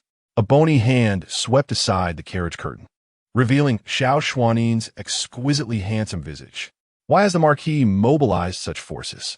I am handling family affairs, yet your Highness's people have shot an arrow, and I dare to inquire. Pei Yunyuan raised his gaze. What is your Highness attempting to do? Can you not discern? Xiao Xuanli replied, his tone devoid of warmth. I am here to protect Jiang Xiyan. The scene fell silent for several seconds. Pei Yunyuan nearly laughed in frustration. Your Highness, Jiang Xiyan is my wife. She is also my physician. I wish for her to examine my eyes and leg ailment. With that, he let the curtain fall. Jiang Xiyan, come with me. Yes. Jiang Xiyan, accompanied by Jiang Xiyan, re-entered the carriage. As they followed behind Xiao Xuanli's carriage, slowly departing, Qing Feng could not help but lower his voice. My lord, please refrain from acting impulsively. His Highness the Crown Prince has personally intervened. If you forcibly obstruct them, it would be a sign of disrespect. I understand. Once Jiang Xiyan's carriage vanished from his sight, Pei Yunyuan's elongated, peach blossom eyes revealed a hint of contemplation. Chapter 55. No one loves you more than I do. Pei Yunyuan returned to Chu Yuan. Chu Wanwan lay on the bed, displaying a frail smile. My lord, just moments ago, Wang had returned and informed her that Jiang Xiyan had a fierce altercation with Pei Yunyuan and had left the Marquis' residence. It was indeed good news. Pei Yunyuan sat at the bedside, still enveloped in lingering resentment. Gazing at Chu Wanwan, he made an effort to soften his tone. How are you feeling? Much better. With that wretched Jiang Xiyan gone, I feel utterly refreshed. Perceiving Pei Yunyuan's troubled expression, Chu Wanwan's voice turned gentle. My lord, what troubles you? Jiang Xiyan has left the Marquis' residence. Is she aware that she has committed a grave mistake and is now hiding at the Jiang family? Chu Wanwan furrowed her brow slightly. Although she has attempted to harm me, to be honest, I did not wish for her demise. I never expected her to flee in such a cowardly manner. Pei Yunyuan remarked, why did you provoke her today? I was searching for my gold hairpin, the one you gifted me, which has gone missing. Someone saw it with Wanwan. Pei Yunyuan interrupted her. Such an excuse might serve as a pretext. But do you truly believe I am so easily deceived? Chu Wanwan's gaze darkened, her voice hardening. My lord, last time Jiang Xiyan feigned madness and caused a ruckus in my courtyard, even resorting to violence against me. You promised to grant me justice, yet what transpired afterward? You did nothing. Jiang Xiyan faced no repercussions. I cannot swallow this humiliation. Today is merely a matter of tit for tat. Pei Yunyuan replied in a deep voice. Jiang Xiyan did not harm you last time, yet this time, you nearly killed one of her servants. That is a matter of 2 lives. They are merely the lives of 2 lowly maidservants.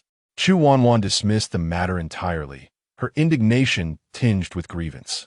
I seek not only revenge, but also feel that your attitude towards Jiang Xiyan has shifted. You once supported me, yet now you continuously lean towards her. When have I favored her? Then why did you not punish her last time? Pei Yunyuan found himself momentarily at a loss for words. Chu Wanwan let out a cold laugh, her eyes glistening with unshed tears. My lord, you do not still harbor feelings for her from your youth, do you? Yet, it was she who rejected you. I was the one who saved you, and in doing so, I have suffered this persistent pain in my chest.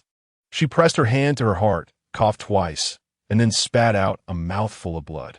Pei Yunyuan's expression turned grave. Wanwan, my lord, I am acutely aware of my humble status, which pales in comparison to the esteemed position of Jiang Xiyan, the legitimate daughter. Yet, the depth of my love for you is unparalleled. No one adores you more than I do. Chu Wanwan grasped his hand tightly, pleading, my lord, you promised me to cherish me for a lifetime. Have you truly forgotten? Pei Yunyuan's fingers tightened suddenly. 9 years ago, Jiang Xiyan abandoned him, nearly leading to his demise. Today, she left the Marquis without a backward glance. This was the second time. Rest assured, I remember, he replied, as Chu Wanwan's tear-filled eyes finally revealed a satisfied smile. She knew it all along. Pei Yunyuan, despite his seemingly carefree demeanor, was deeply loyal. As long as she held onto the favor she once bestowed upon him, he would remain by her side. Once Chu Wanwan had fallen asleep, Pei Yunyuan departed from Chu Garden. Chun Fu approached him. My lord, I have inquired thoroughly. Young master and has gone to the Changde Academy of Changjuanrong, a prestigious institution in the capital known for its esteemed scholars. However, the rules are rather strict. I do not comprehend why you require this information. Hearing this, Chun Fu was momentarily taken aback. My lord, did you not instruct me to investigate? He then donned a sycophantic grin, adding, I have also discovered that the place Madame intends to visit is the residence gifted to her by the eldest son of the Jiang family, not far from here, beside Rongxing Hall. After speaking, Chun Fu wore an expression of pride, eagerly awaiting Pei Yunyuan's praise. However, he was met with Pei Yunyuan's impatient gaze. The affairs of the estate have been rather scant lately. Are you merely idling about? Jiang Xiyan's whereabouts are of no concern to me. Chun Fu felt a twinge of doubt about his own health. If there is nothing else, you may leave. Dispatch 2 more individuals to attend to Wanwan properly. Yes, my lord. However, there is indeed another matter. Chun Fu continued slowly. Today, aside from injuring 2 of Madame's servants, concubine Chu has also committed another act. What is it? She has marred the face of concubine Shun, who is now insisting on seeing you. My lord, will you meet with her? Pei Yunyuan pinched the bridge of his nose. Find a competent physician to treat her face and provide her with a sum of money to leave the estate. From now on, there shall be no concubine Shun in this household. Chun Fu reflected on this directive with a sense of melancholy. It appeared that the one who truly held the Marquis's heart was still concubine Chu. What tragic fate. In Dongming Hall, Xiao Xuanli found amusement in the news brought by his subordinate. Is this matter indeed true? Your Highness, the news comes directly from the Duke of Yong'an. How intriguing. Xiao Xuanli mused, swirling his wine cup with a playful smirk. Beside him, Hualing paused her playing and approached him. 7th Prince, what amusing event has transpired? My cold-hearted elder brother, the Crown Prince, has actually stood up for a woman in public. How peculiar. Hualing blinked her large eyes. Who is it? Who else but Jiang Xiyan? Surely, the Crown Prince has not developed feelings for her. Xiao Xuanli chuckled, as if he had heard something absurd. He can barely see her. How could he possibly harbor affection? Nevertheless, With him publicly taking Jiang Xiyan away, such leverage is too valuable for me to overlook. Summon someone to inform Zhou Chong that tomorrow he should gather several ministers to discuss this matter before the emperor. The palace maid poured wine for him. Xiao Xuanli sipped leisurely, suddenly recalling something. What do the Wu family matter? Shifeng stepped forward. The crown prince's men have captured Madame Wu. They must have uncovered something. Currently, the Wu family members are detained at the Dali Temple. It's irregular for the Dali Temple to hold them. Your Highness, would it not be better to apply pressure through the Ministry of Justice to transfer them there? There is no need for such complications, Xiao Xuanli replied, swirling his wine glass. The lips of the deceased are the most sealed. Shifeng slightly nodded, understanding. I shall attend to it immediately. Once Shifeng departed, Hualing spoke softly. Your Highness, it grows late. I must take my leave. How fares the matter regarding Li? Li Shangshu is a man of integrity and decorum. I have yet to find a way to seize any leverage against him. That old fellow is indeed somewhat formidable, Xiao Xuanli remarked, seemingly anticipating the difficulty. With a wave of his hand, he dismissed her. Hualing exhaled in relief and exited the Dongming Palace, supported by Bihui. Miss, the seventh prince did not give you any trouble, did he? Today, he appeared to be in good spirits and said nothing untoward. Hualing lowered her gaze slightly. On the surface, she operated a brothel, yet she utilized the beauty of those women to serve Xiao Xuanli. All were merely pawns in the game, herself included. Chapter 56. The more I look, the more alike within the palace. After a brief period of solitary drinking, Xiao Xuanli was approached by a visitor. Wang Guibei bowed as he entered. Your Highness, I have come at the behest of the imperial concubine to deliver something. Wang Guishuang presented an amulet. This is a talisman the imperial concubine procured from Tianlong Temple for you, hoping for your safety and well-being in the future. Xiao Xuanli took the amulet, idly twisting it around his finger. Understood. Please express my gratitude to Mother. This servant takes his leave. Once the servant departed, Xiao Xuanli scoffed, casually tossing the amulet onto a nearby table. A talisman? I have no need for another. Jiang Xiyan's carriage traveled for a considerable distance before it finally halted away from the residence of the Yong'an Marquis. She disembarked and approached Xiao Xuanli's carriage. Your Highness, thank you for today. After a moment of silence within the carriage, Xiao Xuanli's voice, cool and melodious as always, broke the stillness. What caused the ruckus between you and Pei Yunyuan? It is merely a private matter between us. I fear it would amuse His Royal Highness. Jiang Xiyan believed that such domestic affairs would not interest Xiao Xuanli. Jiang Jinan clutched her satchel. It is all because the Marquis favors concubine Chu and mistreats my mother, which prompted her desire to leave the Marquis residence. Yet, the Marquis would not permit her to go, resulting in this turmoil. Xiao Xuanli lifted the curtain. Once you leave the Marquis residence, where do you intend to go? My elder brother has gifted me a residence nearby. Would you care to visit, Your Highness? She suggested casually, not expecting Xiao Xuanli to agree. Very well. Jiang Xiyan was somewhat taken aback, then boarded her carriage to lead the way. Upon arriving at the water's edge residence, Jiang Xiyan alighted from the carriage and gracefully proceeded to meet Xiao Xuanli as he entered. The sky had darkened. As she stepped through the door, the glass lanterns at the entrance had been lit one by one, creating a winding path leading to the rear courtyard. The pavilions and terraces, adorned with flying eaves and jade tiles, boasted intricate carvings. The level of opulence was no less than that of the imperial palace. Yet it lacked the solemnity and grandeur of royal halls, instead exuding a sense of indulgence and elegance. Tianya could not help but comment. It is said that Jiang Muxu's wealth is comparable to that of a nation. It seems this is indeed true. This residence was the elder brother's favorite, and it was a painful sacrifice to part with it. I made some modifications according to my preferences. Jiang Xiyan spoke gently. Your Highness, this way, please. Xiao Xuanli, being guided, could not see the true beauty of the residence. However, the gentle breeze caressed his ears, accompanied by the soothing sound of flowing water, and a faint fragrance of flora wafted through the air. He could well imagine that this residence was indeed remarkable. A contemplative expression graced Xiao Xuanli's handsome face. Do you have trumpet vine planted in your garden? Indeed, Your Highness, came the reply. Ah, Xiao Xuanli's mood suddenly brightened. Zhang Fuming leaned closer to Jiang Xiyan and whispered, "Your Highness used to enjoy tending to flowers and plants in his leisure time, but after losing his sight, he has not attended to these matters for many years." "Is that so?" Xiao Xianli mused, surprised to discover such a delicate aspect of his character. After arranging He Yi and old Madame Zhao in a comfortable room, Jiang Xiyan instructed her servants to prepare dinner. Xiao Xianli remained at Tianquan residence and dined with her.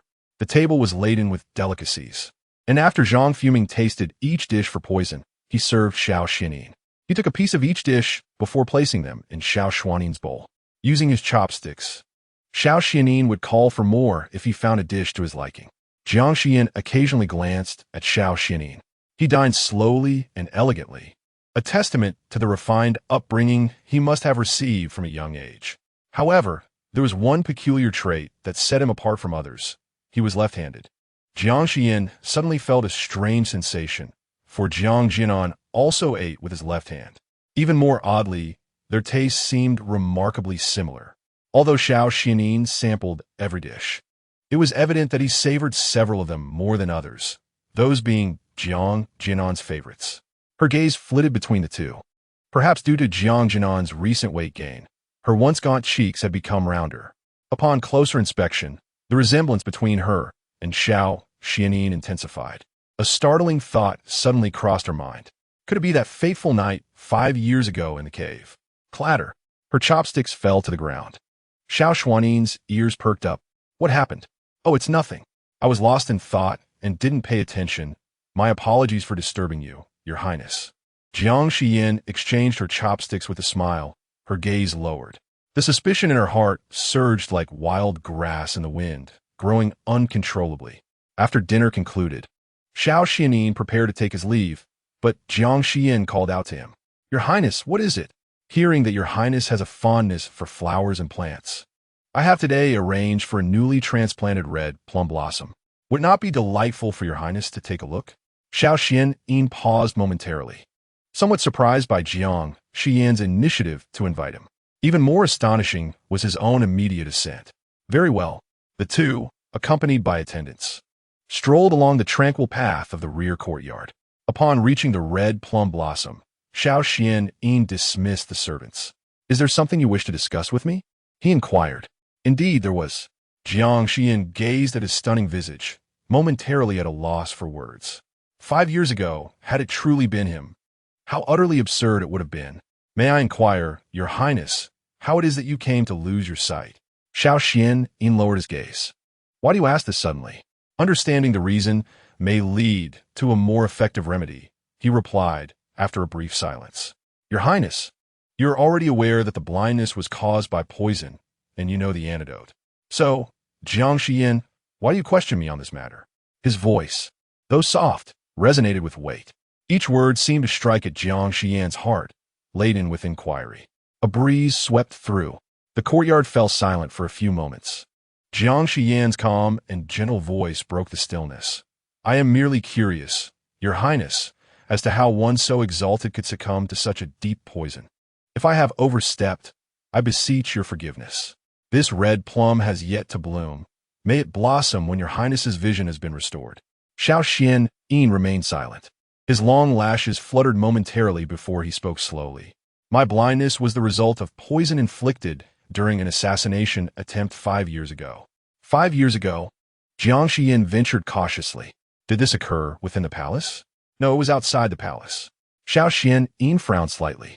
"I had urgent matters to attend to, and while returning to the capital, I was unexpectedly beset by heavy snow, making the roads impassable. It was at this moment that a group of elite assassins attacked me." "Outside the palace? In the snow?" Jiang Xiyan's fingers trembled slightly. She strove to maintain her composure. "How did Your Highness manage to escape?"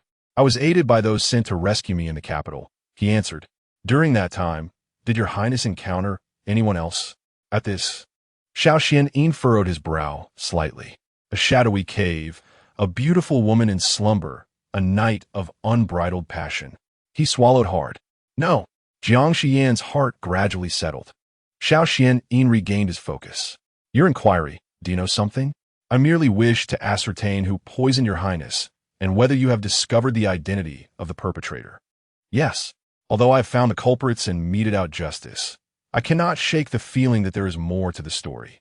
At the time, my condition was critical, and everyone was preoccupied with saving me. By the time I was stable enough to pursue the investigation, all leads had grown cold. Xiao Xuanli fidgeted with his fingers, his expression solemn.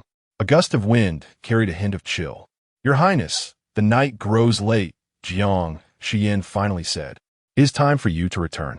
Xiao Xuanli nodded slightly, intending to summon Zhang Fuming, when suddenly a figure flashed before his eyes, accompanied by a faint fragrance of orchids. Almost instinctively, he reached out his hand. Jiang Xiyan was about to turn around when her wrist was suddenly grasped tightly. She lost her balance and fell into Xiao Xuanli's embrace. Your Highness? He seemed to have just caught a glimpse. His fingers tightened slightly, and on his handsome face his dark pupils gleamed with a hint of light. Jiang Xiyan, I just caught a glimpse of your silhouette. Did you see it? It was merely a hazy shadow, although it lasted but a moment. His typically indifferent voice carried a trace of delight, and his crimson lips slightly curled, revealing a gentle arc. Jiang Xiyan was momentarily taken aback by his exquisite beauty and could not help but smile in return. Your Highness's eyes will surely recover. Nearby, Tianya appeared abruptly, watching the scene with his feet rooted to the spot, unable to move either forward or backward. Xiao Xuanli sensed something amiss. Who is it? Your Highness, it is I. I have urgent matters to report. Tianya forced himself to speak. Xiao Xuanli instinctively released his grip, allowing Jiang Xiyan to rise from his lap and adjust her garments. Tianya, you misunderstood. I was merely showing His Highness an ailment. I understand, Tianya nodded vigorously. He comprehended fully and would not divulge a single word. Once Jiang Xiyan departed, Tianya immediately clasped his hands in respect. Your Highness, rest assured, my lips are sealed. I will not breathe a word about your private meeting with Jiang Xiyan tonight. Xiao Xuanli's expression remained unfazed. Come here. As Tianya approached, puzzled, Xiao Xuanli suddenly delivered a swift kick, sending him flying several meters away. Xiao Xuanli adjusted his brocade robe. If there is something to say, now is the time. Cough, cough. Tianya struggled to rise from the ground, astonished that the crown prince, feigning weakness for so long, still possessed such formidable strength. He nearly expelled his last meal. Your Highness, news has just arrived from the Dali Temple. Madame Wu has committed suicide in prison. Dead? Yes. The Dali Temple has been impenetrable, allowing no suspicious individuals inside. They investigated the cause of Madame Wu's death and confirmed that she had tied her clothing to the iron bars and hanged herself while kneeling, thus confirming it as suicide. Near the window in her cell, some pigeon droppings were found, and the coroner discovered undigested scraps of paper in her stomach, suggesting someone had sent her a message, prompting her to take her own life. Tianya paused. However, before her death, Madame Wu revealed certain matters regarding the snakes of the Wu family, some of which have made their way into the palace, including the silver snow snake. Xiao Xuanli's gaze darkened slightly. So if the silver snow snake is still around, it must be within the palace? Continue the investigation. In addition to the Dali Temple, instruct the palace spies to commence their actions. Understood. Tianya promptly turned to convey the message. Zhang Fuming arrived and began to escort Xiao Xuanli away. On their way, they spotted a small figure squatting by the path. Young master? Zhang Fuming inquired. As Jiang Xiyan lifted his gaze, he beheld Xiao Xuanli in his wheelchair, prompting him to rise immediately and shield the small flower on the ground. Your Highness, what brings you here at such a late hour? I came out for a stroll. The little flower mentioned feeling a bit bloated after eating too much, so I followed him out for a walk. It is dark. You ought to bring a servant when you venture out. Is this concern for him? Jiang Xiyan was somewhat taken aback. Although the crown prince was undeniably handsome, he always exuded an unapproachable coldness. It was unexpected to find him rather amiable. He composed himself. My gratitude for your assistance today at the Marquis' residence, Your Highness. Should there be any way I can be of service in the future, I shall not hesitate to offer my utmost support. Who taught you to speak so maturely? Jiang Xiyan scratched his head. Then please, if there is anything I can assist you with in the future, do not hesitate to ask. Xiao Xuanli curled his lips in a faint smile. Very well. Jiang Xiyan regarded him intently, suddenly exclaiming, Your Highness, when you smile like that, it truly resembles me. Xiao Xuanli, Zhang fuming. A mere 4-year-old child dares to say the crown prince resembles him? In truth, it should be he who resembles the crown prince. What absurd reversal. Honor, do not be rude. Jiang Xiyan approached. Your Highness, children speak without reservation. I hope you will not take offense. I would not stoop to argue with a child. Xiao Xuanli waved dismissively. Zhang fuming pushed him toward the entrance. Once Xiao Xuanli departed, Jiang Xiyan's expression shifted to one of sternness. Honor, do not speak so recklessly in the presence of the crown prince in the future. Understood, mother. And refrain from frequently appearing before the crown prince. Jiang Xiyan tilted his head. Why? Just listen to your mother, all right? Understood. Jiang Xiyan gazed in the direction Xiao Xuanli had taken, her beautifully intricate features slightly furrowing in concern. Although she could not ascertain whether Xiao Xuanli was the man from the cave, the multitude of coincidences was indeed unsettling. If he were that man, then Jiang Xiyan. Her gaze fell upon the delicate, sculpted figure of her child, and her heart tightened. Whether it brings fortune or misfortune, she desired neither. She only wished to lead Jiang Xiyan to live peacefully and simply. Let's return. Jiang Xiyan took his small hand, and together, they walked down the path perfumed with the scent of osmanthus. Honor, what are you doing out so late? I was searching for something. What about you, mother? You often meet with the crown prince lately. I am also searching for something. What a coincidence. The moon ascended the treetops, casting elongated shadows of the mother and child. Chapter 58. Are you interested in Jiang Xiyan? Under the serene moonlight, Xiao Xuanli settled into the carriage. Along the way, he could not help but inquire, Zhang fuming. Your Highness, how may I serve you? Do Jiang Xiyan and I bear resemblance? Zhang fuming hesitated for a moment before nodding. Indeed, there is a slight resemblance. In truth, it is more than slight. The more I observe, the more alike you appear. Xiao Xuanli's voice remained calm. What a remarkable coincidence. The carriage journeyed onward, eventually arriving at Xiao Xuanli's residence beyond the palace, the fragrant Ming courtyard, which was heavily guarded. Not as opulent and elegant as Jiang Xiyan's residence. It bore an air of cold solemnity. Upon reaching the rear courtyard, a woman bowed in greeting. Your Highness. Under the moonlight, she slightly raised her gaze. With willow-like brows and cherry lips, her beauty was striking. Xiang Zai's face held a hint of delight. I heard that your Highness would be staying overnight. I have already tidied up the quarters to welcome you. Xiao Xuanli remained silent. Zhang fuming pushed him inside. A flicker of disappointment crossed Xiang Zai's eyes. Tianya stepped forward. His Highness has always been so aloof. Do not take it to heart. Yes, I understand. After a moment, Tianya took out a small box from his sleeve. This is for you. Xiang Zai opened it to find a simple yet elegant hairpin inside. Tianya, feeling somewhat bashful, remarked, I saw it by the roadside and thought it would suit you perfectly, so I purchased it. Thank you, Xiang Zai replied with a faint smile. Tianya was momentarily dazzled by her smile. You should rest early. I will go to His Highness now. Xiang Zai tucked the hairpin into her sleeve, her smile fading. Her gaze fell upon the quarters, where a glimmer of light flickered in her eyes. The next day, bright and early, an edict from Emperor Qianyuan arrived at Fangming Courtyard, summoning Xiao Xuanli. Upon hearing the decree, Xiao Xuanli wasted no time. He boarded the carriage and made his way to the study. As Zhang fuming pushed the wheelchair inside, they found Emperor Qianyuan seated on the gilded dragon throne, his expression tinged with displeasure. You have arrived? Son pays respects to father. Emperor Qianyuan waved his hand, signaling others to withdraw. Do you know why I have summoned you? Is it about Jiang Xiyan? So it is true, then? The emperor's cold gaze narrowed slightly, laced with scrutiny. This morning, Inspector Zhou Chong and several officials reported to me, alleging that you are intimately acquainted with the wife of the Marquis of Yong'an, Jiang Xiyan, even involving yourself in the affairs of the Marquis' household, taking Jiang Xiyan away from Pei Yunyuan. This is indeed the case. Preposterous. The emperor's voice was laced with anger. You are the crown prince, the heir apparent. How can you entangle yourself with a minister's wife? From this day forth, you are forbidden to meet Jiang Xiyan, and you must not interfere in the private matters of the Marquis' household. Xiao Xuanli spoke slowly. I must respectfully decline this order. You will not heed my words. Xiao Xuanli lifted his gaze slightly, coolness evident on his handsome face. Father, Jiang Xiyan is my physician. Humph. The emperor scoffed. The promise to allow her to treat you was merely out of consideration for Jiang Hong. I have never believed she could cure you. I believe in her. Do you trust her, or have you developed an interest in her? Xiao Xuanli's phoenix eyes grew colder. I have yet to report Pei Yunyuan's favored concubine's disgraceful actions.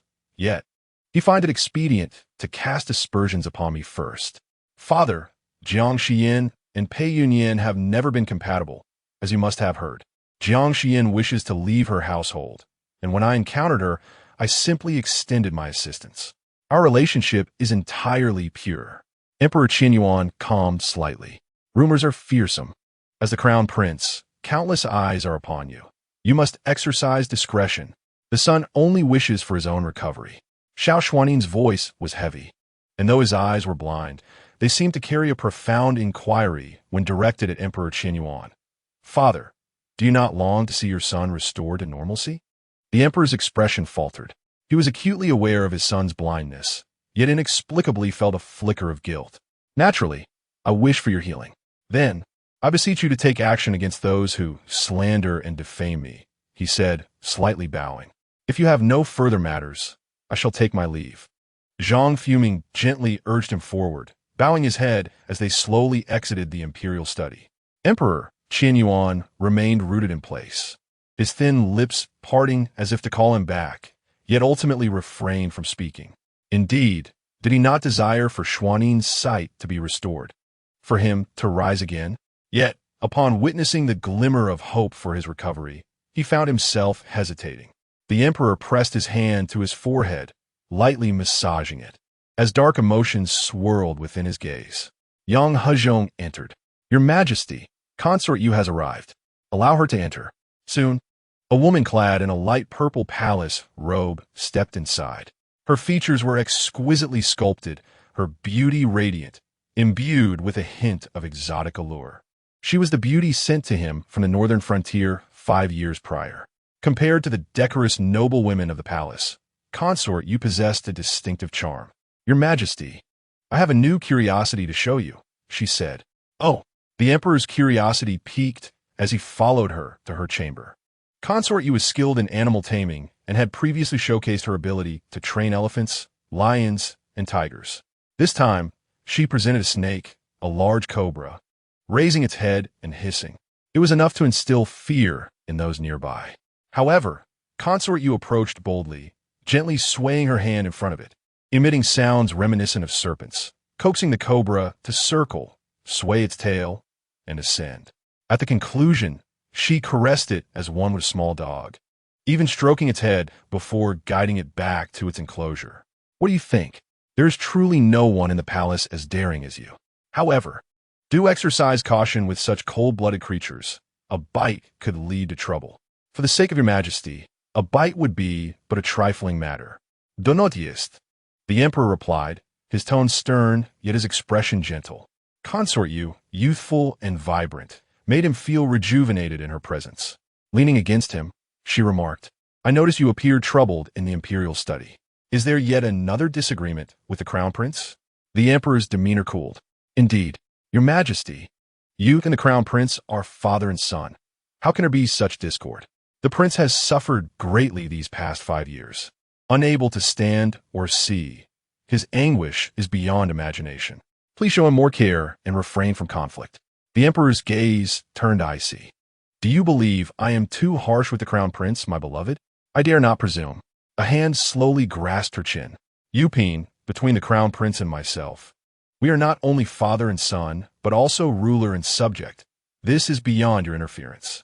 A moment of shock passed over Yuping's expression, and she promptly knelt. This concubine acknowledges her mistake. Chapter 59. My lord, please return. Emperor Qinyuan did not linger long, exchanging a few idle words before taking his leave. Linger stepped forward to serve her tea. Your Highness, the relationship between the emperor and the crown prince is inherently complex. It would be wise for you to refrain from speaking too freely in front of the emperor. Should you utter something amiss, it may provoke his displeasure, which would not bode well. Let it be displeased, Yu Pin retorted. If he chooses not to come, then so be it. A flicker of impatience crossed her face. Your words are excessive. I apologize for my impertinence, the maid replied, puzzled. It was truly strange how the noble lady exerted such effort to curry favor with the emperor. It displayed little genuine concern for him. After departing from the Marquis' residence, Jiang Xiyan found her days serene and tranquil. Initially, she harbored fears that Pei Yunyuan might come to disturb her. However, on the second day at Tianquan residence, she learned that he had been reported for favoritism towards a concubine at the expense of his wife. Had it not been for the intervention of the 7th Prince-S faction, he might have suffered physical punishment. Consequently, her relocation from the Marquis' estate was no longer a matter of blame directed at her. Everyone recognized that she had been compelled to leave. Madam, I have heard that the emperor has spoken, declaring that the fault lies with the Marquis, and he must personally visit to apologize and coax you back. Xiao Mama exclaimed, her demeanor animated. The emperor is wise. He should have dealt with him in such a manner long ago. A serene expression graced Jiang Xiyan's exquisite face. The emperor's actions were guided by two motives: Pei Yunyuan's denunciation and the preservation of Xiao Xuanli's reputation. She had also heard that on the day Xiao Xuanli aided her in leaving the Marquis' estate, there were those who reported him. Now, with the emperor's handling of the situation, the connection between Xiao Xuanli and herself could be framed as an act of chivalry against injustice. This was fortuitous. She had no desire to become entangled with him further. Once she obtained a divorce, she intended to never see him again.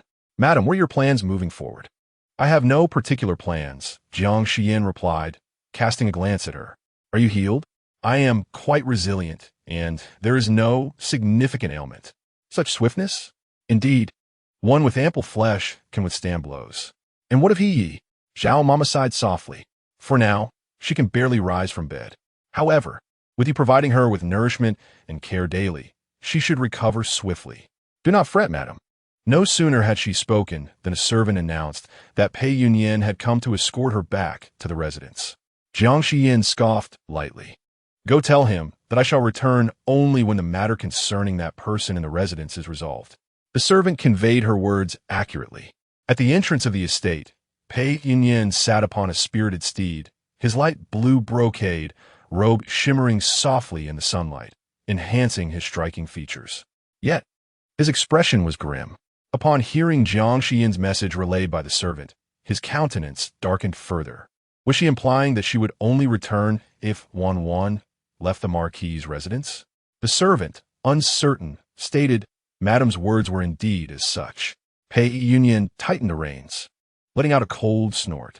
Let her return if she wishes. The gentle breeze advised him. My lord, the emperor's intent indicates that the primary fault lies with you. Today, your purpose here is to offer your apologies to your wife. You must exercise restraint.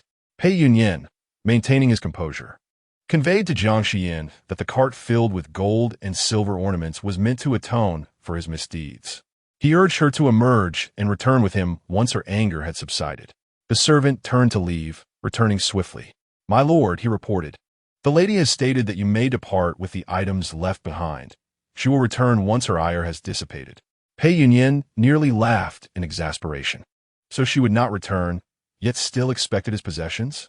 My lord, the gentle breeze interjected, accepting these gifts signifies your remorse and provides an explanation to the emperor.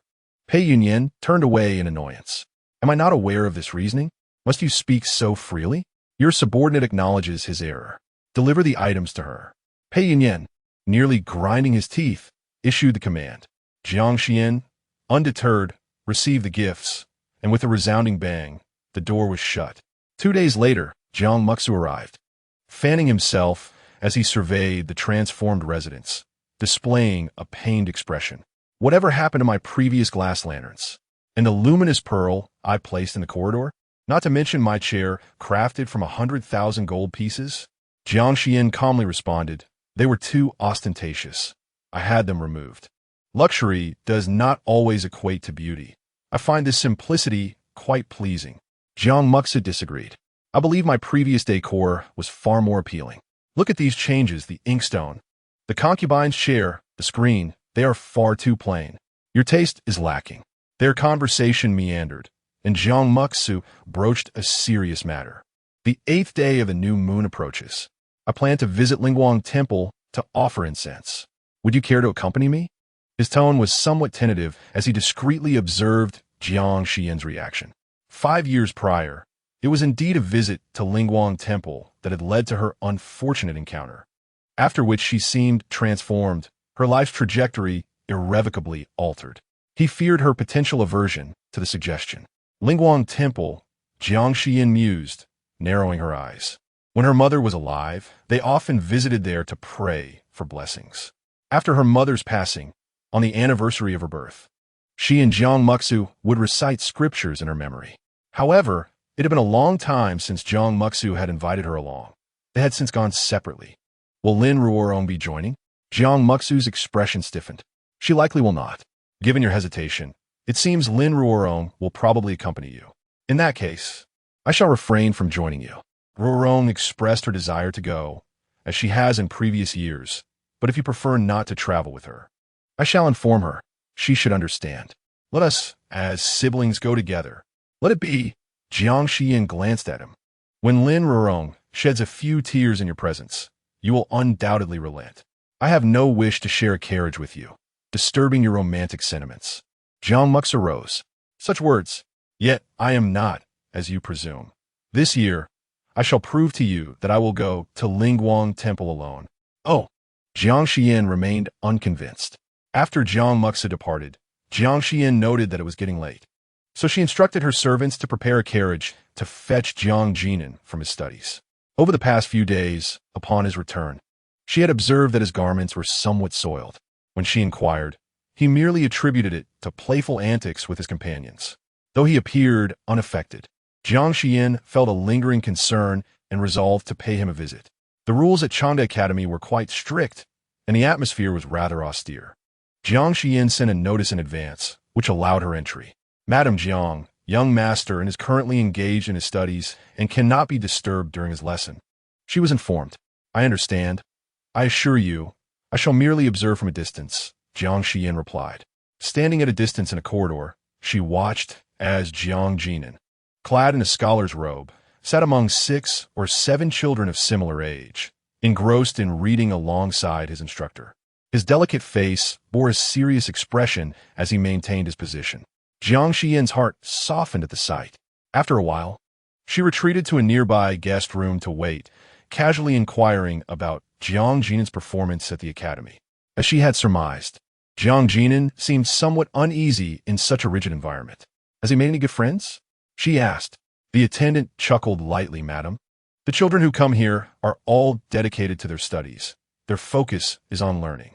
As for other matters, we are unaware once they are dismissed. Jiang Xiyan did not press further.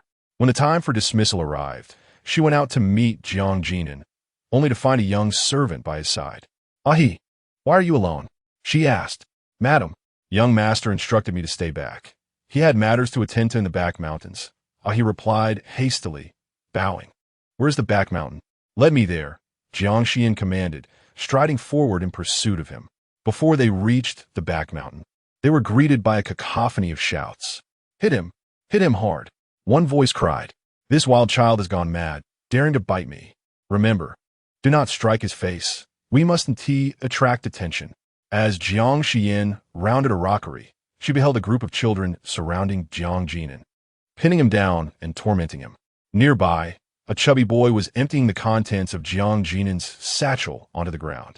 I told you, you shouldn't be at this academy. Yet here you are.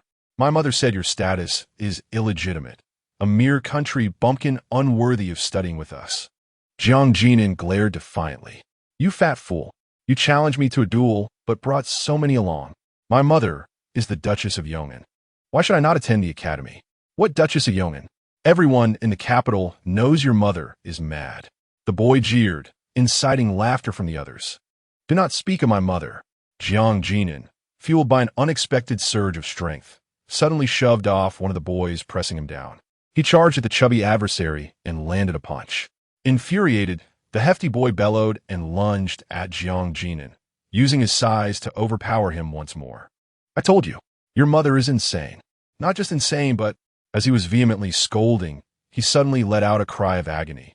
Subsequently, he abruptly released Jiang Xiyan, retreating a few steps before collapsing onto the ground. Jiang Xiyan, momentarily taken aback, quickly rose to his feet and, in a desperate act, sank his teeth into the chubby boy, causing him to wail in distress. "You insufferable fatso! If you dare speak of my mother again, I will shatter your mouth." Suddenly, the chubby boy fell to the ground, thrashing about wildly. "Jiang Xiyan rushed over hastily. Jiang Xiyan's back stiffened. Slowly, he turned his head, and upon seeing Jiang Xiyan, his gaze flitted away. "Mother, I'm sorry. I want to fight again. Let me see, are you all right?" Jiang Xiyan pulled him close, inspecting him thoroughly. Upon noticing a bruise at the corner of his eye, her brow creased with concern. "Does it hurt?" "I'm fine, mother. You're not angry with me?" Just as Jiang Xiyan was about to respond, a loud scream pierced the air. "Ah!"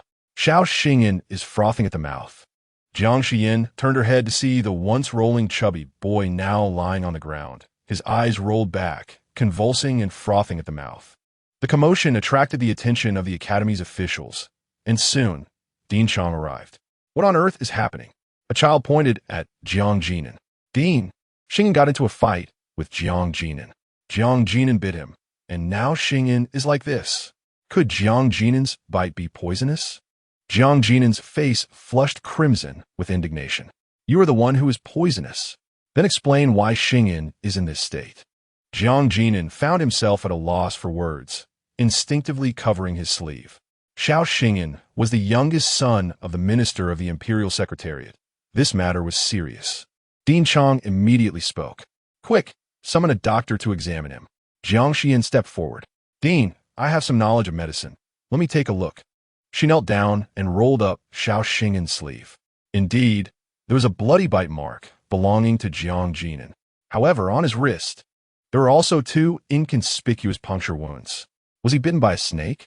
Jiang Xiyan pondered, somewhat astonished. As she discerned the nature of the venom, her surprise deepened.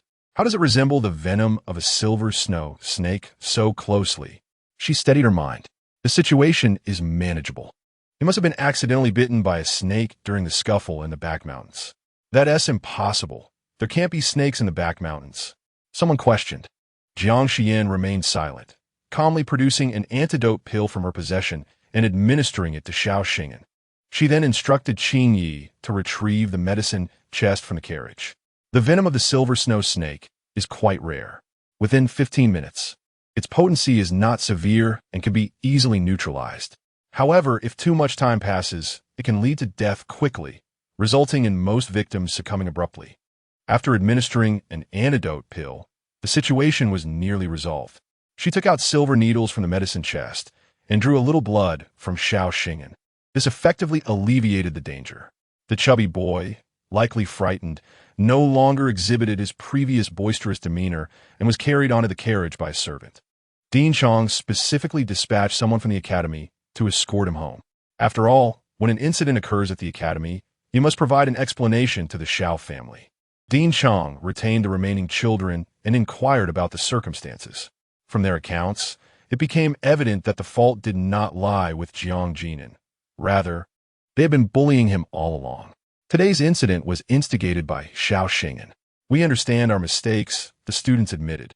Dean Chong reprimanded them and allowed them to leave. Jiang Xiyan apologized to Dean Chong, expressing concern that this matter involved an error. Should the Xiao family send someone, she requested the dean to offer some comfort. This situation cannot be blamed on an error, as no one anticipated the presence of snakes in the back mountain. Upon hearing this, Jiang Xiyan lowered his head, feeling somewhat guilty. Jiang Xiyan observed his expression closely. Once outside Changde Academy, she embraced him and helped him into the carriage, retrieving ointment to tend to his injuries. However, Jiang Xiyan vehemently refused. "Mother, I am a boy. I cannot casually remove my clothes in front of you. You haven't even fully matured. Yet you're concerned about such things. Let me see how serious your injuries are. I am truly fine. It is just a minor bruise. I can apply the ointment myself when we return." Upon hearing this, Jiang Xiyan's gaze darkened as she suddenly asked, "Tell me, did you release the snake that bit Xiao Xuanli?" Jiang Xiyan's expression stiffened. What snake? I don't know. Is that so? Jiang Xiyan narrowed her eyes. Then why have you been holding your left sleeve? Chapter 61. The Silver Snow Snake. Jiang Jinan's demeanor grew increasingly anxious. I wasn't hiding anything. Then open your sleeve and let your mother take a look. At her words, Jiang Jinan instinctively took a step back. Jiang Xiyan sighed. In that case, I shall have to see for myself. She reached out, preparing to pull back his sleeve, but Jiang Jinan immediately interjected. Mother, please don't move. There is indeed something inside my sleeve. Fearing that the little flower might harm Jiang Xiyan, he reached into his sleeve and, to Jiang Xiyan's astonishment, produced a small, snow-white snake. However, the little snake, frightened by the presence of others, quickly retreated back into his sleeve. Jiang Jinan gently patted his sleeve. It's all right, little flower. My mother is kind and will not harm you. Is that little flower? I thought it was a cat. Jiang Xiyan exclaimed in surprise. Yet, what astonished her more was the appearance of the snake she had just seen. Suppressing her inner shock, she slowly extended her hand. Little flower, don't be afraid. Come out, will you? The little snake seemed to comprehend her words, gradually peeking out again.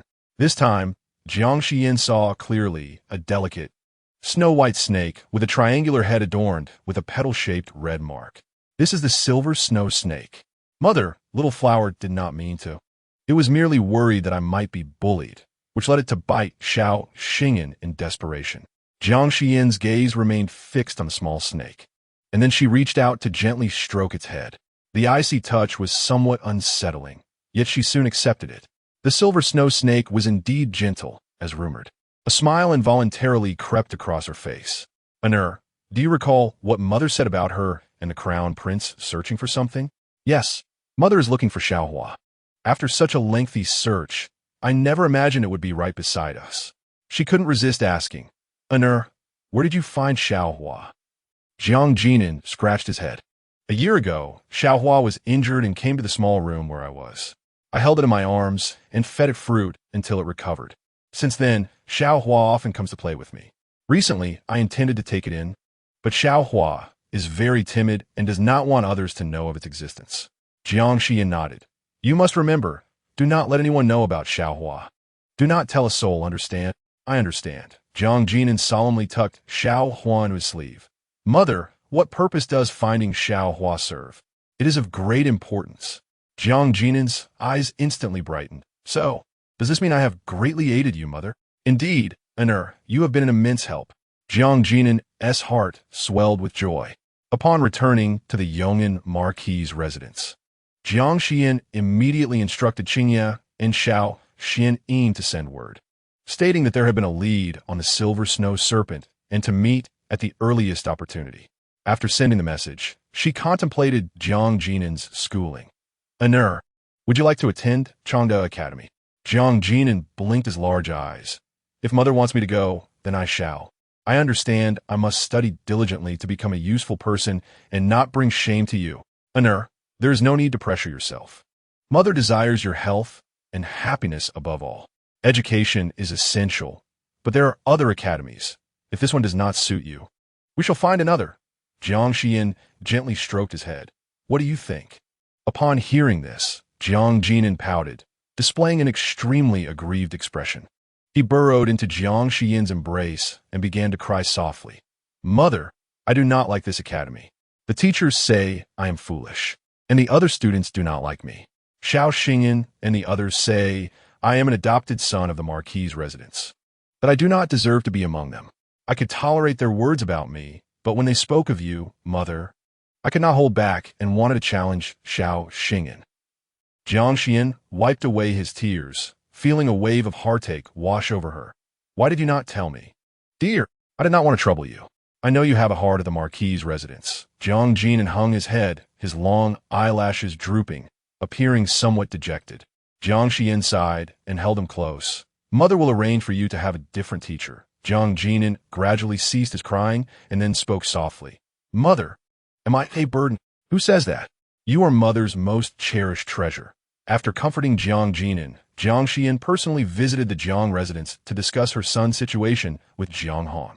Simultaneously, she relayed information regarding the Silver Snow Serpent. Jiang Han was overjoyed. If so, then the crown prince's vision shall be saved. Well, after this, father, I wish to part ways with Pei Yunyuan. Part ways? Jiang Hong nearly dropped the cup in his hand. Why such a sudden decision? It was not unexpected. In truth, my intention in treating the crown prince was to leverage this merit to request a decree of divorce. Father, I have contemplated this matter thoroughly. It is not a mere whim. Jiang Hong's expression shifted to one of profound complexity. He rested his fingers on his knee and spoke solemnly. Do you understand that after a divorce, you will lead a life of solitude? Jiang Xiyan smiled gently. With an herb by my side, how could I ever be lonely? Very well, he replied, recalling the past 5 years of Jiang Xiyan's life. He had no justification to urge her to endure further. Moreover, Pei Yunyuan was aligned with the seventh prince, and it was inevitable that they would find themselves on opposing sides in the future. Jiang Xiyan's continued presence in the Marquis' residence would only complicate matters for him. Since you have considered it, I shall say no more. But know that a woman who divorces will face great difficulties. It matters not, father. Many women squander their lives in the inner chambers, seldom even catching a glimpse of their husbands. Yet I will reason her freely and joyfully, devoid of those troubling matters. It is indeed quite favorable. He had to concede to her reasoning. As he was about to bid her farewell, Jiang Hong called out to her. The Cui family in the capital, a lineage of 100 years, has authored most of the scholarly works of our dynasty. Historically, all royal offspring have been enlightened by the great scholars of the Cui lineage. Father, are you suggesting that a scholar from the Cui family should teach in her? Jiang Xiyan was well aware of the Cui family's prestigious reputation. However, they traditionally only accepted royal disciples.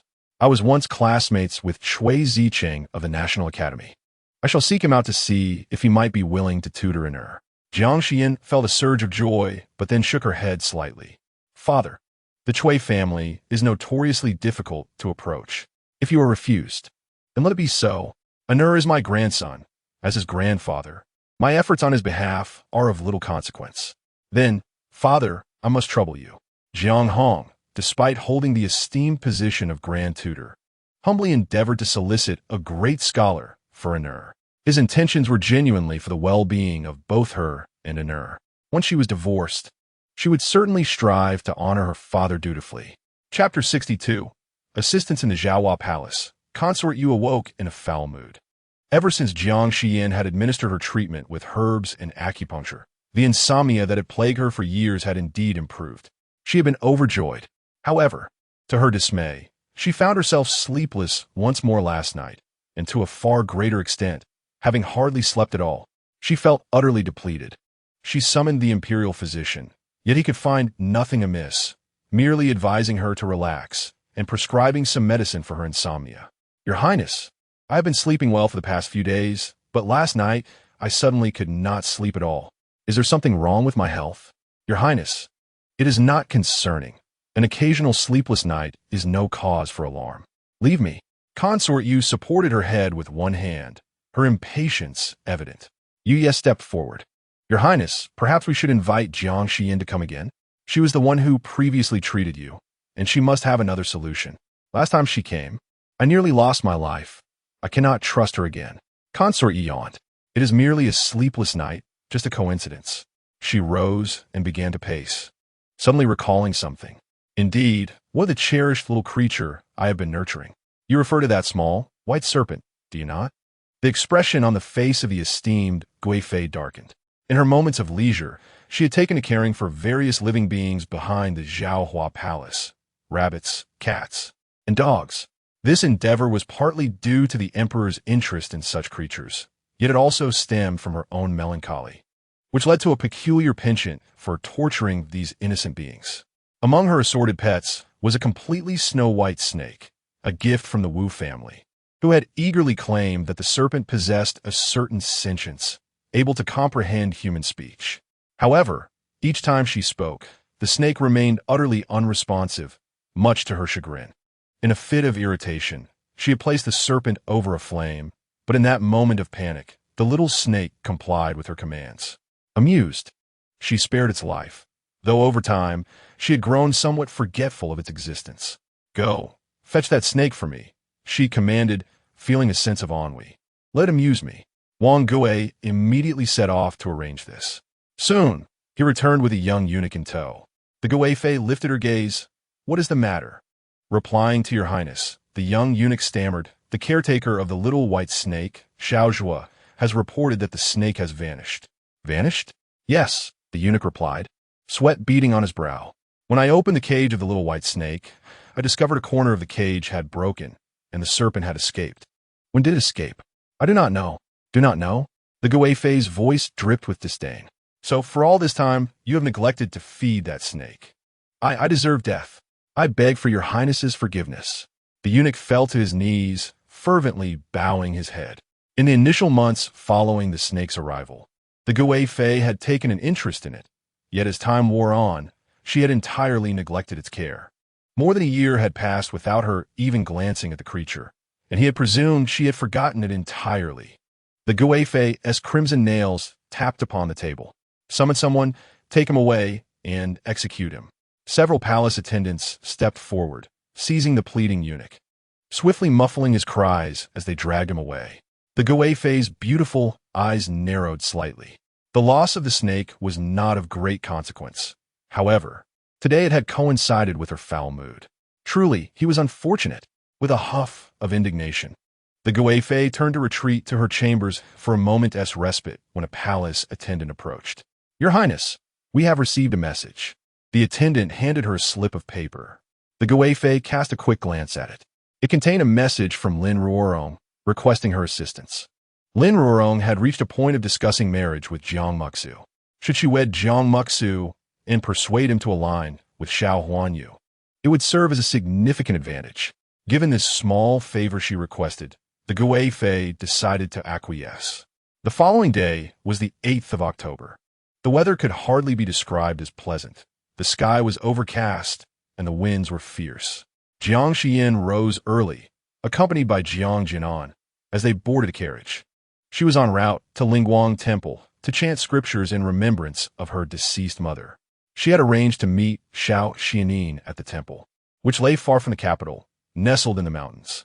As she traveled halfway, she encountered a familiar carriage. The opulent golden roof and the exquisitely carved black ebony carriage hinted at the identity of its occupant, even without a word.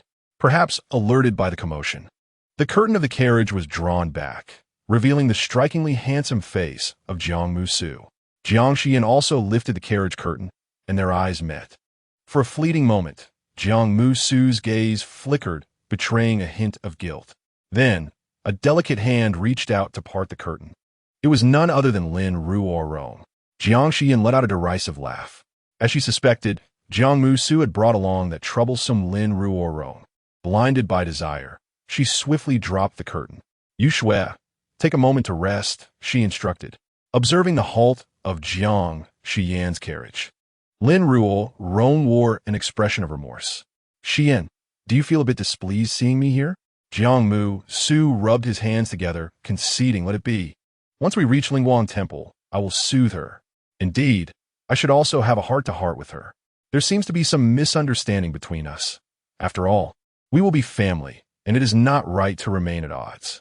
Jiang Musu fell silent, leaving Lin Ruorong feeling unsettled. In the past, under such circumstances, Jiang Musu would have comforted her, expressing discontent towards Jiang Xiyan. A shadow of unease crossed her eyes. Time was of the essence. She must ensure Jiang Musu's heart returned to her.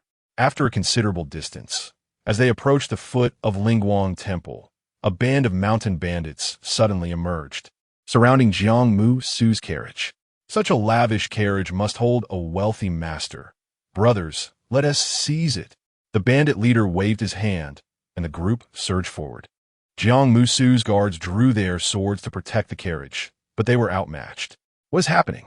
Where did all these bandits come from? Jiang Musu was both alarmed and furious. Lin Ruorong grasped his arm, urging Musu, quickly, get inside the carriage. It's dangerous. As she peeked out, the bandit leader grinned menacingly. Ah, there's a lovely lady here too. Brothers, our luck today is splendid. He leaped onto the carriage. Jiang Muxu, consum bereits. Shouted, get off. Do you know who I am? To hell with you. The bandit leader kicked him, sending Jiang Musu sprawling onto the ground, clutching his chest and unable to rise. If only I had learned some martial arts back then. Lin Ruorong was also dragged down. Musu, Ruorong. Jiang Musu struggled to his feet, quickly pleading, I have money. Whatever silver you want, just let Ruorong go. Ha! Our boss doesn't leave any survivors. You've seen our boss's face. Keeping you alive would only bring trouble. Lin Ruorong suddenly knelt down. Spare me, brave men. If you let my husband go, I will do anything. Anything? The bandit leader stroked his chin. Would you be willing to spend the night with me and my brothers? Chapter 63. If you hadn't come, the carriage wouldn't be so cramped.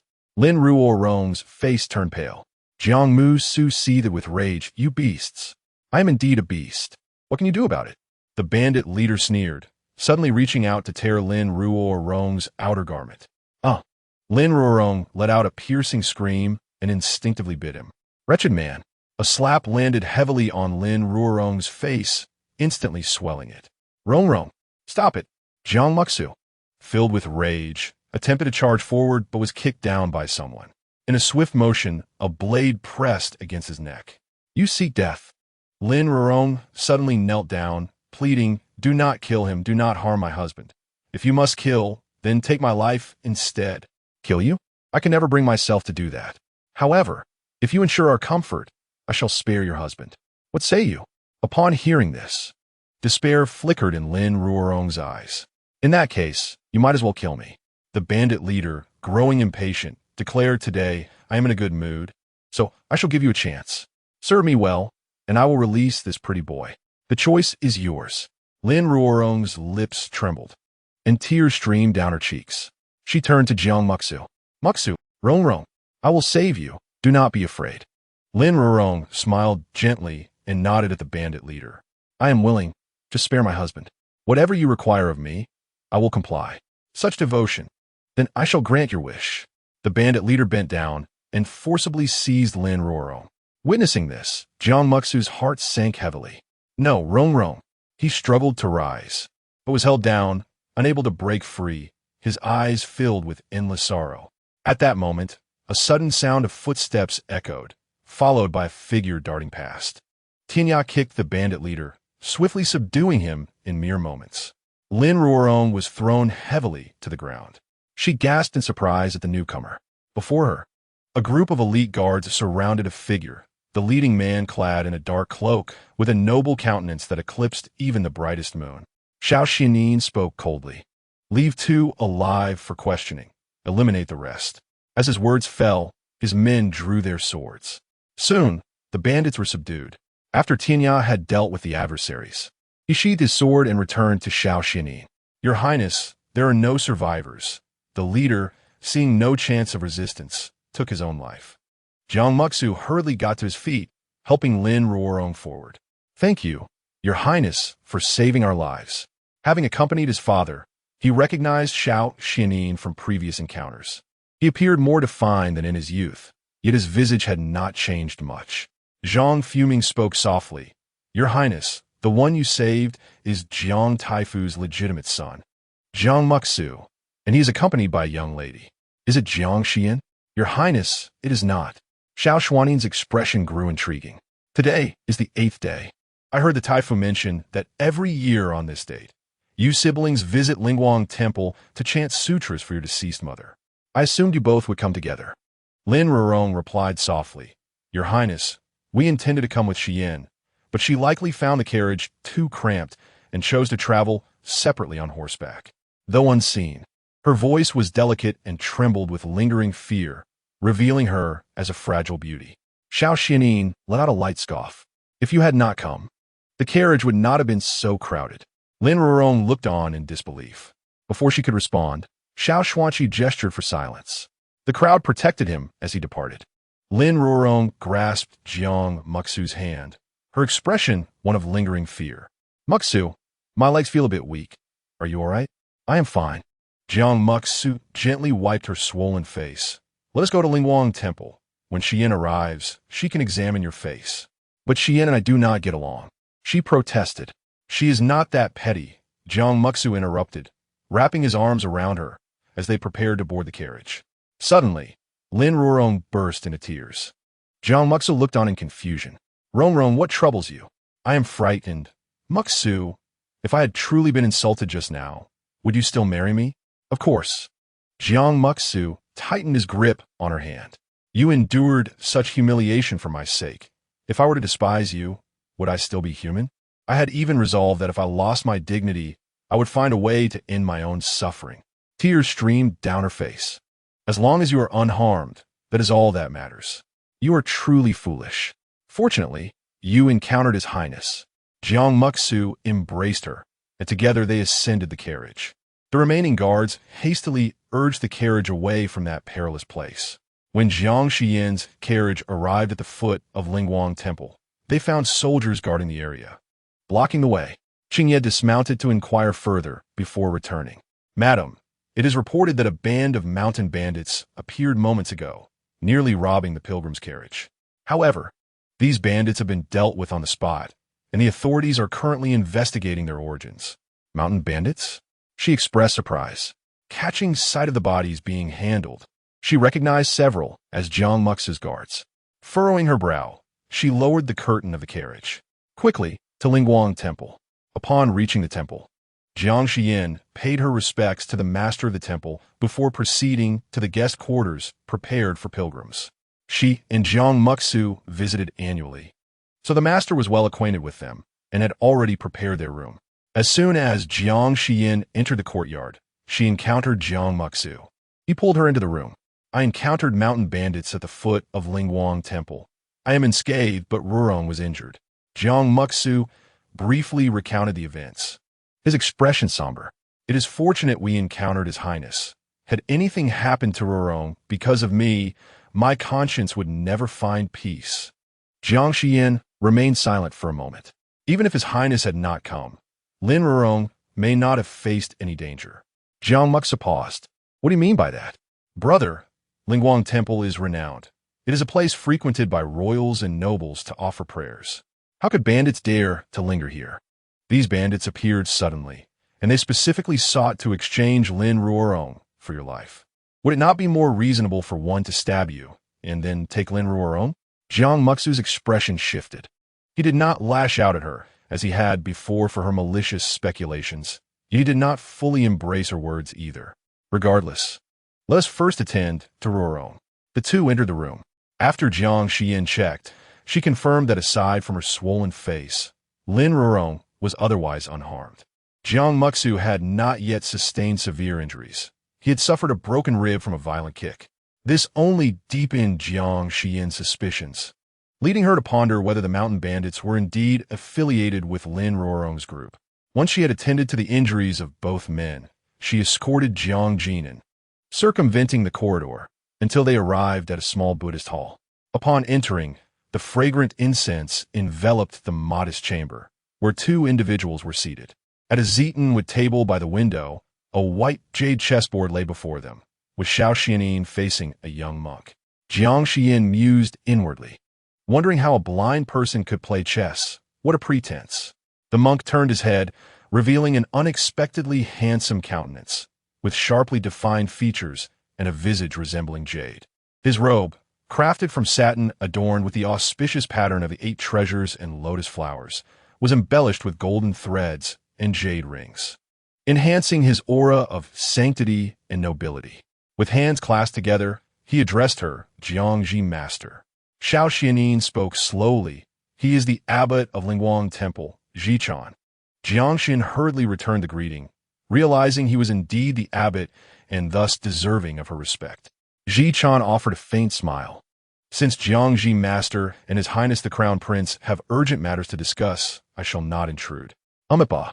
He turned and departed. Jiang Xiyan couldn't help but steal a glance at his retreating figure. She had never encountered the abbot of Lingguang Temple before, rumored to be a highly esteemed and enlightened monk. She was taken aback by his striking beauty. Have you had enough of staring? Xiao Xuanli's voice suddenly broke through her reverie. He continued, I never expected you to be so infatuated. You become entranced at the sight of a handsome man. I do not, Jiang Xiyan retorted. There is no need for your clever rebuttal. After all, it was your attraction to Pei Yunyuan's looks that led to a series of absurd incidents. Jiang Xiyan defended herself. Rumors are not facts. If I were truly someone who could not resist beauty, I would have insisted on marrying you at all costs. In terms of beauty, none could compare to Xiao Xuanli. Realizing her slip of the tongue, she braced herself for his wrath, yet he showed no signs of anger. He lowered his gaze slightly. I should be grateful that I did not catch your eye. She grasped Jiang Xiyan's hand and approached Xiao Xuanli, suddenly struck by a thought. How do you know the abbot was handsome? Can you see? I cannot, Xiao Xuanli replied, sipping his tea. Zhichan and I are old friends. Ah, I see, she remarked, surprised by the breadth of his acquaintances. Xiao Xuanli suddenly pricked up his ears. You did not come alone? Indeed. Anur accompanied me, Jiang Xiyan explained. Your Highness. The silver snow snake was actually found by Anur. It is somewhat distrustful of others, so I brought Anur along with the snake. Anur, please bring forth the silver snow snake. Jiang Xiyan nodded and carefully rummaged through his sleeve, eventually producing a small white snake. Xiao Hua, do not be afraid. Stay here quietly and assist my mother, will you? Upon receiving a response from Xiao Hua, Jiang Xiyan beamed with joy. Mother, Xiao Hua has agreed. Jiang Xiyan nodded, retrieving the prepare medicine box. Your Highness, I have concocted the antidote for you. It may cause some discomfort, so please bear with it. Jiang Xiyan rolled up her sleeves and swiftly prepared the antidote. She then picked up the little snake and spoke softly, Little flower, could you place a bit of snake venom into the jar? The little snake opened its mouth and bit the jar, allowing the venom to flow down the sides. After Jiang Xiyan released it, the creature seemed somewhat anxious and quickly burrowed into Jiang Xiyan's embrace. Jiang Xiyan exchanged glances with it for a moment before saying, Mother, Little Flower says the jar is too hard. It hurt its teeth. It asks if next time it could bite His Highness directly. Xiao Xuanli slightly turned his head, his gaze icy. Instantly, Little Flower dove into Jiang Xiyan's sleeve. Jiang Xiyan chuckled softly, that's not permissible. Jiang Xiyan gently stroked the exposed snake's head, reassuring it. Do not be afraid. Although His Highness may appear fearsome, he is actually quite kind. He has helped my mother, and I believe he is better than my so-called father. Xiao Xuanli's interest was piqued. Could this little one truly comprehend the words of the snake? It seemed so. At that moment, Little Flower hissed a few times. Xiao Xuanli inquired, what did it say now? Jiang Xiyan touched his nose, replying, it said it wants to change fathers and have you as its father. Chapter 65. Fire. Jiang Xiyan felt an acute embarrassment. Your Highness, children speak without a filter. Please do not take his words to heart. Suddenly, Xiao Xuanli spoke. If you had to choose, who would you select as your father? Jiang Xiyan's eyes widened, nearly convinced she had misheard. To her surprise, Jiang Xiyan shook his head. I would choose no one. No one in this world is worthy of my mother. A silence enveloped the air for a few seconds. Xiao Xuanli remarked, Jiang Xiyan, it seems your son's eyes might also need some treatment. Jiang Xiyan's lips twitched. She signaled subtly, Enur, why don't you go play outside for a while? She genuinely feared Jiang Xiyan might utter something astonishing again. Once Jiang Xiyan had left, Jiang Xiyan finally relaxed. She reached for the bone needle. Your Highness, I will inject the antidote into your eyes. It may be somewhat painful, so please bear with me. Xiao Xuanli nodded. Jiang Xiyan held the bone needle near his eyes, slowly administering the antidote. Xiao Xuanli remained silent, merely furrowing his brow slightly. After completing the procedure, she applied a layer of pain-relieving ointment over his eyes, gently wrapping them in gauze. Her sleeves brushed softly against his cheek, carrying that familiar delicate fragrance. Your Highness, this gauze can be removed after 2 hours. At that time, cleanse your eyes with warm water, and I shall return tomorrow to administer further treatment. Xiao Xuanli regained his focus, asking, what did you say? Jiang Xiyan replied, how is it that while your eyes are being treated, your ears are not? She patiently reiterated, if the results are favorable, your eyes should fully recover within half a month. Very well. Once she had finished treating Xiao Xuanli's eyes, Jiang Xiyan stepped outside. She immediately spotted Jiang Xiyan squatting at the door, engaged in hushed conversation with Tianya. Enur, mother. Jiang Xiyan sprang up and hurried over. Tianya also stood up, madam.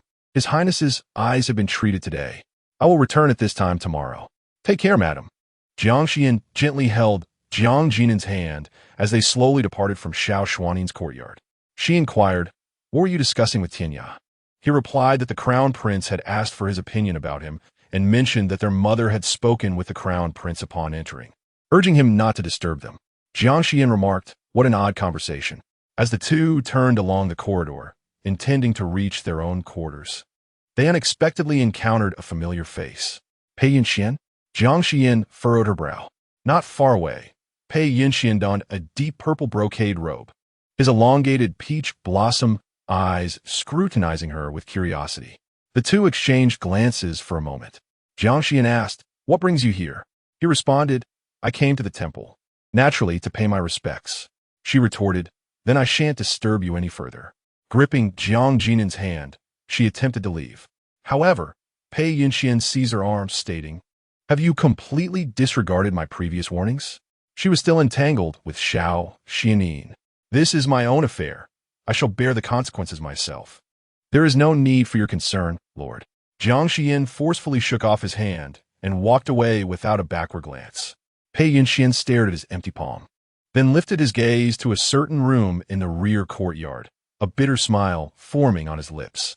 Qing Feng stepped forward. "My lord, the crown prince is also present. This could become quite complicated." Pei Yunyuan replied gravely, "He cannot see. What is there to fear?" He was well aware that Jiang Xiyan and Jiang Muxu would visit Lingguang Temple today. Originally, he had intended to take Jiang Xiyan to a secluded place to help her evade any trouble. The last time he refrained from poisoning her to render her senseless. Xiao Xuanli had already expressed considerable dissatisfaction. Xiao Xuanli would not permit Jiang Xiyan to continue treating Xiao Xuanli, even though the emperor had warned him against taking action. Pei Yunyuan knew that Xiao Xuanli would not heed such advice. His intention to escort Jiang Xiyan away was solely to preserve her life. Yet, this infuriating woman displayed no gratitude whatsoever. "Let us return." Pei Yunyuan turned and retreated to his own quarters. Upon entering, he was taken aback to find a figure in white rushing into his embrace. "My lord, Wan," Pei Yunyuan exclaimed in surprise. "What brings you here?" She explained, "I heard that you were at Lingguang Temple, so I wish to come as well." Rising on her toes, she added, "I have heard that Lingguang Temple is quite effective. I desire a child and wonder if my wish may be fulfilled. Regarding offspring, I have previously informed you that your health is currently not conducive to bearing children." "I am fine. You should return tomorrow." Chu Wanwan protested. "Why? I have official matters to attend to here. It is not safe for you. Please heed my words." Pei Yunyuan gently squeezed her shoulder, his tone tender yet resolute, leaving no room for refusal. Chu Wanwan remained silent, aware that Jiang Xiyan was also at Lingguang Temple. Her purpose in coming was to keep an eye on Pei Yunyuan, fearful that he might get involved with Jiang Xiyan. Returning early? Unthinkable. Afternoon, Jiang Xiyan, accompanied by Jiang Jinan, went to recite scriptures for their deceased mother.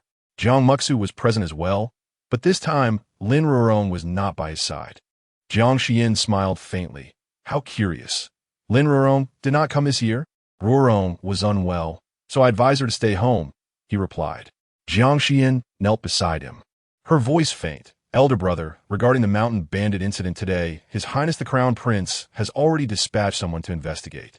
Should there be any results, I will ensure you are informed. Jiang Muxu replied, Could it be that you are overthinking?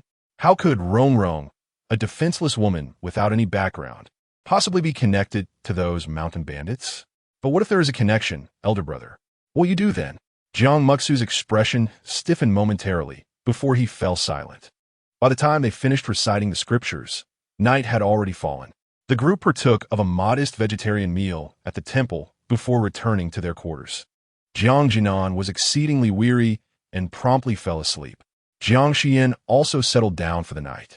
In the stillness of the deep night, as tranquility enveloped the surroundings, the Lingguang Temple, adorned with its golden statues and sacred spires, stood quietly amidst the forest under the veil of darkness.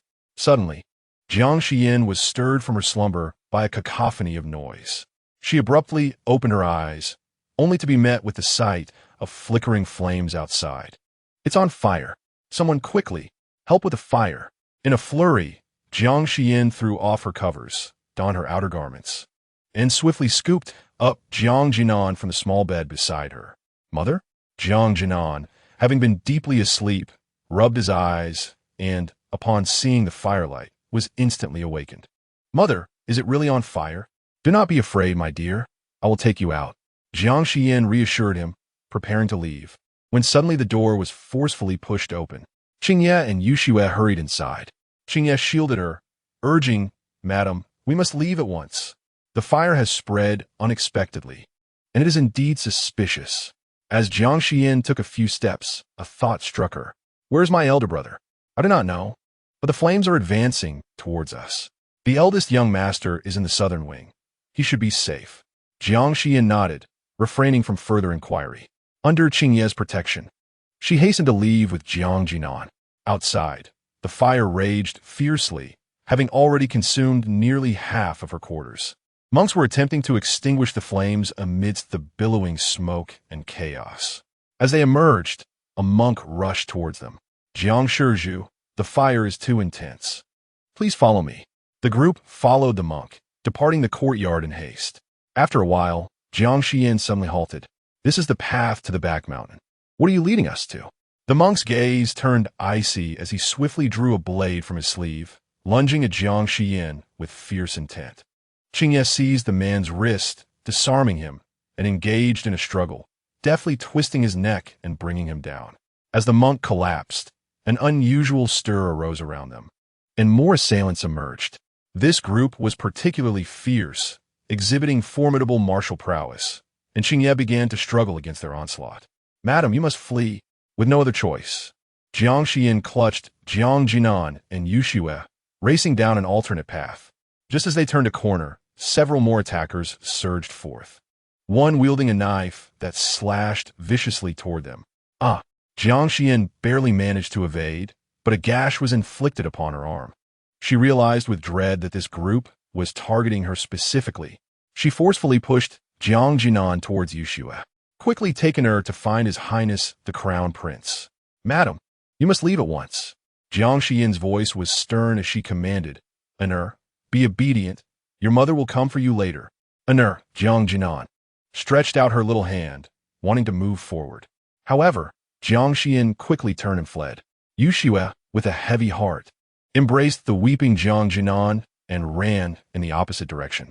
She glanced back midway and, indeed, saw the pursuers chasing after Jiang Xiyan. Madam, Yuxue bit her lip, steeling her resolve, and hastened towards the room where Xiao Xuanli was located, cradling the inconsolable Jiang Xiyan. Jiang Xiyan, taking advantage of the darkness, dashed through the corridors for a while, but was soon caught up.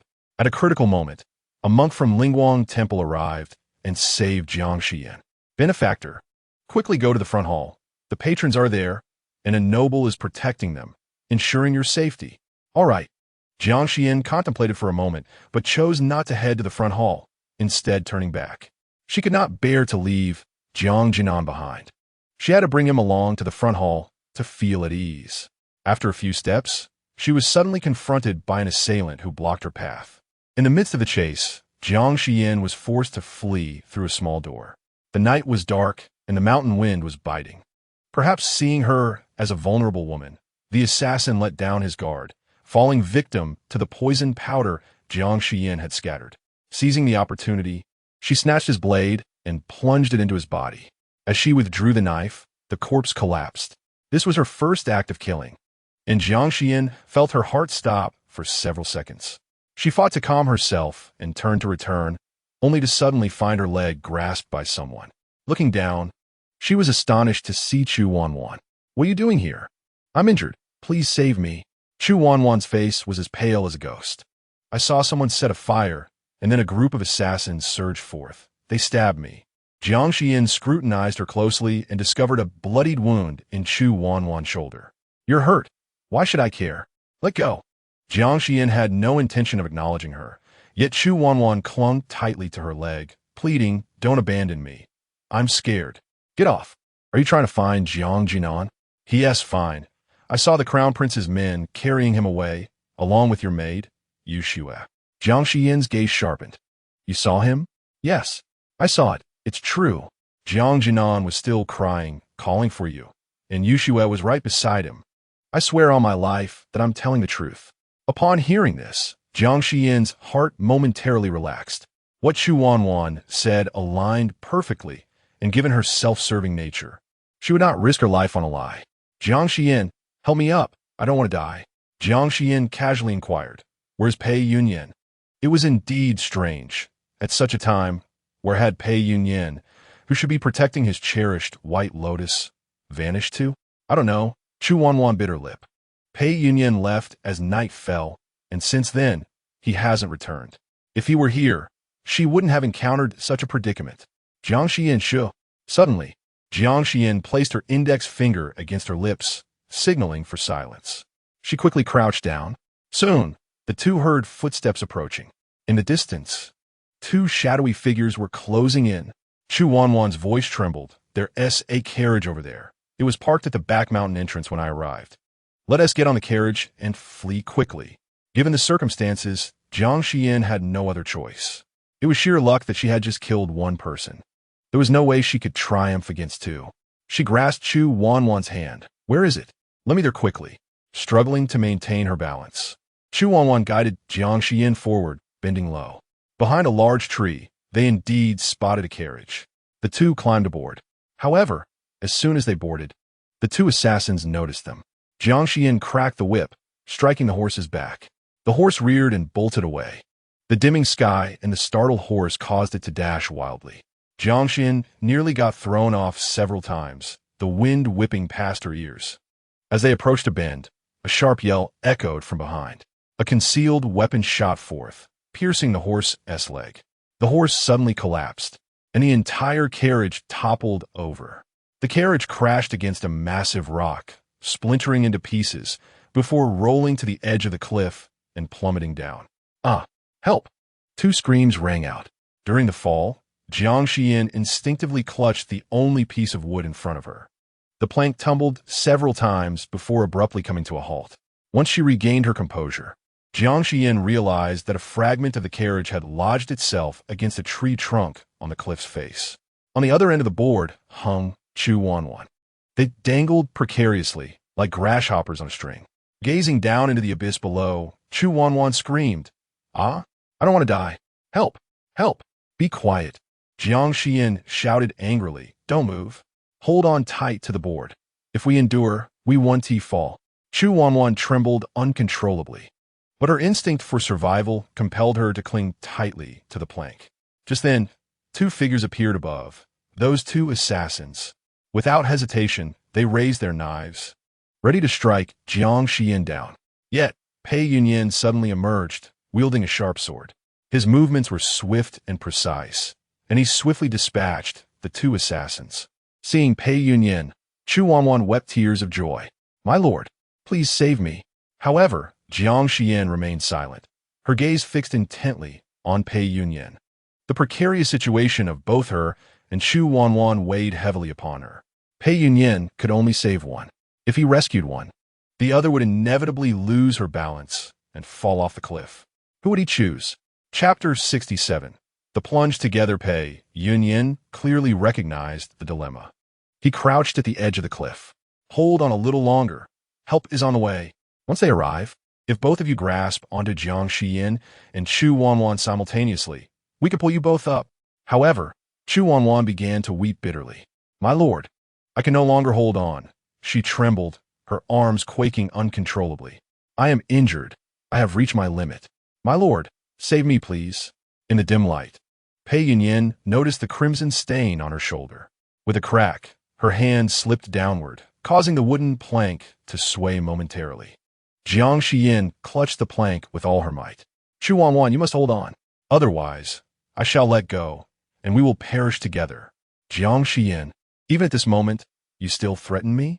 Xu Wanwan gazed at Pei Yunyuan, her eyes brimming with tears.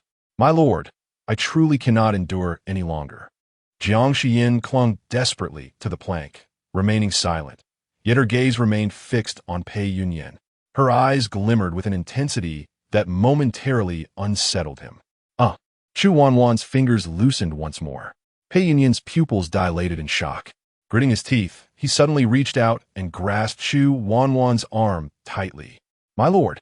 Chu Wanwan exclaimed with immense joy, immediately releasing her hold on the plank. Jiang Xiyan screamed as she lost her balance and plunged over the cliff. At that instant, a soft whip flew in, swiftly wrapping around Jiang Xiyan's waist. She grasped the whip tightly, her body crashing against the cliff wall, stars dancing before her eyes. At the cliff's edge, Tianya and a group of guards appeared. Xiao Xuanli, seated in a wheelchair, also made his entrance alongside them. Pei Yunyuan held Chu Wanwan, astonished. "Your Highness, how did you arrive here?" Xiao Xuanli replied with a cold smile. The Duke of Yong'an truly cherishes his concubine. His tone was indifferent. Yet Pei Yunyuan found it exceptionally grating. From his elevated position, Xiao Huanyu observed everything at the cliff's edge, hands clasped behind his back, a playful smile gracing his lips. How fascinating, he mused, aware of Pei Yunyuan's tender heart and his inability to harm Jiang Xiyan. Knowing that Jiang Xiyan visited this Lingguang temple annually, he had intended to deal with her personally. Yet now, with Xiao Xuanli present, a splendid opportunity had presented itself to resolve this matter simultaneously. Xiao Huanyu gestured, "Fire!" Behind him, Shifeng, armed with a bow, swiftly loosed an arrow. Tianya, holding the soft whip, was preparing to pull Jiang Xiyan up. But unexpectedly, an arrow flew in from nowhere, aimed directly at Xiao Xuanli. "Your Highness!" Xiao Xuanli remained unmoved as a guard beside him swiftly deflected the arrow with his blade. However, in that brief moment of distraction for Tianya, another arrow shot forth, severing the whip that entangled Jiang Xiyan. Jiang Xiyan cried out. The sudden turn of events left everyone momentarily stunned. The next instant, they witnessed Xiao Xuanli in his wheelchair decisively leap down. "Your Highness! Your Highness!" At the cliff's edge, the onlookers stood frozen, their faces stricken with terror. Pei Yunyuan was equally taken aback. Jiang Xiyan had truly fallen. Jiang Xiyan felt as though she were a runaway kite, spiraling uncontrollably into an abyss of darkness. Expecting to shatter upon impact, she suddenly saw someone rushing toward her, seemingly catching her waist. She initially thought it was a mere illusion before death. As her senses returned, a deep voice resonated beside her. "Am I dreaming?" After a brief moment of dizziness, Jiang Xiyan slowly opened her eyes, only to be met with an exquisitely noble face, Xiao Xuanli.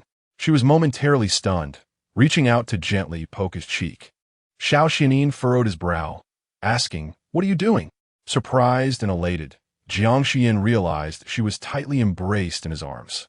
One of his hands gripped her waist firmly, while the other held a dagger, deeply embedded in the cliffside. Blood trickled down his arm, creating a hauntingly beautiful sight. "Can you discern your surroundings?" Jiang Xiyan quickly lowered her gaze. She could vaguely make out the environment around her. To the southeast, 3 meters away, stood a large tree. If we could leap to it and descend along its branches, we should land safely. "Hold on to me," Xiao Xuanli instructed, gradually loosening his hold on her. He produced a concealed weapon and aimed it in the direction she indicated. Upon hearing a faint sound, he reached a conclusion. With her in his embrace, he withdrew the dagger, stepped onto the cliff, and leaped steadily to the tree. They cautiously descended from the tree. Jiang Xiyan immediately surveyed her surroundings. The area was overgrown with weeds, and a grove of trees lay not far off, intertwined with vines and brambles. Nearby, a small stream flowed. Supporting Xiao Xuanli, Jiang Xiyan sat beside the creek. "Your Highness, let me see your hand." Xiao Xuanli obediently rolled up his sleeve. On his privileged pale skin, a ghastly wound extended from above his arm to his wrist, a deep gash from which blood flowed profusely. His palm was also pierced by small thorns. Jiang Xiyan hurriedly tore her clothing, kneeling beside him to carefully tend to the wound on his arm. "Your Highness, there are no provisions for medicine. We can only apply a simple bandage to stop the bleeding. The thorns embedded in your palm are too difficult to see in this dim light. We shall have to wait until dawn to address them. This minor injury is inconsequential," Xiao Xuanli replied with an air of calm. A cold breeze swept through the cliff base, carrying a hint of chill. As Jiang Xiyan wrapped his wound, she inquired, "Did you encounter her on your way here?" "He is unharmed," The solitary figure took him to the front hall. I initially intended to go to the front hall as well, but upon discovering your absence, I set out with a portion of my men to search for you. Your Highness, thank you, Jiang Xiyan spoke slowly. Expressing gratitude for saving her life seemed woefully inadequate, especially knowing that she had now embroiled him in peril. She felt a twinge of guilt. If gratitude were to be expressed, it must be sincere. Xiao Xuanli's voice remained as cold as ever. Cure my eyes, and consider it a repayment of your life debt. Oh, Jiang Xiyan murmured softly. Does that mean your earlier promise to help me procure a divorce decree still stands? Her tone bore a hint of distress. Xiao Xuanli inexplicably felt a slight lift in his spirits. It stands. Jiang Xiyan exhaled in relief. Your Highness, it is too cold outside. Let me find a place for us to take shelter. Very well. Jiang Xiyan was fortunate, quickly discovering a cave. Supporting Xiao Xuanli as they entered, she picked up a branch to kindle a fire. The flickering flames illuminated the cave, bringing warmth to the surroundings. Xiao Xuanli's dark purple robe was torn and somewhat disheveled, yet he remained poised, exuding an unmatched elegance. He squinted slightly, remarking, "You possess quite a few skills." Indeed, during my time at the Medicine King's sect, I often accompanied my senior brother to gather herbs. Sometimes we wandered far and spent the night in the mountains, so I am familiar with some outdoor knowledge. As she added branches to the fire, her thoughts drifted. In her youth, driven by mischief, she once ventured into the deep mountains in search of a spiritual herb and lost her way.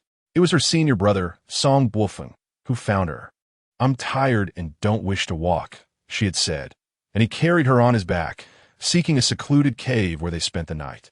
On that summer night, under a canopy of twinkling stars, she inched closer to the cool, jade-like youth beside her, boldly wrapping her arms around his waist. Song Bufeng, with his eyes closed, seemed to have fallen asleep. In the middle of the night, she felt as if she were cradled in someone's embrace. Upon awakening, she found herself alone, while Song Bufeng sat nearby, one knee drawn up, gazing at her with a smile as warm as the rising sun. Chapter 68. Surely, you are not reluctant, due to Jiang Xiyan's demise? The lonely would soon arrive. There is no need for concern, Xiao Xuanli interjected, pulling her back to the present. Jiang Xiyan poked at the fire. If we are found tomorrow, the news of your Highness and I spending the night at the cliff bottom may not bode well. Xiao Xuanli scoffed lightly. You are about to part ways. Why do you still care? I worry for your reputation, she replied. Who would dare speak? I would have their tongues severed, he retorted, revealing a glimpse of a tyrant within. Jiang Xiyan cast a sidelong glance at him. Observing Xiao Xuanli leaning against the cave wall, his eyes gently closed, appearing somewhat weary. After a moment's thought, she crossed her arms and inched closer to his position, feeling a tinge of fear. She had just seen mice and centipedes in the cave, and possibly snakes. Maintaining a respectful distance, Jiang Xiyan gradually closed her eyes. Initially, she thought sleep would elude her, yet the faint scent of dragon saliva enveloped her, lulling her into a serene slumber. Lingguang Temple was now in disarray. The temple-goers congregated in the front hall, guarded by specialized monks and a contingent of soldiers. Jiang Jinan was noticeably anxious. Where's my mother? Qingye reassured him. Young master, and do not fret. The crown prince has gone to find your mother. She will be safe. Jiang Muxu was equally distressed. How could a fire erupt so suddenly? And so many assassins have appeared. If Xiyan were to come to harm, I would have no face left to see my mother. Lin Rurong stood by, trying to comfort him, but Jiang Muxu hardly absorbed her words. Suddenly, a group entered the hall. It was Pei Yunyuan, accompanied by Liang Jia from Xiao Xuanli's Qinyo Guard. Jiang Muxu and Qingye rushed forward. Have you found her? Yes, but an unforeseen incident has occurred. Liang Zhan's voice was low. The crown prince and Madame Jiang have fallen off the cliff. The leader of Tianya and others are searching at the bottom. I returned to gather more people to assist in the search. What? Jiang Muxu's heart sank heavily. How could this happen? The crown prince had plunged down to save Madame Jiang. When we arrived, both the concubine of Marquis Yongin and Madame Jiang were hanging by a thread. Liang Zhan cast a glance at Pei Yunyuan beside him. At that moment, Marquis Yongin chose to save his concubine. Jiang Muxu's rage was uncontrollable. Pei Yunyuan, He clenched his fists and charged forward, landing a heavy punch on Pei Yunyuan's face. Pei Yunyuan did not evade. He took the blow squarely. Jiang Xiyan, still unsatisfied, stepped forward and struck him several more times. You are responsible for Xiyan's death, and I will never let you go. The Jiang family will not spare you either. Just wait. Are you done? Pei Yunyuan's expression was chillingly calm. He wiped the bruise from his face and sneered. If you're done, then take a break. It feels like mere tickling. As he finished speaking, he turned to leave, only to suddenly meet a pair of icy eyes. Jiang Xiyan stood not far away, standing straight. His delicate face was filled with fury, his eyes red and glistening with unshed tears. Yet, the murderous intent and resentment in his gaze were profoundly deep. His hands were clenched tightly, resembling a furious little beast, seemingly ready to pounce and tear him apart. Pei Yunyuan paused. What are you staring at me for, little one? Your mother is dead, and you will still be the young master of the Marquis' residence. If you don't want your future to be difficult, show me some respect. Jiang Xiyan gritted his teeth, almost squeezing out a few words through clenched jaws. You are unworthy. You do not deserve my mother. The hatred in his eyes was nearly overflowing, making him appear as a sworn enemy to Pei Yunyuan. This inexplicably infuriated Pei Yunyuan. He turned and walked toward the back courtyard. Marquis, where are you going? Don't leave me behind, please. I'm scared. Xiao Xuanli followed behind him, looking pitiful. Pei Yunyuan merely glanced back at her. Stay in the front hall. It's safe there. I have matters to attend to. He walked away without a hint of reluctance. Xiao Xuanli stamped her foot in frustration. But upon recalling that Jiang Xiyan had fallen from the cliff and might be dead, her mood brightened. There would be ample time ahead. The Yeoman Marquis' residence would soon have only her as the lady. Pei Yunyuan arrived at the back mountain and leaped up, finding Xiao Xuanli in a dense thicket. Seventh Prince. Xiao Xuanli slowly turned, a hint of a smile on his face. Gather your men immediately and search at the bottom of the cliff. Xiao Xuanli's lips curled into a wicked grin. My dear Crown Prince brother, I won't feel at ease until I see his corpse with my own eyes. The Crown Prince's legs are crippled. Even if he jumped, he should not survive. Theoretically, that was the case, but who knew if a miracle might occur? Xiao Xuanli's thoughts remained unchanged. You must find him before the Crown Prince's men do. If he is indeed alive, you know what to do. Understood, Pei Yunyuan replied. Xiao Xuanli scrutinized him. What is wrong? Are you feeling unwell? He let out a scoff. You wouldn't be reluctant because Jiang Xiyan is dead, would you? No. Good, then focus on your business. Pei Yunyuan cupped his hands in salute and turned to leave. Within the cave, Jiang Xiyan had been sleeping soundly, but soon she found herself dreaming. In her dream, she fell into a sea of magma, surrounded by flames. Her body scorched unbearably. She struggled restlessly for a moment before awakening. As she opened her eyes, she was met with an enlarged, handsome face. She was in Xiao Xuanli's embrace. For a fleeting moment, Jiang Xiyan was taken aback. Regaining her composure, she raised her hand and slapped Xiao Xuanli across the face. Smack! Only after delivering the blow did Jiang Xiyan realize what she had done. Yet, despite the impact, Xiao Xuanli remained asleep, holding her tightly in his arms, only letting out a few uncomfortable groans. Observing his flushed cheeks, Jiang Xiyan felt something amiss. She touched his forehead, confirming that he had a fever. Your Highness, Your Highness. It seemed Xiao Xuanli was enduring a nightmare, his beautiful brows furrowed tightly, lost in slumber. She had no choice but to pinch him. The man before her slowly opened his eyes. Chapter 69.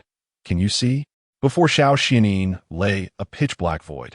He could only sense the softness of the person in his arms, along with a faint, lingering fragrance wafting around his nose. Everything seemed to revert to 5 years ago. That night initially began under the influence of drugs, as he had spent the entire night with that woman. However, by the latter half of the night, the effects had long dissipated. He was simply unable to control his desires and continued several more times. Your Highness? Seeing his expression was off, Jiang Xiyan called out again. Xiao Xuanli furrowed his brows. Was it dizziness that troubled him? Why did Jiang Xiyan's voice sound so similar to that woman's? He wrapped his arms around her waist and suddenly leaned down towards her. Jiang Xiyan widened her eyes, preparing to kick him away, but instead, she found Xiao Xuanli bent by her ear, his breath somewhat labored. "I feel unwell." His voice carried a hint of weakness. "You have a fever." Gently, Jiang Xiyan pushed him away and sat up. As she pulled away Xiao Xuanli's arm, she discovered, indeed, that his wound had not been treated and had become inflamed. If he did not receive timely medication by tomorrow, there was a risk of infection. Jiang Xiyan helped him sit up and then, using acupressure techniques, began to massage his dazui and fengqi acupoints, hoping to bring down his fever. Under her ministrations, Xiao Xuanli's tightly furrowed brows gradually began to relax. A gust of mountain wind blew in, and he seemed to feel a bit cold, turning over to rest his head on her lap, slowly closing his eyes. Jiang Xiyan checked his temperature and continued her massage. Time passed, and sensing that the man on her lap had gradually regained his calm, Jiang Xiyan also gently closed her eyes and fell asleep. The next day, it was not until sunlight streamed into the cave, illuminating her face, that she awakened. Struggling to lift her eyelids, Jiang Xiyan opened her eyes and found a figure leaning before her, Xiao Xuanli. He stood exceedingly close, his breath brushing against her face. Jiang Xiyan instinctively raised her hand to swat at him, only to have her wrist firmly grasped by Xiao Xuanli. This marked the second occurrence. Jiang Xiyan, since that incident 5 years ago, had developed a certain aversion to the proximity of men. "I apologize, but you are too close," she said, shifting back, only to realize something was amiss. "Your Highness, can you see?" He could only perceive a vague shadow. Upon waking that morning, he felt a tinge of astonishment. The previous darkness had now given way to a faint glimmer of light, albeit minimal. Yet, it was sufficient to stir a sense of delight within him. This was promising. Evidently, the antidote proved to be more effective than I had anticipated. Jiang Xiyan rose. "Your Highness, please rest here for a moment while I gather some herbs. The wound on your arm requires treatment. Be careful." "All right." Jiang Xiyan turned and exited the cave. The blinding light momentarily disoriented her. She had sustained some injuries from crashing against the cliff the previous day. Ignoring her pain, she proceeded out of the cave. After a thorough search outside, she found no herbs, but did come across a few wild fruits. Approaching the stream, she washed the fruits before returning to the cave. Xiao Xuanli knelt at the cave's entrance, idly handling an exquisite dagger, his handsome face unusually softened. "You're back." "Yes, I didn't find any herbs. Just these wild fruits," Jiang Xiyan replied, offering them to him. He reached out to take one, taking a bite. Jiang Xiyan jested. "Your Highness, you seem so trusting. Aren't you afraid I poisoned them? If you intended to poison me, why wait until now?" Xiao Xuanli mused, puzzled. He was not one to easily trust others. In fact, having been steeped in intrigue and machinations from a young age due to his high status, he found it difficult to believe in others. Yet with Jiang Xiyan, he inexplicably relaxed his guard. After chewing a few times, he suddenly frowned and spat it out. Jiang Xiyan asked, "What is wrong?" "Sour," he replied, holding the wild fruit. "It's tart and hard to swallow." Jiang Xiyan gently urged, "Your Highness, there is nothing at the bottom of the cliff. We only found these wild fruits. For the sake of sustenance, please make do. I want to eat. You go find something sweet." "That is quite unreasonable," she retorted. "You're being overly picky." She wiped the fruit and took a bite, only to promptly spit it out as well. Cough, cough. Xiao Xuanli raised an eyebrow. "What happened? Didn't you say to make do?" Jiang Xiyan stubbornly replied, "I choked." Xiao Xuanli then stated, "I'm thirsty. Then I shall fetch some water." Resigned, Jiang Xiyan stood up, plucked a rather large leaf, and hurried toward the stream. While filling it with water, she suddenly heard a commotion of footsteps. Looking up, she was startled to see a familiar figure in the distance. Pei Yunyuan. She froze momentarily, then turned to flee. Jiang Xiyan. Pei Yunyuan had also spotted her and rushed forward, blocking her path. "Jiang Xiyan, you're alive?" His eyes glimmered with an unmistakable delight. On Pei Yunyuan's handsome face were faint scratches, his eyes bloodshot, and his body smeared with mud, evidently having searched the cliff's base throughout the night. Yet, Jiang Xiyan's demeanor was profoundly indifferent. "Lord Marquis, you need not worry. I am quite resilient and have not perished." The smile on Pei Yunyuan's face froze. "Do you resent me?" In light of the circumstances at that moment, I did not. Jiang Xiyan's expression remained placid. "I have nothing to reproach. It is a well-known fact that the Marquis favors Chu Wanwan. I bear no grudge. It is merely that after facing death, the already tenuous bond between us is likely to deteriorate further. She spoke the truth. Pei Yunyuan's choice of Chu Wanwan was within her expectations. She had never anticipated that he would select her. Her sole hope was that Chu Wanwan could endure just long enough for assistance to arrive, thus ensuring her own salvation. Unfortunately, Chu Wanwan proved inadequate. While she could comprehend Pei Yunyuan's decision, it left her nearly at death's door. The sight of him was irksome to her. Jiang Xiyan brushed him aside and prepared to depart, only to be grasped by Pei Yunyuan's arm. "Where is the crown prince?" "I do not know. He fell with you. Are you not aware? Even if I were, I would not divulge it." Jiang Xiyan's expression was frosty. She was not foolish. The peculiar events of the previous night might very well be linked to the seventh prince, and Pei Yunyuan was associated with him. She would not reveal Xiao Xuanli's whereabouts to him. Pei Yunyuan ceased to press her, merely stating, "I shall have someone escort you home." "That is unnecessary. I shall wait here. Since you have arrived, the crown prince's men should be nearby and will naturally rescue me." "Jiang Xiyan, do you prefer to trust Xiao Xuanli over me?" A mocking smile curled upon Jiang Xiyan's exquisite face. "What other option is there? He abandoned her. It was Xiao Xuanli who risked his life to save me. Is it not obvious whom to believe?" The sarcasm in her gaze caused Pei Yunyuan's heart to ache. His expression darkened as he suddenly bent down and hoisted her onto his shoulder. Chapter 70. How could there be 5 fingerprints on the prince's face? Jiang Xiyan was taken aback. "What are you doing?" "Pei Yunyuan, put me down." "You are injured. I will take you back to tend to your wounds." "Release me. I refuse to go with you." She struggled fiercely. Just then, a sharp projectile suddenly flew toward them. Pei Yunyuan hesitated for a moment and instinctively drew his sword to block it. A second projectile followed, striking him directly in the shoulder. Staggering back, he set Jiang Xiyan down. Not far away, Xiao Xuanli sat across the stream, a stone in hand. "Your Highness." Jiang Xiyan adjusted her skirt and hurriedly crossed the stream to return to Xiao Xuanli's side. "How did you come out? Had I not emerged, you would have been taken away. Who would attend to me then?" Jiang Xiyan lowered her voice. "But your sudden appearance poses a danger. One can never know Pei Yunyuan's intentions." She instinctively cast a wary glance at Pei Yunyuan, her eyes filled with caution. However, Pei Yunyuan remained still, merely gazing at the two for a few seconds before bowing respectfully. "I pay my respects to His Highness. It is a relief to see you unharmed.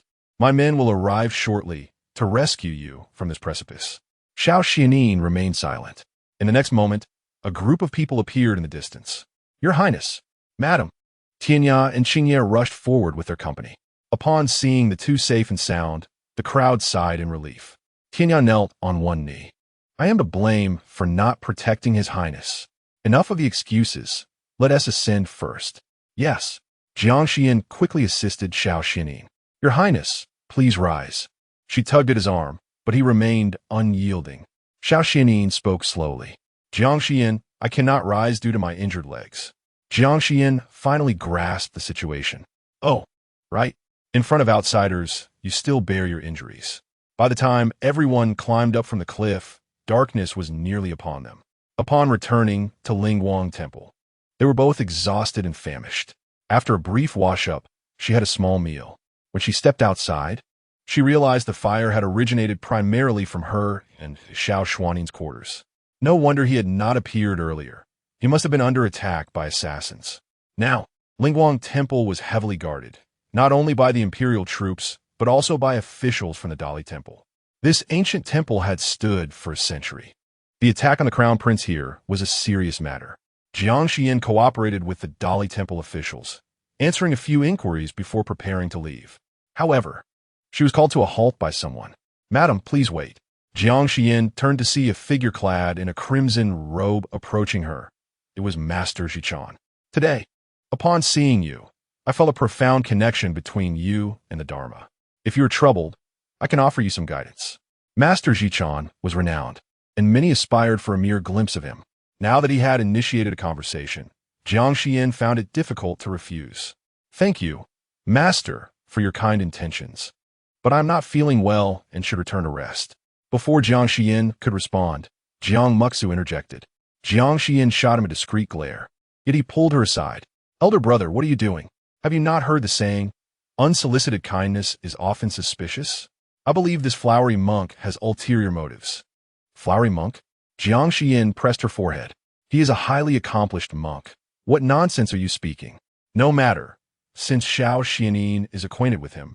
Master Zhichan should not pose a threat. She walked alongside Master Zhichan to a nearby meditation room. Master, have you called upon me to clarify something? Master Zhichan smiled. Since you have come with me, it is clear you harbor some doubts. Please share what troubles your heart. Jiang Xiyan lowered her gaze slightly. Indeed, I am troubled by one matter. She was perplexed about whether Xiao Xuanli was the person from 5 years ago. However, this was not a conversation she could easily initiate. I have now chosen a different path. This decision is significant for a woman. Although I've made up my mind, I still feel a sense of trepidation regarding it. In this world, women are often bound by numerous shackles, and those who seek to break free from them will naturally face societal disapproval. However, I believe you possess both courage and wisdom, making you a rare gem among women. Whatever you aspire to achieve, you shall undoubtedly succeed. Jiang Xiyan chuckled softly. You flatter me, Abbot. Breaking free from shackles comes at a cost. After my divorce, it may not matter that I remain unmarried, but I worry that Jiang Xiyan might suffer due to my choices. In a certain sense, Jiang Xiyan indeed lives better under the guise of being a foster son of the Marquis' household. Yet, I cannot bring myself to entrust him to Pei Yunyuan. Zhizhan slowly spoke. You need not worry, for everything will fall into place, and noble benefactors will assist you. Since you can transcend this adversity, you will naturally experience a rebirth, which is a fortunate transformation. Jiang Xiyan's eyes brightened slightly. Benefactors? Who? The Buddha says it cannot be spoken of. Jiang Xiyan, undeterred, replied. Then those around me will surely have favorable outcomes as well, won't they? Zhizhan clasped his hands together. Amipa. Jiang Xiyan responded. Very well. You always begin to sound profound at crucial moments. She rose to her feet. Thank you, Abbot, for alleviating my worries. I shall take my leave now. Please do. Jiang Xiyan stepped outside, where Jiang Muxu approached her with a hint of suspicion. What did you discuss? Nothing much. I had some concerns, and the abbot offered me a few insights. Jiang Xiyan took her hand. Mother, what troubles you? It's nothing significant. Jiang Xiyan ruffled his hair. The abbot mentioned that good fortune awaits us. The group departed. Inside the meditation room, Xiao Xuanli was pushed out from behind the statue of the Buddha. Gu was puzzled about where he had been, realizing he was merely putting on an act. Zhizhan revealed a knowing smile. Your Highness, are you feeling well? Yes. Forgive my curiosity, but what are those 5 fingerprints doing on your face? Upon hearing this, Tinya glanced over, having wanted to ask for quite some time, but had not dared to do so. Xiao Xuanli maintained his composure. I fell. You fell on Madame Zhang's hand? Are you seeking death? Ha! Zhizhan reached up to scratch his bald head. Your Highness, do not be angered. I was merely curious and spoke out of turn. You sought out Jiang Xiyan out of curiosity as well. Amipa, what else could it be? A woman capable of prompting Xiao Xuanli to leap off a cliff is certainly someone worth knowing. Thus, I seize an opportunity to converse with her for a while. Chapter 71. He is impotent. Xiao Xuanli spoke coldly. Enough of the pretentiousness. Have you made any discoveries? Yes. Zhizhan's demeanor turned serious. I have identified the arsonist from last night. To my shame, it was a monk from Lingguang Temple. As the abbot, I have indeed failed in my duties. Get to the point. In other words, the arsonist is not affiliated with that group of assassins. Xiao Xuanli's expression darkened. You should clean up the remaining outsiders in your temple. I will handle the others. Your Highness, I have news. The Zen master, Ji, stepped forward, retrieving a letter from his pocket and presenting it to Xiao Xuanli. It has been sent from the frontier, a missive from General Qin. Uncle? He accepted it, his fingers grazing the envelope, which bore the words for Aji written in Braille. Aji is a childhood name, since the passing of his mother. Only his uncle has addressed him in such a manner. A ripple of emotion stirred within Xiao Xuanli. His mother had departed too early, and he had never experienced paternal affection from Emperor Qinyuan. To him, his uncle was not only a minister, but also a relative, akin to a father. Xiao Xuanli unfolded the letter, his fingers delicately tracing the characters. It was a letter of reassurance, in which Qin Russian indicated that since he replaced the deputy of the agricultural ministry with his own man, the supply of provisions was plentiful, and the situation at the border had greatly improved, suggesting an early end to the turmoil. The latter part of the letter was filled with Qin Russian's inquiries about him. Xiao Xuanli slowly tucked the letter away. A voice called from outside. Yuan Haochen, the deputy of the Dali court, requests an audience with His Highness. Amitabha. The Zen master, Ji, silently withdrew. Yuan Haochen entered, kneeling on one knee before Xiao Xuanli. Your Highness, we have captured several live suspects and are currently interrogating them. The group that appeared last night did so abruptly and is bound to have left evidence. Grant me a moment. Since there are no results yet, what brings you here? Your Highness, I have made another discovery. Yuan Haochen clasped his hands. I have identified the group of mountain bandits that appeared suddenly yesterday.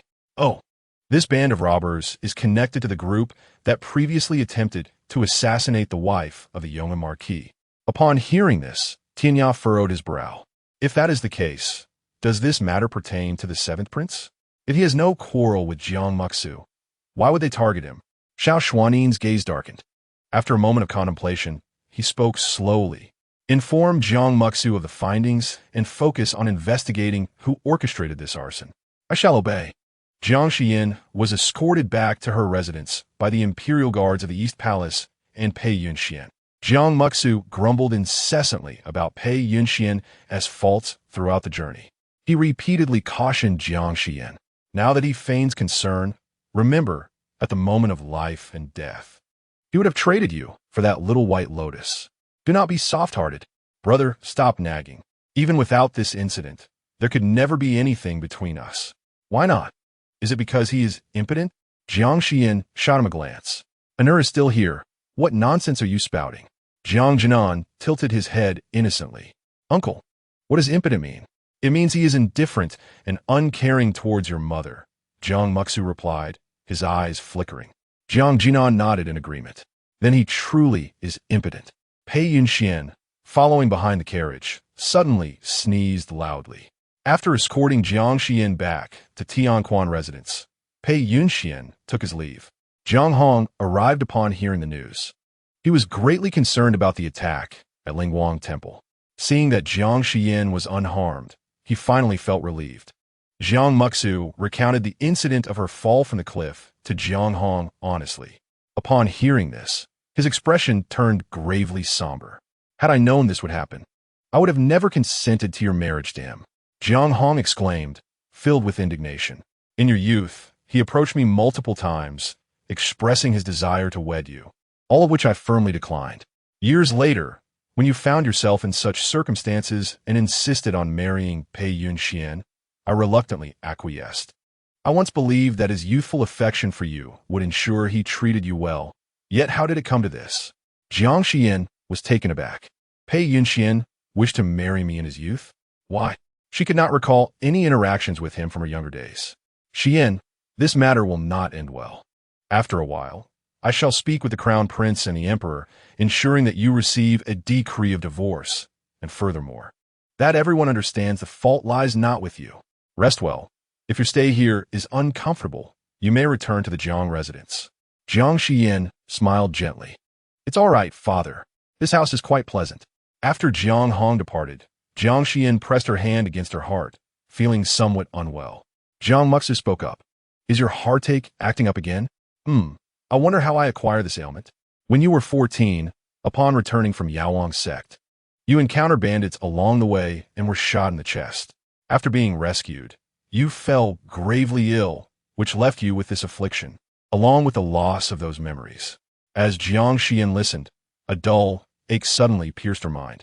Fragments of memories flitted through her consciousness, but she could not grasp them. Noticing her discomfort, Jiang Xiyan rose. I shall take my leave now. Should you need anything, do not hesitate to ask. He turned and departed from Jiang Xiyan's residence. As he mounted his carriage, a servant approached to inform him that the Dali temple had summoned him. Filled with curiosity, Jiang Xiyan went there only to be informed that the bandits who had attacked him near Lingguang Temple were no ordinary criminals. They were part of the same group that had previously attempted to assassinate Jiang Xiyan. This indicated that those behind these actions were likely connected to the seventh prince, Xiao Xuanli. Furthermore, we discovered that on the day of the incident, your maid, Dong, was unaccounted for. Upon investigation, it was revealed that she had met with the bandit leader prior to the attack and was acquainted with him. Jiang Muxu's expression changed. Where is Dong? Her? I must see her. She is now classified as a suspect and has been detained. If we learn anything, we will inform you. Jiang Muxu left the Dali temple, burdened with thoughts. Upon returning, he learned that Lin Ruorong had fallen ill. After some contemplation, he stepped into her courtyard. Lin Ruorong lay pale on her bed. The physician attributed her condition to excessive shock and lack of rest. Rong, how are you? I'm fine. It's likely due to the incident with the bandits and the subsequent turmoil at Lingguang Temple that frightened me.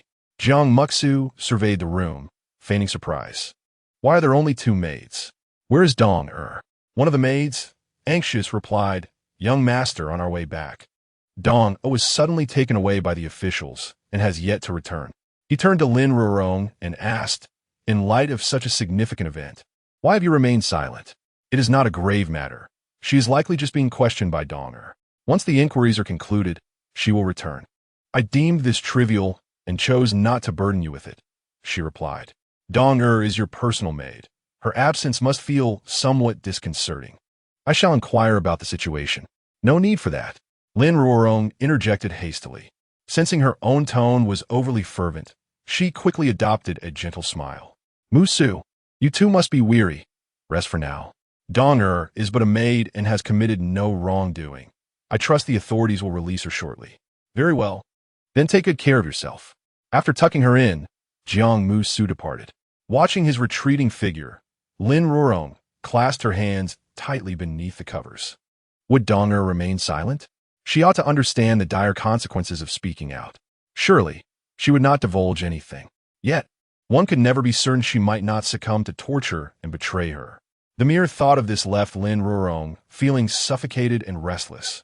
As night fell, the estate was illuminated by candlelight. Jiang Xiyan had developed a fever earlier in the evening. A physician had come to administer antipyretic medicine, and, as she lay in bed, she drifted into a haze, her mind whirling with chaotic dreams. In her slumber, she found herself in a pitch-black cavern, entangled with a stranger. Moments later, she was being carried by song boofing beneath a canopy of stars. Following these visions was a figure, Pei Yunyuan, his features not yet as sharply defined as they would later be, a handsome youth with a tender gaze. Jiang Xiyan, I harbor feelings for you. Startled, she fled in a panic. Ah! Jiang Xiyan jolted awake. Madam, you are awake? Yu Xue approached, lifting the curtains. Jiang Xiyan, drenched in perspiration, replied, I merely had a nightmare. As she gradually regained her composure, she instructed, prepare hot water for me. Once Yu Xue departed, the maid swiftly arranged a bath in heated water. Jiang Xiyan immersed herself, cleansing thoroughly. Leaning against the tub, she brushed her fingers over an old scar on her chest. She had always known it was a result of an arrow wound. And due to this injury, she had spent half a month resting in bed, enduring a severe illness that caused her to lose some memories. Today, she suddenly recalled everything. This wound was sustained while saving Pei Yunyuan. It was she who protected him, and it was her chest that bore the injury. What was Chu Wanwan concealing by clutching her chest every day? Madam, what brings you to laughter? I merely recalled something quite amusing, she said, lightly touching the scar, her heart already formulating a plan. After bathing, Jiang Xiyan had a light meal. A servant then reported that Xiao Yao had arrived. She was taken aback. Rushing to the reception room, she found Xiao Yao dressed in a striking red skirt, resting her chin on her hand, deep in contemplation as she gazed at Jiang Jinan. Increasingly perplexed, are you truly Jiang Xiyan's adopted son? Indeed, though in my heart, I am her biological child. You certainly resemble her true son. Xiao Yao smiled cheerfully in her. Would you like to have a new father? No, thank you. Jiang Jinan's soft, delicate face was serious. There is no man in this world worthy of my mother. This little one, with such an expression, resembled her elder brother, the crown prince, even more. The grand princess, Jiang Xiyan, entered and greeted her with a bow. Xiao Yao immediately assisted her to rise. I consider you a friend. There is no need for such formalities between us. Jiang Xiyan nodded. What brings the Grand Princess here? Guess, Xiao Yao replied with a teasing smile. It's none other than my Crown Prince brother. I heard you've been unwell. So he specially sent a considerable amount of tonics, but since it was late at night, he entrusted me to deliver them. Only then did Jiang Xiyan notice several boxes piled in the courtyard. She was somewhat taken aback. The Crown Prince is quite thoughtful. Indeed, he's so thoughtful it makes me suspicious. Xiao Yao whispered conspiratorially. I have a premonition that my brother harbors unusual feelings for you. The Grand Princess misunderstands. There is absolutely no romantic entanglement between the Crown Prince and me. Xiao Yao appeared somewhat disappointed. Do you truly believe there is no possibility with my brother? Though he is disabled, his looks and status are unparalleled. Besides, your adopted son bears such a striking resemblance to him. In the future, one could easily claim him as his biological child, and no one would doubt it. The speaker was unintentional, yet Jiang Xiyan felt a pang of guilt upon hearing it. Grand Princess, it would be wise to refrain from such remarks in the future. If outsiders hear this, it could tarnish the Crown Prince's reputation. See, you claim your relationship with the Crown Prince is innocent, yet you go to such lengths to defend him. Isn't that a bit contradictory? After delivering the items, Xiao Yao prepared to leave. Before departing, she inquired, since the Crown Prince sent you gifts, do you have any message for him? Jiang Xiyan thought for a moment. Please convey my gratitude for his kind intentions, but I am not in need of tonics.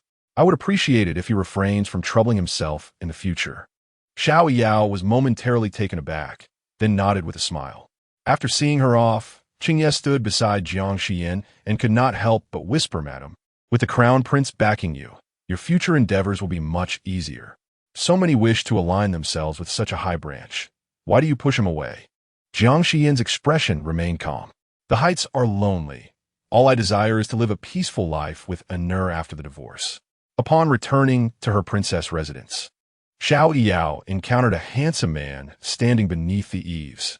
She lifted the curtain and stepped down from the carriage. Montak Yuan, Grand Princess. Mo Yin greeted her with a respectful gesture. Has everything from the Crown Prince been delivered to Madame Jiang? Yes, Xiao Yao replied with a slight smile, revealing her charming dimples. What are you waiting for? I await the Grand Princess to convey Madame Jiang's message so that I may report back. Is that so? I thought you were waiting for me, Xiao Yao teased. Mo Yin was momentarily taken aback, his ears slightly reddening from her candid words. Xiao Yao laughed. Are you feeling shy? Not at all. Please tell me what Madame Jiang said, so I can report back. Xiao Yao beckoned him closer. He leaned in a bit, only to feel her breath gently brush against his ear, sending a tingling sensation through him. Mo Yin slightly widened her eyes, her face completely flushed. Xiao Yao laughed with her body bent over. Your entire face resembles that of a persimmon. Is everyone around the Crown Prince so thin-skinned? Mo Yin lowered her gaze. Your Highness, please refrain from making fun of me. All right, I won't tease you any longer. Xiao Yao straightened her expression. Xiyan mentioned that the Crown Prince no longer needs to send supplements. She does not lack such things. In the end, a sly smile appeared on her face. I perceive that Xiyan seems eager to avoid suspicion, not wishing to get too close to the Crown Prince.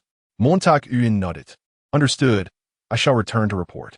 Indeed, Xiao Yao was assisted by her maidservants as she entered her princess residence. Mo Yin glanced around and noticed a handsome man approaching to greet her. He must be one of her favorite companions. Mo Yin lowered her gaze and turned to leave. Upon returning to the fragrant tea courtyard, she found Xiao Xian seated in the study, with Zhang Fuming reading aloud the memorials submitted by the ministers. Mo Yin knelt on one knee.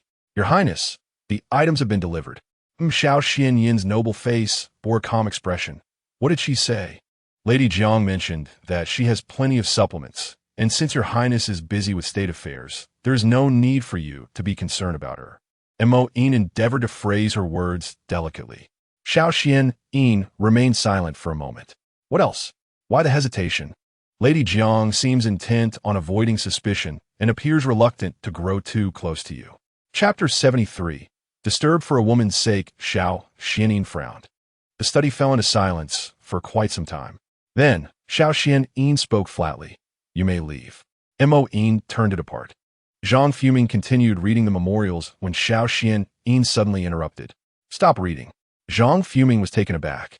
Did I misread something? Your voice is too shrill. It gives me a headache. Zhang fuming. He is a eunuch. His voice is naturally like that. Then have Tian come instead? Depart. Zhang fuming turned to leave. As he exited, he bumped into Xiang Zhihe, who was approaching the study with a food box. Zhang fuming stopped her. Miss Xiang, His Highness is currently busy. You shouldn't go in. I have prepared soup for His Highness. Xiang Zhihe smiled gently, saying, Since he has been injured, I thought to nourish his health. Those in the kitchen can handle it. His Highness's meals are all inspected by designated personnel. Miss Xiang, please take it away. Is His Highness distrustful of me? You speak too harshly. Rules are rules, and we cannot break them. Please do not make it difficult for us. Xiang Zhihe slightly lowered her gaze and then left with her items. Zhang fuming shook his head. After so many years in the palace, he had seen all kinds of people. This Xiang Zhihe, relying on her beauty, harbored inappropriate thoughts. What sort of person is the crown prince that an ordinary individual could covet? Had it not been for Tian witnessing injustice and rescuing the courtesan, imploring the crown prince to grant her a place to stay, it would have been impossible for her to remain in the fragrant tea courtyard. Unless His Highness willingly permitted it, even if she were a celestial beauty, he would not spare her a glance. Moreover, Xiang Zhihe is not even as beautiful as Jiang Xiyan. Strangely, why did he choose to compare himself with Jiang Xiyan? Zhang fuming found himself feeling a bit perplexed. In the study, Xiao Xuanli pressed his forehead, inexplicably feeling a tightness in his chest, his mood decidedly sour. After their ordeal at the cliff's base, he believed that they had shared a bond through adversity, naturally drawing them closer. He had assumed she felt the same way, yet she appeared to be avoiding him. It was truly odd. Even more peculiar was that he found himself vexed over a woman.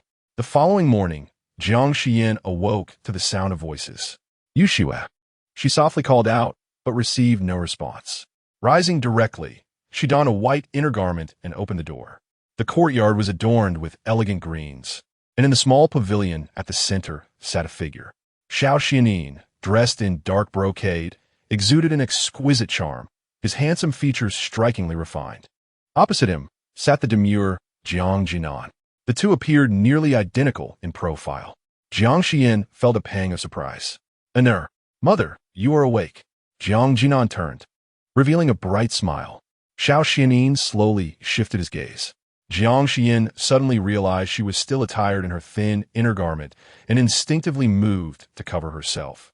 Yet, she quickly remembered that Xiao Xuanli was blind and could not see her. Why should she be flustered? She steadied her expression. Please call Yushue over. All right. Jiang Xiyan closed the door. Before long, Yushue and Qingye hurried in. Madam, it was His Highness the Crown Prince who requested to be alone in the back courtyard, instructing us to keep our distance. Jiang Xiyan gazed at her reflection in the bronze mirror, her thoughts swirling. Whose courtyard is this, after all? Why must Xiao Xuanli linger at her door? After she had freshened up, Jiang Xiyan stepped outside once more. To her surprise, Xiao Xuanli and Jiang Xiyan were still together. Xiao Xuanli extended his palm, while Jiang Xiyan placed preserved fruits into his hand. Yushue could not help but exclaim from this angle, Young master and resembles His Highness the Crown Prince so much. Jiang Xiyan shot her a glance. Such thoughts should remain unspoken. She need not let others hear them. She adopted a rare seriousness, and Yushue immediately nodded. I spoke out of turn. Jiang Xiyan approached and offered a respectful greeting.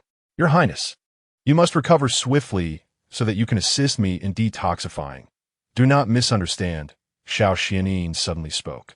Jiang Xiyan paused for a few seconds, then realized he referred to the matter of his delivery from the previous night.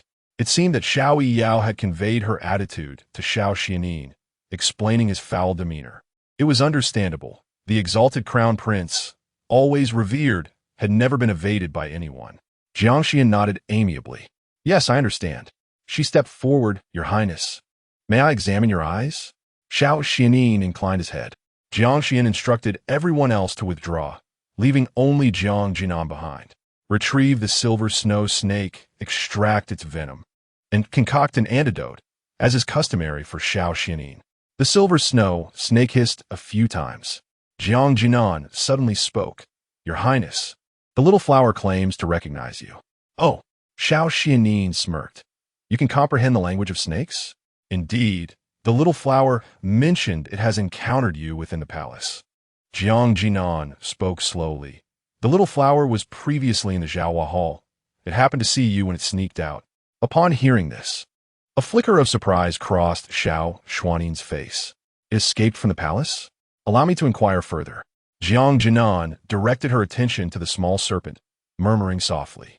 After a moment, she continued, Yes, the little flower stated it was once gifted to Concubine Yu. Concubine Yu is rather wicked.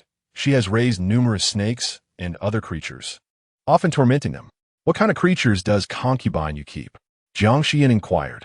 In the rear courtyard of Zhaohua Hall, there exists a hidden chamber, where a few ponies are kept outside and various other animals and snakes within, she replied. Your Highness, could it be that the silver snow snake was sent to Concubine Yu by the Wu family? Do the other snakes belong to her as well? What purpose does Concubine Yu have for snakes? Who can tell? Xiao Xuanli twirled a ring on his finger. I have previously heard that when a concubine in the palace becomes pregnant, some resort to vile methods, employing venomous snakes to induce miscarriage, and other torturous practices are also related to snakes. Are you suggesting that Concubine Yu? Xiao Xuanli remained silent. Regardless of what Concubine Yu has done with these serpents, her involvement in such matters is destined to bring about a bloody aftermath. As the bandage around Xiao Xuanli's eyes was just secured, Tianya hurriedly approached. Jiang Xiyan and Jiang Xiyan discreetly withdrew. Tianya spoke, Your Highness. News from within the palace indicates that the Emperor requests your presence. Xiao Xuanli was not taken aback. Has the investigation report from the Dali Temple been submitted to Father? Yes, the emergence of that group of assassins was quite sudden, leaving incriminating evidence pointing towards the seventh prince. What about the arsonists? Tianya shook his head. No leads have been uncovered. The abbot of Jichen has discovered 2 monks who have been lurking in the temple for many years. Yet they remain tight-lipped regarding their true allegiance. If they refuse to speak, then we shall investigate their origins, Xiao Xuanli remarked, slightly closing his eyes. His mind incessantly replayed the events of that night. There must be some trace of evidence.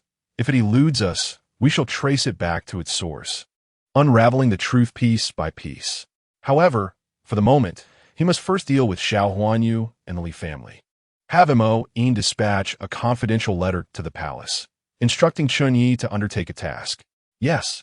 Once their conversation concluded, Xiao Xuanli prepared to depart. Jiang Xiyan emerged to see him off, only to find Xiao Xuanli gazing in her direction. Although she was fully aware that he could not actually see, she still felt an unsettling sensation of being scrutinized. Xiao Xuanli suddenly spoke. You shall accompany me. Huh? Accompany you to the palace? Jiang Xiyan was somewhat perplexed. Your Highness, why do you wish for me to enter the palace as well? Do you not desire to part ways with Pei Yunyuan? Xiao Xuanli settled into the carriage, his voice cool and melodious. If you wish to leave, then follow me. Jiang Xiyan promptly lifted her skirt and ascended. Within the imperial study, Xiao Huanyu was reminded by a young eunuch on his way there. Seventh Prince, it seems the Emperor is rather displeased this time. You should exercise caution when you arrive. Xiao Huanyu paid little heed to this warning. His audacity was not a recent development. Aside from the last incident where his father punished a few of his subordinates, had he ever truly been reprimanded? On his way to the imperial study, he fortuitously encountered Xiao Xuanli. Seated in a wheelchair, his eyes were bandaged, accompanied by a few guards, with Jiang Xiyan also present. Your Highness, are your eyes improving? Xiao Xuanli ignored him, instead instructing Jiang Xiyan, you and Mo wait outside. I shall meet with Father first. Understood. Zhang Fuming pushed Xiao Xuanli toward the imperial study. Xiao Huanyu followed closely. Your Highness, you seem to hold Jiang Xiyan in high regard, bringing her into the palace and ensuring Mo Yin's protection. Could it be that you harbor special feelings for her? Xiao Xuanli retorted with sarcasm. If she were not well protected, you would have long since eliminated her. Your Highness is quite the jester. Xiao Huanyu smirked, as they entered the imperial study together. Inside, Emperor Qinyuan, Xiao Yuanhe, sat upon the gilded dragon throne, his handsome visage marred by an air of malevolence. "You should be well aware of the purpose for which I have summoned you," he stated. Xiao Huanyu spoke first. "I have heard of the assassination attempt on your highness at Lingwang Temple and have uncovered some clues. Father must have summoned us regarding this matter. Since you are aware, how dare you speak so brazenly?" The emperor's gaze was heavy and foreboding. "Seventh, confess, and perhaps I shall show leniency." His piercing eyes swept over them. "Exudine en précis. Xiao Huanyu felt an unprecedented pressure and pondered before speaking. "Father, has someone said something before you, implicating me in this matter? I shall grant you one more chance. Speak whether this incident bears any relation to you." Naturally, Xiao Huanyu could not admit to it. "Father, I am wronged. Someone must be deliberately framing me. Look for yourself." Emperor Qinyuan suddenly extended his hand, hurling a thick stack of memorials and documents onto him. Xiao Huanyu immediately knelt. The emperor's voice was grave. "The Dali Temple has submitted evidence, and the censorate has reported your reckless behavior. I see now that I have been too indulgent with you."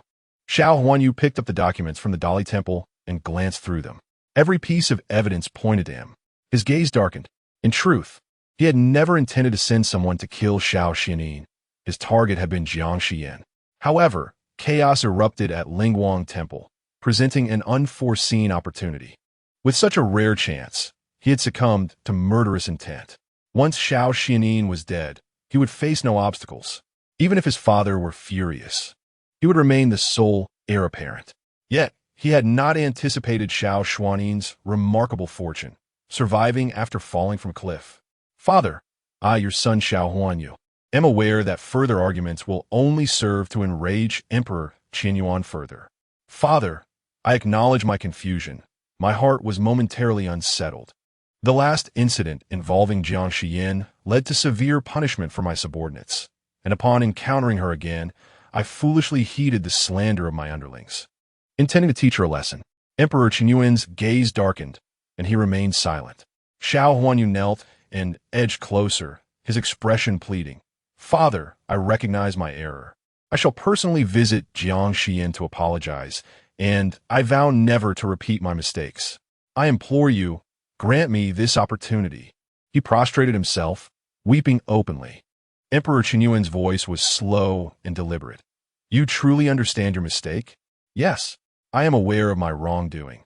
I beseech your forgiveness. Rise." At these words, the onlookers were filled with varied thoughts. Zhang Fuming felt a surge of anger. The seventh prince's words were more suited to deceive a child of 3, even if he acted without intent.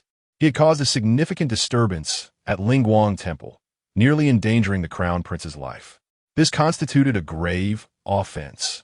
And the emperor's attitude, was he truly inclined to be lenient? As a son, how could he treat them so differently? Zhang Fuming instinctively glanced at Xiao Xuanli, who wore an indifferent expression, maintaining his usual calmness, bordering on coldness.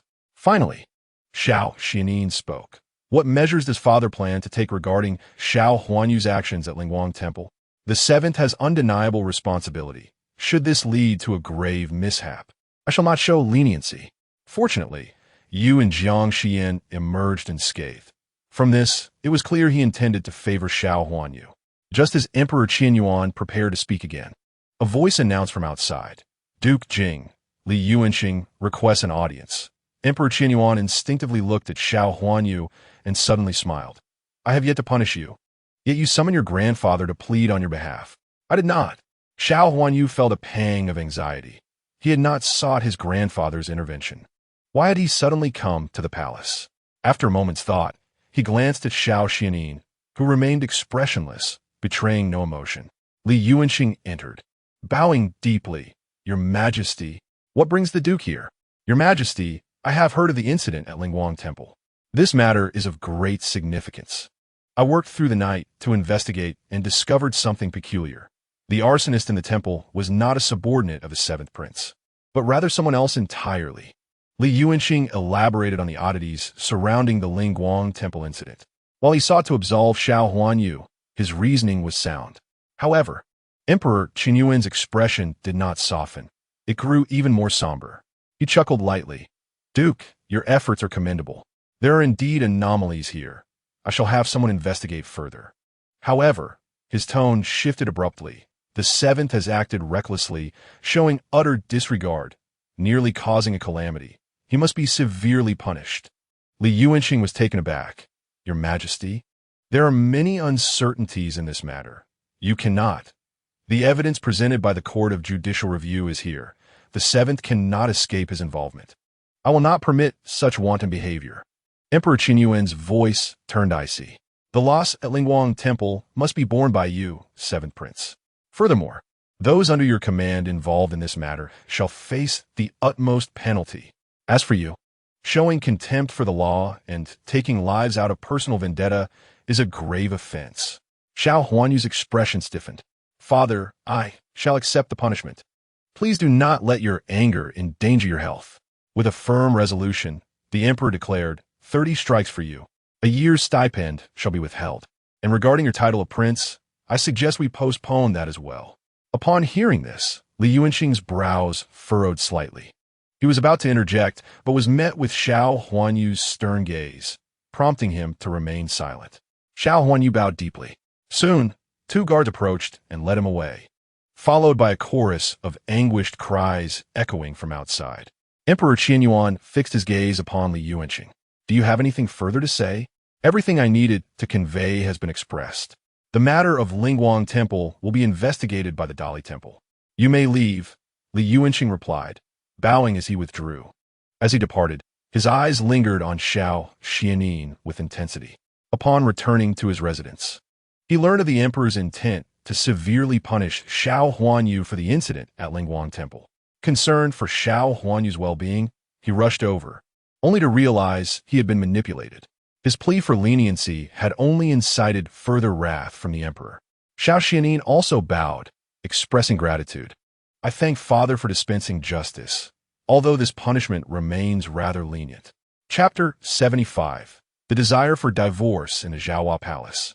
Noble consort Yu was savoring her tea when a palace maid hurried in with alarming news. The emperor had punished the seventh prince. Startled, she knocked over a cup. How could he endure such punishment? He has been frail since childhood, accustomed to luxury. Preparing to rush to the imperial study, she hesitated, realizing the emperor must be exceedingly enraged. She understood Xiao Yuanhe well. Her presence would likely exacerbate the situation. He might even perceive her as overly indulgent of Huanyu, which would be counterproductive. After some contemplation, she instructed Wang Gui, go and ascertain the true reason behind the emperor's fury. Resuming her position on the soft couch, she felt an unsettling twitch in her left eyelid, a sign of impending unease. Outside the imperial study, Xiao Huanyu clenched his teeth, blood spilling from his mouth. Appearing utterly wretched, Zhang fuming escorted Xiao Xuanli out. Your Highness, the seventh prince has already coughed up blood. His constitution is weak. This is to be expected. Xiao Huanyu's frailty stemmed from complications during his birth, when noble consort Yu experienced significant hemorrhaging. The emperor had shown him extraordinary favoritism, bordering on indulgence. Unlike his brothers, who were trained to be martial, Xiao Huanyu had never even held a sword, often charming his way out of such expectations. He vividly recalled the year he turned 10, eagerly wanting to demonstrate a difficult sword technique to the emperor, only to find him tenderly teaching the young Xiao Huanyu to read. The warmth of paternal affection was unmistakable. If memory serves, this marked Xiao Huanyu's first encounter with punishment. Your Highness, I sensed the emperor was about to show leniency toward the seventh prince. But upon the arrival of Duke Jing, his demeanor shifted dramatically. I am but a foolish servant and fail to comprehend the nuances, Zhang fuming lamented. Xiao Xuanli merely uttered 4 words in response. The emperor's heart is inscrutable. Li Yuanxing's unauthorized investigation into Lingguang Temple has overstepped his bounds. Moreover, this matter was initially a mistake on Xiao Huanyu's part. In light of the irrefutable evidence from the Dali Temple, Li Yuanxing's hasty arrival and his attempt to publicly defend Xiao Huanyu is nothing short of provocation, a challenge to the emperor's supreme authority. Your Majesty, the seventh prince has fainted, cried out the guard responsible for the punishment. Emperor Qinyuan stepped out of the study to find Xiao Xuanli slumped to one side, unconscious. After a moment of contemplation, he commanded, "Carry him back to my palace," and summoned Judge Zhang. A flurry of activity ensued as the crowd hastily lifted Xiao Xuanli away. Xiao Xuanli also prepared to leave when he suddenly heard the voice of Emperor Qinyuan behind him. "What has happened to your eyes?" Xiao Xuanli paused. "Jiang Xiyan is treating my son. If she succeeds, it will be a significant achievement, and I assure you, I shall reward her handsomely." After a brief moment of reflection, Xiao Xuanli added, "If Father Emperor truly wishes to reward her, it would be prudent to do so now. Coincidentally, Jiang Xiyan has entered the palace today with me." Upon hearing this, Emperor Qinyuan hesitated. To bestow a reward before a deed is accomplished seems inappropriate. However, considering the injustices faced not only by you, but also by Jiang Xiyan due to the Lingguang Temple incident, I find no harm in acquiescing. "Where is she?" "She is waiting outside. Let her enter." After the palace attendant relayed the message, Jiang Xiyan soon appeared, adorned in a pale lotus-colored dress. Her graceful figure and every movement exuding the elegance of a refined lady. "Your servant greets your majesty. I have heard that you are treating the crown prince's eyes. I wish to reward you. What do you desire?" "Reward?" Jiang Xiyan was taken aback. The eyes had yet to be treated, and already a reward was being offered? Yet, one must seize the opportunity. She spoke slowly. "Your majesty, I have but one request. I wish to divorce the Marquis of Yong'an. I hope your majesty will issue an edict declaring that thereafter, my marriage to Pei Yunyuan shall be entirely separate." "You wish to divorce Pei Yunyuan?" Emperor Qinyuan asked, perplexed. "Did you not once yearn to enter the Pei household? Our feelings have soured, and I do not wish to prolong the matter for either of us." Upon hearing this, Emperor Qinyuan nodded slowly. "If you are certain, I shall grant your wish." Jiang Xiyan was taken aback by the smoothness of the process. "Your majesty, I have given it considerable thought. Since you are resolute, I shall issue the edict tomorrow, granting you the divorce." "Thank you, your majesty." Jiang Xiyan was both astonished and elated. Stealing a glance at Xiao Xuanli in the wheelchair, she had initially thought he had deceived her into coming. Yet now her wishes were truly being fulfilled. Just as she was about to rise, another palace attendant rushed in with urgent news. "Your majesty, something terrible has happened. Concubine Jing has been bitten by a snake." "How could there be a snake in the palace?" "I do not know, your majesty." Concubine Jing hurried to check on the seventh prince upon hearing of his punishment, and on her way, a venomous snake suddenly emerged and bit her. The young eunuch pointed. "The lady is over there, where she was bitten." Suddenly, Emperor Qinyuan realized something. "Jiang Xiyan, do you not possess medical skills? Go attend to Concubine Jing." "Yes, your majesty." A group hurriedly followed the palace attendant, swiftly making their way to the scene. It was not far, and they soon arrived. Before her, a gentle-faced woman collapsed onto the ground, her wrist swollen and her expression one of alarm. Jiang Xiyan hurried over. "Your Highness, do not be afraid. Allow me to assist you." She carefully rolled up the lady's sleeve, drew forth a dagger, and let a few drops of venomous blood escape. Subsequently, she offered her a detoxification pill. "The creature that bit you is likely a viper, known for its fierce aggression and potent venom. I have already administered a detoxifying pill to mitigate the effects, but we must promptly summon the imperial physician for the appropriate antidote." The lady, known as Jing Pin, slightly opened her eyes. Although she was not particularly young, with fine lines gracing the corners of her eyes, her demeanor was warm and inviting, unlike the more glamorous concubines. "Thank you," she said softly. "Your Highness is too kind. I am Jiang Xiyan, the legitimate daughter of Jiang Taifu." "I am aware of you," she replied, a faint smile gracing her lips.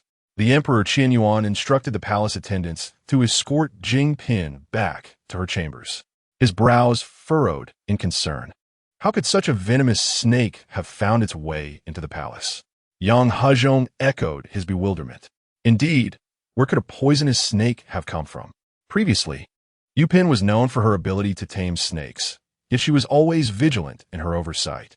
It was then that the emperor recalled a previous incident involving Chun Marin, who had claimed to see a snake, which caused her to suffer a miscarriage. Realizing he had spoken inappropriately, He quickly covered his mouth. The expression on Emperor Qinyuan's face darkened at once. Summon the guards. Conduct a thorough investigation of the palace to determine the origin of this venomous snake. Chapter 76. The fault lies with me. Emperor Qinyuan's gaze was icy. In the harem, where offspring were already scarce, last year's news of Chunmaren's pregnancy had been a cause for celebration. Yet, one night, she suffered a sudden miscarriage, claiming to have seen a large snake crawl past her window, which had startled her and caused the loss. An investigation had been conducted, but no trace of snake was ever found. Moreover, how could there be a large snake within the palace? After a thorough examination, the Guifei had found only a thick branch beneath the window, asserting that Chunmaren had made a mistake. There had been no snake at all. He had not pursued the matter further. However, today, Jingpin had indeed been bitten right before his eyes. Was it truly a venomous snake within the palace? Or was the malice of the human heart at play? He was determined to uncover the truth today. Half an hour passed. Your Majesty, we have searched the palace thoroughly and found no snakes, except what? Except for the residences of the concubines. Their noble status prevents us from approaching without permission. Emperor Qinyuan's expression darkened. Search, especially the residence of Yupin. Conduct a thorough search for me. Meng Pei immediately led his men away. The others waited anxiously in a nearby hall.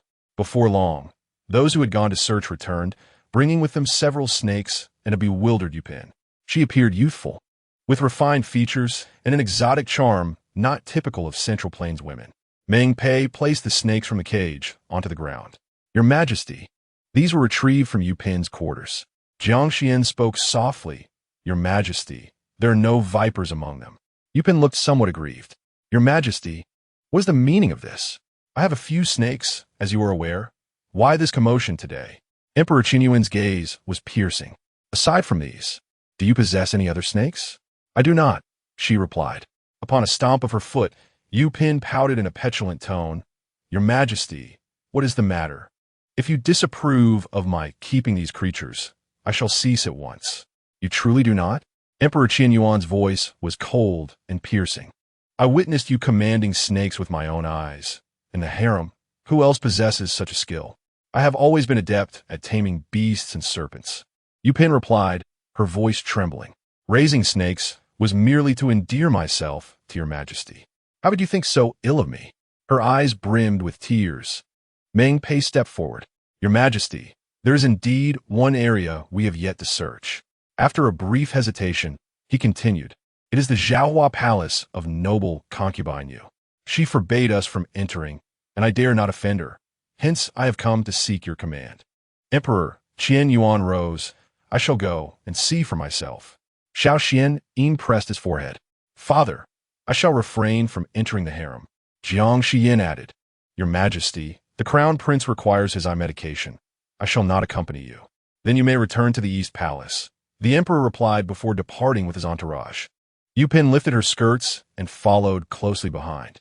As they stepped out of the hall, she glanced back at the two, her gaze momentarily dimmed. Upon arriving at Zhaohua Palace, Emperor Qian witnessed a line of guards stationed outside. Noble concubine Yu, garbed in a deep purple palace dress and adorned with a phoenix hairpin, glared at him with evident fury upon his approach. Your Majesty, what is the meaning of this? Did Meng Pei not inform you? He retorted. He mentioned that Jingpin was bitten by a snake, and you have stirred my wrath by demanding a search of the entire harem. Noble concubine Yu furrowed her brows. Does your Majesty truly suspect that I unleashed the snake upon her? Every residence in the harem has been searched. Why is it that the noble concubine's abode remains exempt? Yupin interjected with a sly smile. How imposing you are, noble concubine. When I converse with his Majesty, how dare you interject? Do you not fear that I might silence you? Yupin leaned delicately against Emperor Qianyuan. Your Majesty, he replied, I do not suspect you of harming Jingpin. I am merely concerned for your safety. The venomous snake remains at large, and should it harm you, it would cause me great distress. With a wave of his hand, the guard surged forward. A flicker of panic crossed noble concubine Yu's face. Your Majesty, if you doubt me thus, how shall I manage the harem in the future? She was anxious for her palace concealed secrets. Emperor Qianyuan stepped inside. Noble concubine, you appear somewhat unwell. Noble concubine, you stiffened. After a moment's contemplation, she decisively turned. Your Majesty, I wish to speak with you privately. Emperor Qian Yuan lifted his gaze slightly. After a prolonged silence, he instructed, Yu Pin, you may return to your quarters. Do not meddle with those snakes again. I shall obey, she replied. Once Yu Pin departed, noble concubine, you suddenly knelt before him. Your Majesty, I have erred. Emperor Qian Yuan's expression shifted. What is the meaning of this? Indeed, I have kept certain creatures in Zhaohua Palace, but I assure you, I am not responsible for Jing Pin's predicament. As her words fell, Meng Pei hurried into the room. Your Majesty, I have discovered something in the hidden chamber of the noble concubine's inner sanctum. Cats, dogs, and a snake den. Emperor Qian Yuan stood, ready to proceed. However, Meng Pei bowed his head and said, Your Majesty, the scene within the snake pit is rather horrifying and may disturb you. Such trivial matters do not concern me, he asserted, striding forward. It was only upon arrival that he comprehended Meng Pei's intent. Within a vast, dim chamber, even though it was tidied, the lingering stench of blood could not be concealed. Numerous cats and dogs had already desiccated, contorted into unspeakable forms. At the innermost part lay the snake pit, where various serpents coiled together, alongside human bones and corpses. Fragments of clothing indicated they belonged to palace maids and eunuchs. In a hushed tone, Meng Pei remarked, I have just interrogated the servants here. This snake has been kept for many years, and those cats and dogs were used for the pleasure of the noble consort. Pleasure? Meng Pei fell silent. Emperor Qian Yuan slightly narrowed his eyes and coldly commanded, What has been witnessed today must not be spoken of. Yes, he affirmed, turning to leave. Inside the palace, noble consort, you had already dismissed the attendants, her expression far from pleasant. Your Majesty, did you see everything? Indeed, Emperor Qian Yuan replied with a sudden smile. I have known you for 30 years, yet I was unaware of your penchant for cruelty, torturing cats and dogs, clandestinely establishing a snake pit. Is this the inner palace or the Ministry of Justice? No, even the ministry would not employ such brutal methods. Are you still the Li Bei'er I once knew? In his memory, Li Bei'er was bold and radiant. Though temperamental, she was certainly not a sinister and bloodthirsty woman. She shone like the sun, forever etched in his heart. Now, it seemed as though something had shattered. What exactly do you use this snake pit for? Sometimes, there are disobedient servants in the palace that are difficult to handle. So I throw them in here. And what of Lady Chun? Did you not conspire to cause her miscarriage? No. Noble consort, you exclaimed, lifting her gaze sharply. I did not. Lady Chen's incident was entirely accidental. Have you ever plotted against the other consorts in the palace? Against my heirs? Noble consort Yu's eyes flickered slightly. In a mere glance, Emperor Qian Yuan discerned the answer. He laughed in fury. With such a twisted mind, how dare you aspire to the position of empress? If I had truly elevated you to that rank, your actions would have become public knowledge, turning you into a laughingstock. Noble consort, you hesitated, slowly meeting his gaze. I am unworthy of being empress. Yet, does Qin Yu deserve it? She is virtuous and graceful, possessing the qualities of a noble heart. Naturally, she is deserving. Then why did your Majesty insist on bringing me back? Had I not entered the palace, perhaps Qin Yu would not have met her untimely end. Emperor Qin Yuan's expression abruptly turned icy. The empress has passed. Should you continue to utter such reckless words, do not blame me for punishing you. With a wave of his sleeve, he turned to leave. I shall ensure the disposal of the contents in your chambers. Remain in Zhaohua Palace until you have regained your composure. Then you may emerge. Chapter 77. You are my mother. In the Eastern Palace, Jiang Xiyan noted that the time was nearly upon them and personally removed the bandages from Xiao Xuanli's eyes. After cleansing the medicinal ointment from his eyes, Xiao Xuanli gradually opened them. How do you feel, Your Highness? No significant change. Before me lies a blinding white light, occasionally interrupted by fleeting shadows. After a brief slumber, I should be able to discern more clearly by tomorrow. As these words escaped my lips, Tinya entered the room, his gaze landing upon Jiang Xiyan. She promptly spoke. Your Highness, may I step out for a moment? It would be somewhat inappropriate for me to remain while you discuss pressing matters. However, Xiao Xuanli interjected. There is no need. Please, feel free to voice any concerns. Only then did Tianya begin. Your Highness, news has arrived from Zhaohua Palace. It appears the emperor had a disagreement with concubine Yu and subsequently departed, but not before placing her under house arrest. The management of the 6 palaces has temporarily been entrusted to concubine Shu. Xiao Xuanli nodded. What of the viper? Your Highness, it has been dealt with. Jiang Xiyan expressed her surprise.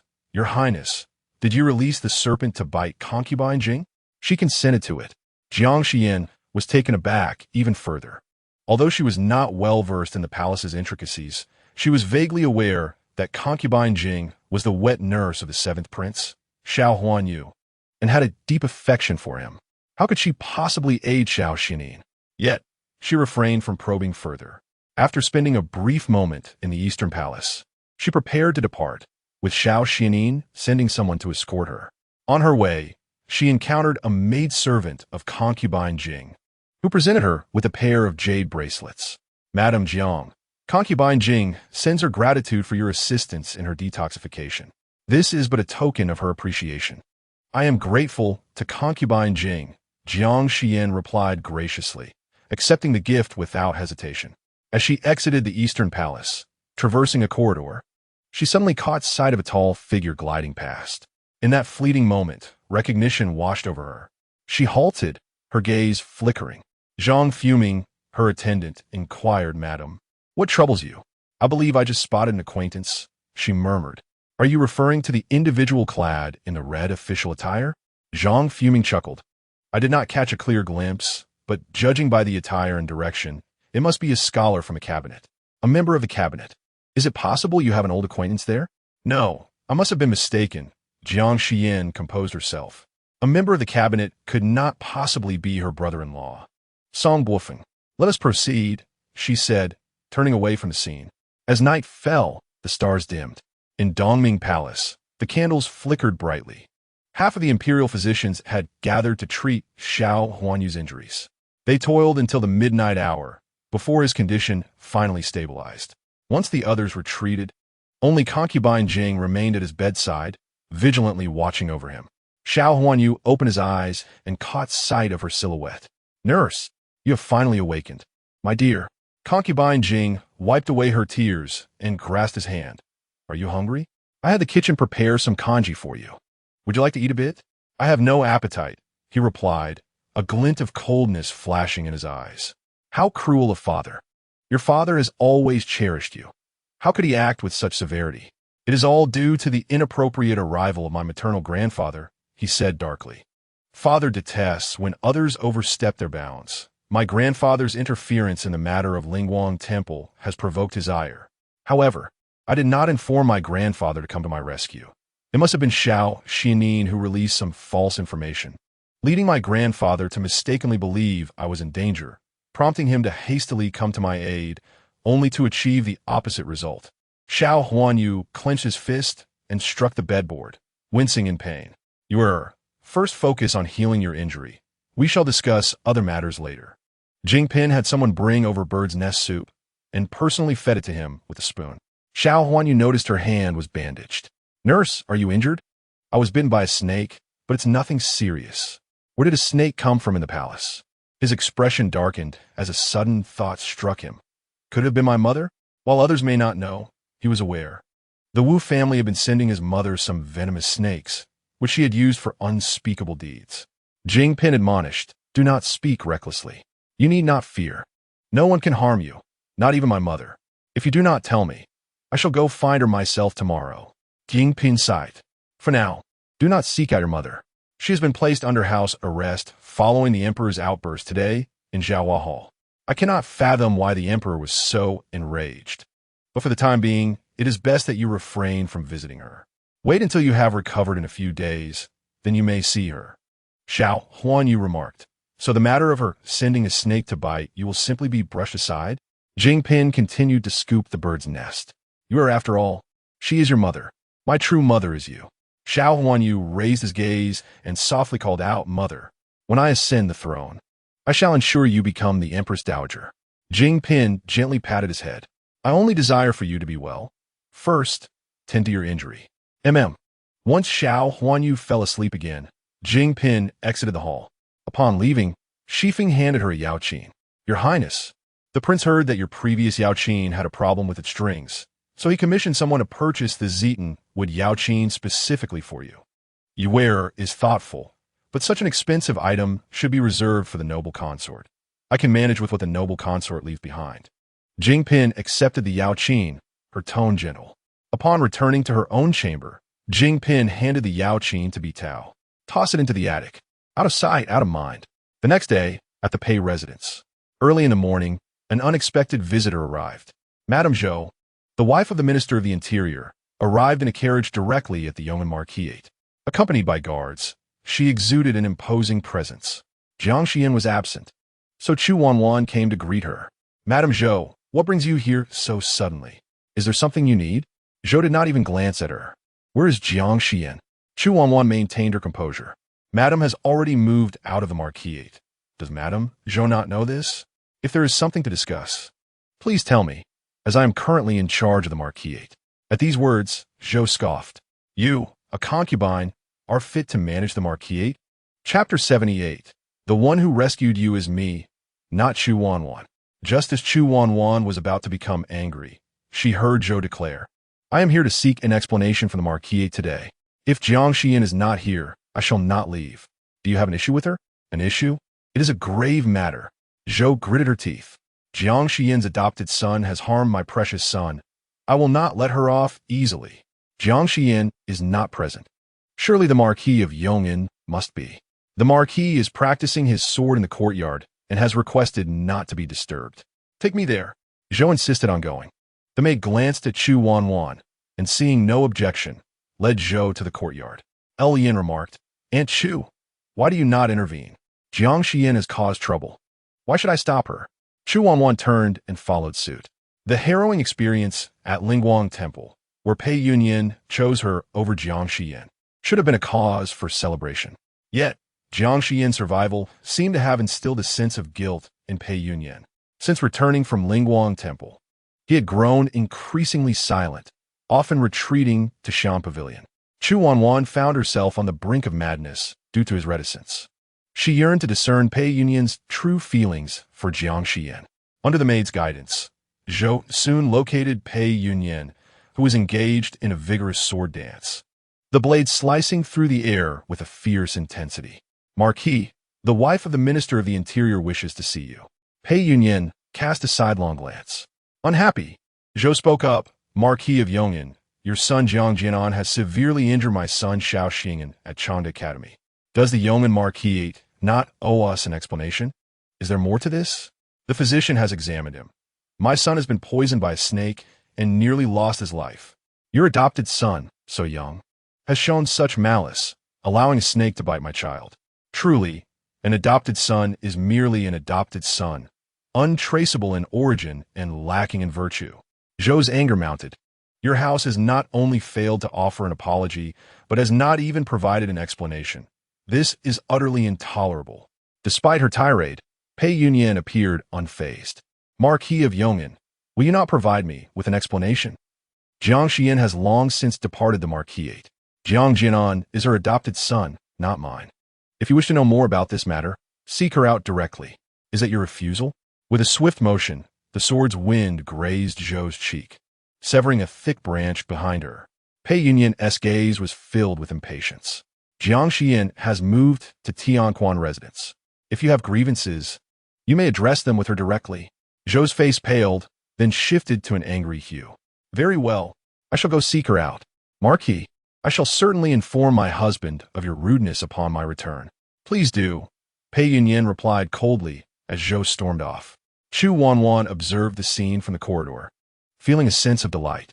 It seemed that Pei Yunyuan harbored significant resentment towards Jiang Xiyan, which might indicate a lack of genuine concern. Indeed, if he truly cared, how could he have chosen her at such a critical juncture, allowing Jiang Xiyan to face doom alone? Her spirits lifted considerably. Pei Yunyuan noticed her presence. Have you come to Shan Pavilion for a purpose? Marquis, I am feeling somewhat unwell, Chu Wanwan replied, frowning and coughing gently.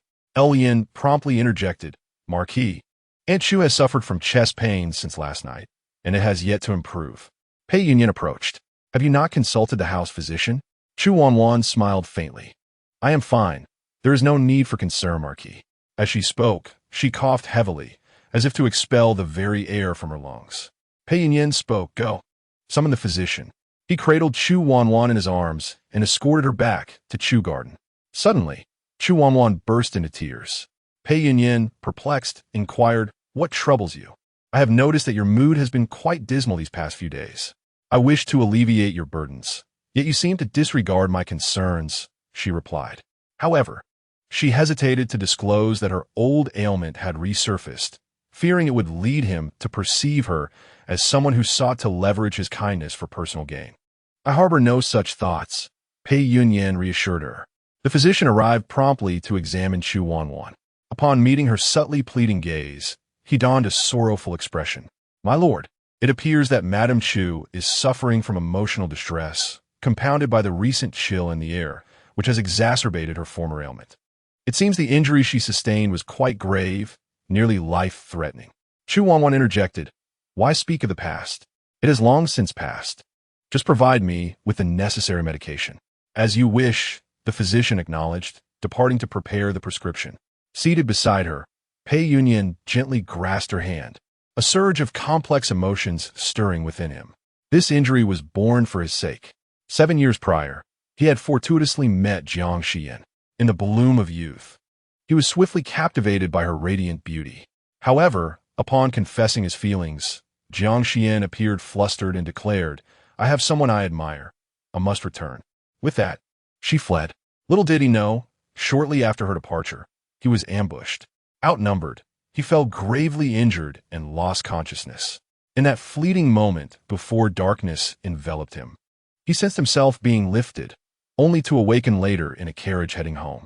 The guard who rescued him confessed ignorance of his savior's identity, revealing only that he had been drenched in blood, alongside a simple sachet that bore the character Wan. Years later, through a series of unforeseen circumstances, he wed Jiang Xiyan, only to discover that his savior was none other than one of his accompanying maidservants, Chu Wanwan. The sachet had belonged to her. To save him, she had carried him for an extended distance, sustaining an arrow wound in the process. She had drawn the enemy away, concealing him in a safe location. The severity of her injury left her with a lingering ailment, a persistent pain in her chest.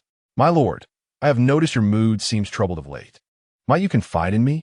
Chu Wanwan inquired gently. Pei Yunyuan began to speak slowly. While he had indeed been burdened by sorrow, clarity now enveloped him. Jiang Xiyan's abandonment was overshadowed by the knowledge that it was Chu Wanwan who had risked her life to save him. Thus, his choice of Chu Wanwan felt entirely justifiable, devoid of any guilt. My lord, a servant rushed in, exclaiming, The lady has returned. Pei Yunyuan was taken aback, astonished. Chu Wanwan, too, felt a wave of confusion. Why had she returned at this moment? An unsettling premonition welled within her. Jiang Xiyan made her entrance at Chu Garden, adorned in a pomegranate-hued brocade gown. Her hair embellished with a complete set of white, jade, and red coral ornaments, enhancing her already striking beauty. Pei Yunyuan blinked, momentarily dazzled. A smirk crossed his lips as he remarked with sarcasm, Jiang Xiyan, after exerting such effort to leave the Marquis, what brings you back now? What game are you playing? Jiang Xiyan did not respond, but instead turned her gaze towards Chu Wanwan, who was leaning against the bed. Chu Wanwan, what troubles you? Is it that affliction of heart and chest that has returned? Chu Wanwan, displeased, retorted, I do not require your concern. I happen to have brought Dr. Fong with me. His expertise in treating heart ailments is exceptional. Perhaps he could examine you? Unnecessary, she replied curtly. Yet Jiang Xiyan seemed not to hear, insisting, Dr. Fong, please take a look at her. I said it is not needed, Jiang Xiyan. What exactly are you trying to accomplish? Is it that you do not need help? Or that you are too afraid? Pei Yunyuan narrowed his eyes. What do you mean by that? Jiang Xiyan's expression grew cold. Pei Yunyuan, had I known you were so blind and foolish, I would never have risked my life to save you. Pei Yunyuan's gaze faltered. Chu Wanwan was also taken aback. Jiang Xiyan continued, I am here to inform you, Pei Yunyuan, that Chu Wanwan does not suffer from any heart ailment. The beloved concubine you hold dear is not your savior. She has deceived you. It was I who rescued you back then, and I was the one struck by an arrow. Chapter 79. The truth as her words settled. The room fell into a profound silence. Chu Wanwan's complexion turned ashen. Striving to maintain her composure, she asserted, "My lord, she lies. That day at Lingguang Temple, you did not choose her. Jiang Xiyan harbors resentment in her heart, and thus she has come to sow discord between us." Pei Yunyuan gradually regained his senses, his narrow, beautiful eyes fixated on Jiang Xiyan. "You claim that you saved me. Why should I believe you? On that day, when you were attacked, I carried you to safety, sustaining an arrow in my chest. I then concealed you in a cave and drew away the enemy. Do you know what I encountered afterward?" Turning her gaze to Chu Wanwan, she continued, "I encountered Chu Wanwan, my personal maid. Without much thought, I confided in her, urging her to fetch help. However, she vanished without a trace. After I was rescued and returned home, I fell gravely ill and lost my memories of that time, only recovering them a few days ago. Reflecting on it now, it seems Chu Wanwan abandoned me to seek you. Unexpectedly, she indeed impersonated me. If you seek evidence, the simplest way is to examine her wounds and see if there is any deceit." Chu Wanwan vehemently denied it. "It is not as you say. I am the one who saved my lord." She grasped Pei Yunyuan's sleeve, but he remained unmoved, his striking eyes glinting with cold contemplation. Instinctively, Chu Wanwan spoke, "My lord, I am in pain. Please let her go. I am suffering." Pei Yunyuan slightly turned his gaze. She was likely unaware that her current demeanor betrayed her panic. The more frantic she became, the more her act faltered, nearly transparent to see through. "If it is indeed pain in your chest, then let the physician examine you," Pei Yunyuan stated firmly. "Dr. Fong, please attend to her." Chu Wanwan cried out, "My lord, do you not trust me? If there is a physician in the manor, let him examine me. Why must it be Dr. Fong? He may very well be colluding with Jiang Xiyan." Suddenly, a hand grasped her wrist. Pei Yunyuan's gaze was heavy as he remarked, "There is no need to rely solely on Dr. Fong. Outside, there are countless physicians available. Perhaps I should summon the imperial physician to examine you." "Chu Wanwan, do not test my patience." He released his grip and commanded, "Dr. Fong, please assess my beloved concubine and uncover the truth behind this ailment of the heart." Dr. Fong approached with his medicine kit. The screen was drawn, obscuring the commotion within. Soon after, Dr. Fong emerged from behind the screen. "My lord, in my opinion, Lady Chu does not suffer from any heart pain. Her injury is quite superficial. Its grotesque appearance likely results from some medicinal application. Moreover, what is it?" Pei Yunyuan inquired, his tone sharp. "This wound does not resemble an arrow injury. It appears to have been inflicted by a sharp instrument, such as a dagger." Jiang Xiyan chuckled softly. "My lord, if you doubt Dr. Fong's words, would you prefer to summon another physician for second opinion?" Pei Yunyuan remained silent. After a moment, he suddenly lifted his foot and kicked the nearby screen to the ground. Chu Wanwan shrank back on the bed, her complexion pale. "Why, does your heart still ache?" "My lord, do you not believe me?" she stammered. A light laugh escaped Pei Yunyuan, his naturally affectionate peach blossom eyes now filled with derision and coldness. His silence spoke volumes, instilling in her a deeper fear than any reprimand could. Chu Wanwan could no longer maintain her facade. She threw off the covers and nearly tumbled to the floor. "My lord, I was wrong. I should not have impersonated the lady to save you. But I truly love you. My feelings for you over the past 5 years are sincere." She knelt on the ground, tears streaming down her face. Jiang Xiyan stood by, observing as the charade neared its conclusion, losing interest in the unfolding drama.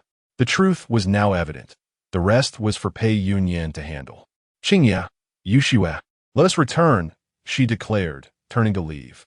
Pei Yunyuan took a step forward, intent on pursuing Jiang Xiyan, but was tightly grasped by Chu Wanwan around the leg.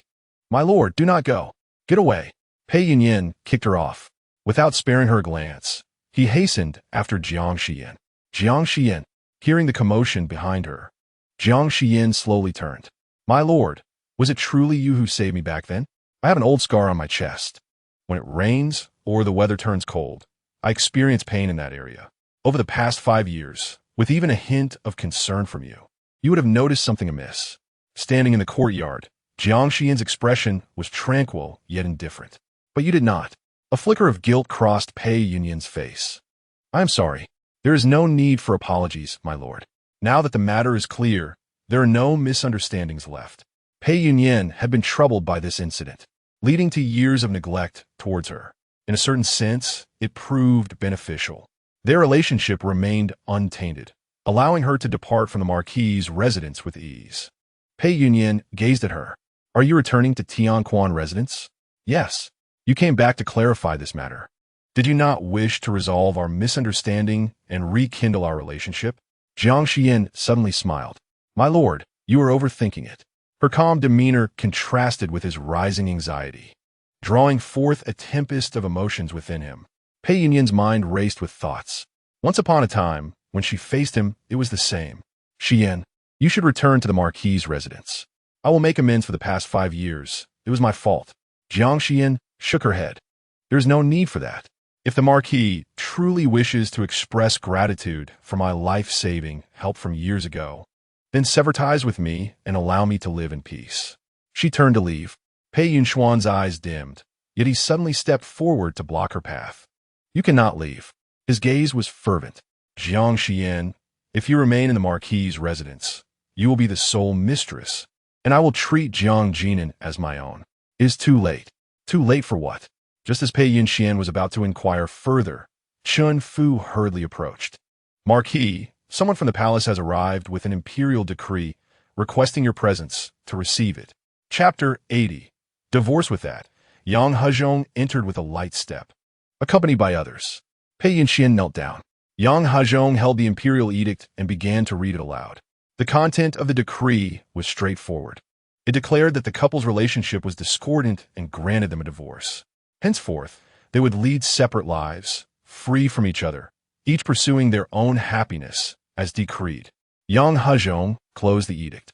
Marquis Yong'an, receive your decree. Pei Yunyuan accepted the edict with a trembling hand. Rising, he suppressed the emotions welling in his eyes. Master Yang, how could His Majesty suddenly issue this divorce decree? How will we know His Majesty's thoughts? Yang Hezhong replied with a smile. Moreover, this is a matter of the Marquis' household. If even the Marquis is unaware, how can an outsider like me know? He nodded to Jiang Xiyan and then departed. Pei Yunyuan turned to Jiang Xiyan. Did you plead with His Majesty for this divorce decree? Yes. Jiang Xiyan's gaze was as calm as water. Since the Marquis does not favor me, it is inappropriate for me to occupy the position of mistress. This way, it is better for both of us. You were already prepared to leave the Marquis' residence, so you moved out without any intention of returning. Pei Yunyuan suddenly understood. His handsome face bore an expression of disbelief. Jiang Xiyan, you were the one who sought me out to marry me. Now you say you can leave so easily. Jiang Xiyan slightly lifted her beautiful eyes. What if I told you that 5 years ago, the one who wished to marry you was not me at all? What do you mean? The one who wished to marry you 5 years ago was not me. She did not wish to elaborate further. The decree for divorce had already been issued, and the authorities had likely already amended the household registration, making the Marquis' letter of release unnecessary. From now on, we shall have no connection. Jiang Xiyan turned and walked toward the exit.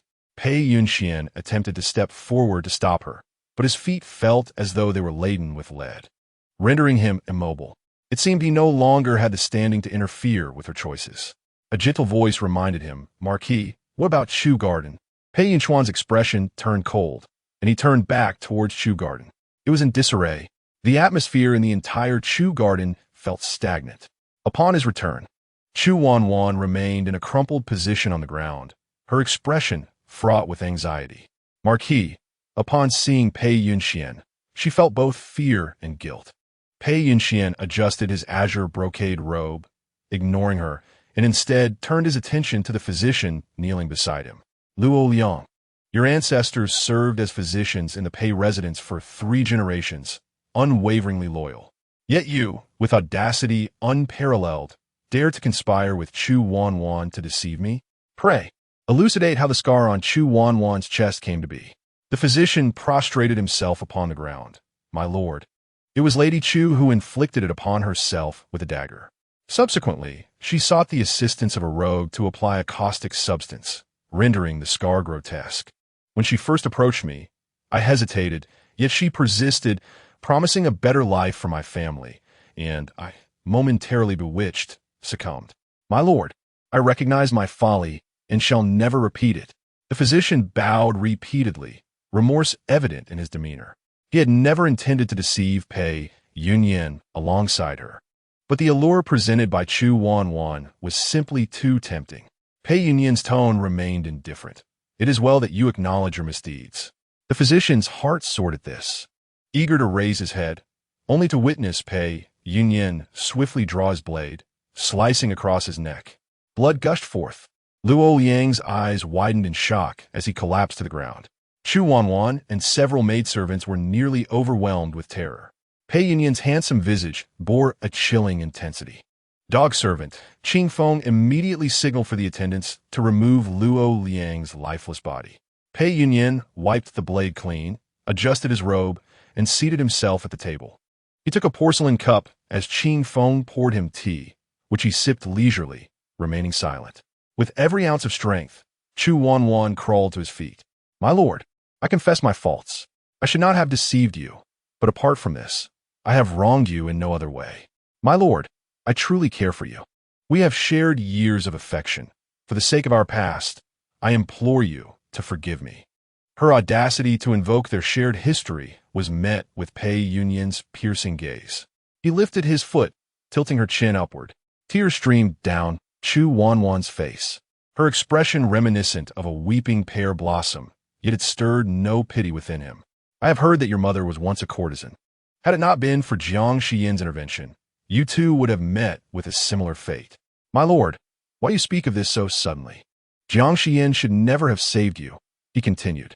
Someone go, find a lively brothel for Chu Wanwan and deliver her there. My lord, you cannot do this. Panic consumed Chu Wanwan as she clutched his leg tightly. I am your concubine. If this were to become known, what would remain of your honor? Pei Yunyuan appeared amused by her words. You are but a mistress, not my legitimate wife. What shame do I incur in selling you? He grasped her chin firmly. Do you not enjoy the pleasures of the bed? Then I shall ensure you have ample opportunity. My lord, this humiliation is unbearable. I would rather die. Very well, Pei Yunyuan retorted, thrusting the blade into her hands. Here lies your chance to depart this world with dignity. Chu Wanwan trembled as she held the knife. Her eyes shut tight as she aimed for her own neck. The blade was poised to pierce her skin, yet Pei Yunyuan remained unmoved. Observing her hesitation, he seized her wrist. Afraid? Allow me to assist. No. Chu Wanwan struggled fiercely, casting the knife aside. No, she did not wish to die. Pei Yunyuan let out a scornful laugh, imbued with endless derision and disdain. Indeed, how could a hypocritical wretch like you ever truly wish for death? Chu Wanwan gasped for breath, then suddenly burst into laughter. Pei Yunyuan, you have never loved me, have you? The room fell into an eerie silence. Chen Fu cast a glance at the prostrate Chu Wanwan. Has she gone mad, spouting nonsense? You clearly do not love me. Yet I have bound you with my life-saving grace, causing you great discomfort. I presume, now that you finally realize Jiang Xiyan is your true savior, you appear furious. But deep down, you must feel a sense of relief, am I correct? You can finally cease pretending to care for me. No longer tormented by the pain of being cast aside by Jiang Xiyan, you can wholeheartedly love Jiang Xiyan, even if she bears child. Pei Yunyuan abruptly extended his hand, sending a shard of porcelain flying, piercing her shoulder and violently interrupting her words. He rose and approached her, towering above her. And so what? He acknowledged everything she had said. Chu Wanwan's face turned ashen. Several servants dragged her away, along with her close maid, Kai Lian, to be dealt with as well. Chu Wanwan's complexion was pale, her eyes brimming with intense resentment and sorrow. Initially, her ambition was merely to ascend the social ladder. Yet, after becoming a concubine, she had genuinely fallen for Pei Yunyuan. He held a position of power, was strikingly handsome, and had a way of charming people that was utterly beguiling. She could not help but be captivated. She had once believed that throughout these years, he harbored some genuine feelings for her. However, his recent words shattered her final shred of hope. He truly had never felt even the slightest affection for her. It was a heart-wrenching blow. Pei Yunyuan had utterly cast her into the abyss of despair.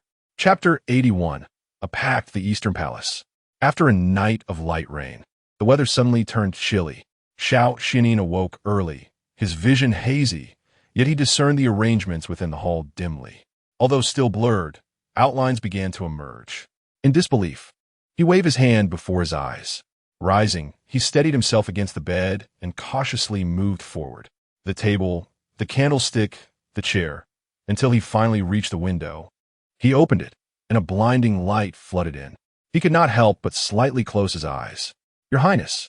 Jiang Xiyan heard the commotion and hurried inside. He closed the hall door behind him. "Your Highness, how is it that you have managed to stand? Could it be that you can see?" "Uncertain." "So, you can see a little? How delightful. How delightful indeed." Jiang Xiyan was equally elated, calming himself. "Your Highness, as the weather turns cooler, do take care of your health." With that, he draped an outer robe over Xiao Xuanli's shoulders. Xiao Xuanli sat by the window, slowly opening his eyes.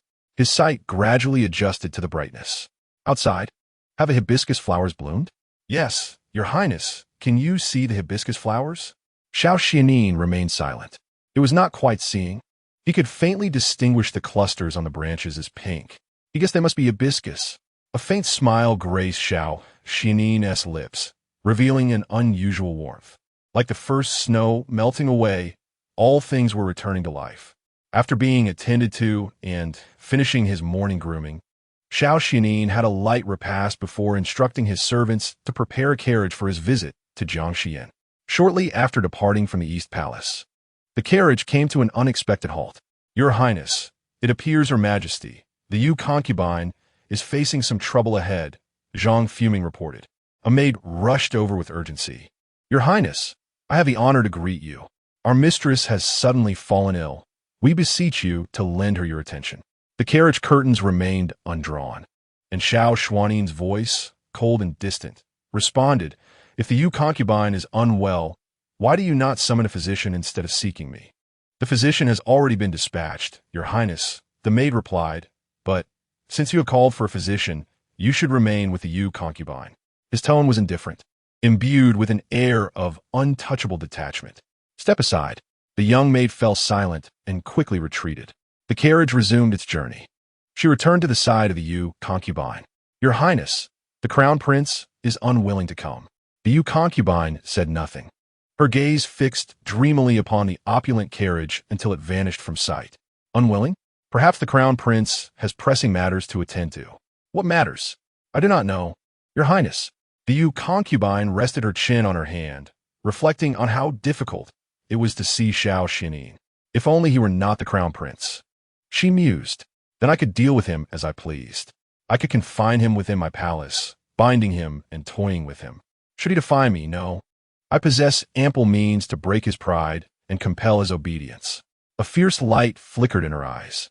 "Your Highness," Sang Lan interjected, interrupting her thoughts. "News has just arrived that the crown prince has left the palace to meet Jiang Xiyan." "Jiang Xiyan?" The Yu concubine's expression shifted slightly as she recalled something. "I met her last time. I heard she is treating the crown prince's ailment.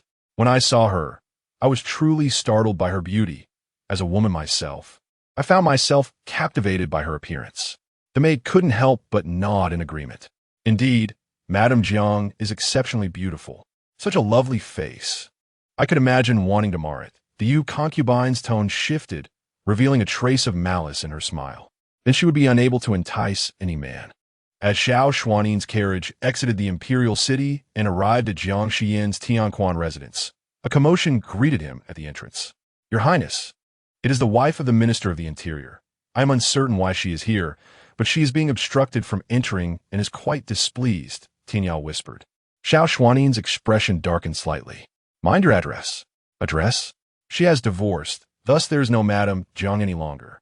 "Very well," Tianyao corrected himself, realizing that she seemed to be causing trouble for Miss Jiang. "Send that woman away." Xiao Xuanli lowered the carriage curtain, and Jiang Xiyan promptly approached. Engaging in a brief conversation, the woman, with a peculiar expression, cast a glance in their direction before hastily boarding her carriage and departing. Xiao Xuanli proceeded directly into Tianquan residence. The servants greeted him with deep respect. "Your Highness, our mistress has gone to the yeoman Marquis' residence today, but shall return shortly. What business does the wife of the Minister of the Interior have here?" In response to His Highness, the humble one is unaware of the matter at hand. "From what I gather, it seems that young master and has had some altercations with her son at the academy," prompting her visit to seek an explanation from the lady of the house. Xiao Xuanli remained silent, opting not to enter the main hall, but instead proceeding directly to the rear courtyard. By the artificial lake in the backyard, Jiang Xiyan was perched by the railing, feeding the koi fish. Xiao Xuanli squinted, faintly perceiving a diminutive figure standing not far away, its features indistinct, merely a small silhouette. What could it be doing? Upon turning her head and spotting Xiao Xuanli, Jiang Xiyan hastily discarded the fish food and rushed over. "Greetings, Your Highness," she chimed, her voice youthful and earnest. Xiao Xuanli inquired, "Why have you not gone to the academy?" Jiang Xiyan's demeanor shifted slightly, her spirits dampened. "I shall no longer attend the academy." "What of it?" She tilted her head, hesitating to divulge further. Xiao Xuanli, with his elongated fingers resting upon the armrest of his wheelchair, remarked, "It appears you have encountered some troubles. If you confide in me, perhaps I might be in a favorable mood to assist you in alleviating your concerns." "Really?" Jiang Xiyan's eyes sparkled with hope. After all, he was the crown prince, wielding considerable power. She discreetly leaned closer to Xiao Xuanli. "I must tell you that I had a quarrel with Xiao Xuanli at the academy. He was bitten by a little flower, and now his mother has come seeking trouble with me." "Why did you come to blows?" "Because he insulted me, calling me a wild child, an unacknowledged adopted son, and most grievously, he disparaged my mother." Jiang Xiyan's voice grew quieter as she continued, "It is all my fault for causing trouble for my mother. Now, with Xiao Xuanli's family at our doorstep, I wonder if she can manage. This is a trifling matter, hardly worth concern. Will you help me?" Xiao Xuanli remained silent. Jiang Xiyan pouted, believing he would not offer assistance. However, Xiao Xuanli slowly spoke, "I will help you resolve this issue, but it shall cost you a favor in return." "Very well, I accept." Jiang Xiyan's spirits lifted once more, and she solemnly hooked her pinky with Xiao Xuanli's. "In the future, if you require my aid, I shall surely comply. A man's word is his bond, and no horse could chase it down. Let's seal it with a pinky promise." Zhang Fuming prepared to intervene to halt this somewhat impolite gesture, but was forestalled by Xiao Xuanli's raised hand. No matter. His long, gentle fingers entwined with Jiang Xiyan's small hand. "Indeed, let's make a promise." Chapter 82. Yin, long time no see, withdrawing her hand. Jiang Xiyan felt elated. She then heard Xiao Xuanli inquire, "Since you have ceased attending the academy, have you found another tutor?" "Not yet. I shall assist you in finding one." "That would be splendid." "Your Highness, you are truly wonderful." Jiang Xiyan beamed, her eyes crescent-shaped with delight. Yet a moment later, a thought struck her as odd. "Your Highness, why are you so kind to me? I am simply at leisure." Jiang Xiyan scrutinized him, a flicker of contemplation crossing her large, expressive eyes. After a brief pause, she seemed to grasp a revelation. "Your kindness towards me. Could it be that you have taken a liking to my mother?" Her voice rose, echoing with incredulity. The crowd fell silent for a moment. Then, a sharp reprimand broke the stillness. Do not be rude." Jiang Xiyan, accompanied by others, had just entered the courtyard and was greeted by Jiang Xiyan's astonishing declaration. Truly a predicament for a mother. She approached briskly, bowing to Prince Xiao Xuanli. "Your Highness, children speak without restraint. I hope you do not take it to heart." Xiao Xuanli sat in his wheelchair and in his line of sight. A vague purple figure flickered before him. The woman's graceful stature was evident. Even as a mere blur, she stood out far more than the other women beside her, akin to a serene and fragrant violet. "Your Highness?" Jiang Xiyan sensed the person before her was scrutinizing her and suddenly felt a pang of anxiety. "Can you see me?" Somewhat clearer than last time, but still quite indistinct. "That is a good sign." Jiang Xiyan exhaled, relieved. "Your Highness's vision should recover soon." After a moment's thought, she inquired, Will you be returning to the Eastern Palace in the next few days? Or will you remain in the capital? Not yet decided. Why do you ask? I shall seek you directly for your treatment, and I do not wish to trouble you with daily visits. Jiang Xiyan lowered her gaze, apprehensive that once Xiao Xuanli's sight was restored, he might see her with Jiang Xiyan, which could lead to significant complications. What if he truly was the man from 5 years ago? Xiao Xuanli did not respond immediately, merely stating, "Have you divorced Pei Yunyuan?" "Yes. I went to the Pei residence today, where the emperor's decree of divorce was issued. I clarified matters with Pei Yunyuan in person. From now on, I shall have no ties with him." Xiao Xuanli replied apathetically. For some reason, Jiang Xiyan felt he seemed to be in good spirits. After all, after years of blindness, he was finally on the path to recovery, which must surely uplift his mood. After administering the antidote to Xiao Xuanli, he did not linger and departed. The newly appointed steward, Gao Ming, seized the opportunity to inform Jiang Xiyan about the visit from the wife of the Minister of the Interior. Jiang Xiyan furrowed her brow. It was likely due to the earlier discord between Anur and her son at the academy.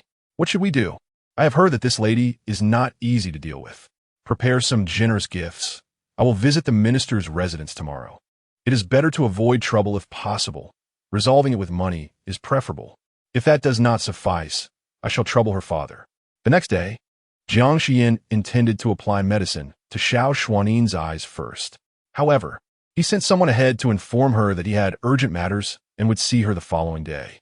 Thus, she brought the prepared gifts to the residence of Minister Zhou Yushan. Expecting a difficult conversation with Madame Zhou, she was pleasantly surprised by her warm demeanor. Jiang Xiyan proactively mentioned the incident at the academy, to which Madame Zhou waved her hand dismissively. "It was merely a child's quarrel. It is of no consequence. My husband has said that I spoiled Xingyin too much. This matter lies with my son, and I should rightfully come to apologize to you."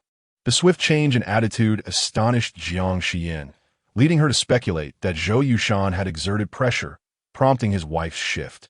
As they say, one does not know a person until they have clashed. Anur and your son have thus forged a bond. "Madame Zhou, please accept these gifts, since I have brought them. It would be illogical to take them back." After several rounds of polite refusal, Madame Zhou graciously accepted the offerings. As she departed, she prepared a comparable gift for Jiang Xiyan, personally escorting her to the entrance.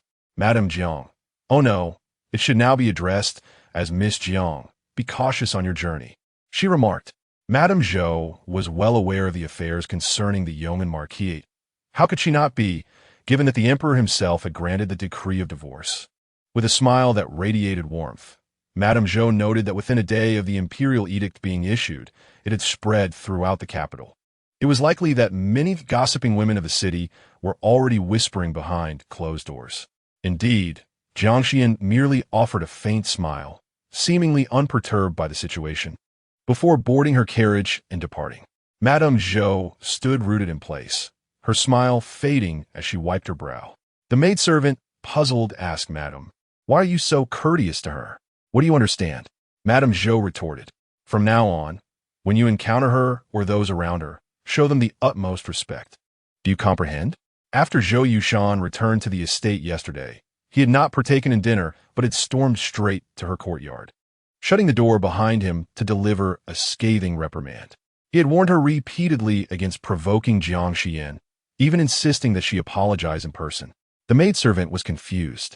However, Zhou Yushan merely stated that Jiang Xiyan had powerful patrons backing her, advising her to steer clear of trouble. When pressed about who these patrons were, he refused to divulge. The more he withheld, the more it suggested the esteemed status of the individual in question, leaving her reluctant to find fault with Jiang Xiyan. With a carriage full of gifts, Jiang Xiyan returned home.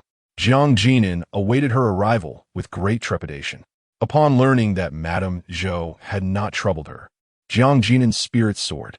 She truly did not cause any trouble for Mother. "Based on your tone, do you know something?" No, I know nothing at all. As long as Mother encountered no issues, that's all that matters." Jiang Xiyan was elated. "Then I shall head to the study." He dashed off with his short legs. The crown prince certainly acted swiftly. He was a man of his word, a true gentleman. Outside, Yushua hurried in.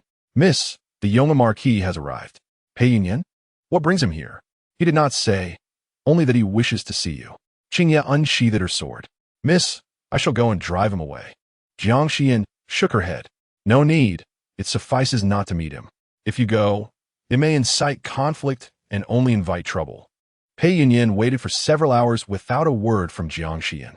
After having lunch and taking a nap, Yu Xue returned to the chamber. Madam, someone outside wishes to see you. What trouble is Pei Yunyuan causing now? It is not the Yong'an Marquis. He left half an hour ago. A carriage is waiting in front of the estate, claiming to be the teacher of young master. And Jiang Xiyan quickly realized that her father had found a tutor for Mr. Chui Zicheng of the Chui clan. She promptly rose. Prepare me for the meeting. I shall greet him personally. After swiftly adorning herself, Jiang Xiyan proceeded to the front of the estate. There, a modest carriage awaited, unadorned yet crafted from exquisite Nanma wood, with indigo curtains embroidered with intricate and sumptuous patterns. The materials and craftsmanship were of the highest quality. Jiang Xiyan approached. May I inquire if you are Mr. Chui? No response came from within the carriage. Qingye, perplexed, asked, Miss, why does he not respond? Mr. Chui? Jiang Xiyan patiently called out once more. The curtain of the carriage was lifted, revealing a young man dressed in the attire of a servant. Jiang Xiyan was taken aback. Chung Shang? Miss Jiang, it is I. It has been many years. A long, pale hand delicately pushed aside the curtain, and the man leaned forward from within the carriage, unveiling a handsome and gentle visage.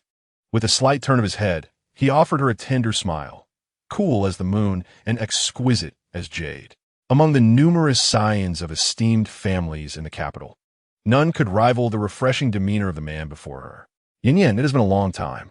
Chapter 83. A reunion with an old friend. Jiang Xiyan stood frozen, scarcely believing her own eyes, until Yu Xue exclaimed in astonishment, Young Master Song? Shouldn't he be at the Yaowang sect? Finally, Jiang Xiyan regained her composure. Senior brother, how is it that you are here? Song Buofeng disembarked from the carriage, clad in a moon-white brocade robe crafted from exquisite floating light silk, its hem embroidered with bamboo leaf patterns and a jade pendant hanging at his waist, truly a figure of unparalleled elegance. He spoke. I have come to serve as a tutor for Jiang Jinan. However, my father mentioned that he had invited Chui Zicheng. Upon learning that I would be in your residence, I informed Brother Zicheng, and now I shall be your household's instructor. This matter is also known to Master Jiang. He chuckled lightly. What, after years of absence? Do you no longer wish to acknowledge your senior brother? Of course not. A flicker of light danced in Jiang Xiyan's enchanting eyes, her heart racing momentarily.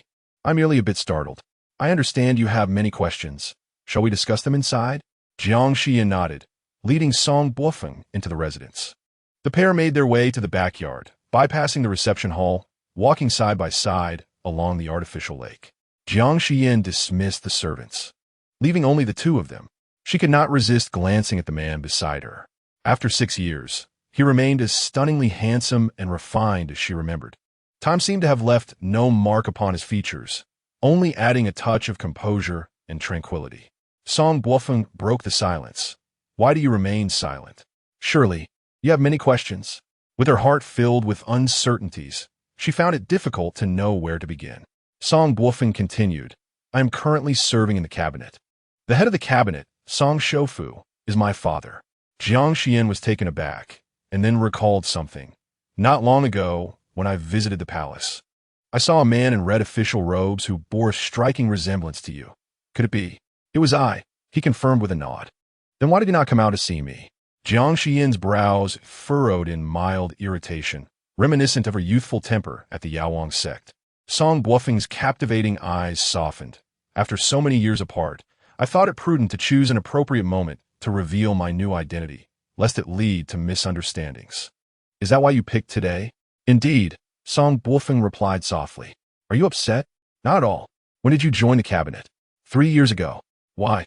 After all this time in the capital, have you not come to see me even once? Even considering the inappropriate actions of my youth, you ought not to have avoided me for so many years. 6 years ago, her engagement to Prince Xiao Xuanli was approaching. She could hardly fathom the source of her courage as she ventured into Song Buofeng's study in the dead of night. inquiring if he would entertain the notion of being with her. Should he acquiesce, she would implore her father to petition the emperor to annul their betrothal. However, Song Buofeng declined her proposal. The following day, he departed from the Medicine King sect, and their separation endured for 6 long years. Did he truly wish to avoid her for all those years, leaving her in limbo? At that moment, he had already rejected her, and she was certainly not the kind to cling relentlessly. So why had he evaded her for so long? I apologize. Song Buofeng's light-colored eyes revealed a hint of regret as he reached out, his cool fingertips brushing away the moisture at the corner of her eye. It is not that I have chosen not to see you. Jiang Xiyan was startled to realize her eyes had indeed grown misty. She lowered her head, hastily wiping them with her sleeve. After all these years, she had yet to rid herself of the habit of weeping in his presence. In her memories, whenever she was upset or in tears, Song Buofeng had always unconditionally indulged and cherished her. He had been exceptionally kind to her, so much so that she had dared to believe he harbored feelings for her as well. Thus, her impulsive actions from years ago were understandable. What could possibly have kept you from seeing me all these years? Song Buofeng's brow furrowed slightly as he halted, his glassy gaze fixed intently upon her.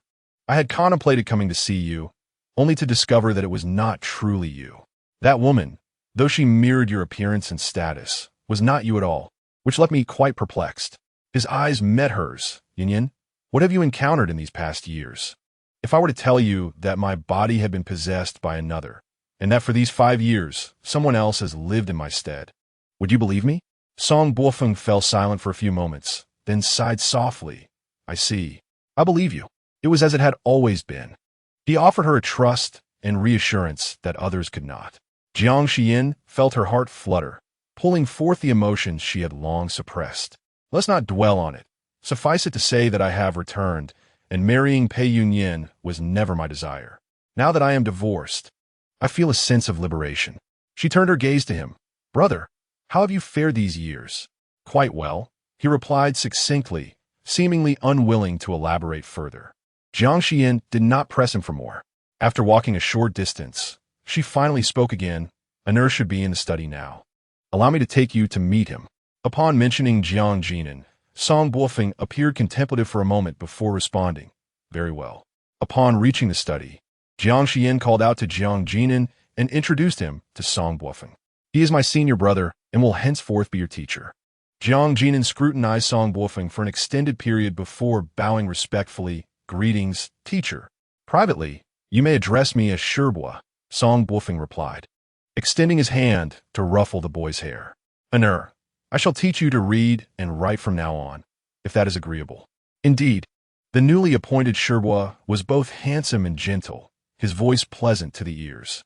Jiang Xiyan was delighted. Song Buofeng naturally took Jiang Xiyan's hand, guiding him into the study. Jiang Xiyan took a long moment to withdraw her gaze before turning back. Cheng Shang awaited her in the courtyard. Upon seeing Jiang Xiyan, he stood upright. Miss Jiang. She approached him. Suddenly, a kick landed on his leg. Cheng Shang jumped up, hissing in surprise. After all these years, he had thought Jiang Xiyan had transformed from her previously domineering self into a graceful and virtuous lady. Yet, he realized that deep down, she remained a willful young lady.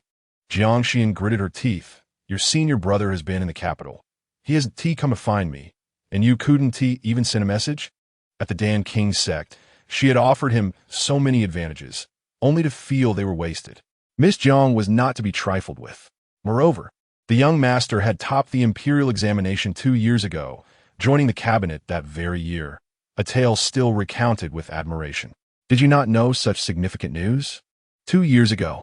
Indeed, she had no knowledge of it. Jiang Xiyan had been confined within the confines of the Pei residence, completely absorbed in Pei Yunyuan. She too was trapped in the western courtyard, cut off from all news.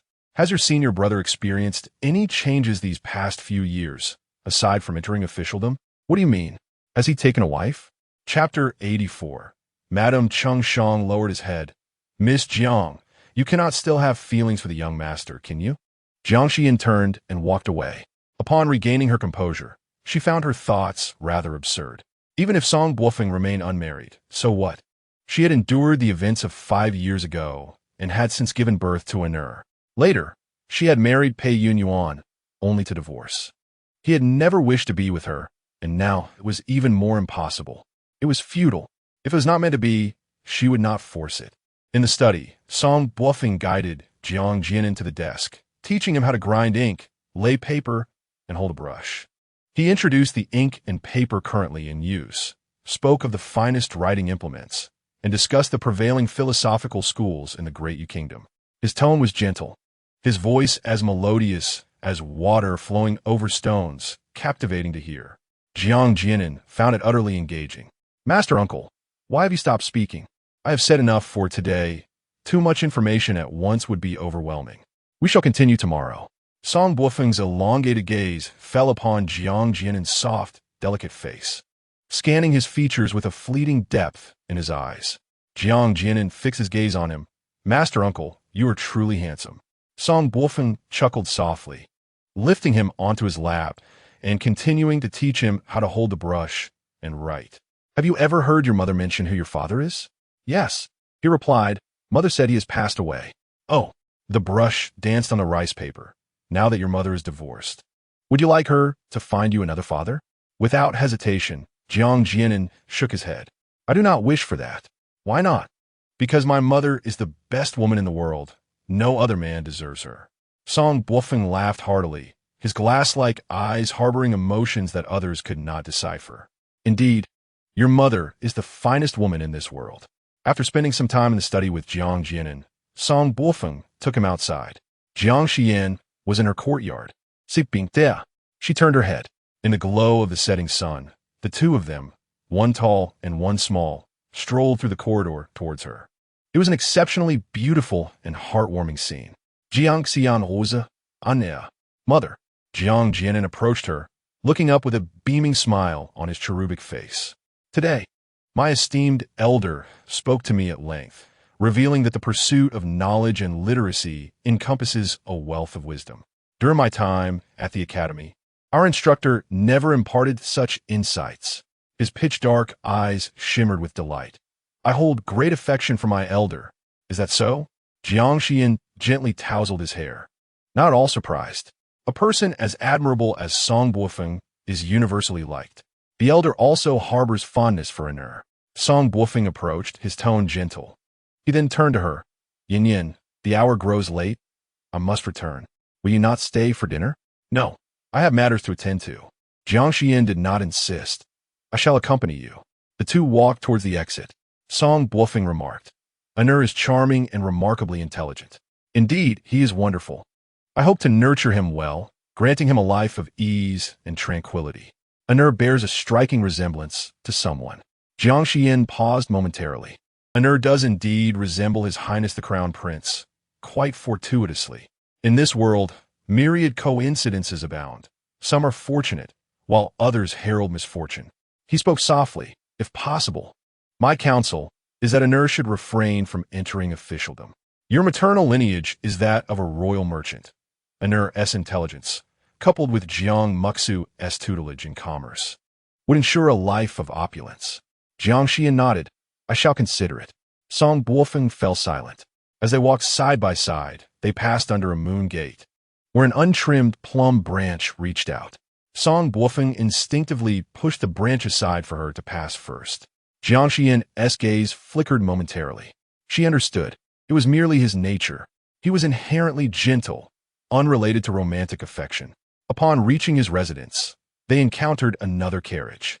A gracefully attired woman descended from it. Her beauty was modest, yet she radiated a gentle charm. She looked at Song Buofeng and remarked, "This carriage appears to be yours. I disembarked to see, and indeed, it is you." Jiang Xiyan inquired, somewhat perplexed, "Who might this be?" The woman spoke softly. "I am his wife." Jiang Xiyan was momentarily taken aback, nearly believing she had misheard. It was reasonable. After all these years, it was to be expected that he would have found someone. Song Buofeng spoke with indifference. "Xiao, this is Jiang Xiyan." "I am aware. This is the wife of the Marquis of Yong'an." Yu Xue interjected, "Madame Xia, my young lady has severed ties with the Marquis of Yong'an and henceforth has no connection to his household." Xiao displayed a hint of surprise. "Then I shall address you as Miss Jiang." Song Buofeng turned to Jiang Xiyan. I shall return tomorrow at the hour of Chun. Very well. Xiao Yun added. Husband, my carriage has a slight issue with the wheel. I intend to have the coachman repair it. Is it agreeable for us to share a carriage? Indeed. The two boarded the carriage and departed slowly. Jiang Xiyan stood in place, watching them for a while. Yu Xue expressed a hint of regret. Such an ethereal and extraordinary man as Song Gongzi has taken a wife who is quite ordinary. She does not even compare to you.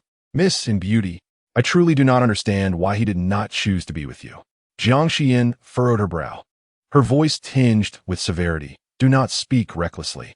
Between my senior brother and me, there exists only the bond of brother and sister, nothing more. Do you understand? Yes. I acknowledge my mistake, the maid replied. Inside the carriage, Xia Yun donned a pale blue dress, seated upright in the fragrant wooden carriage, feeling somewhat tense. Over the years, she had seldom been in the company of Song Buofeng. It was not for lack of desire, but rather the absence of opportunity.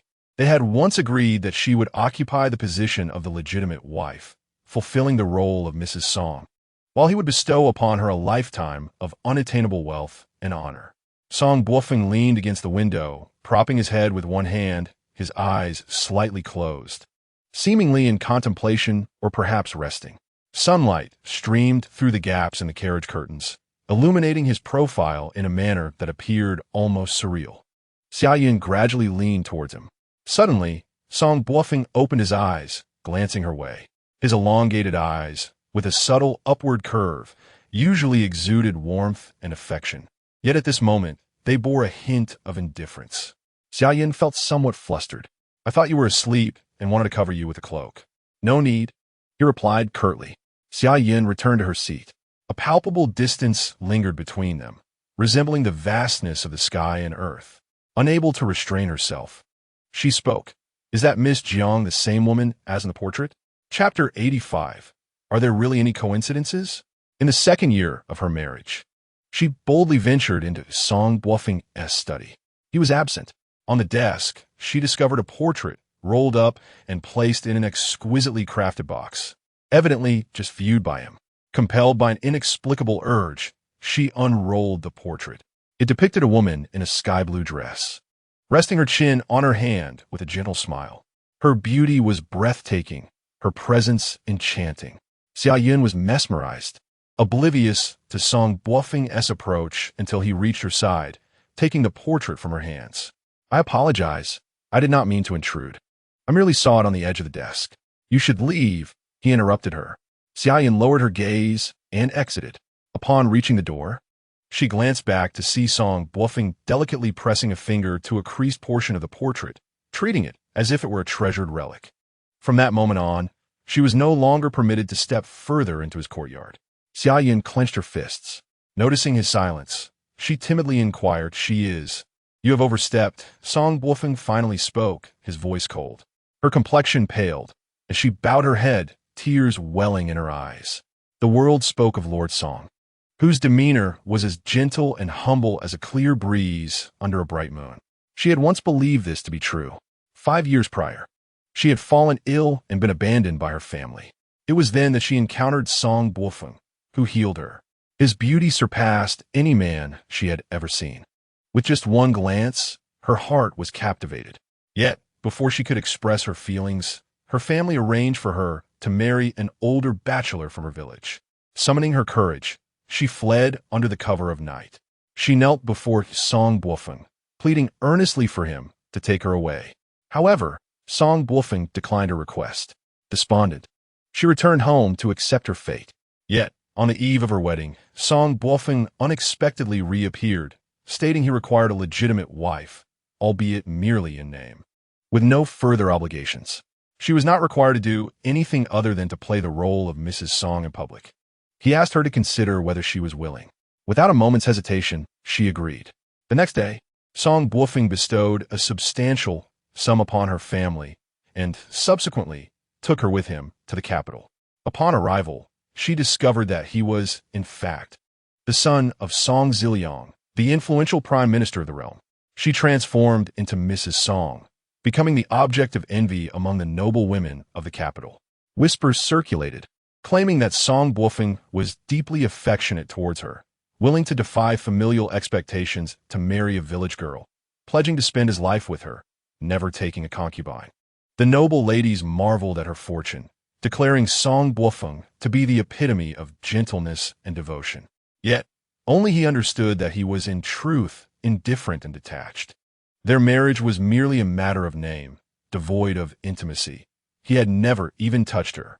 Under the guidance of the matron, she learned the etiquette of the capital and endeavored to engage in music, chess, calligraphy, and painting. At first, she was dazzled by the opulence, her heart filled with joy and contentment. However, as time passed, other sentiments began to arise. She believed that since Song Buofeng had chosen her, he must harbor some affection for her. She tentatively sought to consummate their marriage, but Song Buofeng did not even cast a glance in her direction. One night, inebriated, she knelt at his feet, beseeching him to show her some tenderness. Even if he did not love her, she longed for a child, a tangible reminder of their bond. If she bore a child, she would truly be Mrs. Song, and thus have a greater chance of becoming a genuine wife to him. However, Song Buofeng seemed to see through her intentions. If you are unwilling, I could easily find another to assume the role of Mrs. Song. She dared not voice her desires again. Nevertheless, that ambition did not wane. Instead, it grew ever more fervent. She yearned to be the true Mrs. Song. Enough. A soft voice suddenly interrupted her thoughts, pulling Xiao back to reality. She turned to find Song Buofeng still in his previous posture, his eyes now open, revealing a distant gleam. Return to the estate. I shall not be back today. But my carriage, your carriage? Is it not in good condition? His tone was resolute, causing her forthcoming falsehood to falter. Xiao lowered her gaze. Yes. She disembarked from the carriage. Once she departed, the suppressed emotions in Song Buofeng's eyes surged forth, darkening his pale irises. He was aware of the incident that had transpired 5 years ago at Lingguang Temple involving Jiang Xiyan. Upon encountering Jiang Xiyan today, her strikingly similar features confirmed his suspicions. The man with whom she had been involved 5 years prior was none other than the crown prince, Xiao Xuanli. What is there in this world but coincidences? It is merely the consequence of fate. In the Eastern Palace, as Xiao Xuanli dismounted from his carriage, Zhang fuming approached him. Your Highness, a messenger from the Minister of the Imperial Secretariat has conveyed that the discord between his wife and Miss Jiang has been resolved. Furthermore, the Minister of Justice Ning Inghe and the Deputy Minister Yuan Haochen are presently awaiting you in the study, eager to discuss urgent matters. Tianya gently urged Xiao Xuanli into the study. Ning Inghe and Yuan Haochen had come regarding the matter of Lingguang Temple. Your Highness, regarding the arson at Lingguang Temple, we have uncovered some leads that merit your attention, they stated, presenting the documents they held. Tianya picked them up and began to read aloud. Xiao Xuanli listened intently for a considerable time, his countenance serene, though his striking eyes narrowed slightly, exuding a casual indifference. Upon finishing, Tianya pondered for a moment. The evidence presented was scattered and tenuous, making it challenging to discern the identity of those behind the scheme. Ning Inghe spoke up. Indeed, we shall continue our investigations and report any new findings to your Highness. Xiao Xuanli responded slowly. The backgrounds of these individuals appear similar. They all hail from the same region, Bailing. Indeed, I recall a peculiar village in Bailing where children are trained from a young age to become assassins or spies. And the maternal clan of the third prince, the Zhou family, is the proprietor of this village. Ning Inghe expressed surprise. I was unaware of this matter. If the Zhou family is indeed involved in the arson at Lingguang Temple, Yuan Haochen interjected, but the Zhou family has long been extinguished. Could there still be remnants? Xiao Xuanli's gaze remained calm. Though the Zhou family is no more, is the third prince not still present? The others were astonished.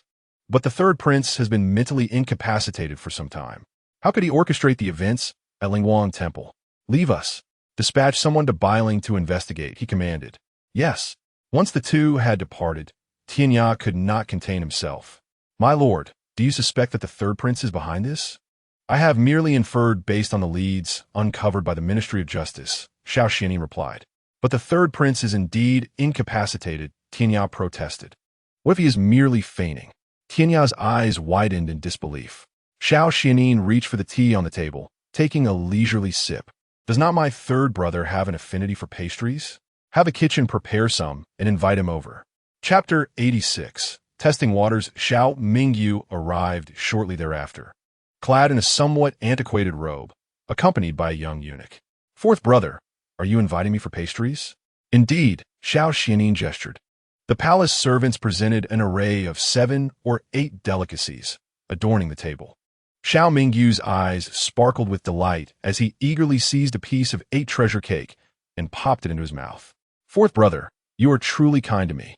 But what occasion is it today that you suddenly wish to treat me to pastries? I had promised you that whenever you desired pastries, you need only come to the East Palace. In truth, I have longed to visit, but feared I might intrude upon you. Now that you have invited me, I am overjoyed. Xiao Xuanli picked up a piece of pineapple pastry. I recall that the Empress Dowager's skills in pastry making are unparalleled.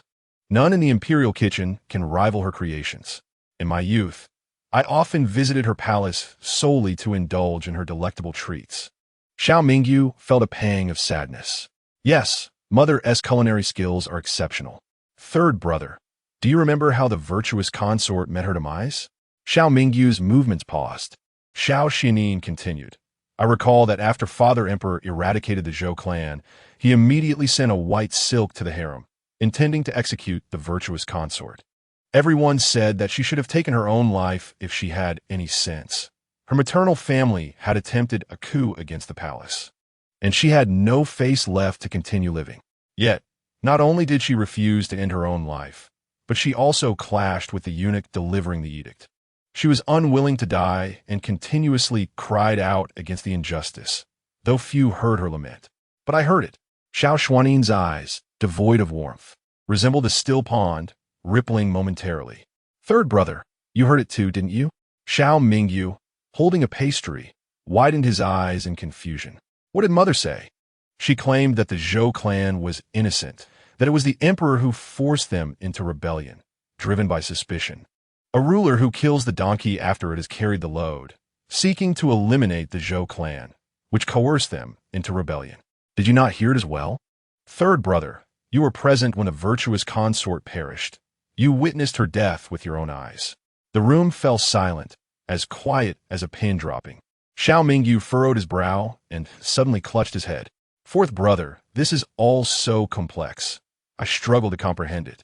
I only know that mother made a mistake, which is why Father Emperor sought her death, and thus, he does not favor me. His eyes began to redden, threatening tears, resembling a helpless child. Xiao Xuanli remarked, had it not been for my uncle's intervention back then, your maternal family might have successfully staged a coup. Third brother, have you ever harbored hatred towards me because of this? Xiao Mingyu responded with a hint of anger. Fourth brother, I don't understand what you're saying, but I dislike you bringing up such matters. Mother is no longer here. Why must you speak of it? I feel it is a pity. A pity for what? The virtuous consort was fiercely principled. Should she see you living in such a pitiful state now, she would be utterly heartbroken. Third brother, it will be better for you to live with purpose.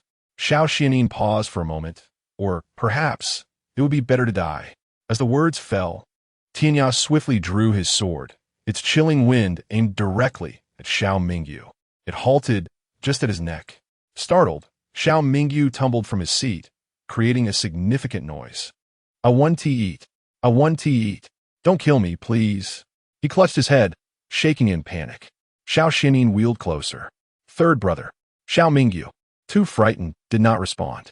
After a moment of silence, Xiao Xuanli extended his hand, grasped Xiao Mingyu's arm, and pulled him up from the ground.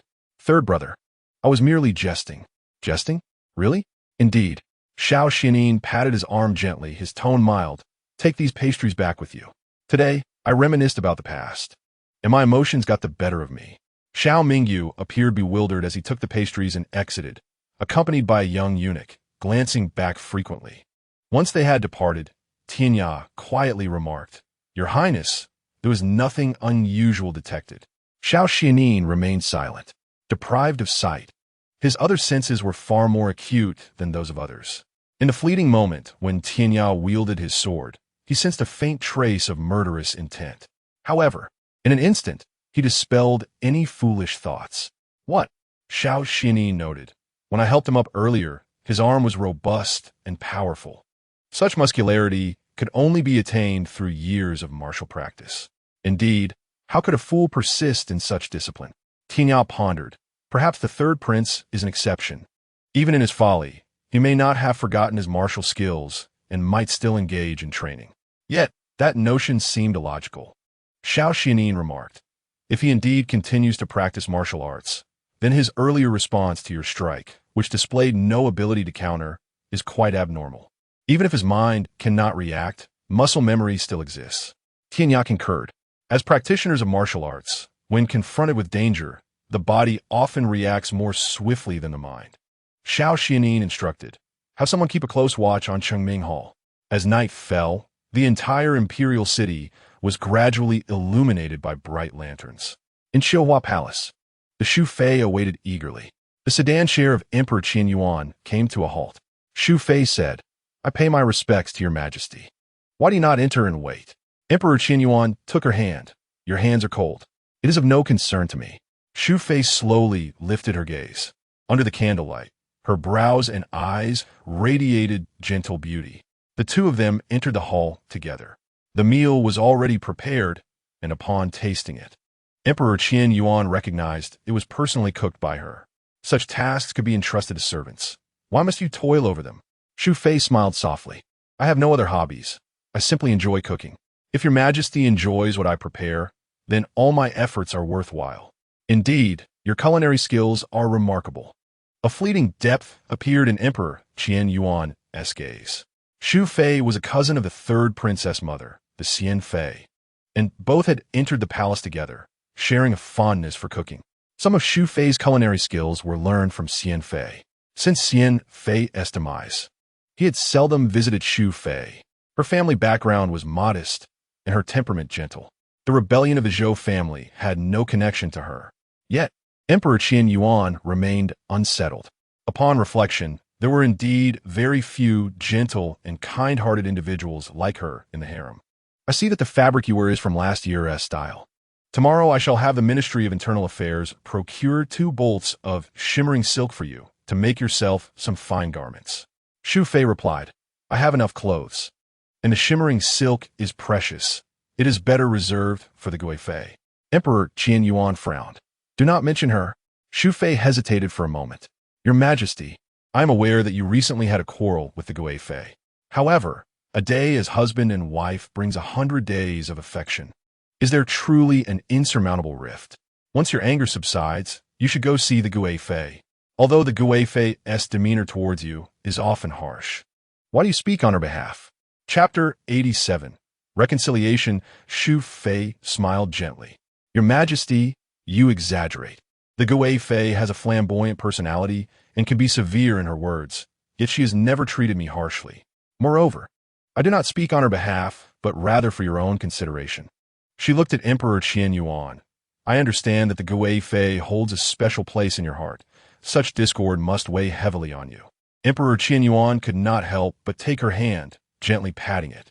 If only, consort, you possessed half the understanding and kindness that you do, I would not have found myself in such a quarrel with her. The consort has her own charm. If all the ladies of the harem were identical, it would indeed be dull. Emperor Pei Yunyuan found himself amused by her words, and his spirits lifted considerably. After taking a few bites of his meal, he suddenly pondered. The eldest princess is no longer young, and I am contemplating arranging a marriage for her. What do you think? Consort Shu sighed. I have heard the emperor's thoughts on this matter, but it is concerning that Yi Yao's reputation is rather poor outside. It may be difficult to find a suitable match. That is merely the result of external gossip. I am aware that she has not kept any paramours. Most of the young men in Princess Xiao Yao's household are talented youths driven to desperation. They willingly follow her, and their relationship with her is entirely innocent. However, it must be said that the eldest princess's behavior is indeed prone to misinterpretation. Perhaps it would be best to have her dismiss those individuals and return to her role as the eldest princess. Emperor Pei Yunyuan redirected the conversation. Do you have any candidates in mind?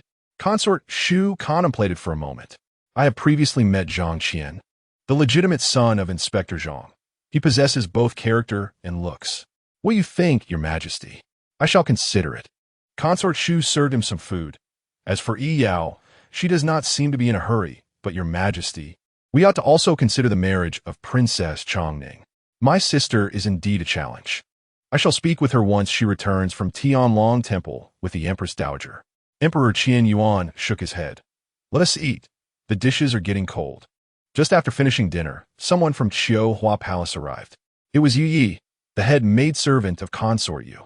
Your majesty, the consort has not dined for several days, and no matter how we persuade her, she refuses to listen. Your majesty, I implore you to visit her. Emperor Pei Yunyuan's expression turned cold. Is she attempting to threaten me? No, your majesty. The consort is ailing from worry and truly cannot eat. I beseech you to speak with her. Emperor Pei Yunyuan fell into silence. Consort Shu gently urged, Your majesty, such a proud person as the consort, now refusing to eat, clearly indicates she is deeply distressed. You should go and see her. Emperor Pei Yunyuan snorted softly. Since Consort Shu has urged me, I shall see what trick she is playing. I bid you farewell. Your majesty. Once Emperor Pei Yunyuan departed, Jiang Xiyan remarked, Your Highness, the emperor has come to Hua Palace with great difficulty. Why did you let him leave so easily? Did you not realize? The emperor has been concerned about Consort Yu all along, but cannot bring himself to visit her. I merely provided him with an opportunity. Consort Shu replied slowly, If the emperor truly did not wish to leave, no one could dissuade him. Jiang Xiyan sighed. Yet, within the harem, one must contend for favor. Your Highness, you are too soft-hearted and kind. Consort Shu gazed at the moonlit night and softly said, I shall prepare a few of my specialty dishes for you to deliver to Mingyu. Emperor Pei Yunyuan arrived at Hua Palace. Consort Yu lay on the bed in a white inner garment. The once vibrant beauty now appeared pallid and worn. Hearing the commotion, she impatiently spoke.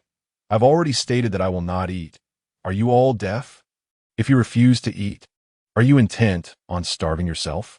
A deep voice resonated. Upon the moment when the beloved concubine, Yu turned in astonishment. Her eyes brimmed with tears at the sight of Emperor Pei Yunyuan. Your Majesty, she exclaimed, suddenly rising and throwing herself into his embrace. I was wrong. I truly understand my mistakes. Please forgive me.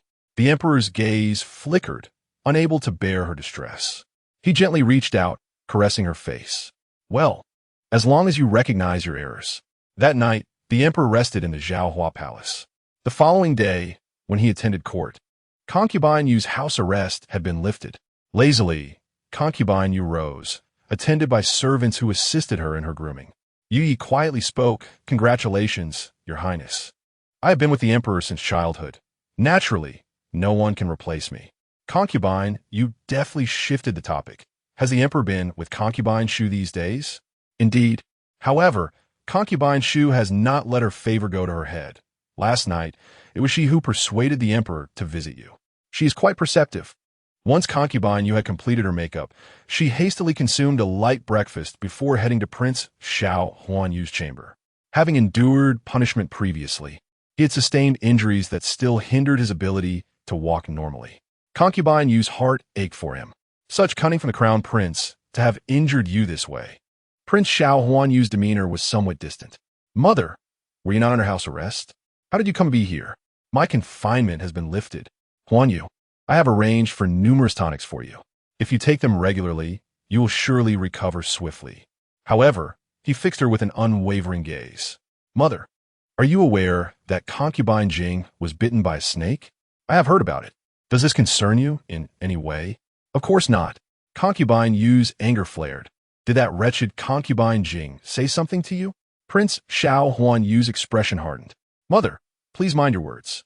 Concubine Jing is my wet nurse, and I hold her in high esteem. If you disapprove of her, you need not visit me any longer. But those tonics, please take them to concubine Jing instead. I have more than enough here. He turned and retreated into his quarters, claiming he was tired and needed rest. Concubine Yu was left with no choice but to depart. As she exited the Dongming Palace, her heart felt heavy. Xiao Xuanli was her only son, her beloved, after a severe hemorrhage during childbirth. She had entrusted him to his wet nurse for care while she recuperated. At that time, Concubine Jing was merely a newly appointed wet nurse. Had she known that Xiao Xuanli would favor her over his own mother, she would never have allowed that wretched woman to remain. The next day, a light rain fell, gently moistening the banana trees in the courtyard. Jiang Xiyan accompanied Jiang Xiyan for breakfast when Song Buofeng arrived. He spent over an hour in the study with Jiang Xiyan, leaving behind a few simple assignments before taking his leave. Jiang Xiyan understood his busy schedule. "Senior brother, if you're occupied, it is no trouble. I can find another teacher." Song Buofeng wore a wounded expression. "Is this how you feel about me, Yunyuan?" "Of course not." He smiled tenderly. "At present, Anur is still young, and the assignments are not burdensome. I can manage." After he departed, Nurse Zhao stepped forward, whispering softly, "Miss, I have gathered some information. What have you discovered?" Lady Song, the wife of Lord Song. A glimmer of gossip sparkled in Zhao Mama's eyes as she divulged the details.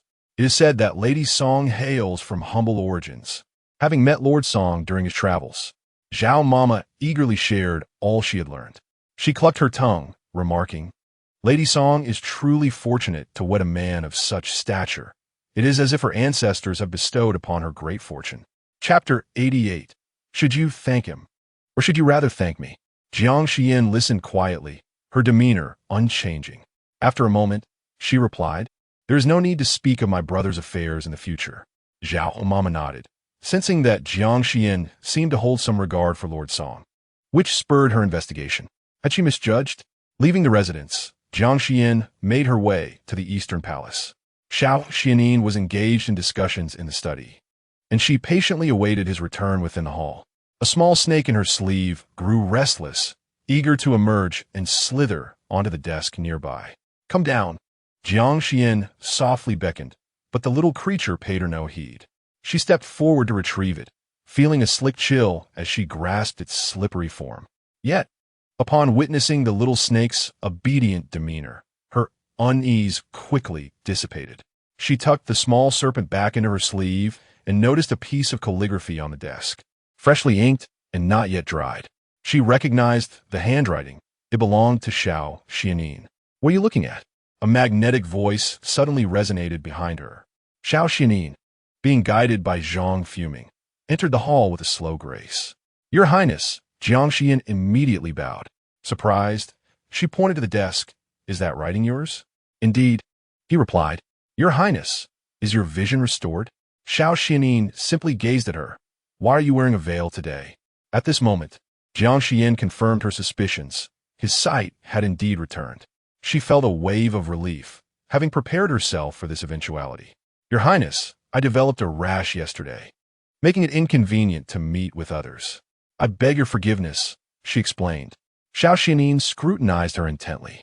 Upon awakening that morning, he had been astonished to find his vision clear. He could see, albeit his eyes remained sensitive to light, causing discomfort, as he surveyed the interior of the palace. Disbelief mingled with an overwhelming joy, which ultimately coalesced into a peculiar affection for Jiang Xiyan. This woman, indeed, was a blessing to him. He had initially intended to leave the palace for her to examine him again, yet she had come of her own accord. Jiang Xiyan approached him. "Your Highness, allow me to examine you." "Very well," he acquiesced. She lowered her gaze, meticulously inspecting him.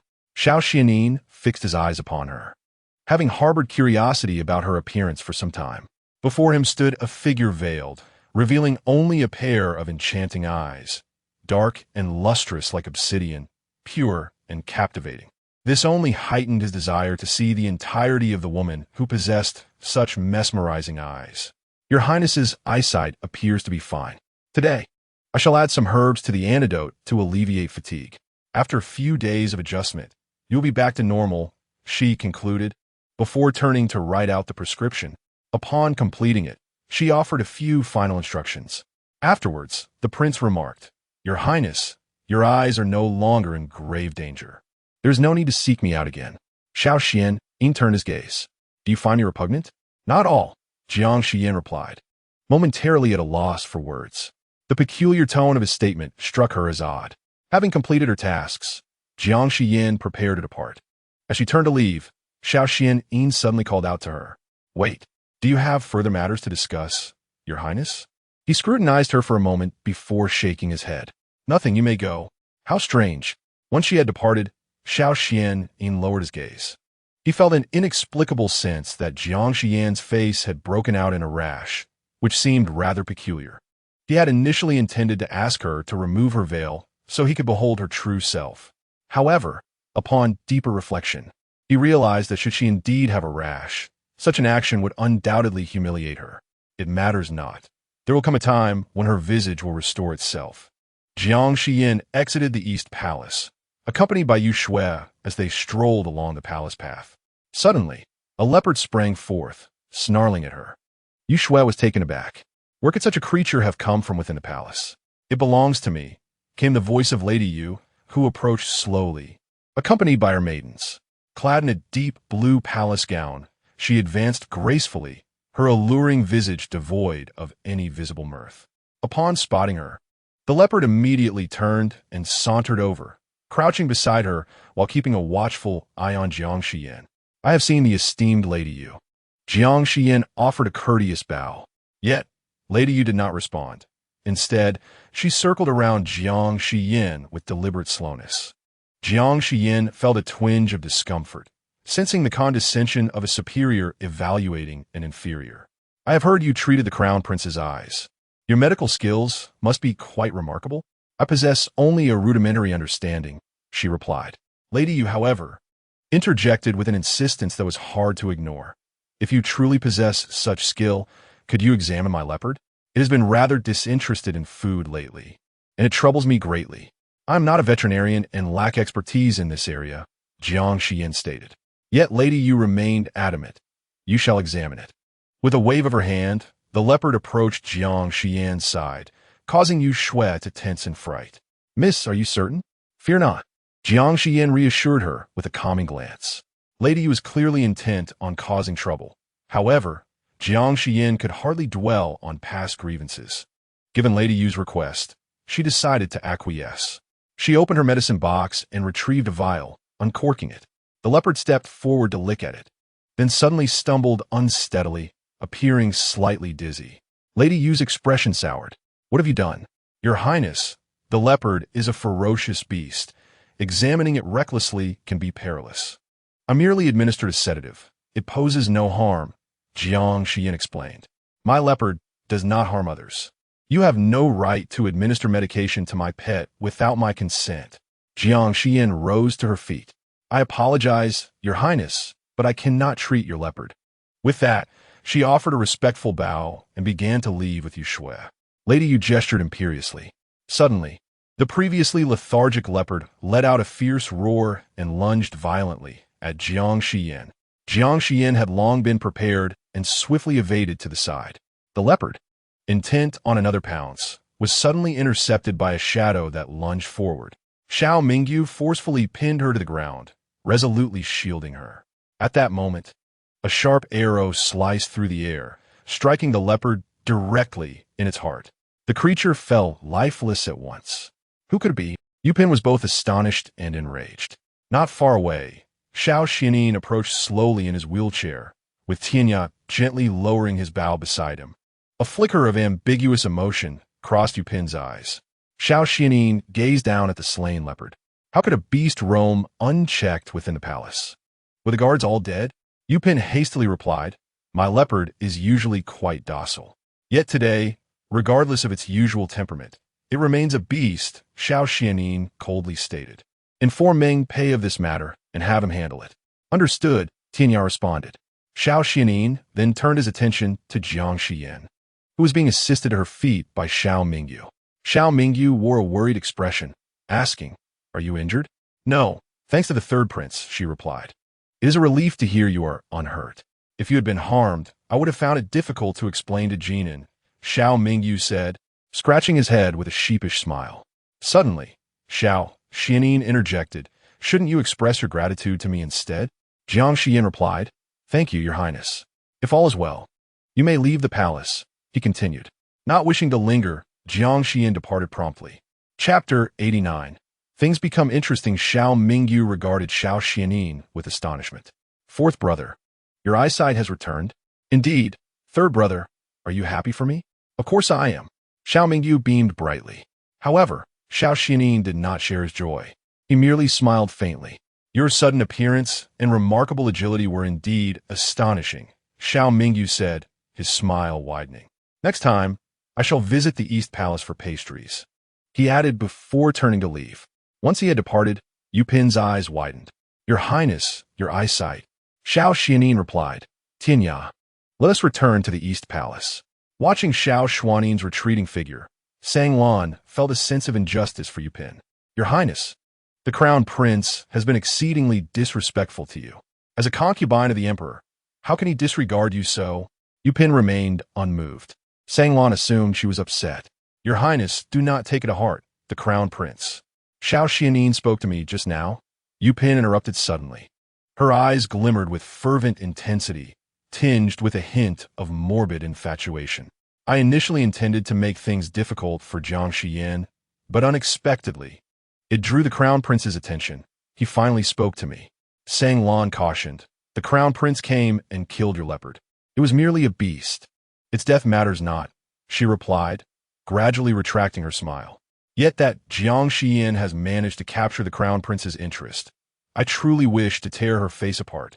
She then fell into a calm demeanor. Nonetheless, she is far from the palace. How could she compete with my proximity? Sang Lan felt a chill run through her. Your Highness, what do you intend to do? Yu Pin merely smiled softly, gracefully stepping over the lifeless body of the leopard and departing. In the Chengming Palace, upon returning, Xiao Mingyu found several eunuchs gathered within, engaged in jovial conversation. Their lack of deference upon noticing his presence was apparent. They merely cast a languid glance in his direction before resuming their banter. Unfazed, Xiao Mingyu proceeded towards the inner chambers. One of the eunuchs chuckled. Third Prince, have you perhaps extorted any delicacies today? Ignoring the comment, Xiao Mingyu continued on, inciting the young eunuch's displeasure. Today, you seem to be in quite the temper.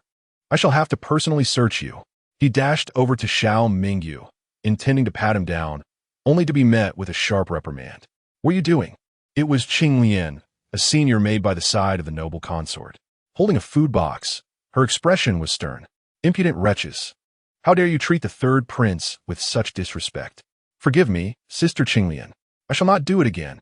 Begone.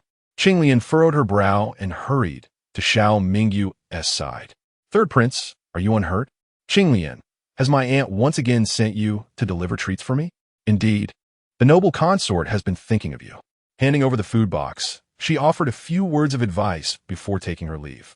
Clutching the box, Xiao Mingyu entered the inner chambers, while the eunuchs behind him dared not attempt to seize it. What a fool! The emperor doesn't take care. Yet the noble consort still clings to those old sentiments. The noble consort is kind-hearted towards everyone. Rest assured, once the management of the harem returns to concubine Yu, the noble consort will no longer be so openly protective of him. It will be just like before. Upon returning to his quarters, Xiao Mingyu set the food box down. Eunuch Chunhe approached. Third Prince, how did your robe become soiled? Has someone been bullying you again? No. The old servant will fetch some water for you to take a bath. Very well. The few attendants in Chengming Palace held Xiao Mingyu in low regard, accustomed to their idleness. Thus, Chunhe was left to prepare the hot water alone. After much effort, he finally succeeded. Xiao Mingyu disrobed and settled into the bath. Leaning back against the tub, he slightly closed his eyes, appearing to rest, yet lost in contemplation. Chunhe spoke on his own accord. This palace truly thrives on favoritism, and the hearts of men are cold. Only the noble consort remains consistently kind, often sending people to care for you in secret, even now that the crown prince is aware. Suddenly, Xiao Mingyu interrupted him. Chunhe, what does the crown prince know? Slowly opening his eyes, a profound clarity shone within his gaze, dispelling any semblance of foolishness. The crown prince knows that I am not mad, and he is aware that the fire at Lingguang Temple was orchestrated by me. But doesn't that place you in great danger? Xiao Mingyu chuckled softly. Without direct evidence, it cannot be pinned on me publicly. Now that Xiao Huanyu has been punished and Xiao Xianyin's sight has been restored, things are beginning to grow interesting. News of Xiao Xianyin's regained vision swiftly spread. Some rejoiced, while others lamented. Emperor Qianyuan personally visited the Eastern Palace to see him, surprising Xiao Xuanli. He ordered a meal to be prepared. The imperial son initially intended to visit the emperor on his own. Given your leg's condition, it was deemed unnecessary. Today, upon hearing the news, I am quite elated. This Jiang Xiyan deserves my utmost favor. Xiao Xuanli observed him, his countenance radiant and his spirit animated, far from a facade. The emperor of Qianyuan, in high spirits, even indulged in a few cups of wine with him, seemingly reminiscing. Your eyesight has improved, thus. Your position as crown prince is more secure. I was previously concerned that if your vision remained impaired, how could I solidify your status as heir? Xiao Xuanli's gaze flickered slightly. If my sight had remained lost, would Father Emperor have deposed me? Certainly not. You are the legitimate offspring of the Empress and my chosen crown prince. How could I so easily replace you?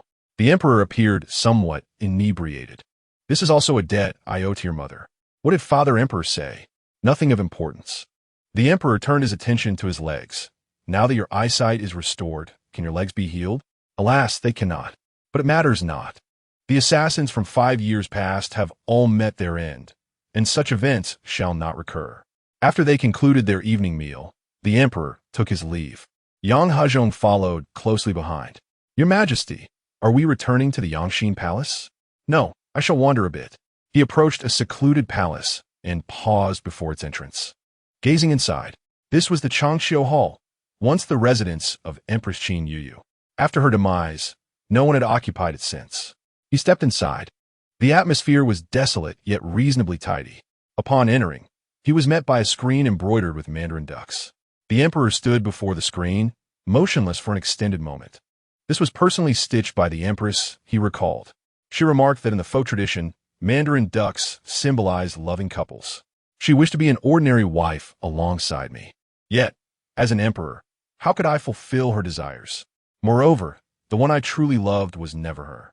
Marrying her was merely a strategic move to harness the power of the Qin family to ascend the throne. Qin Yu must have known of my affections for Li Bei'er. Thus, on the night I brought Li Bei'er back, she held the young Xiao Xuanli's hand at the palace entrance, simply smiling gently. Your servant congratulates the emperor on achieving his desires. For reasons unknown, he suddenly felt a pang of awkwardness and guilt.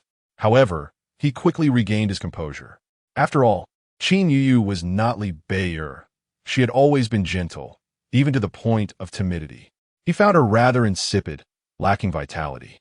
Yet unexpectedly, it was this timidly gentle woman who, when he harbored doubts about the Qin family, stood her ground against him, even risking her life to make her point. Leaping barefoot from the imperial city, the empress's self-immolation, whether coerced or not, was a grave taboo. He should have been enraged, yet as he beheld her lifeless body, tears welled unbidden from his eyes. Qin Yu left no words, only a letter containing a few simple lines, urging him to treat Xiao Xuanli with kindness. The Emperor Qianyuan appeared somewhat fatigued as he settled into the pear blossom wood chair beside him. Over the years, he harbored conflicting feelings toward Xiao Xuanli. On one hand, he was wary of him and the powerful Qin family backing him. On the other hand, he felt a deep sense of guilt. Particularly poignant was the memory of Xiao Xuanli's misfortune 5 years prior, which left him disabled. Qin Yu had urged him to treat Xiao Xuanli kindly, yet he failed to do so. Perhaps it was the effects of the wine he had consumed that evening. Or perhaps it was the news of Xiao Xuanli's regained sight that stirred such complex emotions within him. Memories surged to the forefront of his mind, leaving him with a throbbing headache and a sense of disorientation. Succumbing to exhaustion, he reclined on the nearby soft couch and drifted off to sleep. In the Eastern Palace, Xiao Xuanli sat motionless in the courtyard, lost in thought. Zhang fuming approached him. Your Highness, it is late. You should retire for the night. The emperor, he mused, had grown old. It had been 5 years since he last saw the true visage of his father. Today's encounter revealed how much his father had aged and worn. Zhang fuming nodded. The affairs of state are demanding. Naturally, His Majesty bears a heavy burden. Let us return to the palace, Xiao Xuanli replied. The following day, Xiao Xuanli ordered a carriage to be prepared, intent on leaving the palace. Throughout the night, He had pondered, feeling that something was amiss. Jiang Xiyan seemed to be deliberately avoiding him. He needed to uncover the truth behind her intentions. At Tianquan residence, Jiang Xiyan rose early and soon heard word that Pei Yunyuan had come again. "Do not let him in," she instructed. "Madam," Zhao Mama hesitated, then spoke. "Perhaps you should go and see." With some confusion, Jiang Xiyan contemplated before deciding to step outside. Upon her arrival, she was greeted by the sight of numerous boxes adorned with red cloth, presenting a festive air. In the center, Pei Yunyuan was clad in resplendent red, resembling a peacock ready to display its feathers. A crowd of onlookers had gathered, eager to witness the spectacle. "What is the meaning of this?" Jiang Xiyan demanded. "Xiyan, I acknowledge my past mistakes and regret them deeply. I wish to remarry you. Please grant me this opportunity." Her lips twitched in disbelief. Had he left his wits behind this morning? "Pei Yunyuan, we are already divorced. Take your nonsense and leave at once." "Xiyan, I speak sincerely," he implored.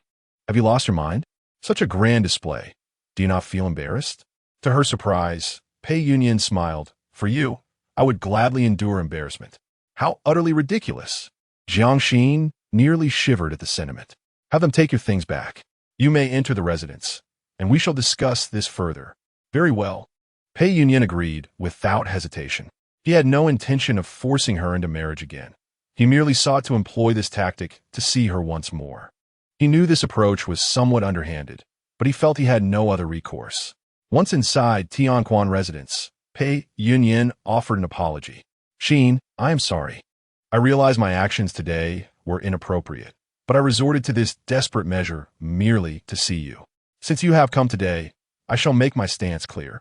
She stated resolutely. "There will be no possibility for us." Undeterred, Pei Yunyuan pressed on. "Then does that mean you shall never marry again?" "I shall not," she replied firmly. "Since you are not marrying anyone, there remains a possibility for me. Xiyan, I shall wait for you indefinitely." "Who wishes for your waiting?" Upon seeing his indifference, Jiang Xiyan merely smiled. "Pei Yunyuan, you do not fit my ideal type. My affections have always been reserved for another." At these words, Pei Yunyuan ceased to smile. He was acutely aware of whom Jiang Xiyan cherished. In their youth, he had boldly confessed his feelings to her, only to be met with a direct rejection. As if that were not sufficient, she had delivered a further wound to his heart. "The one I adore is my senior brother, Pei Yunyuan. I do not harbor feelings for you. Song Bo Feng." From that moment on, the name was indelibly etched into his memory. Pei Yunyuan let out a cold laugh. "Indeed, I recall now, your affections have always been directed towards Song Bo Feng." He shrugged. "I have heard that Song Bo Feng has been missing from the Yao Wang sect for many years. Perhaps he has long since perished." "Your Grace, it is rather ill-mannered to curse others." A clear voice unexpectedly interjected from the side. Song Bo Feng emerged through the moon gate, approaching the two. Pei Yunyuan was taken aback. "You are Song Bo Feng, having served in the court for several years. Why was the ever-peace Marquis so astonished?" "Nonsense." Pei Yunyuan knew that among the sons of the Prime Minister, one indeed bore the name Song Bo Feng. However, he had always assumed it to be a mere coincidence. He never fathomed that he was truly the Song Bo Feng of the Yao Wang sect. The figure before him stood tall and elegant, reminiscent of pine and cypress, as exquisite as jade and snow. The dashing young noble truly possessed a remarkable appearance. Pei Yunyuan, who prided himself on his own looks, could not help but feel a sense of rivalry. No wonder Jiang Xiyan is so invested in this fellow. "To my knowledge, Lord Song is already wed. What brings him here to Xiyan? I am now an heir's instructor. Naturally, I must come to impart knowledge." "What?" This fellow has audaciously seized the initiative. Pei Yunyuan felt an ominous foreboding. "If the ever-peace Marquis has no further business, it will be best for you to take your leave. I have important matters to discuss with Yin Yan." "Yin Yan? How affectionately he speaks." Pei Yunyuan felt a pang of jealousy. "I shall remain here, waiting for Xiyan to be free to speak." Nearby, Yu Shui and Qing Yi widened their eyes, observing the subtle skirmish between the two. "What is this? A contest for affection? What a lively scene. At this moment, I feel like munching on some sunflower seeds." Just as the atmosphere thickened, the butler, Gao Ming, hurriedly entered. "Miss, His Highness the Crown Prince has arrived." Xiao Xuanli. Jiang Xiyan's expression shifted in surprise. Her gaze caught sight of Tianya, who was pushing a wheelchair, drawing closer to the courtyard. She suddenly remembered that she was not wearing a veil. Instinctively, she grasped Song Bofeng's arm to shield herself. Song Bofeng, Yin, senior brother, please help me conceal myself. I cannot allow the crown prince to see my face. Song Bofeng complied, turning her around to face away from Xiao Xuanli. Xiao Xuanli had not anticipated such a gathering. Jiang Xiyan, it seems you have quite the lively affair here. Song Bofeng and Pei Yunyuan immediately bowed in respect. Jiang Xiyan remained turned away from him. Your Highness, I have developed a rash on my face, which is quite unsightly. I cannot present myself to the crown prince. I beg for your forgiveness. Xiao Xuanli was unable to conceal his displeasure. How did you manage to meet Song Bofeng just now? In response, she said, Your Highness, Song Bofeng is my senior brother. Our bond is akin to that of family. Hence there is no cause for concern. A flicker of intrigue crossed Xiao Xuanli's eyes. Is this Song Bofeng affiliated with the Medicine King sect? No wonder he has remained elusive for so many years. It turns out he is not merely sharing a name, but is indeed the same person. How astonishing that two seemingly unrelated identities belong to one individual. What Pei Yunyuan? You can see him, but cannot meet me? Xiao Xuanli inquired. The Marquis and I were once married. That bond is hardly ordinary, and my unsightly appearance would scarcely frighten him. Xiao Xuanli turned his gaze towards Pei Yunyuan. Is it true that she has developed a rash? Indeed, Your Highness. At present, Xian's countenance is quite unseemly, making it inappropriate for her to meet outsiders. Although the reason for Jiang Xiyan's avoidance of Xiao Xuanli remained unclear, her actions were undoubtedly justified, and he felt compelled to support her. Furthermore, Jiang Xiyan had just mentioned that their relationship was not commonplace. Leaning back in his wheelchair, Xiao Xuanli remarked, You have restored my sight, rendering you a benefactor. Hence, our relationship is naturally close. I am curious, however, about just how frightful you truly are. I would rather not, she replied. What? Must I meet with them while you remain excluded? At this moment, Yu Shue and Qingye exchanged glances, sensing an oddity in the conversation. Was it possible they were overthinking it? Jiang Xiyan found herself in a difficult position when Zhao Momo hurriedly presented a veil.